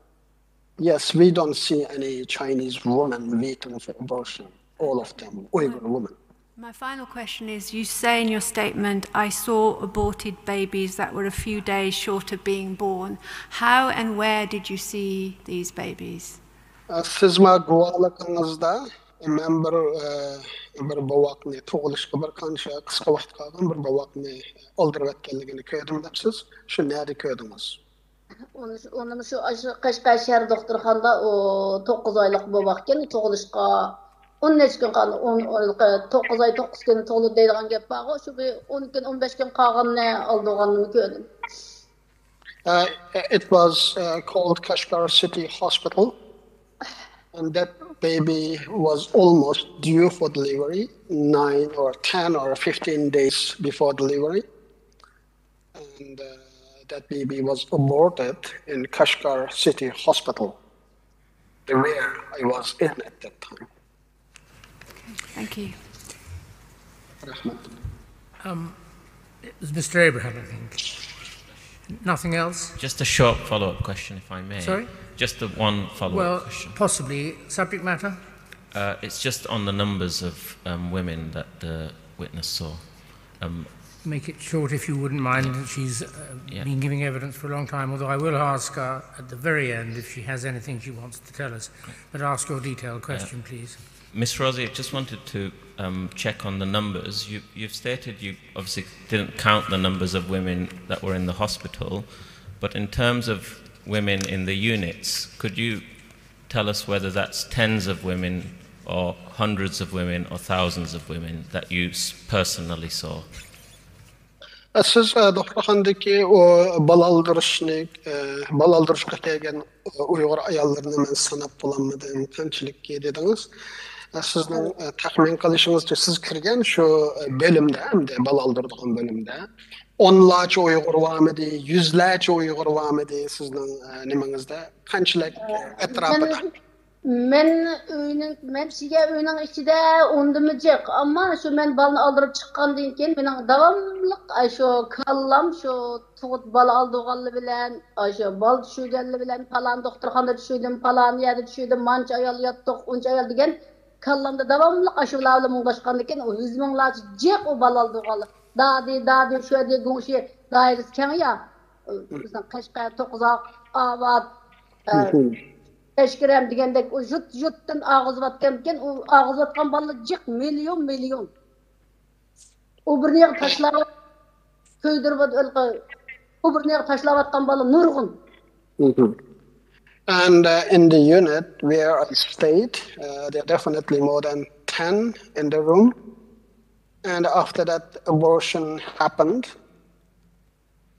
I engaged with other women, and we talked about the abortion, and we shared our experience. And so I heard a lot of women have gone through the same process. When we say Kashgar, with the neighboring areas, including Tokozak, Awad, Beshkaram, and the others, there are a lot of neighborhood regions surrounding the Kashgar. So after the abortion and having experienced such a pain, and we tend to talk with other women who have gone through the same experience. And from that conversation I had with other women, I could tell you that there are a lot of women who have gone through the same process. Mr. Abraham, in respect of this witness, the PRC or those apparently working on its behalf or with its approval have produced nothing adverse to this witness?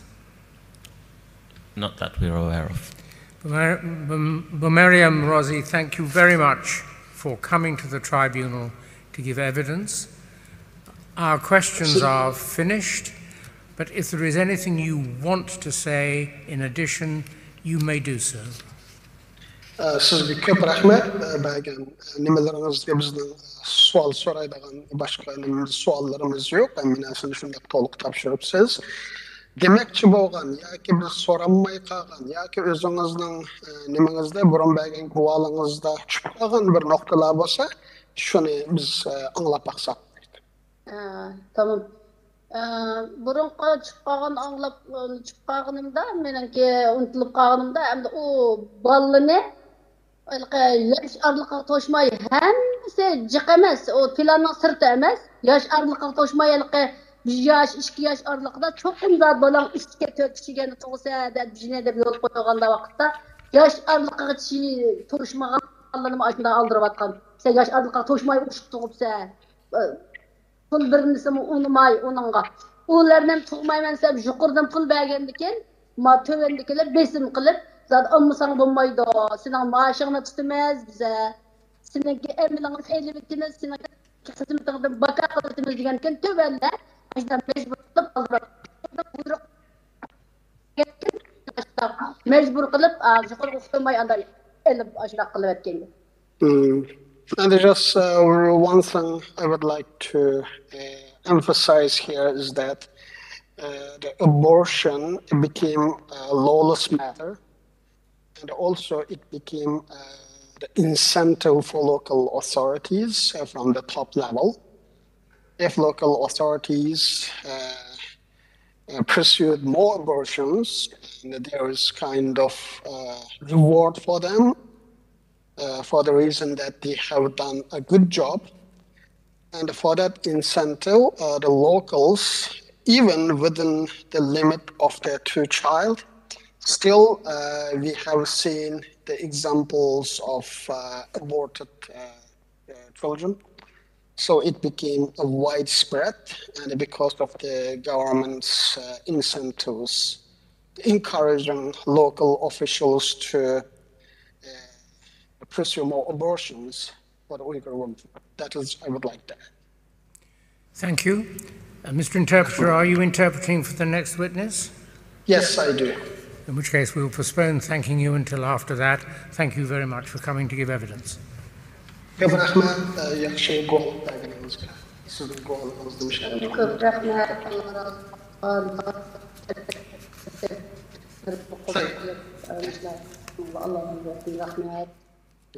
Thank you so much for everyone. Mr. Sabi.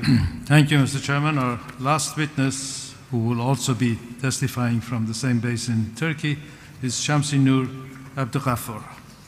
Her testimony appears from page 229 in the book you have.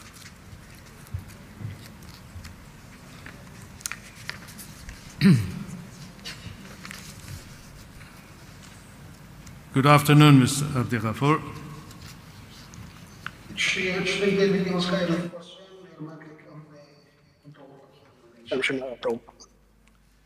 The witness is a Chinese national of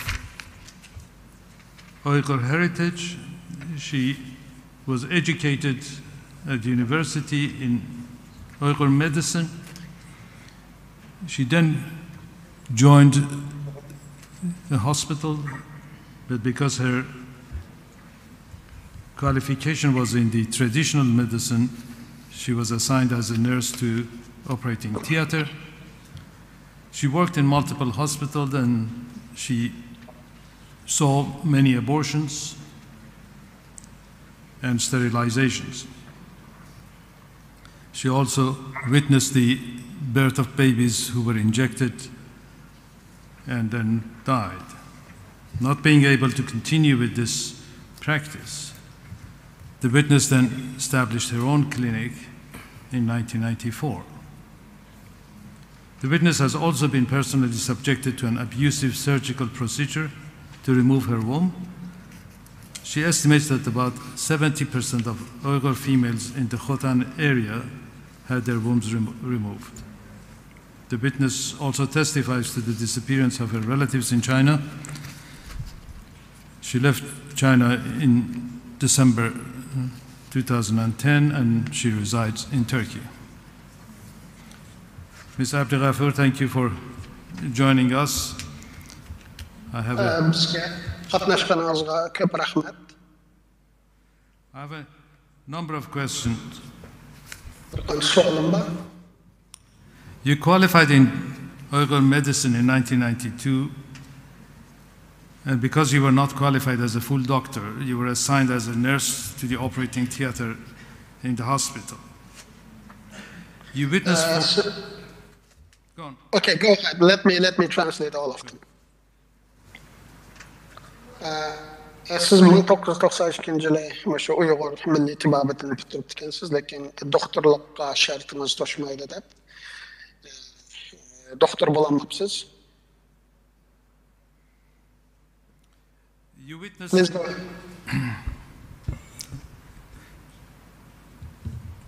You witnessed forced abortions and sterilizations during your service in the hospital. Can you tell the tribunal, on average, how many of these forced abortions and sterilizations took place in a week in each of the hospitals that you worked for? Siz doktorxonada ishlash jarayonida o'sha majburiy bola oldirib o'tish, anandagi ayollarni tug'maslik operatsiyasi qilish qatorliqlarga guvochi bo'libsiz, shohid bo'libsiz. Siz bizga siz ishlagan doktorxonlarda har haftasi o'tira hisob bilan qanchalik mushundoq bola oldirib o'tish yoki tug'mas operatsiyasi bo'ladiganligi haqida bir ma'lumot bera olamsiz? Haftasiga. Deprime inşallah. Yes, I do.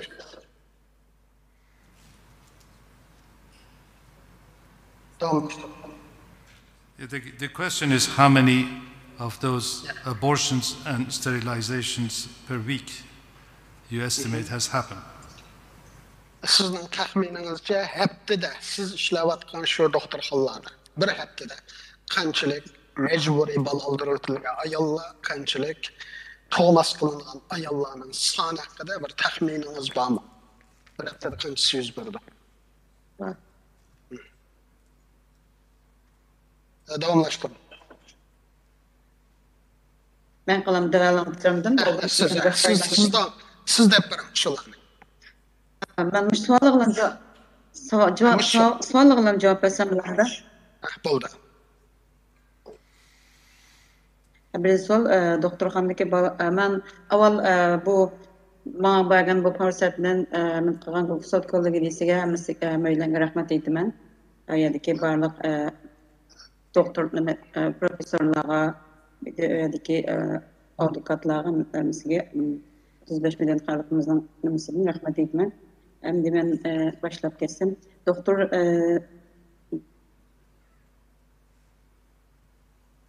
siz başlayıverin sizga vaqtimizda mana 1992 yilda men shu nimaning Abdumrayillik Uyg'ur tibobat oliy texnikum bitirdim, ammo men normalda biz u yerda o'qigan vaqtimizda ham nimalik g'arb tibobat ham nimada o'qiydik, Uyg'ur tibobat barabar o'qidik. Ammo uningga rağmen men mana shu nima kelganda nima doktorxona tahsil bo'lganda meni kasbim mos kelmaydi deb bu yerda Uyg'ur tibobat bo'lim bo'lmagancha o zamanda mahkemede ben sestra qilishga majbur oldum. Meni o doktorlikni qo'ymadi, chunki meni tibobet o'qiganda. Bu gaplarni men bayatda sizni tanishtirganda bir ko'rdab bo'ldi. Falan tushuntirib bo'ldi. Sizning nimangizni guvohligingizdan hozir so'ragan savol sizdan. Siz bir qancha doktorxonada ishlabsiz. Shu ishlagan doktorxonalaringizda bir haftada qanchalik ayolning bolasi majbur oldiriladi? Qanchalik ayol majburiy tug'mas operatsiyasi bo'ladi? Taxminan sizning soningiz bir haftada qanchasi yuz berdi? Mr. Interpreter, I'm sorry to interrupt. Could you just interpret the questions and answers? I think you're having a dialogue with the witness and that gets in the way of our hearing the evidence. So if the questions are short and the answers are short, we'll get there quicker. Has she given the answer to the question how many abortions and procedures there were per week? She did not answer that question, and instead she starts to talk about her graduation, what she studied, and then I cut her short and I said the question posed to you was how many abortion and sterilization in your estimate happened in the hospitals where you worked? And so I reminded the question and I tried to get answer in short. Thank you very much. Can you ask her that very short question, how many abortions per week? Heptede kança bal aldırış, mecburi bal aldırış boldu şu sualdaydı. Heptede mesela meniki işleyen laskoy aslında taksim boğan laskoy doktorxanda, bazarlık doktorxanda bir haftada en azından bir 20'den 30'a kadar bal alattı. Her güne 4'ten 5'ten 10'a kadar bazen 2-3 tane, bazı 5-6 tane aşında çıkıp kalattı. Bazı 7-8 tane.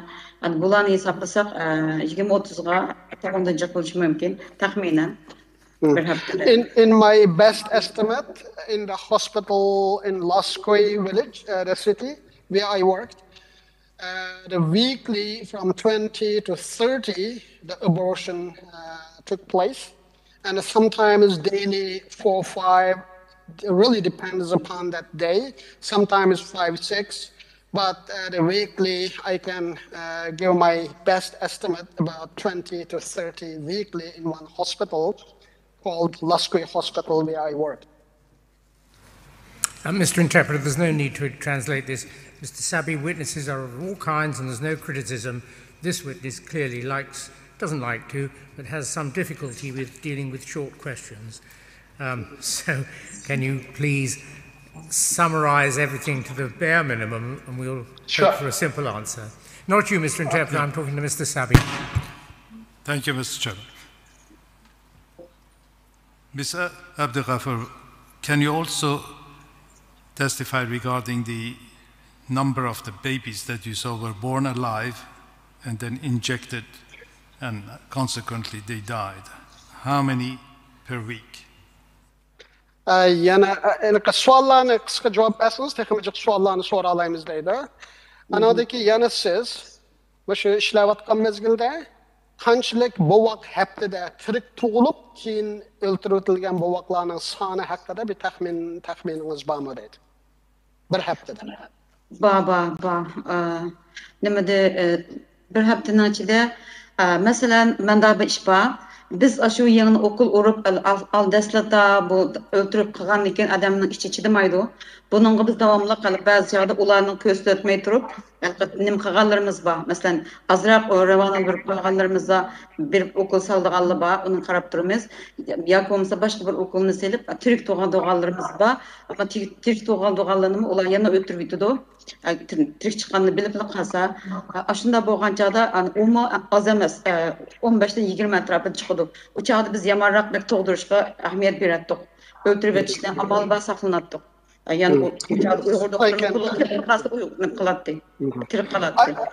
can say that 15 to 20, and when we say the abortion alive, and I have to mention one aspect, and sometimes as Uyghur doctors, we used to give a little dose of injection to abort. Sometimes we avoided to give the injection. And sometimes we have a baby born alive, and even after baby born alive, the baby was killed by the doctors, other doctors.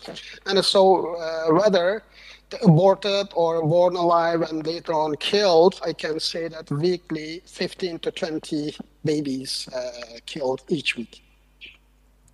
Thank you. Xalızın bulab yakala qanım qilib, öy aqtirib tepilib qalsa, o adamni cho'qim yoki ash doktorni ishdan haydaydi, ash adamni o'ylarini tindirib yetadi, masalan, abiyam qabi ayol degan o'xshashda, o'yini tatib oldi yoki uni yiqitdi degandek.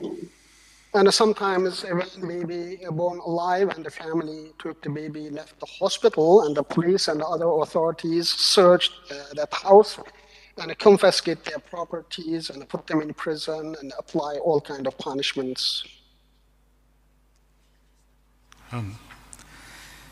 In your witness statement, you refer to 4 tragic cases of forced abortions.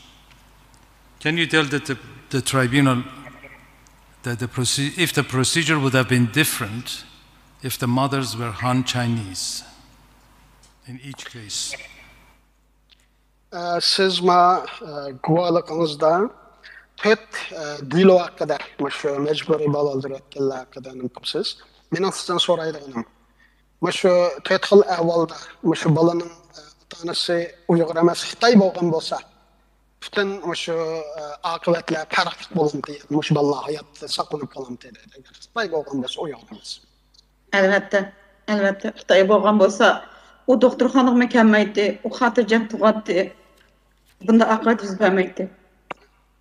If the parent of those cases, 4 cases I mentioned, were Han Chinese, they wouldn't even come to hospital. Doctors would visit them, and they wouldn't face such a hardship. Maybe even they would be rewarded.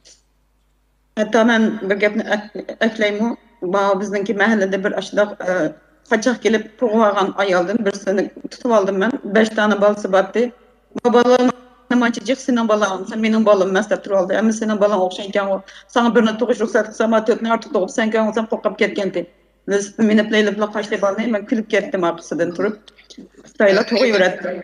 Even I can give you one example, and in my far neighbor there was one Han Chinese, and she had children, and I asked that specific question. And by law, the Han Chinese are allowed to have only one child, and I asked her why you have 5 children. Did not answer.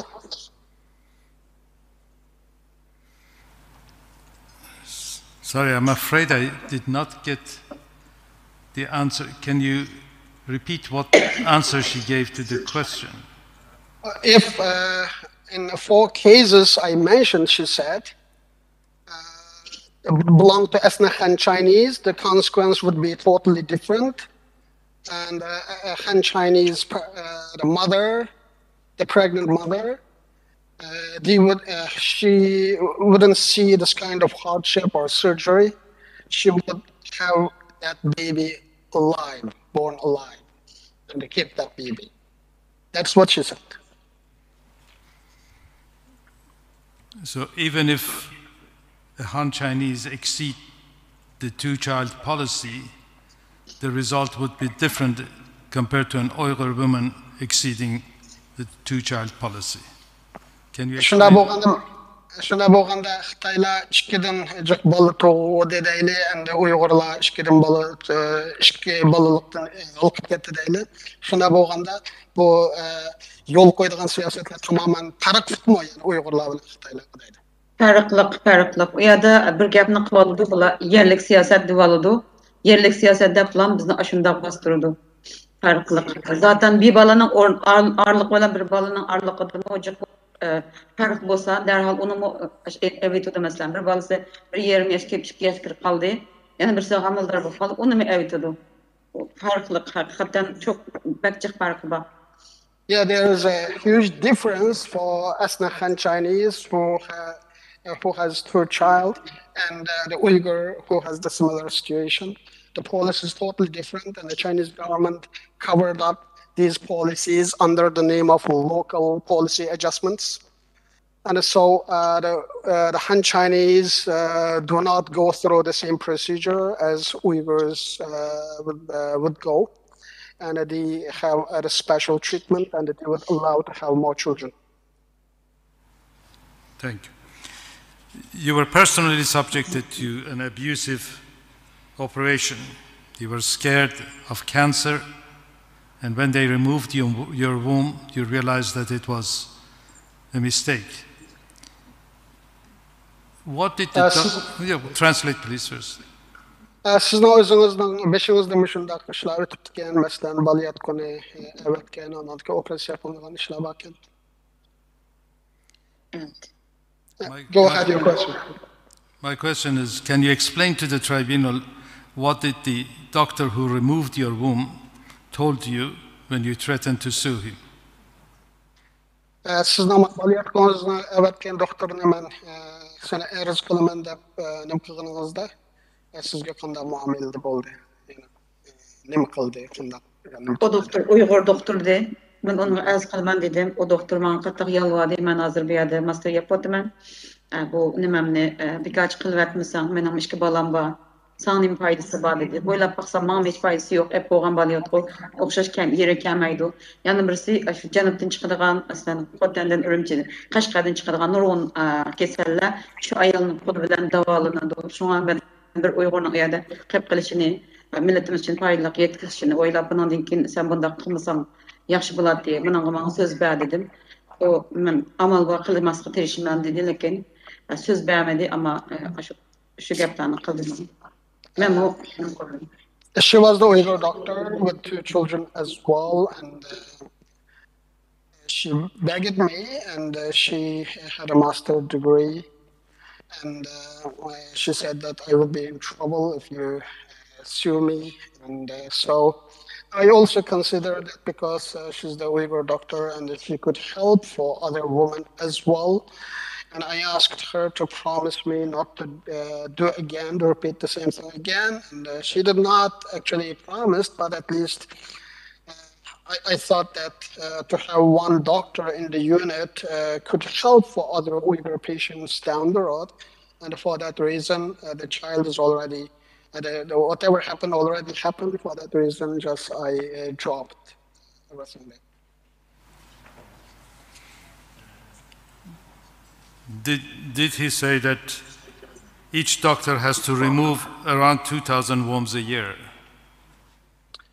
Sizga har bir doktor yilda 2000 ayolning bola yetkusini ilib o'tish kerak degan gapni dedimi? Dedi. Yes. Bizningki vazifamiz bu deb ashuna dedi. Men so'z versam men nima qilmayman desam, mening vazifam, sen uni men so'z ver demaysan, chunki vazifa meni ustimda az qilsam men baribir buni doktorxonaniki buyrug'anligini qilganimga boshqa foydasi yo'q. Doktorxonaning buyrug'ini qildim deb javob bergan. And when I asked to promise not to repeat the same thing again, at that time I was told that it was his duty to remove 2,000 worms a year. And I was told that this is the order, and to keep my job, I have to do this. And for that reason, I cannot promise. Even I promised, I have to do it. Thank you. The tribunal may have some more questions for you. Başka sorularning savoli bo'lishi mumkin. Good evening. Merhaba. When you worked in the hospital, you came into contact not just with medical staff, but with the planned birth authorities. Can you tell us what you say they have more power than the medical staff? What power does the planned birth authority have in hospitals that you worked in? Siz doktorxonaga borganda debsiz, o'sha doktorlar qaraganda planliq tug'ut ishxonasining kuchi texnik kuchlik, ular doktorlardan majaqroq huquqqa ega debsiz. O'sha planliq tug'ut komitetining qanday cho'ng huquqlari bor doktorlar qaraganda deb so'radi. Bu planliq tug'ut komiteti odatda bevosita bu hukumat bilan soqchilar bilan baravar ish qiladigan odamlar bo'lg'achqa bularninki huquqi cho'ng, qanday chog'da doktorxonaga xohlagancha kirib, xohlagancha tekshirib, xohlagancha kim bor kim yo'q qila oladi. Fuqarolarning uyigacha xohlagancha berib, xohlagancha uningki operatsiyonni ko'tarib olib, bechorani uy kirib, nima qila ayollarni tekshira oladi. Masalan, soqchiga bir tekshirish huquqi, bunday tekshirish nisbati berildi-ku, ayni tekshiraysa deydigan. Ammo u odamlarning huquqi soqchi bilan o'xshash. Qayerga borsa, xuddi bir jinoyatchi bordikidek, uy kirib, xohlagancha usib kirib, shu shaxsiyatiga hujum qila oladi, bolayotganini ko'ra oladi. Bizlarni nima qo'ydi? Har qachon bizningki ustimizda nazorat qilib turdi. They have more power than doctors just because the family planning committee, they work with the police together, and it's the government unit, and for that reason, whenever they like, they can have access to a surgery room, and they can search the households, they can check all the medical records, even x-ray. So they do investigation, And so because they work with the police together and they can visit the householders and monitor the pregnant woman, and they are the ultimate authority to make that decision whether the child should be delivered or aborted. Hemen birine ekley. Mesela keçilerde mo kilip o ballarının yatkan yerine karab kançı bal gündüzlükte onun benim apırıp koysun balını keçide çokum yatkan yerini sanaydı sanap oyununki nüfusu bile okşaşım emesin şuna kadar karaydı keçilerde takip süreydi. Even they visit the households at night time with the police together. For example, by thinking that maybe daytime they can hide the extra children somewhere, or the families could send to a different place. And so by assuming that nighttime all children should come home and sleep with their families, so they come and they visit the nighttime without permission, and they count every children in the household, and they compare with the household registration whether it is in accordance with the household registration members or not. They have that authority. Thank you. Do the planned birth authorities report to the Ministry of Health or to some other ministry in Beijing? O aile planlaş toğut planlaş aile planlaş komitleri bu sahiye ministerligiga doklat kılamdı, kalan hizmetlerini ya başka oralarga doklat kılamdı. Olanı kim başkurdu? Bir vasta oralarga doklat kıldı. O sahiye ministerlik bilen münasebet yok. Ayrım doklat kıldı. Bu mahsus devlet bunu ayrım başkurdu. It is a separate entity, and I don't think they report to the Ministry of Health. They report directly to the government, and it is a separate entity that works with the government directly. Sakçılarla beraber hareket kıldı bular. More close to police than the Ministry of Health. Hesapta sakçının yardımcısı yoksa sakçının özüge yardımlaştırdı. Onun digen his kılgını. The members of family planning committees, they can call, sometimes they can order the police to accompany wherever they go, and so even they can dictate to the police officials as well. My final question relates not to the hospital but to your personal circumstances, and I would like you to tell me briefly about the case of your 14-year-old brother back in 1993 when he was expelled from school for putting Kashgar as a capital city on a map. What happened? What did he do, and what happened after? Mening en ahirki sualim doktor Halla bilan münasebetli emas, shaxsiy nimangiz bilan, ailangiz bilan münasebetli. Sizning 14 yoshlik bir qarindishingiz bor ekan. 1993-yili maktabdan haydalgankan, faqat xaritada o'sha Qashqarni poytaxt deb qo'ygan uchun. Shunga nima bo'ldi? Masalan, nima bo'ldi shuni so'radim. O çağda bizden ailemiz bir eğitimlik bir aile bo'lganken, bizning 49-yildan tatib bizniki bulavatgan Xitoyninki adam o'ldirgan nurg'un tarixlarni o'ydiki ailemizden anlab o'rganib, cho'ng dadalarimizdan ko'rib cho'ng bo'ldik. Hatta mening mishaga chiqib o'sha jasoratga bo'lishimga o'sha cho'ng dadalarimning shularninki avlodlarimizning, ajdodlarimizninki menga bergan bir ruh deb qarayman. Nurg'un odam berga jasorat qilib chiqolmaydi, qo'rqidi. Shu ruh shu enimda borkan, shu enim shu 14 yosh vaqtida vatan bizning besvagan zaminkan, o'zimizning ixtiyori erkin bo'lishimiz kerakkan deganni bilgashga Qashqarni yozliq poytaxt qilib yezib qo'yganda u 14 yosh vaqtida qo'g'ilib ketdi. O qo'g'ilib o'tgan gap. Maktabdan qo'g'ilib ketgandan keyin u o'zlikda izlanib, shuning bilan o tarixchilar bilan aralashib, tarix o'rganib, texnik cho'nqirilib, o'zini ashu alqabi ag'inasi bilan birlashib bir bomba yasaydi. Yasaganni meni ag'inasiga berdi. Sınaq qilib beqish uchun ag'inasi bir masadak bilimini aslan qo'yib qo'yibdi. Qo'ygan muddatli shaklda u farqlar bir Xitoyning shaxmat o'ynaydigan bir yer ekan aslida. Ashaninki bir Xitoyning azroq zahmi bo'ladi, o'sha o'tirgan Xitoyning. Shuning bilan u onun grupsidagi uni yozib bergichi, onun qatnashquchi, pilallig'i hammasini akilib, mening enimni muddatsiz, uning oldidikisini, uning qo'yg'ichisini o'lim jazosi, eng oxirisini 7 yillik o'lim hukmi, 7 yillik tasviyatchi. Hozirga qadar muddatsiz turmadi. I try to as brief as possible. It is a very long answer. And basically she said that we are a well-educated family, and our family has a history of persecution by the Chinese government for that reason. And we used to talk a lot about what has happened to the previous generation. And so that is the partly reason why I'm here, because of that encouragement from the family to testify before you. And my brother was also influenced from my family, and he's grown up with a certain level of conscience. And because of that conscience came from the family, and he put the Kashgar as a summer capital of our future independent state. And for that reason, he was expelled from the school.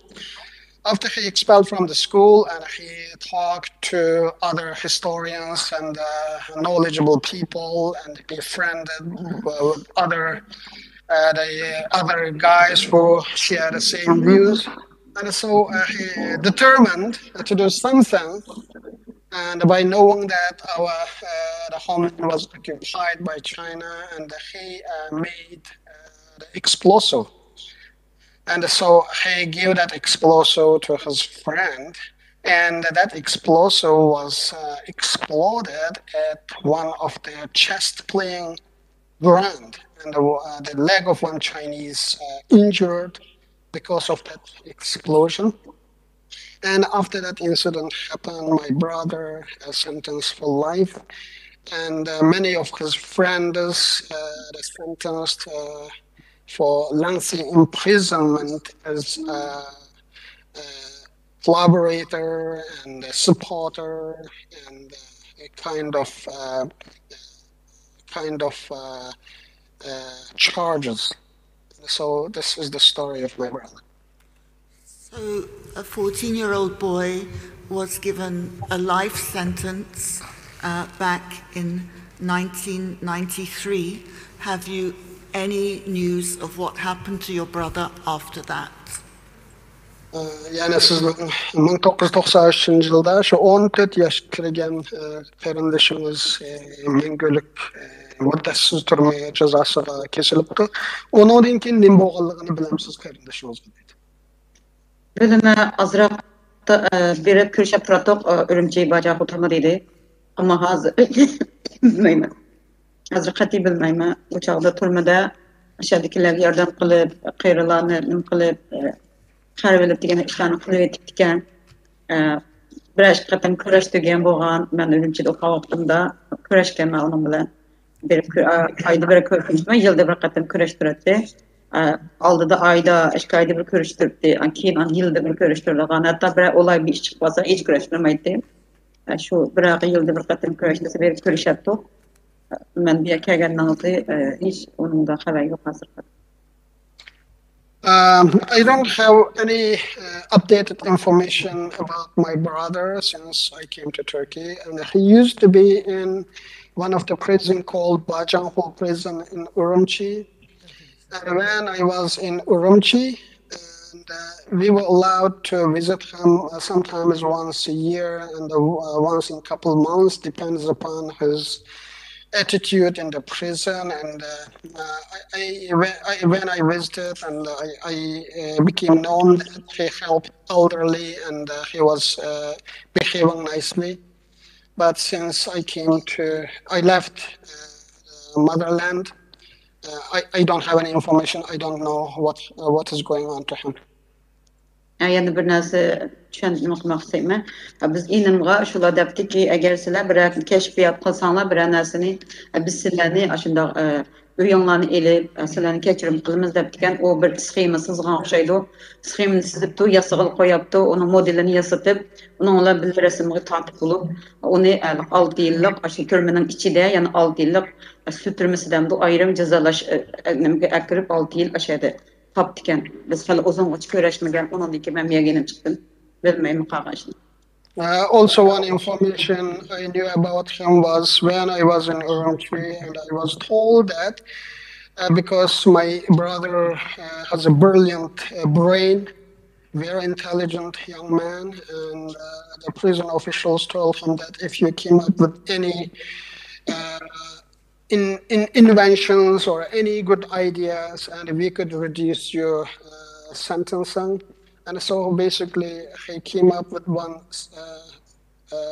project and successfully drawn the details of that project. After that, and he additional 6 years put on his sentencing and put in water jail, and that is what I know. And others, except than this, I don't have any information about him.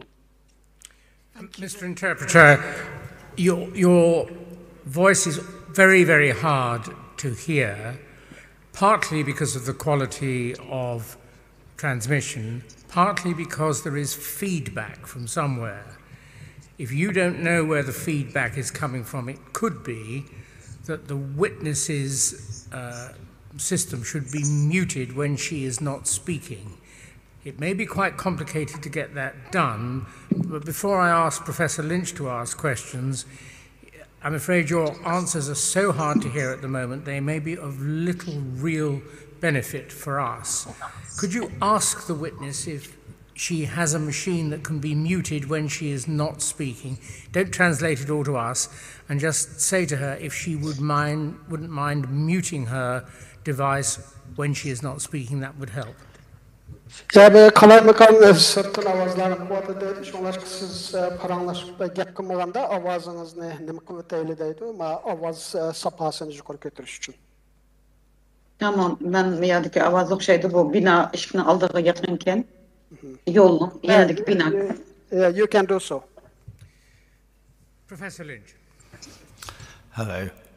In paragraph 13, you suggest that about 70% of Uyghur women have their wombs removed.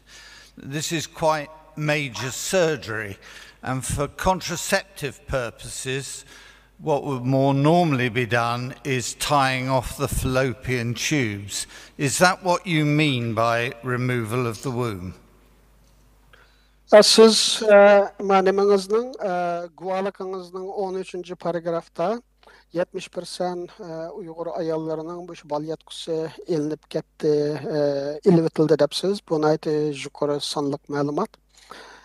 Tuğut çekleş nimelerde hem de bu halebi murakkep bir nime bu operasyon.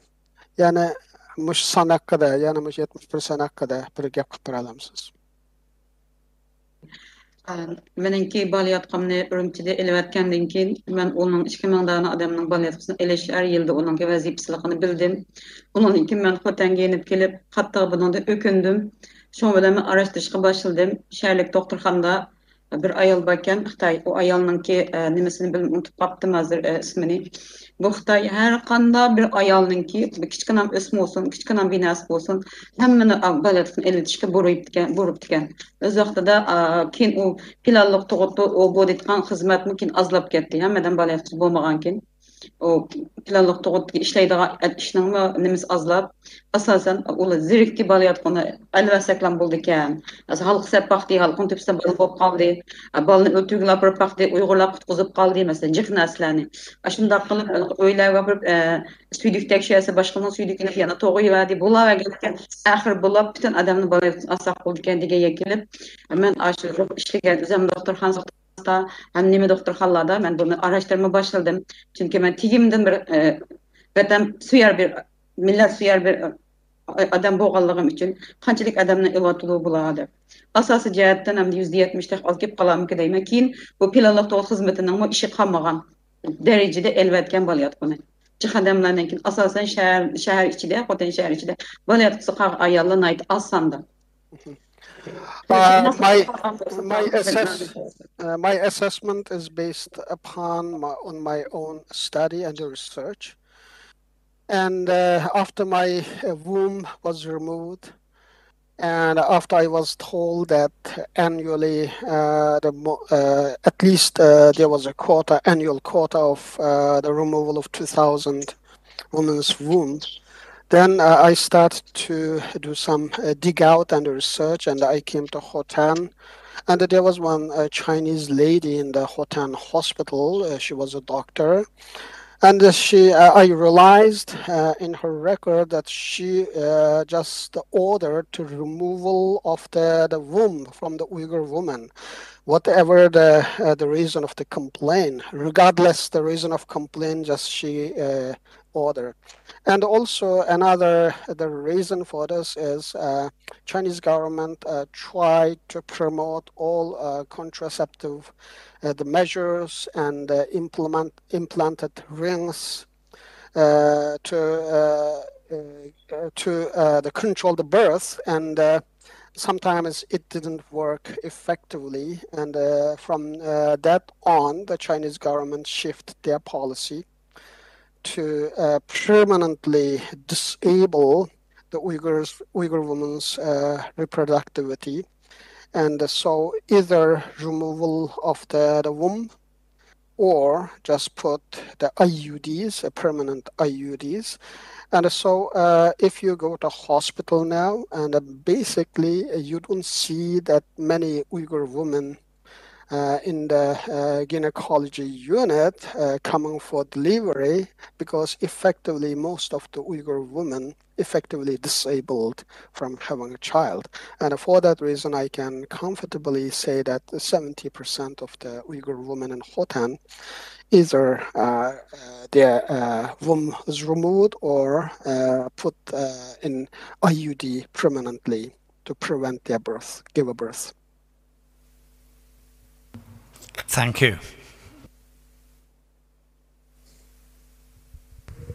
Rahmat. Did any or many of the doctors or nurses required to do late abortions, very late abortions, or to kill babies born alive object to doing that? You mean are there any doctors to object for the abortion? I would like to get the question precisely. Can you reframe your question, please? No, I shall ask it in exactly the same way. It's straightforward. Okay. Did any or many of the nurses or doctors who had to do very late abortions or to kill babies born in abortions object to doing what they were instructed to do? Mushu doktorlardan yoki sistralardan deydi. Mushu tug'ilish qazqargan bolalarni, mushu bovoqlarni ilib etishga yoki sistralardan yo doktorlardan mushu tug'ilish qazqargan bovoqlarni ilib etishga qarshi turgan doktor yoki shundaq sistralar bormi deydi. Bor. Qarşı turup ona karşılık gösteriş mümkün emas. Karşılık gösterseniz işten haydilsiz, öyünüzü yıkıtdı, kolunuzu bağan malımızı tatip oldu. Fakat onu kutkuzup kolunuzun keşke yardım kılalayısınız ama karşı çıkıp onun bir kanda nasıl kılamayımız ama karşı çıkıdık. O %90% karşı çıkımız. Onda olağı yan bastıran biri mi Uygur yok. For Uyghur doctors, they cannot openly object for government policy. That is the government policy. Instead, there are doctors, at some cases, in their best capacity or find a way to help some of the pregnant women to deliver their baby alive by applying less doses of injection or some other ways. But no one can openly object for that policy. Was there any ethical standard applying to doctors or nurses that would prohibit killing babies born alive in abortion operations? Şu doktor hallarda bir ahlak ölçümü barmı? Mesela balla hayat tuğulganda şunu öldürütüşünü tosaydıgan mındaq bütün doktorxanalarını bir qaydalar var o doktorlarının buna əxlaq nimisi dep koyay men ölçümü. Muşundaq nəsələr barmı doktorlar? Ba ana balalar saqlıqını saqlaş degi punkti aslida balalarninki saqlığını saqlaydigan ya, ötürdigan ya emas. O qaydalar ba. Yaqa qağız qarşısıya o dəftərdə yazıb qoyub qoydu çiraylıq obdan qılıb. Onun demoqsi. Onun üstüge o doktorxanaның işi emas, filanlıq toğutның işi olğandan keyin o ala qıldı. Doktorxanaның içideki faqatlam saqlığını saqlaş o boşluq biz məsul. Onu öldürüş alanın işi olğandan keyin jallatla başqa. Olanınğa bu qanun işləməyi taqaçın. Every hospital there is a certain level of ethical standard. It is written in the book. But for the family, the planning is another government entity with power. So most of the abortion order and those practices are directly imposed by the family planning.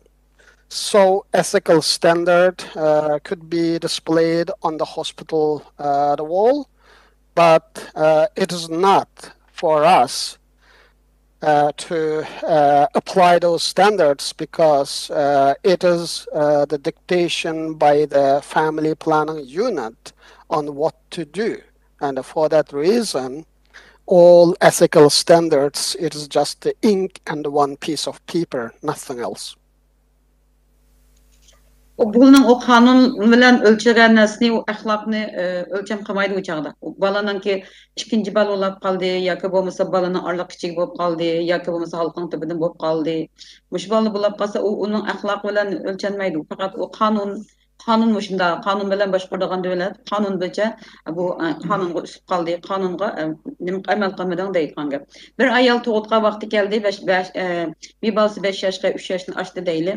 Anda bolğan vaqtida bir halqısını aldırdığı iş bolup qalsa, çoxum doktorxanaның 5-6 yaның tekşürütünün nimesinden imzasını elip, pelalıq toğutun imzasını elip, bir batman iş qılğandan keyin an toğuşqa ruxsat qılındı. Hatta toğuşqa ruxsat qılınğı ayaldı mı? Bunu alıp şu çağda elinadi. Bolmasa o bir sağan halqını mümkün emas, eliş mümkün emas. Keyin o elevatgan taqdirda mı şahsiy doktorxanalarda hazır bal yatqısı evetkilan qutulduğan boldu. O ahlak bilen hiç ölçenmeydi olanın. Ahlak degen So it doesn't go with the ethical standard when it comes to abortion. And it goes by the state policy. And that is the state policy that dictated by the family planning committee and which family should have a children and which family shouldn't. And for example, if you have, for example, the one child and the 3 years old, you want to have another child, and you got already the ring was installed in your womb, and just in order to remove that preventative ring, you have to get the approval of number of government units, including the family planning committee. And you cannot just remove the ring in private hospital. And so whatever the ethical standard written on the hospital wall, it doesn't apply here. It goes with the government policy and the policy of the family planning committee.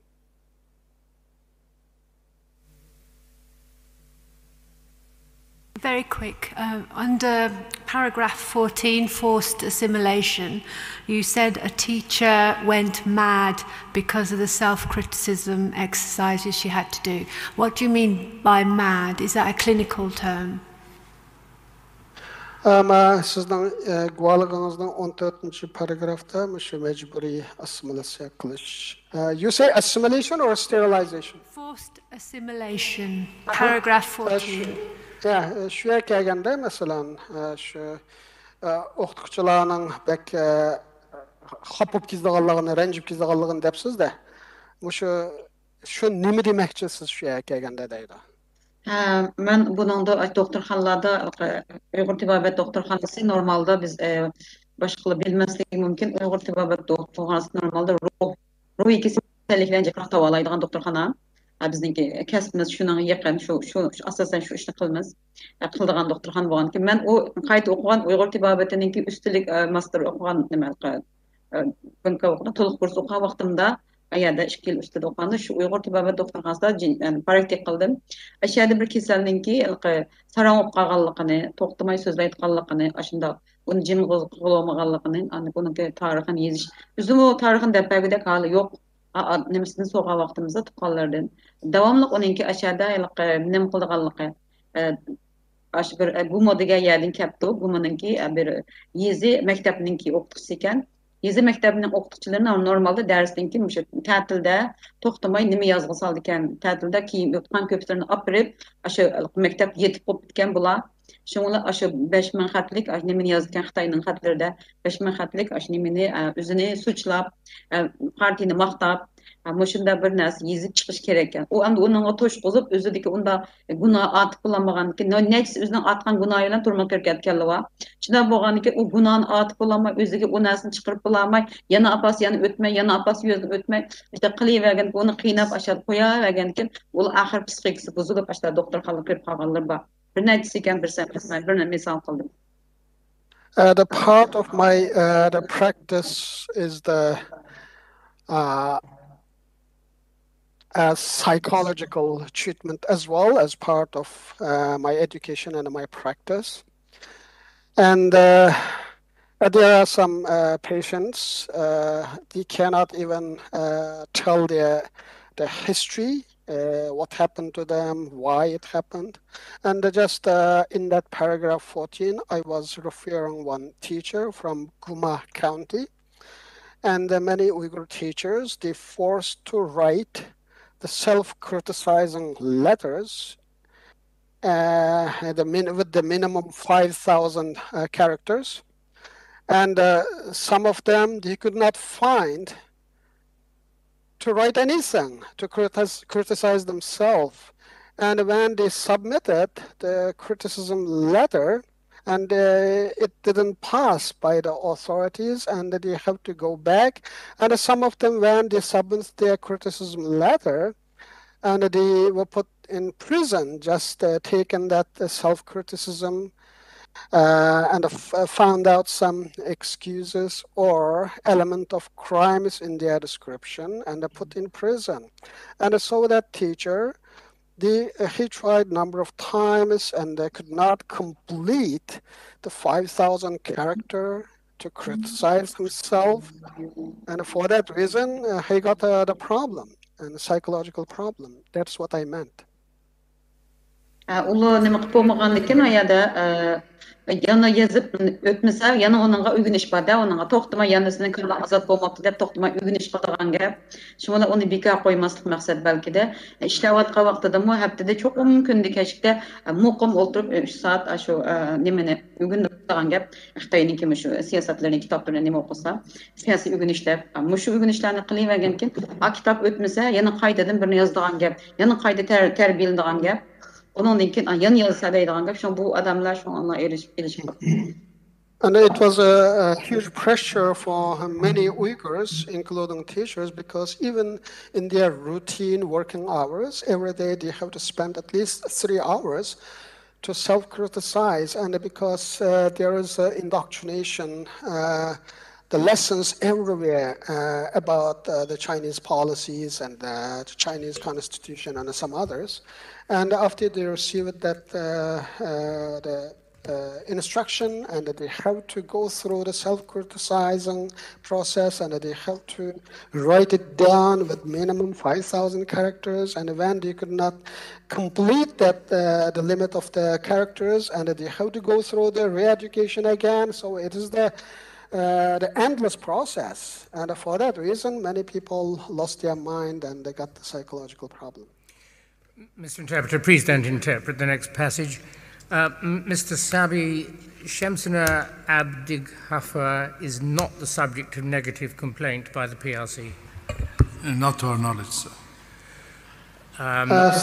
No, please don't translate that, otherwise we just might be here a very long time. Shamsuna Abdighafar, thank you very much for coming and giving evidence here. Your evidence is now concluded.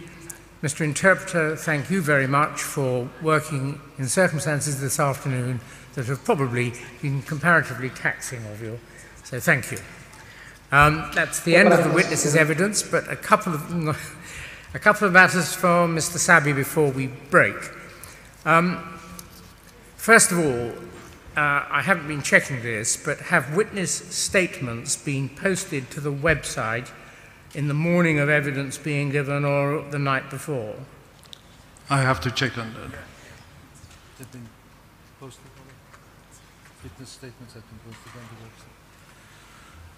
I'm informed that it has been. So therefore, once a fact witness has given evidence, or even shortly before, those viewing online or here, if they have devices with them, can read the statements, which may be of value to those who wish to do so, especially when the translation is a little distorted. Second, and I should have mentioned that earlier, and I apologize, ladies and gentlemen, for not doing that. Second, expert witness reports, have they also been posted to the website? Yes, sir. On tomorrow and Monday, in each session, morning and afternoon, there are both fact and expert. Excuse me. Yeah. Summary of expert reports have been but not all of them posted, yet. Not the whole. But that will happen before long, I hope. Yes. So tomorrow and Monday, morning and afternoon, in each case, there is a combination of fact and expert witnesses. That's right. There's one witness for whom we don't, I think, have a report, Tyler. Mr. Tyler is not testifying in this session. He will be testifying in September. Right, in which case then, do we have full mornings and afternoons tomorrow and Monday? Yes, sir. Thank you very much. That's simply to make sure that those who might want to take one day off know which one it is to be, but they're all the same and they've all got both fact and expert evidence, most of which will be available on the website for you, those who wish to follow tomorrow morning and Monday morning. 9 o'clock tomorrow morning. 9 o'clock. Thank you very much.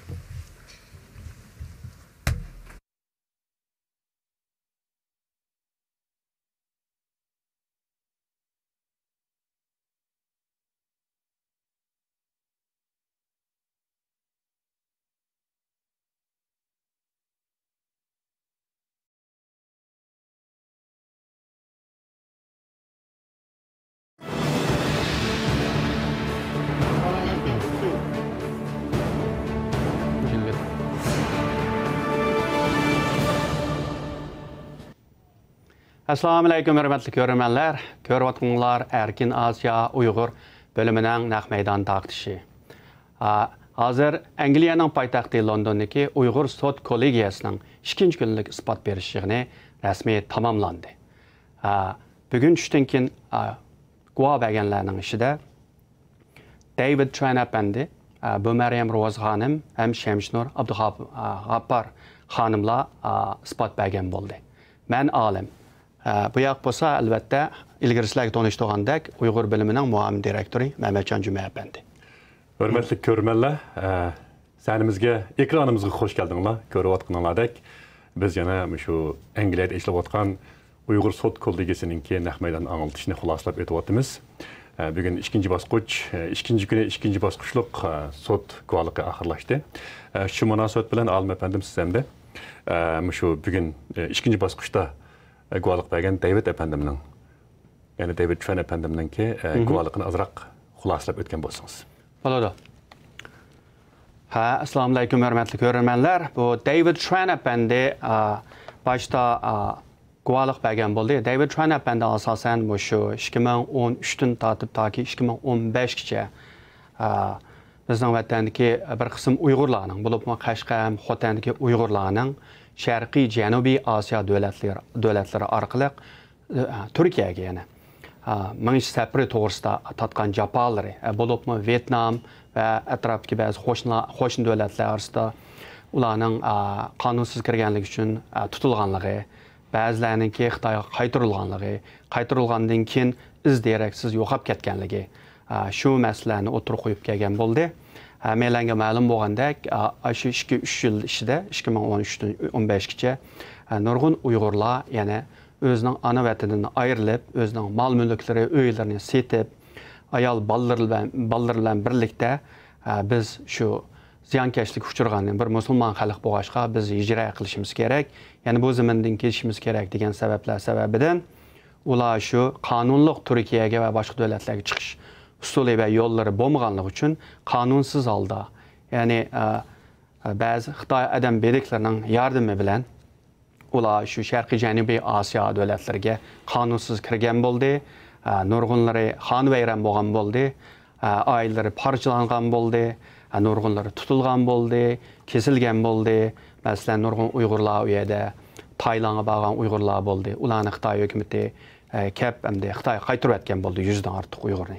Keyin Malayziya, Indoneziya qatorliq davlatlarga kelgan bo'ldi. Indoneziyada yaqinda 3 Uyg'urni Xitoyga qaytarib bergan bo'ldi. Malayziyami ilgari xili ko'p Uyg'urlarni qaytargan.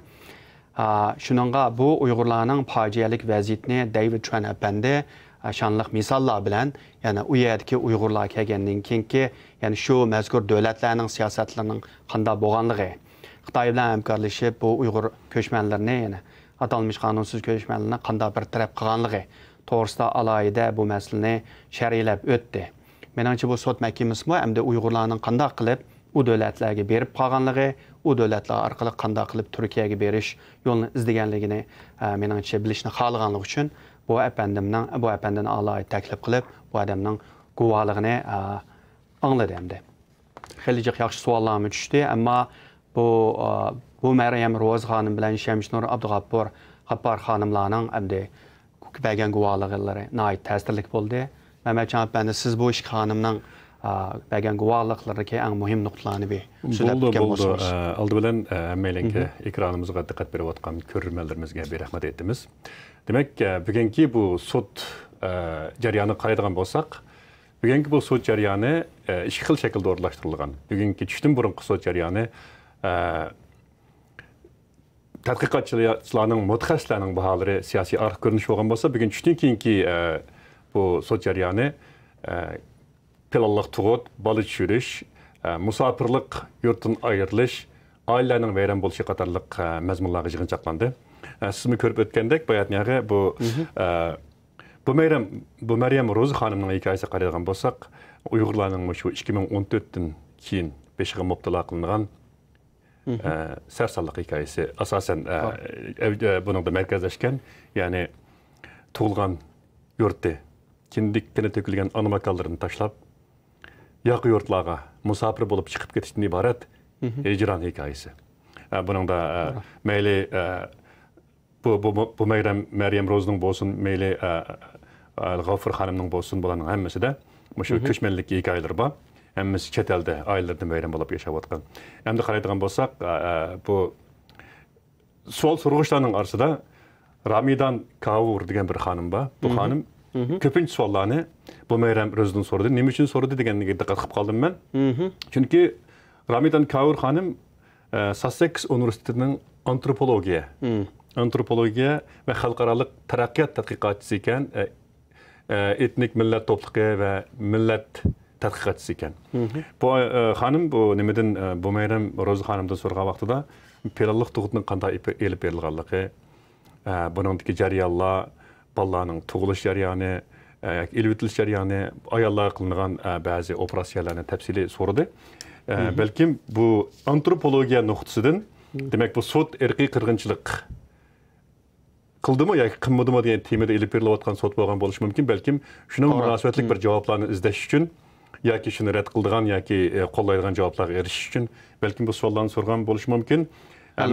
Mening qarashimcha, bugungi sud yoki tizimli sud bo'lsin jarayoni, mayli tarjimonlarning jarayoni bo'lsin, mayli guvohlik beruvchilarning jarayoni bo'lsin va mayli sud kollegiyasininki texniklik jarayonlar bo'lsin, meningcha bir natijelik ilip verildi deb qarsak boldu texniklik jihatdan, ama bazı səvəliklər mövcud boldu deb ayta alaymiz.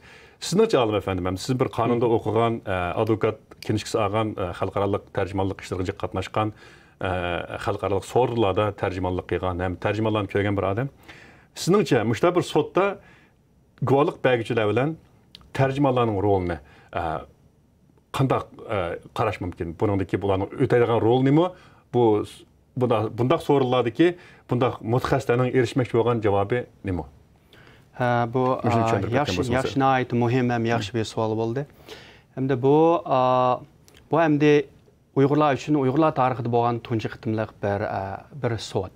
Bu sotda albatta biz atdigina ham tunagan tushungandek, bu yerda bir qarshilashish, dushmanlashish, ya'ni bir hokimiyat yoki bir sot oldiga kelgan guvohlarni hamda ularga hujum qilish, ularni qarlash va yoki ularni sotlab, ularni turmga tashlash emas. Bu qitimqi sot hamda bu ilgirki Xitoyning hech qanday sotiga o'xshamaydi.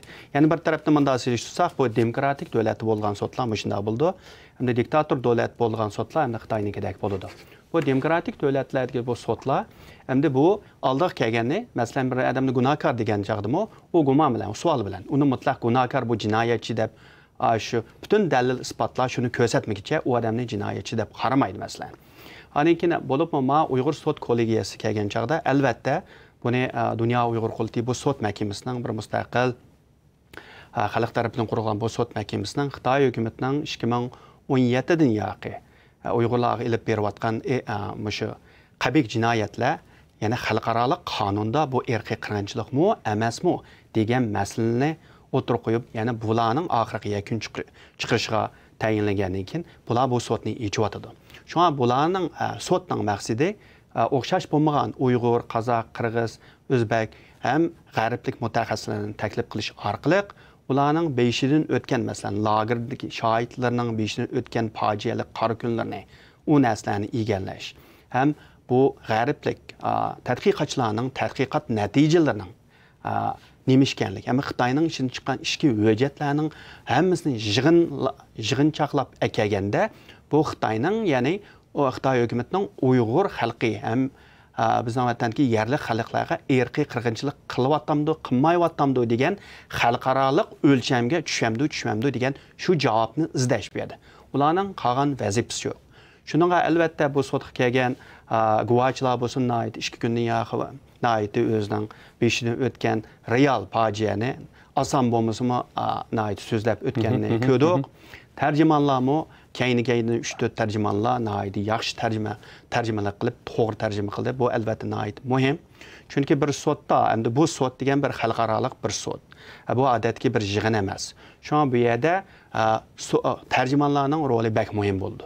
Chunki tarjimon bir so'zni xato qilsa, u chaqda sotda bu narsani kam qoldirib qo'ysa, chunki bu sotda ham narsani xotirlaydigan official record bo'ladigan narsa. Shuningga bu yerda tarjimonlarning o'ynaydigan roli bak muhim, bak xalqliq. Shuningga bu yerda hamda bu sotchilarning so'rgan savoli bu qonuniy savollar. Odatdagi ko'chada ko'rishganga sanpan savollar emas albatta. Shunga eng muhimi bu savollarni to'g'ri tushunish kerak o'zi. Chunki o'zi to'g'ri tushunmasa, bu guvohchiga to'g'ri tarjima qilib bermaydi albatta. Tarjima qilmay qolsa, o guvohchi savolni xato tushunib, xato javoblarni berish mumkin. Demakchi, siz bu yerda shu tarjim jarayonida bir xil savalliklar kelib chiqsa, u sotchininki yoki ashadagi mutaxassislarninki o'zi hozir qo'lga olgan delo deb turaylik bu narsani. Bir masalaninki yoki isbotlash yoki ag'dirishga oid erishmoqchi bo'lgan javobiga yoki xato yoki to'g'ri erishib qilib, buningki natijasiningki yoki undoq yoki bundoq bo'lishiga ta'sir ko'rsatadi demoqchi bo'lsiz. Albatta, chunki bu yerda savol masalan albatta bu tarjimonlar yuqori sifatlik yaxshi tarjima qilib keldi. Ammo ba'zida agar ba'zi savollar xato tarjima qilib qolsa, guvohchi albatta shu savolni xato tushunib, shu savolga javob berdi. Javob bergandan keyin bu so'rgan sotchi bilan uning kelgan javob bir xil chiqmagandan keyin bu sotchining qalbida gumon paydo bo'ldi. Balkim bu degan gap rost emas o'xshaydi deb. Muhim, chunki bu sotchilarning shu sot kollegiyasiga shu sahnadagi sotchilarning har biri ma'lum bir maqsad so'raydi u savolni. Bu so'rashki maqsad buningki bu bergan javobi erkiy qirg'inchilik, xalqarалық erkiy qirg'inchilik qonuning ma elementiga naq kelamdi, kamamdi deganni selishtirib, maslashtirib, uni pakit ishiltish uchun so'raydi.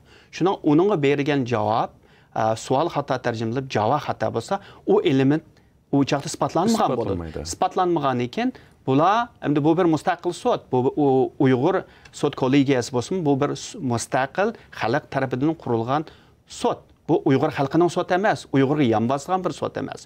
Shunga bularning oldiga qanday paket qo'yilsa, shu paketga asosan oxirgi hukmni chiqirdi. Betaraf hukm chiqirdi demoqchi. Bular mutlaq betaraf, Xitoy qanday ayblashning qat'iy nazar. Shuningga agar ba'zi savol javoblar xato bo'lib, xato tarjima, xato kelib qolsa, bular so'ragan savolga naq kelmasa, u chaqda bular bu aloqa buning javobidan gumonlanib yoki bu to'g'ri emas, balkim javobning o'zini gumonlanish mumkin, hatto guvochidan gumonlanish mumkin. Agar bu narsaga ishonmasak, qolgan narsa qaysi to'g'ri deb qilish mumkin. Demak, bu sudninki eng oxirgi hukmininki har xil shaklda chiqarilishiga sabab bo'ldi demoqchi-ku. Yoki ag'dirilishi yoki bu deloninki o'tib chiqishi. Bu ham deb o'tdingiz, albatta bu sud boshlangan vaqtida Nigel Nice efendim. Jeffrey Nice efendim dedi. Biz Xitoyga qarshi yoki Xitoyga yon besib turib deyla turg'izmadi. Albatta, sud degan shunday bo'lish kerak asli. Uni bo'lish kerak. Unda bo'lgandan keyin Uyg'urlarning kallasidan siz degandek, ular biz nima desak anglab bizning gapimizga yon besib, bizga mos keladigan bir hukmni chiqarib berdi, bizga loyiq ko'rilgan bir hukmni chiqarib berdi deb arzu qilish mumkin, ammo unda bo'lishni atayin. Har kim bu guvochilarning roli albatta, bu guvochilar albatta nurg'unlar lager yetib chiqqan, zo'r psixologiyaga hujum uchrab kelgan. Taki tunigangacha taklif uchrab kelgan insonlar bularga endi bu sahnaga chiqib bir nima demak oson emas. Masalan, tushdan keyin anglatib Tursnay Ziyoddinmi so'ch so'rdi. Siz ilgari ma Fransiyaning radiosida dastlabki sizni ziyorat qilgan chaqda menga bosqinchilik qildi, undaq qildi, qiynadi degan gaplarni qilmabsiz ekan, nima deb deganda, nihoyat yaxshi javob berdi. Masalan, men u chaqda Qozog'istondan Qozoq hukumatining besim bor, chunki viza masalasi, viza bilan tug'an. Xitoy hukumatining besim bor. Shu sababdan men u gaplarni qilamagandim. Shunga hozir chiqib da'vatma dedi. Shunga albatta bu guvohchilar chiqiblam, aytsam, butun o'zining beshidan o'tgan shu qorong'u kunlarni bir kitob qilib yozib chiqolmaydi albatta. Shu boshda yozig'i nima kelsa, eng og'ir kelsa, shu narsalarni deyish mumkin. Ya'ni albatta u yerda ayoli, balisi, eri, urug' tuquni, tahdid amanasini mo'lcharlagan asosda ba'zi narsalarni deya olish mumkin, ba'zi narsalarni deyamaydi. To'g'ri deysiz, ham uningdan boshqa masalan shu jinsiy tajovuz hikoyasimi bir ayolga nisbatan yoki bir erga nisbatan og'zidan oson chiqiradigan, ham chiqarishga jur'at qiladigan, qila oladigan bir tema emas-da. Bu nuqtani tushunish mumkin ekan. Ammo qanday bo'lmasin, siz degandek bayatniyaga bu Tursnay Ziyoddin xonim o'zining javobini hatto men rost dedim bu gapni dedi. Demaganligini e'tirof qilmadi dedi. Demakchi o'g'lim ham deydi, tanimamadi. Sababini tushundirdi. Demak bu yaxshi bir javob bo'ldi deb. Shu. Bu guvohchilar albatta abay degandek rangarang besimlar, psixologiyalik bo'lamdi. Yoki Xitoy hukumatining tahdidi osam bo'lgan ekan, bularmi har zamon ularning degan gaplari ba'zida egizpas bo'lib qilish mumkin, u normal. Chunki bularni unutib qoldi, zo'r besim, psixologiyalik besim aslida oson emas. Ammo ularning albatta bu sudda ularning taklif qilishga sababimi, ularning tarjimonini bir bilish, qaysi yerda tug'ilgan, qaysi maktabda o'qigan, boshlang'ichdan tortib emas, balki shu sudga tayyorlagan yozma materialni albatta sudda bor biladi. Ammo shu yozma materialga asosan bu sudchilarmi bulardan bu ba'zi yerlar endi bu yozma materialda 5-6 bet nimada hamma narsa aniq bo'lmaydi-ku. Shu an bu sudchilar ham mayada ma gaplar deyilibdi, manda hujumlar uchrabdi, uni texnik aniqlash uchun bu guvohchilardan shu savollarni so'raydi. Shunga bunda vaqtidami muhimi bu sudchilar nima savolni so'rasa, uni oxir ko'rishni, burungi hikoyani tushundirmay, shu savolga javob berish kerak. Chunki birisi vaqt qiz, ikkinchisi bu advokatlar havas qilgani shu yozma materialdagi ma'lum bir nuqtadagi ma'lum shuni yo'rtish. Bularning vazifasi shu. To'g'ri. Ularning vazifasi hamda o'ziniki tarjimali hikoyasi yoki burungi o'tmishni so'zlash emas. Bu shu 2017dan keyin bo'layotgan bo'lib o'zining beshiga kelgan, urug' tuqqanlarning beshiga kelgan, masalan, lager nurg'unlar, so'laqliq o'zimi chiqqan. Mush narsalarga bu sud jiqroq ahamiyat berish mumkin. Bundaq bir jarayonda, mushtaq bir so'rinda tercümanın rolü bek mühim oldu. Tercüman şu aldı bilen sualını doğru düşünüş gerek. Hem şu sualdı ki nemenin sorulganlıktan ibaret en mühim noktunu gövdendiriş gerek. Hem tercümadımı bazı mühim geplerini kaldırıp koymay amalva tercümeni kalısı asasen emas, yezilip durup tercüme kılış gerek demekçi olsunuz. Doğru. Tercüme qilganda albatta bu albatta yuqori saviyelik naq maydon tercüme bu oson bo'lmaydi albatta. Hamda terjimon ming aqlliq bo'lsa-mu, yaqin bo'lib gap bak uzrab ketsa, masalan ba'zi guvohchilar bak uzun so'zlab ketsa, ba'zi mazmunlar tarjimani qabul qilish mumkin. Muhim bo'lgan yerlarim ba'zida. Shuningmi, hamda mening tajribamda ilgari hamda nurg'unlami shu, hamda key point deydi. Muhim nuqtalarni ma'lum bir odam so'zlagan. Uni shu qilib ashuni yezish kerak. Manda deb. Anikin tarjima qilgan chaqdim uni bir ko'rib o'tib, anikin yaxshi tarjima qilgan bo'ldi. Albatta yana hamda bu guvohchilarning hammasiniki yozma materiali tayyor bo'lgan ekan, uni boshida bir ko'rish kerak. Ya'ni bu guvohchi kim, nerda so'zlayotdi, bu guvohchining lager yotganmi, yotmaganmi degan mau yozma materialda hammasi bo'lgan ekan, uni bir ko'rib bu guvohchi bilan bir tonish kerak o'zi. Anikin tarjima qilgan chaqda, masalan, qaysi doktorxonada apag'an, masalan, qaysi doktorxon doktor bo'lgan yoki bola nerda ililgan, qaysi lagerda apag'an degan terminlarda, so'zlarda tarjima qilgan chaqda xatolashmay, to'g'ri tarjima qila oladi. Buni aytmayman. Rahmat sizga. Bugun yanılam qisqartib aytsak, bugungi bu guvohlik berish yig'inimina natijalik bo'ldi. Ba'zi savollarni hisob qilmaganda. Bizningki taqdishimizmi ravon bo'lib o'tdi. Hozirgi bir texnikalik masala kelib chiqmadi. Vaqt sababi bilan sizningcha bugun mushakichi to'xtatsak, menimcha siz erta davom qildigan jarayonlarni bir tunishtirib o'tsangiz, shundan bugun to'xtatsak qanday bo'ldi sizningcha? Shuna qilaylik. Unda bo'lsa, hurmatli ko'ruvchilar, bu bugun hamda Angliyadagi Uyg'ur sud kollegiyasining 2 kunlik isbot berish yig'ini rasmiy oyoqlashgan bo'ldi. Attigini London vaqti soat 9da, Washington vaqti soat 4da attigini Gulbahor Jelilova xonim, Qozog'istonlik Uyg'ur shoid Gulbahor Jelilova xonim isbot bermoqchi. Undan keyin Qozoq shoid Tursunbek Kabiuli bu isbot bermoqchi. Oxirida yana Avstraliya strategik tadqiqot institutining tadqiqotchisi Nathan Ruser apandilar attigini isbot bermoqchi. Ko'rayotganlaridek bizningki bu Washington poytaxt, Amerikaning poytaxti Washingtondan naq maydondan taqtilayotgan anglitishimiz davom qilyotdi, ham oxirlash oldida turyotdi. Oxirlashdan burun biz oldi bilan bizningki shu ekranimizga diqqat berayotgan barliq ko'rurmanlarimizga bir rahmat aytamiz. Hatta bizningki bu anglitishimiz yana o'xshash vaqtda, ya'ni Washington vaqti soat 8da davom qiladi. Angliyadagi sud Angliya vaqti degan soat 9da, Washington vaqti degan soat 4da. 4da bizningki radiomizning torbeti, radiomizning sotsial media, ya'ni ijtimoiy targ'ibotlardan Facebook, Twitter va YouTube'larda naq maydondan anglitildi. Ekranimizga diqqat berishni unutmag'aysizlar. Kelar qatim ko'rishguncha omon bo'lg'aysizlar. Xayr xo'sh. Xayr xo'sh.